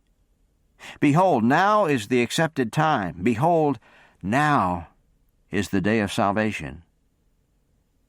The last verse Darby looked up was from John 20:31. These are written, that ye might believe that Jesus is the Christ, the Son of God, and that believing ye might have life through his name. Thank you, Lord, Darby's heart now prayed. Thank you for saving me and showing me all of this. Help me to write to my own family. I want them to have this hope. I want them to know and believe. Darby felt tired now. She hadn't slept all that well in the night and had woken early, hoping her mother would offer an olive branch before she left. No such offer was made. Darby had said goodbye to her father and mother, but only her father had replied. Her father had started to scold his wife even before Darby was out of earshot, but that hadn't made her feel any better. Quite suddenly, Darby wasn't certain if the letter was a good idea. She had already said enough. What she needed right now was for her mother to speak to her.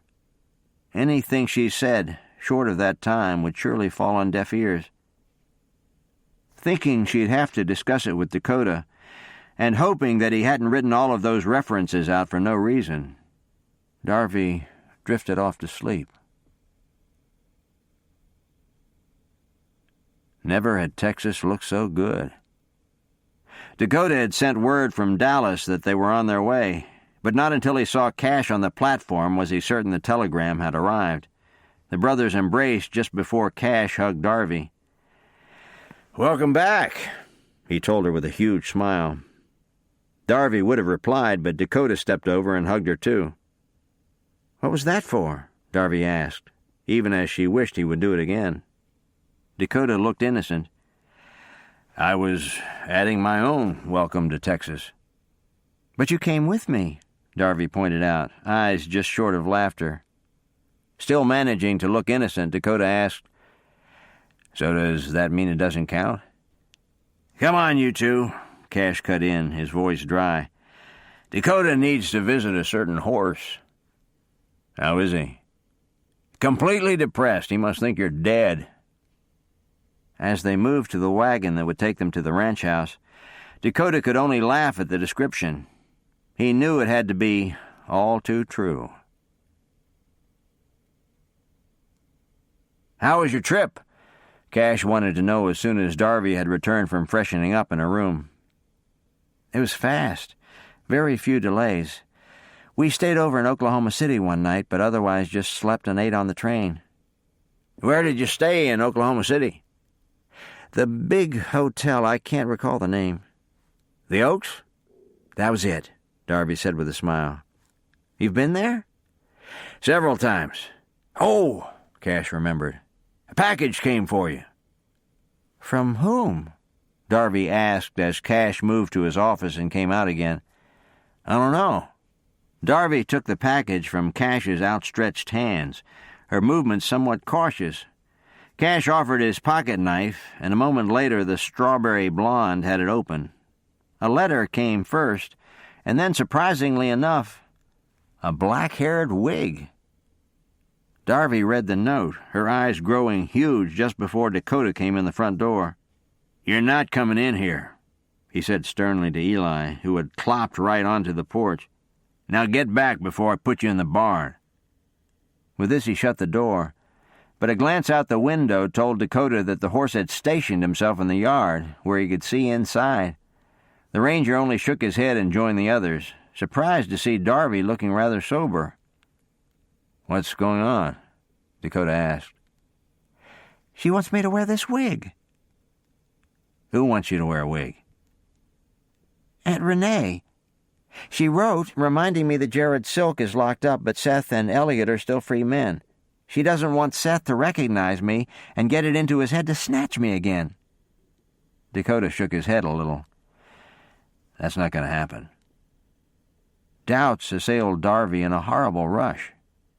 It was so easy in this place, at this ranch, to forget how helpless she'd been. But for a moment the memories came flooding back. A shudder ran over her as she pictured Seth's calm, implacable face. He had been completely serious about keeping her until she fell for him. Seeing her uncertainty, Dakota sat next to her, his head turned to watch her. Cash had quietly left them alone. Darby didn't look at Dakota, so Dakota sat a moment, giving her time to think. "I tell myself you won't let anything happen, but in truth, Dakota, you can't be with me every moment." "That's true." Darby finally looked at him. "And you're still sure he's not going to get me, aren't you?" "Yes, very sure." She looked so troubled and confused that he took her hand. "Listen to me, Darby. I'm not trying to play God here, but I'm very good at what I do. I assume your plan is to stay with your aunt, and I'm hoping that will work out. But if we need to take rooms in the same hotel in order for me to be close by, that's what we'll do. Seth Redding is not going to take you against your will again." Tears filled her eyes before she whispered, "I didn't like it, Dakota." "I know," he said softly, before reaching up with his free hand to touch her cheek. "We'll be thinking very clearly, and we'll take all the necessary precautions. And in truth, I just don't think he's that stupid. As soon as he spots me, he'll put the situation together." Darby looked surprised. "He will, won't he?" she said in soft amazement. "I certainly think so. He's not a fool, or he wouldn't be working for Silk. In fact, they probably know now. After all, we both disappeared at the same time." Darby shook her head. "Why didn't any of this occur to me before?" "I don't know, but there's no point in worrying. We're going to do everything we can to keep a lid on this. I'm not expecting any trouble." Dakota reached for the wig, his mouth just beginning to smile. "Your aunt is quite a character." He fingered the hair for a moment and then looked at her again. "You might look good with black hair, but I prefer what you have." Darby smiled but didn't reply. She wanted to say something about the way he looked, too, his size, his handsome face, his gentle manner, but she thought someone might be headed their way. Dakota watched her, wanting to speak as well but holding off for the same reason. Dakota didn't know when the time would be right, but it wasn't now. "I've got dinner on," Katie called from the edge of the room. "Thanks, Katie," Dakota responded and stood with Darby. "Are you all right?" he asked as soon as Katie turned away. "Yes, thank you. I can't say that I'm looking forward to it, but I think I'll be fine." Dakota took her arm to escort her to dinner, thinking she was the most courageous woman he knew. He would have laughed if he could have heard Darby's prayer at the moment. She was asking God to give her strength and help her be brave. "It's almost completely dark now," Darby commented, her head tipped back a little. Dakota followed her gaze. "I love a Texas sky," he said quietly. Having eaten dinner, he and Darby had taken a walk. The sky was clear this night, huge and full of stars. They were silent for a moment, both still looking up and trying to take it all in. "There's a man who runs the general store and shotgun where my brother lives," Dakota began. He's huge. He has to duck for every doorway, and if he's coming through, no one can walk beside him. Not too long ago, I read in Isaiah 66 where it says that heaven is God's throne, and the earth his footstool. And I thought about what a big God he is. I love a Texas sky. I think it's the biggest in the world. But even at that, God has to duck his head to enter my world because he's so huge. Dakota looked down at Darby, who was staring up at him in the shadowy light. But that's what he did for me, Darby.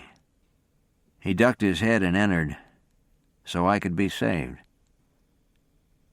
"Oh, Dakota," was all she could say. He reached out his hand and she took it, finding comfort in his touch. Darby wasn't at all looking forward to returning to Aurora, not even to see her aunt, but Dakota's hand and words reminded her that she wasn't alone.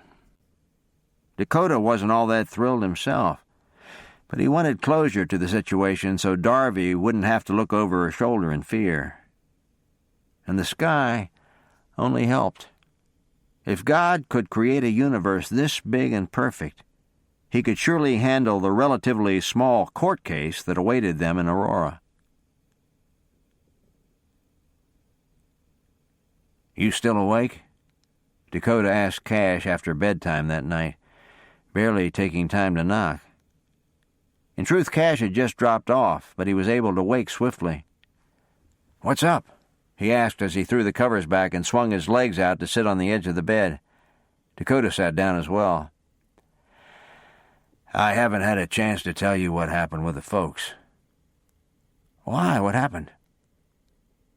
In great detail, Dakota explained the way Charles had shown interest in the things Dakota shared, his visit to Dakota's room that night, and the way they had attended church together. Dakota recounted almost word for word the letter he had written to his mother while Cash sat in stunned silence. "They went to church with you?" The older Rawlings clarified in wonder. "Yes. Mother wasn't happy about it, but you can tell she's thinking. Father, for all his interest, isn't asking too many questions. I'm not sure if Mother's lack of enthusiasm has tempered his response, or if the whole thing was a flash in the pan." Again there was silence in the darkness. Cash had been praying for his parents for years, but the door had never opened as it had for Dakota. Of course, the change in Dakota was more drastic, so it wasn't hard to see that this might have had an effect. Still, the whole thing took some getting used to. "Tell me something, Cash," Dakota went on. "Okay. Is the folks' marriage blessed by God?" "Certainly." "How do you know that?" Matthew 5 says God allows the sun to rise on the evil and on the good. He sends rain on the just and the unjust. What made you think of that?" "Seeing Father and Mother, they love each other more than they ever have. But they haven't had the Lord to lead them. I can't imagine making a marriage work without God."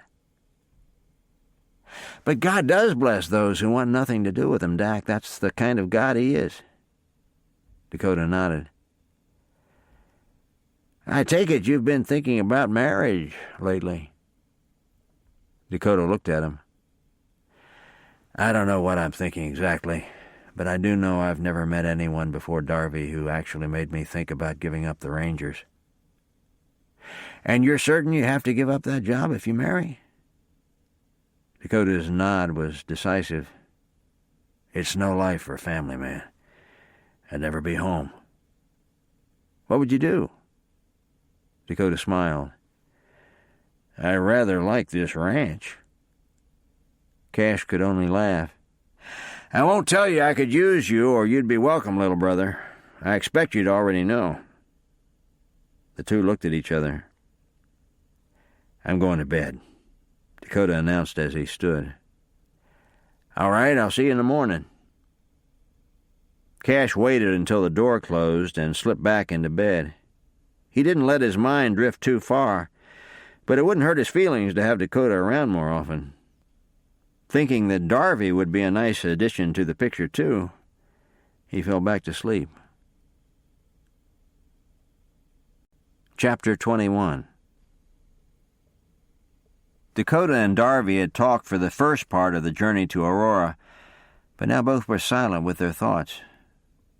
Darby was fine when she was distracted by conversation, but alone with her thoughts, she felt something akin to panic creeping up on her.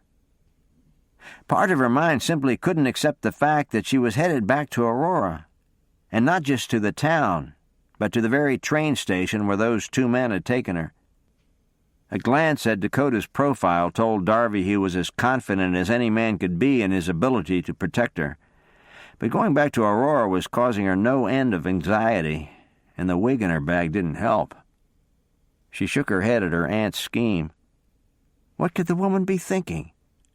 Darby hated pretense. She honestly didn't know how her aunt stood such a life. A spark of anger flashed inside her, and it was all directed toward her aunt. Darby knew it was wrong and worked for the remainder of the journey to calm down. I'll just explain when I get there that I didn't want to wear the wig. Darby finally calmed and told herself. Aunt Renee will understand. I don't have a thing to worry about. Where's your wig? Were the first words out of Renee's mouth. Darby's mouth opened a little with hurt and surprise, and for a moment she lost her train of thought. When she recovered, she was glad to hear that her voice was normal. Are you going to ask us in, Aunt Renee? Oh, yes. The older woman was momentarily flustered by being caught off guard, and the result was a breach of manners. Come in, I'm sorry. You took me by surprise. Renee invited them into her living room. Moving silently, Dakota and Darby entered, and when directed, sat on the comfortable red sofa. Most of the furniture was red or pink, but it wasn't gaudy as Darby might have expected had she only heard about it. The room was warm with family photos and bits of lace and ruffles here and there. Why aren't you wearing the wig? Renee asked as soon as she had taken a seat across from Darby. She had known her own anxieties concerning the pending court case, and having Darby show up looking like her wasn't helping. It's in my bag, Darby told her quietly. You didn't feel you needed it? No, I think Dakota's all the protection I need. What about my privacy? Did you think of that? Darby hadn't, but didn't say that. Why had she thought her aunt would understand? They had gotten on well at the ranch in Kincaid, but in truth, they didn't know each other at all. Working not to lead with her emotions, Darby spoke. There's something I need to tell you, Renee. If when I'm done you want me to wear the wig, then I will, but I hope you'll hear me out. I will, Darby, Renee said sincerely, seeing that she had come across rather strongly. Thank you, Darby replied. I think that even if I wear the wig, people will be able to see that we're related. I don't think it can be helped. I know you value your privacy, but at what price? What do you mean? I mean, if you believe in what you're doing here, it shouldn't matter. It shouldn't make any difference if people know that Annabelle Hewitt is an assumed name. Everyone comes from somewhere. Surely people know you have family. Renee blinked at her. Never had she looked at it that way. She then looked slowly at Dakota to gauge his reaction, but his face was unreadable. Watching her, Darby thought Renee looked so surprised that it made her feel guilty. I'm sorry, Aunt Renee, she said quietly, sorry that she had even tried to explain. I hate subterfuge, and having to wear that wig scares me more than taking my chances on the street. I couldn't even tell my parents the whole story because they would have wanted to know who this woman was that looked just like me. If you're hurt, I'm truly sorry, but I did mean what I said. Why must you hide who you really are. Renee looked upset, her fingers coming to her lips. I never thought about your not being able to tell your family, Darby. Honestly, I didn't. Please tell them. If I had a daughter who had been through what you've experienced, I'd want every detail. Tell them whatever you need to. Darby nodded, and in the moment Renee thought she looked very young and vulnerable. She also looked a bit pale. She wanted to speak more on the issue, but Dakota had a question of his own. There's something else bothering you, Darby. Dakota's deep voice rumbled out. His head turned to study her. What is it? Darby closed her eyes for a moment and then looked at him. This whole thing, the trial, having to see Seth and Elliot again, all of it. Darby glanced at her aunt. I know you can't wait to see Jared Silk pay for his crimes, but in truth, I don't even know the man. You should still want to see justice done, Renee stated plainly. I do, but in the process, I'm sure others are going to be hurt. I don't feel good about that at all. What others? Cassie Robinson, for one. Cassie's no child, Darby. This time her aunt's words were blunt. She knows exactly what type of man Elliot McDermott is. Be that as it may, Darby went on quietly, she loves him, and so do the children. You may want justice served so badly that nothing else bothers you, but I can't make the same claim. Renee sat back in her seat. She wanted to tell her niece to grow up and stop walking around with her heart on her sleeve, but maybe Darby had a point. For the first time in a long time, Renee wondered if she might have become a bit hard. So what is it you want to do, Darby? Dakota surprised both women by asking. For that matter, what is it you want your aunt to do? Seeing that he was right, Darby sighed very quietly. I guess I want her to do just what she's doing. Jared needs to answer the charges against him, and she's right. Cassie's made her choices with her eyes wide open. Darby's gaze dropped to her lap. Nevertheless, it still hurts my heart to be involved in all of this. As Dakota had gotten in the habit of doing, he reached for her hand and held it tenderly. I'm glad to hear that, since this whole thing should hurt your heart, he assured her softly. Justice is a must, but there are ways to go about it. There's nothing I hate more than coming across a ranger who's lost his compassion, one who's mean and thoughtless. He gives the rest of us a bad name. A distinct whinny outside the house suddenly set Dakota's gaze to the window. I'm sorry, ladies, he said with genuine regret. I have to see to my horse. Would you please excuse me for a moment? Certainly, Renee offered graciously, and a moment later she was alone with her niece. I appreciate all you said, Darby, and I plan to think on it. Thank you. I also don't want you to wear the wig. I think your point is very valid. Darby nodded with relief as they both heard Dakota's voice outside. Darby glanced that way, and when she looked back, her aunt was smiling. I certainly hope you're not going to let that one get away. Darby surprised her when she only smiled. Renee waited a moment for her to reply, but it didn't happen. No comment? The older woman prompted, and Darby laughed. Aunt Renee, I think you might be one of the most private people I know, but you expect me to bare my heart to you. Renee grinned. It's the reporter in me. I can't stand not knowing something.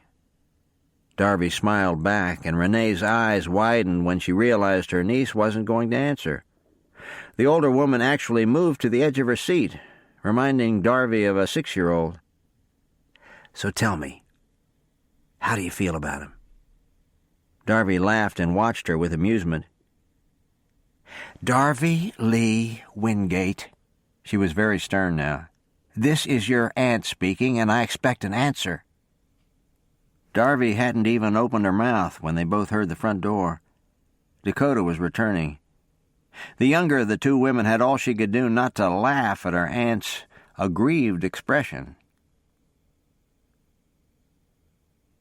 "So you've never attended this church?" Darby asked Dakota the next morning as they walked toward the end of town. "No, I've never attended any church in Aurora." He glanced down at her and then back up the street.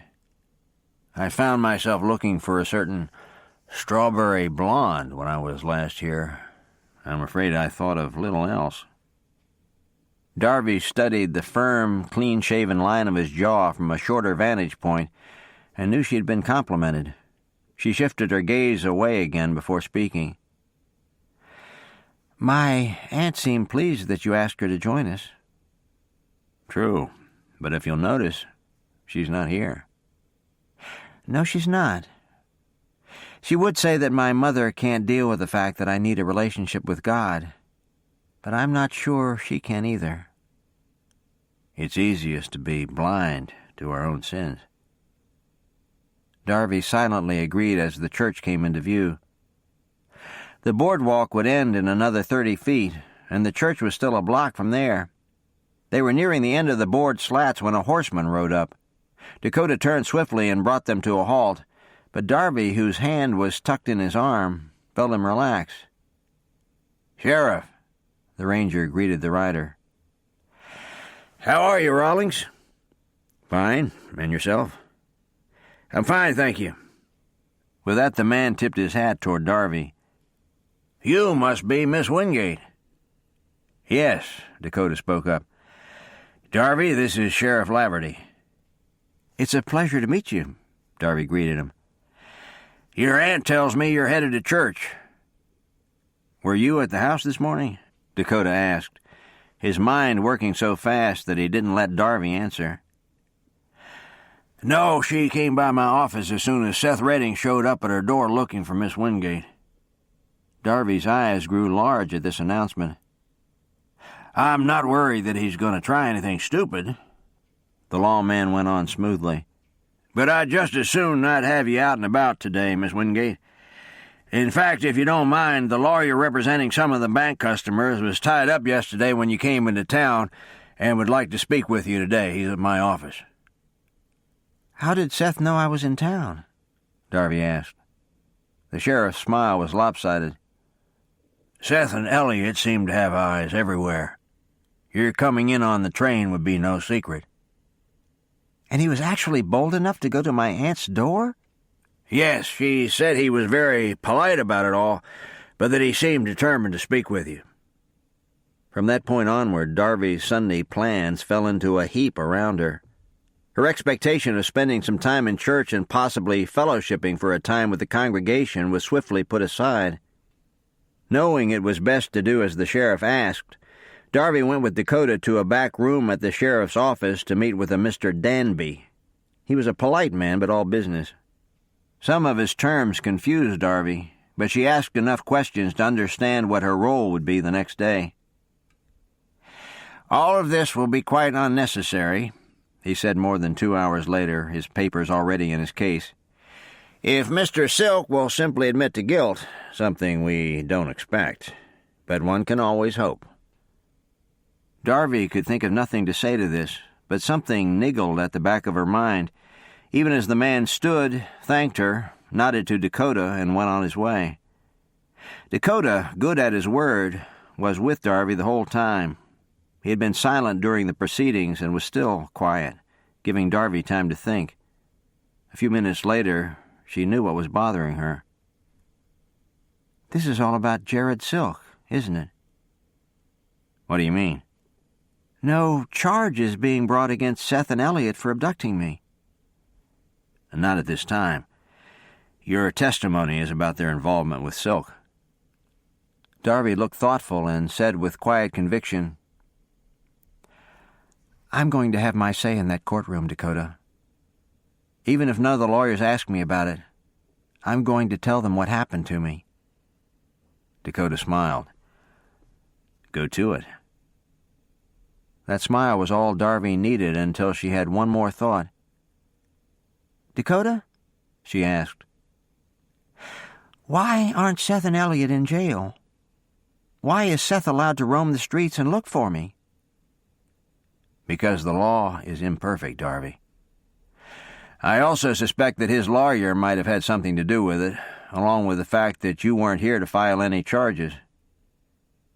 Darby knew she would have to be satisfied with this. She wasn't really content with it, but right now nothing could change her helplessness in the situation. "I guess we'd better head back to my aunt's," Darby was saying as the door suddenly opened. "Oh, you are here," Renee spoke with relief as she entered. "I wasn't certain what could be taking so long, and I had myself convinced that Seth Redding had found you." "He might find her," Dakota put in calmly, "but he won't take her." Renee looked up at the ranger's face and suddenly knew why Darby was so trusting of him. Darby's aunt liked Dakota. She liked him a lot, but there was no missing the steel in his eyes right now. Renee almost shook her head. She would not choose to tangle with this man if she was on the wrong side of the law. She thought anyone who did was a fool. "Well, let's go home," she said quietly, simply wanting to see Darby safe behind closed doors. "That's fine," Dakota confirmed. "But if you don't mind, I'll answer the front door for the rest of the day." All Renee could do was nod, but in her heart she was more determined than ever to see Darby marry this man.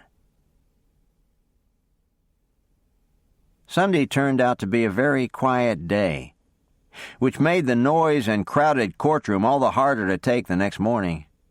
It seemed that every person in town had turned out for this event, and Darby knew that as his witnesses, if the lawyer had not saved seats for them in the front row, they would have been outside with dozens of others who were denied entrance.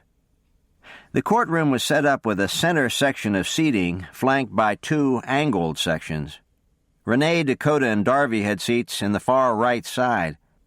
Once situated, Darby settled her skirts around her, Dakota on her right and her aunt on her left, before glancing around. She had barely shifted her eyes when she spotted Seth in the far left section. The way the seats angled, they had nearly perfect views of each other. He was looking straight at her, his eyes reflecting caring and interest. Darby didn't look at him for long, but shifted her own gaze back to the front. Dakota, on the other hand, kept watching. The moment Darby turned away, Seth leaned and spoke to a man, assumably his lawyer, who shook his head no. He then wrote a note and gave it to his lawyer. He read it, handed it right back, and once again shook his head no. At that point, Dakota turned away, but not before seeing that Seth's eyes came right back to Darby, who was still watching for the judge to enter. That the man was desperate to see the woman across from him was only too clear. Dakota gave one more glance Seth's way, and that was when he spotted Cassie and the children in the front row of the middle section. All three looked pale and sober, and Dakota was glad for Darby's tender heart. His own felt a little broken as well. He had chosen to deceive Cassie in order to rescue Darby. Given a choice, he would do it all over again, but it wasn't something he enjoyed. The judge finally arrived. He was a large man with stern eyes, and the audience was very quiet as he took his place and cast those penetrating eyes over the room. No time was wasted, however, and in less than 5 minutes, things were underway. Mr. Danby, whose strict business manner seemed to have melted into something a bit more dramatic, called many witnesses forward to testify, but the defense offered no cross-examination until Annabelle Hewitt was called to the stand. Darby watched her aunt move to the witness stand in graceful confidence. The defense was out to prove that the reporter's testimony, which was quite damaging, was nothing more than the rantings of an over-emotional female. Their tactic fell very flat. Renee kept her cool, calmly answering all questions and putting holes in several theories. From her vantage point, Darby thought Jared Silk looked angry enough to kill.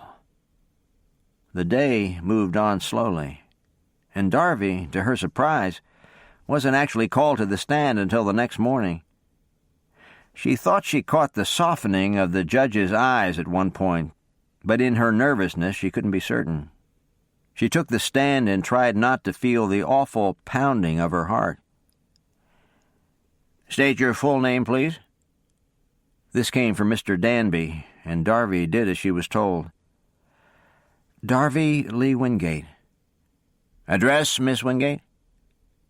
49 Brighton Road, St. Louis, Missouri. "Thank you, Miss Wingate. Correct me if I'm wrong, but were you not taken against your will from a train in the Aurora train station on the 6th day of September?" "Yes, sir, I was." "And am I right in thinking that 2 men took you from the train?" "Yes, sir." "And am I also right in believing that those 2 men are in the courtroom today?" Darby's heart froze and then pounded on, making her feel breathless. She was certain she had told him this. Had he not hurt her, or had he misunderstood? Mr. Danby, who thought she would answer immediately, seemed to freeze as well. He looked at Darby's stunned face and tried again. "Would you like me to repeat the question?" "Yes, please." "Can you point out the 2 men who took you from the train?" Darby's heart sank. "No, I cannot." Mr. Danby blinked. "Maybe you need a little more time," he said, his face going slightly red, his eyes showing some strain. "Look around the courtroom again. Take all the time you need." Darby had all she could do not to look at Dakota and nowhere else, but she made herself take stock of the entire room. She hadn't been with those men for very long, but she was very sure they weren't in the room. She looked back to Mr. Danby. "Did you see them?" Darby began to shake her head no, and then verbally answered. "You're sure?" Mr. Danby tried again, but Jared Silk's lawyer had had enough and came to his feet. "The woman has more than answered the question, Your Honor. What more could the man need?" The judge waved him back down. "Do you have another line of questioning, Mr. Danby?" the judge asked, his tone almost bored. That man came just short of tugging on his collar. "No, Your Honor," he admitted at last. "Your witness, Mr. Robbins," the judge said to Jared's attorney. "Thank you, Your Honor." Darby watched him come forward, a kind smile on his face, but it didn't fool her. She knew that all men had a right to a fair trial, but this man was out for blood. "Now then, Miss Wingate, there seems to be a bit of a misunderstanding here. You don't even know Jared Silk, do you?" "No, sir, I don't." "Have you ever been into his bank or laid eyes on him before today?" "No, sir." "So anything you might have heard about Jared Silk is what you've read in the newspaper or been told by someone else, isn't that right?" "Yes." The man's smile was just short of benevolent as he said, "That will be all." "You're dismissed, Miss Wingate," the judge told her. Darby looked down just then and into Dakota's eyes. While he held her gaze, he raised his chin. "Your Honor?" Darby said a bit loudly, causing the judge to turn in surprise. "Yes, Miss Wingate?" "I would beg your indulgence, sir. I do have something to say, if I could just say it without having to answer questions."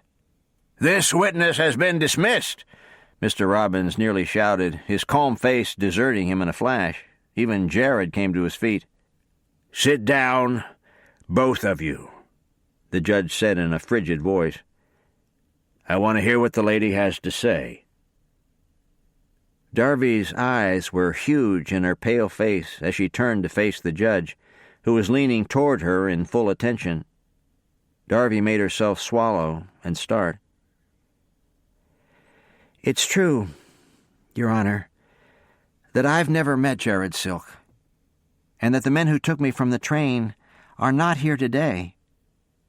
But the 2 men who held me captive against my will are here today, and have told me they work for Jared Silk." Darby glanced their way and kept on. "Their names are Seth Redding and Elliot McDermott. I never saw the 2 men from the train again, but Mr. Redding and Mr. McDermott kept me in an apartment and made it very clear that I couldn't leave until I agreed to meet with Jared Silk." "Why would they do that if you don't know the man?" "They thought I was Annabelle Hewitt, and even when they learned I was not, Mr. Redding decided to keep me.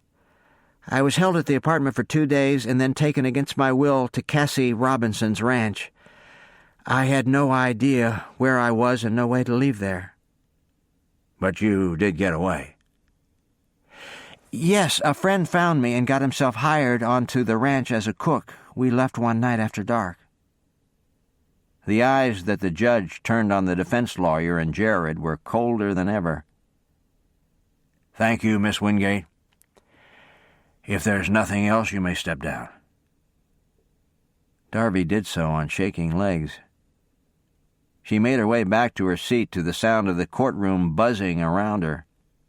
Mr. Robbins was on his feet again, protesting the judge's interference and unorthodox behavior at the top of his voice.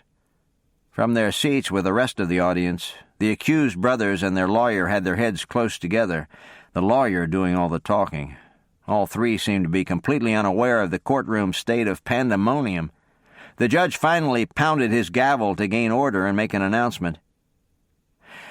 "This court will adjourn until 9 o'clock tomorrow morning, whereupon I will hear final testimony and make my decision. I will be available today until 5 o'clock for questions or further information." With that he stood and exited the room. People talked even louder.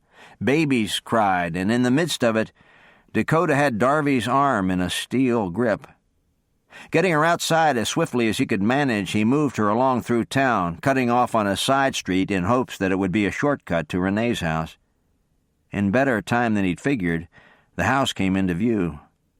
Both still moving silently, Dakota took Darby up the front steps, through the front door, and into the house, not even waiting a full heartbeat, before he pulled her into his arms.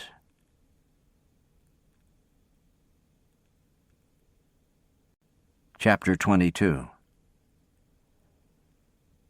"You were wonderful up there," Dakota said softly, his arm still holding Darby close.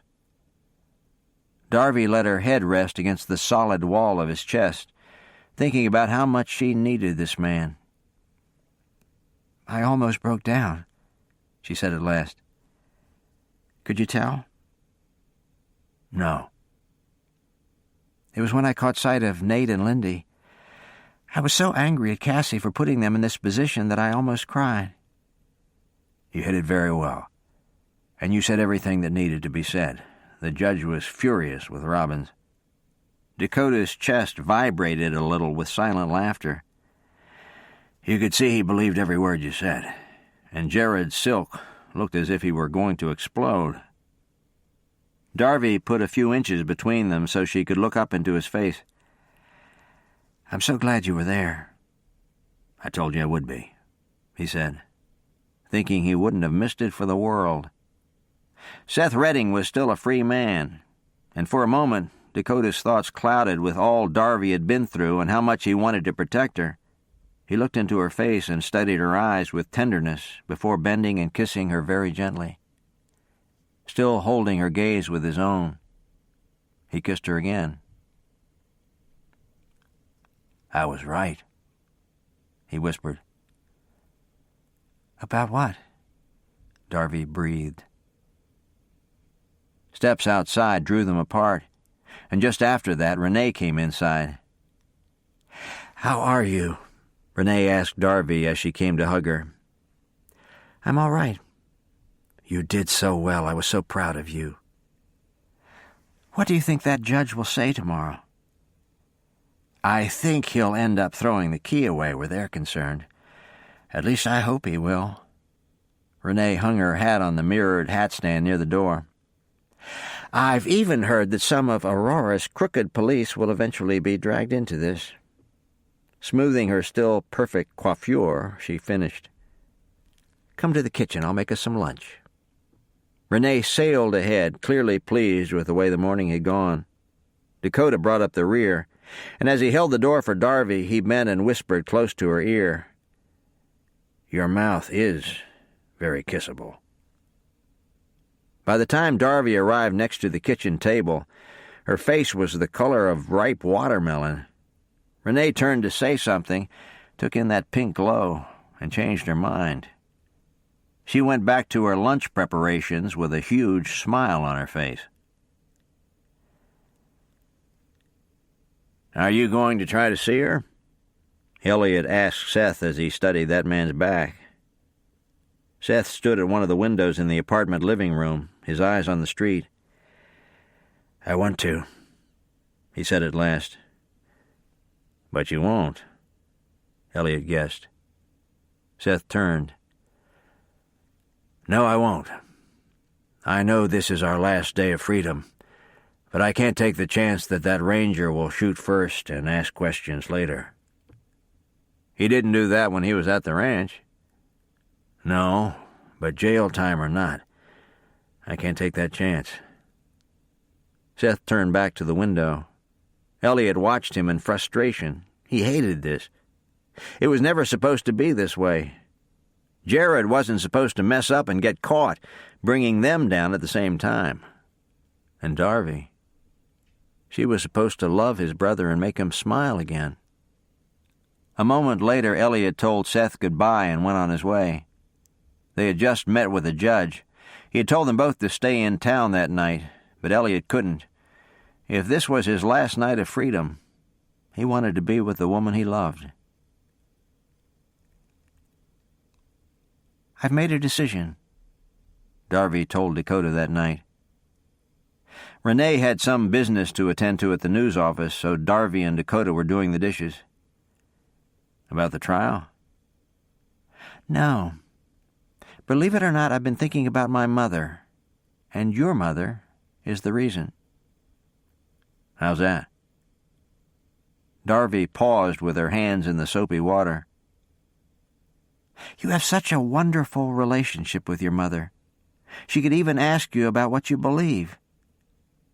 I've so put off my mother by not marrying Brandon that she can barely stand the sight of me. I'm all ready to give her verses and share my faith with her, but she's barely speaking to me." Dakota listened to the wonder in her voice and kept silent. "I've been putting the cart in front of the horse. My next letter isn't going to say anything about Christ. I'm just going to try to get her to speak with me. What do you think?" "I think you're right. Your mother is only going to see God as the problem unless you repair the relationship." "I think so, too. Our relationship has always been based on our pleasing each other. The moment one of us didn't do what the other wanted, we were in a fight. That's got to be fixed before anything else happens." With that, Darby went back to washing. Dakota watched her, not able to stop smiling. "You're like that to your children, Lord, always giving us new insight and expanding our worlds with more knowledge, not just about you, but about how to live this life. I still marvel at how I survived without you, how I made a single decision on my own. But you must have been leading in those situations too. And help my parents as they read my letter. Help them to see their need for you. Give Darby just the words for her mother. Help her mother to read with an open heart and accept Darby back." "What are you thinking about?" "I was praying." "Oh, I'm sorry to interrupt." "It's all right. Somehow I think God understands." Darby kept washing, but she looked very content.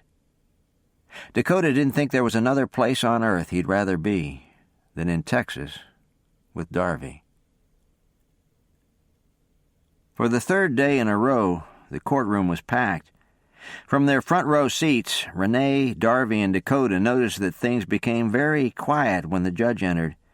And in just a matter of minutes, the charges were read and the courtroom heard that Jared Silk was going to jail for a very long time. On the adjournment, Darby and Dakota stood, Darby wishing that her abductors were going with Mr. Silk. She was still thinking this when a police officer approached with Seth Redding, his hands cuffed behind his back. Seth stopped and looked down at her, his eyes as warm and caring as always. "Hello, Darby." "Hello, Seth." He studied her for a moment, and Darby thought he would move on, but he spoke again. "Elliot and I turned state's evidence against Jared. Our time inside will be very short."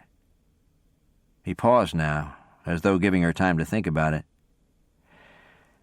"Please tell me I can contact you when I get out, Darby. I swear I'll never hold you captive again." "I can't do that," Darby whispered, her heart in terrible pain over this whole ordeal.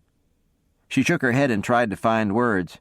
She ended up saying, "For so many reasons, Seth, it just won't work."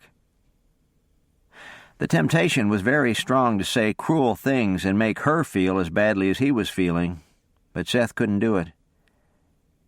"You're quite a lady, Darby Wingate," he now said, a small smile in his eyes. "Don't ever forget that." The officer led him away then, Elliot and another officer some 10 feet behind. Seeing Elliot brought Darby's eyes to where she'd last seen Cassie. That woman's devastated face was staring after the departing brothers. Lindy's face was buried in her mother's skirts, and Nate's little visage was nothing short of tragic. Darby glanced up at Dakota, who nodded as he guided her in Cassie's direction. "I'm sorry I had to deceive you, Cassie," Dakota said to the ranch owner the moment she looked at them. "Don't be, Dakota." Her voice was resigned. "You only did what you had to do." An uncomfortable silence fell over them as Darby cast about desperately for something to say. She then noticed Cassie's dress. It was her wedding dress. "Did you get married?" Cassie actually managed to smile. "Yes, we did." "Was it nice?" The other woman nodded, her eyes softening in remembrance, before becoming direct as she looked into Darby's face. "I've been doing a lot of thinking, Darby. I need to hear more. I've been trying to read my Bible, but I'm not understanding. I need to hear more about the way you believe. Will you write to me?" "I'd be happy to meet with you, Cassie," Darby volunteered. "I'll tell you anything you want to know." But the blonde was already shaking her head. "No, I need to be able to read it and think it over." Cassie's gaze dropped, her face looking tired and ashamed. She moved as though she would turn away and leave, but Nate was pulling on her arm. "Oh, yes," she stopped to say, looking back to Darby. "I almost forgot. Nate wants you to know that at the end, he knew everything. He saw and heard Dakota talking with the sheriff, and he even heard you leaving out the window the night you left." Darby looked down at him. "And you didn't say anything, Nate?" "Not for a while," the boy told her. "Not until after you left, and then only to Mama." "Why, Nate? Why didn't you wake the house?" He shrugged a little. "You weren't happy. I know Seth wanted to keep you, but you were sad, and I didn't think you should have to cry in your bed anymore." Tears flooding her eyes, Darby took him in her arms. The little boy held on for dear life. When he let go, Darby looked down and smoothed his hair. Lindy came next, hugging Darby with all the sweetness she'd always shown her. When at last they stood apart, Darby knew that Cassie would have to make the move. Darby's heart was ready to burst when Cassie stepped forward to hug her. She and the children then left without another word. "I think maybe we should head to your aunt's," Dakota said quietly, and Darby only nodded. Halfway there, she had a thought and said, "Too often, I can't see why God does things or lets them happen. But right now, I'm willing to admit that I had to go through all of this to open a door between Cassie and me." "I think you might be right." "I'm going to use those verses you gave me for Cassie instead of my mother. Do you think that's all right?" "I think that's perfect." It was good to cover the rest of the way in silence. Upon arriving, both were surprised to find that Renee had reached home first. "Aunt Renee," Darby said the moment she saw her, "thank you for everything. It's been wonderful seeing you and getting to know you. But I'm going to leave for Austin tomorrow. I hope you won't think me rude, but I want to go see Uncle Marty." Renee hugged her niece. "That's fine, dear. I was hoping you could meet my James, but maybe another time." "You could always invite me to the wedding." Renee smiled. "I'll do that, Darby Wingate. Just see if I don't." The three spent the remainder of the day in relaxed pursuits. Renee took Darby and Dakota out to dinner and spent the evening regaling them with stories of her reporting escapades. Dakota had plenty of his own tales, and they laughed until way too late. Nevertheless, Darby stood by her word. Dakota still acting as protector and guide. They left the next morning for Austin.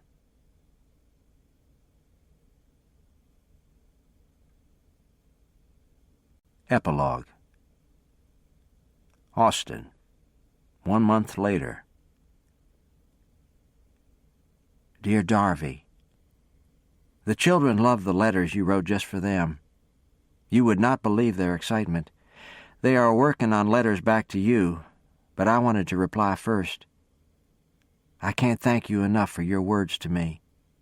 We miss Elliot terribly, Seth too, but your letter gave me some hope and peace for my own heart. I must admit that for a time I felt I'd sinned too badly to ever be forgiven by God, but the verses you gave me would indicate otherwise. I think we are going to take your advice and start going into town for church on Sunday mornings. When I was shopping last week, I met a woman at Dawson's who was very kind. I don't recall ever seeing her before, but found out that she's a pastor's wife. I know the church she goes to, and I thought if she was typical of the congregation, we might be welcome. I'm scared of such a move, but I'm more afraid of doing nothing.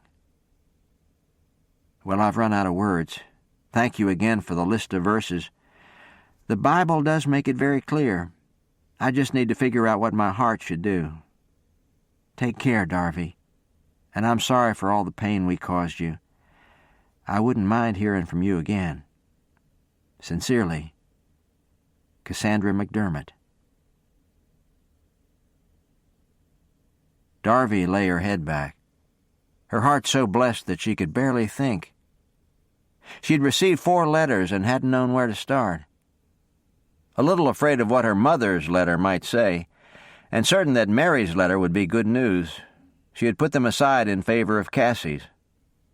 The one from Dakota's mother intrigued her. Nevertheless, she saved it until last, glad that after she read her mother's letter, she could tell her uncle it was good news as well. Dakota was doing some letter reading of his own. Having finally gone back to work on a job that put him under new command with a group of rangers toward the south, he was just getting into Austin for his first leave. Upon his arrival, he did 2 things. Got a bath, and checked to see if the post office had mail for him. A letter from his mother, which Cash had forwarded, awaited him. It was short.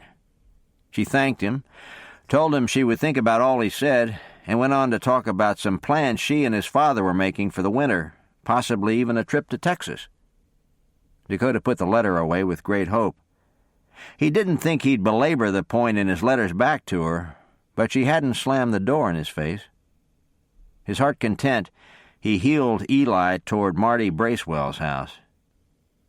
It had seemed like years since he'd ridden on official business, But in truth, once he was on the trail, it had felt like forever since he'd seen Darby. He used the kitchen door because he knew it would be open, and surprisingly enough found his boss sitting at the table reading his own mail. "Well, Dakota, when did you get in?" "Only just." Brace smiled. "Your hair get that wet on the trail?" Dakota smiled back. "It can get mighty hot out there." Brace only laughed. "Where is she?" Dakota felt he had waited long enough. "In the living room. Her mother has asked her to come home for a time, so she's going next week, but right now she's reading a letter from your mother." "My mother?" "Yes," Brace responded, looking very pleased as he answered. "It was a pretty thick envelope. I suspect she's telling Darby every rotten thing you did as a child. That would take more than a few pages." Dakota had heard enough. "Darby?" he called firmly as he moved that way, not missing the sound of someone scrambling and papers crackling. He went through the dining room, and sure enough, the living room was empty. "Darby?" His voice was coaxing now, even as his eyes searched for some sign of her.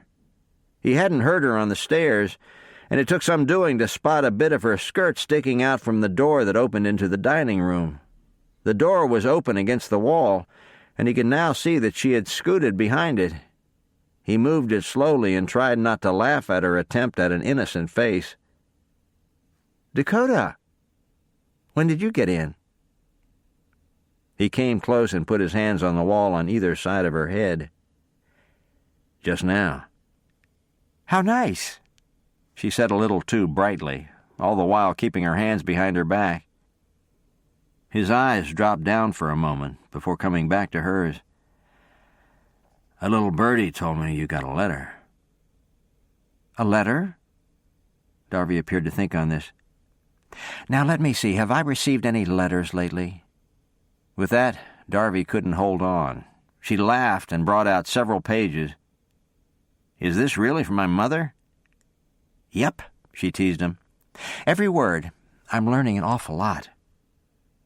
For a moment they just stared at each other. Darby felt her cheeks grow warm and tried to divert his gaze with a question. "Do you know when you head out again?" "No." "How about where you'll be going?" "I don't know." Darby playfully shook her head. "You don't know much, do you?" "I know that I love you." For Darby, time stood still. She had never pushed this man to say those words, knowing she'd wanted it to be in his time and not her own. But she had been feeling love for him for a very long time. "When did you decide this?" "When I was near the river. It reminded me of the night we stayed on the trail and you met the rattlesnake." "And that made you love me?" He nodded. "It caused me to remember how many times I could have lost you. I don't want to lose you, Darby. Not now. Not ever." Her heart filling her eyes, Darby said, "I love you, Dakota Rawlings." Moving very slowly and gently, Dakota leaned forward and kissed her. Darby sighed when he pulled away. Dakota wanted to kiss her again, but told himself that would have to wait. "Brace tells me you're headed home next week." "Yes, I prayed you'd get here before I left." "I made it." He then added, "I'm glad your mother wants to see you." "I am too, but I don't really want to leave Texas." "But this time you'll leave knowing that I love you." Darby smiled. "And you won't forget my love, will you?" "Not a chance." This time Dakota didn't kiss her, but took her gently into his arms. It was the sealing of a promise that both of them would keep.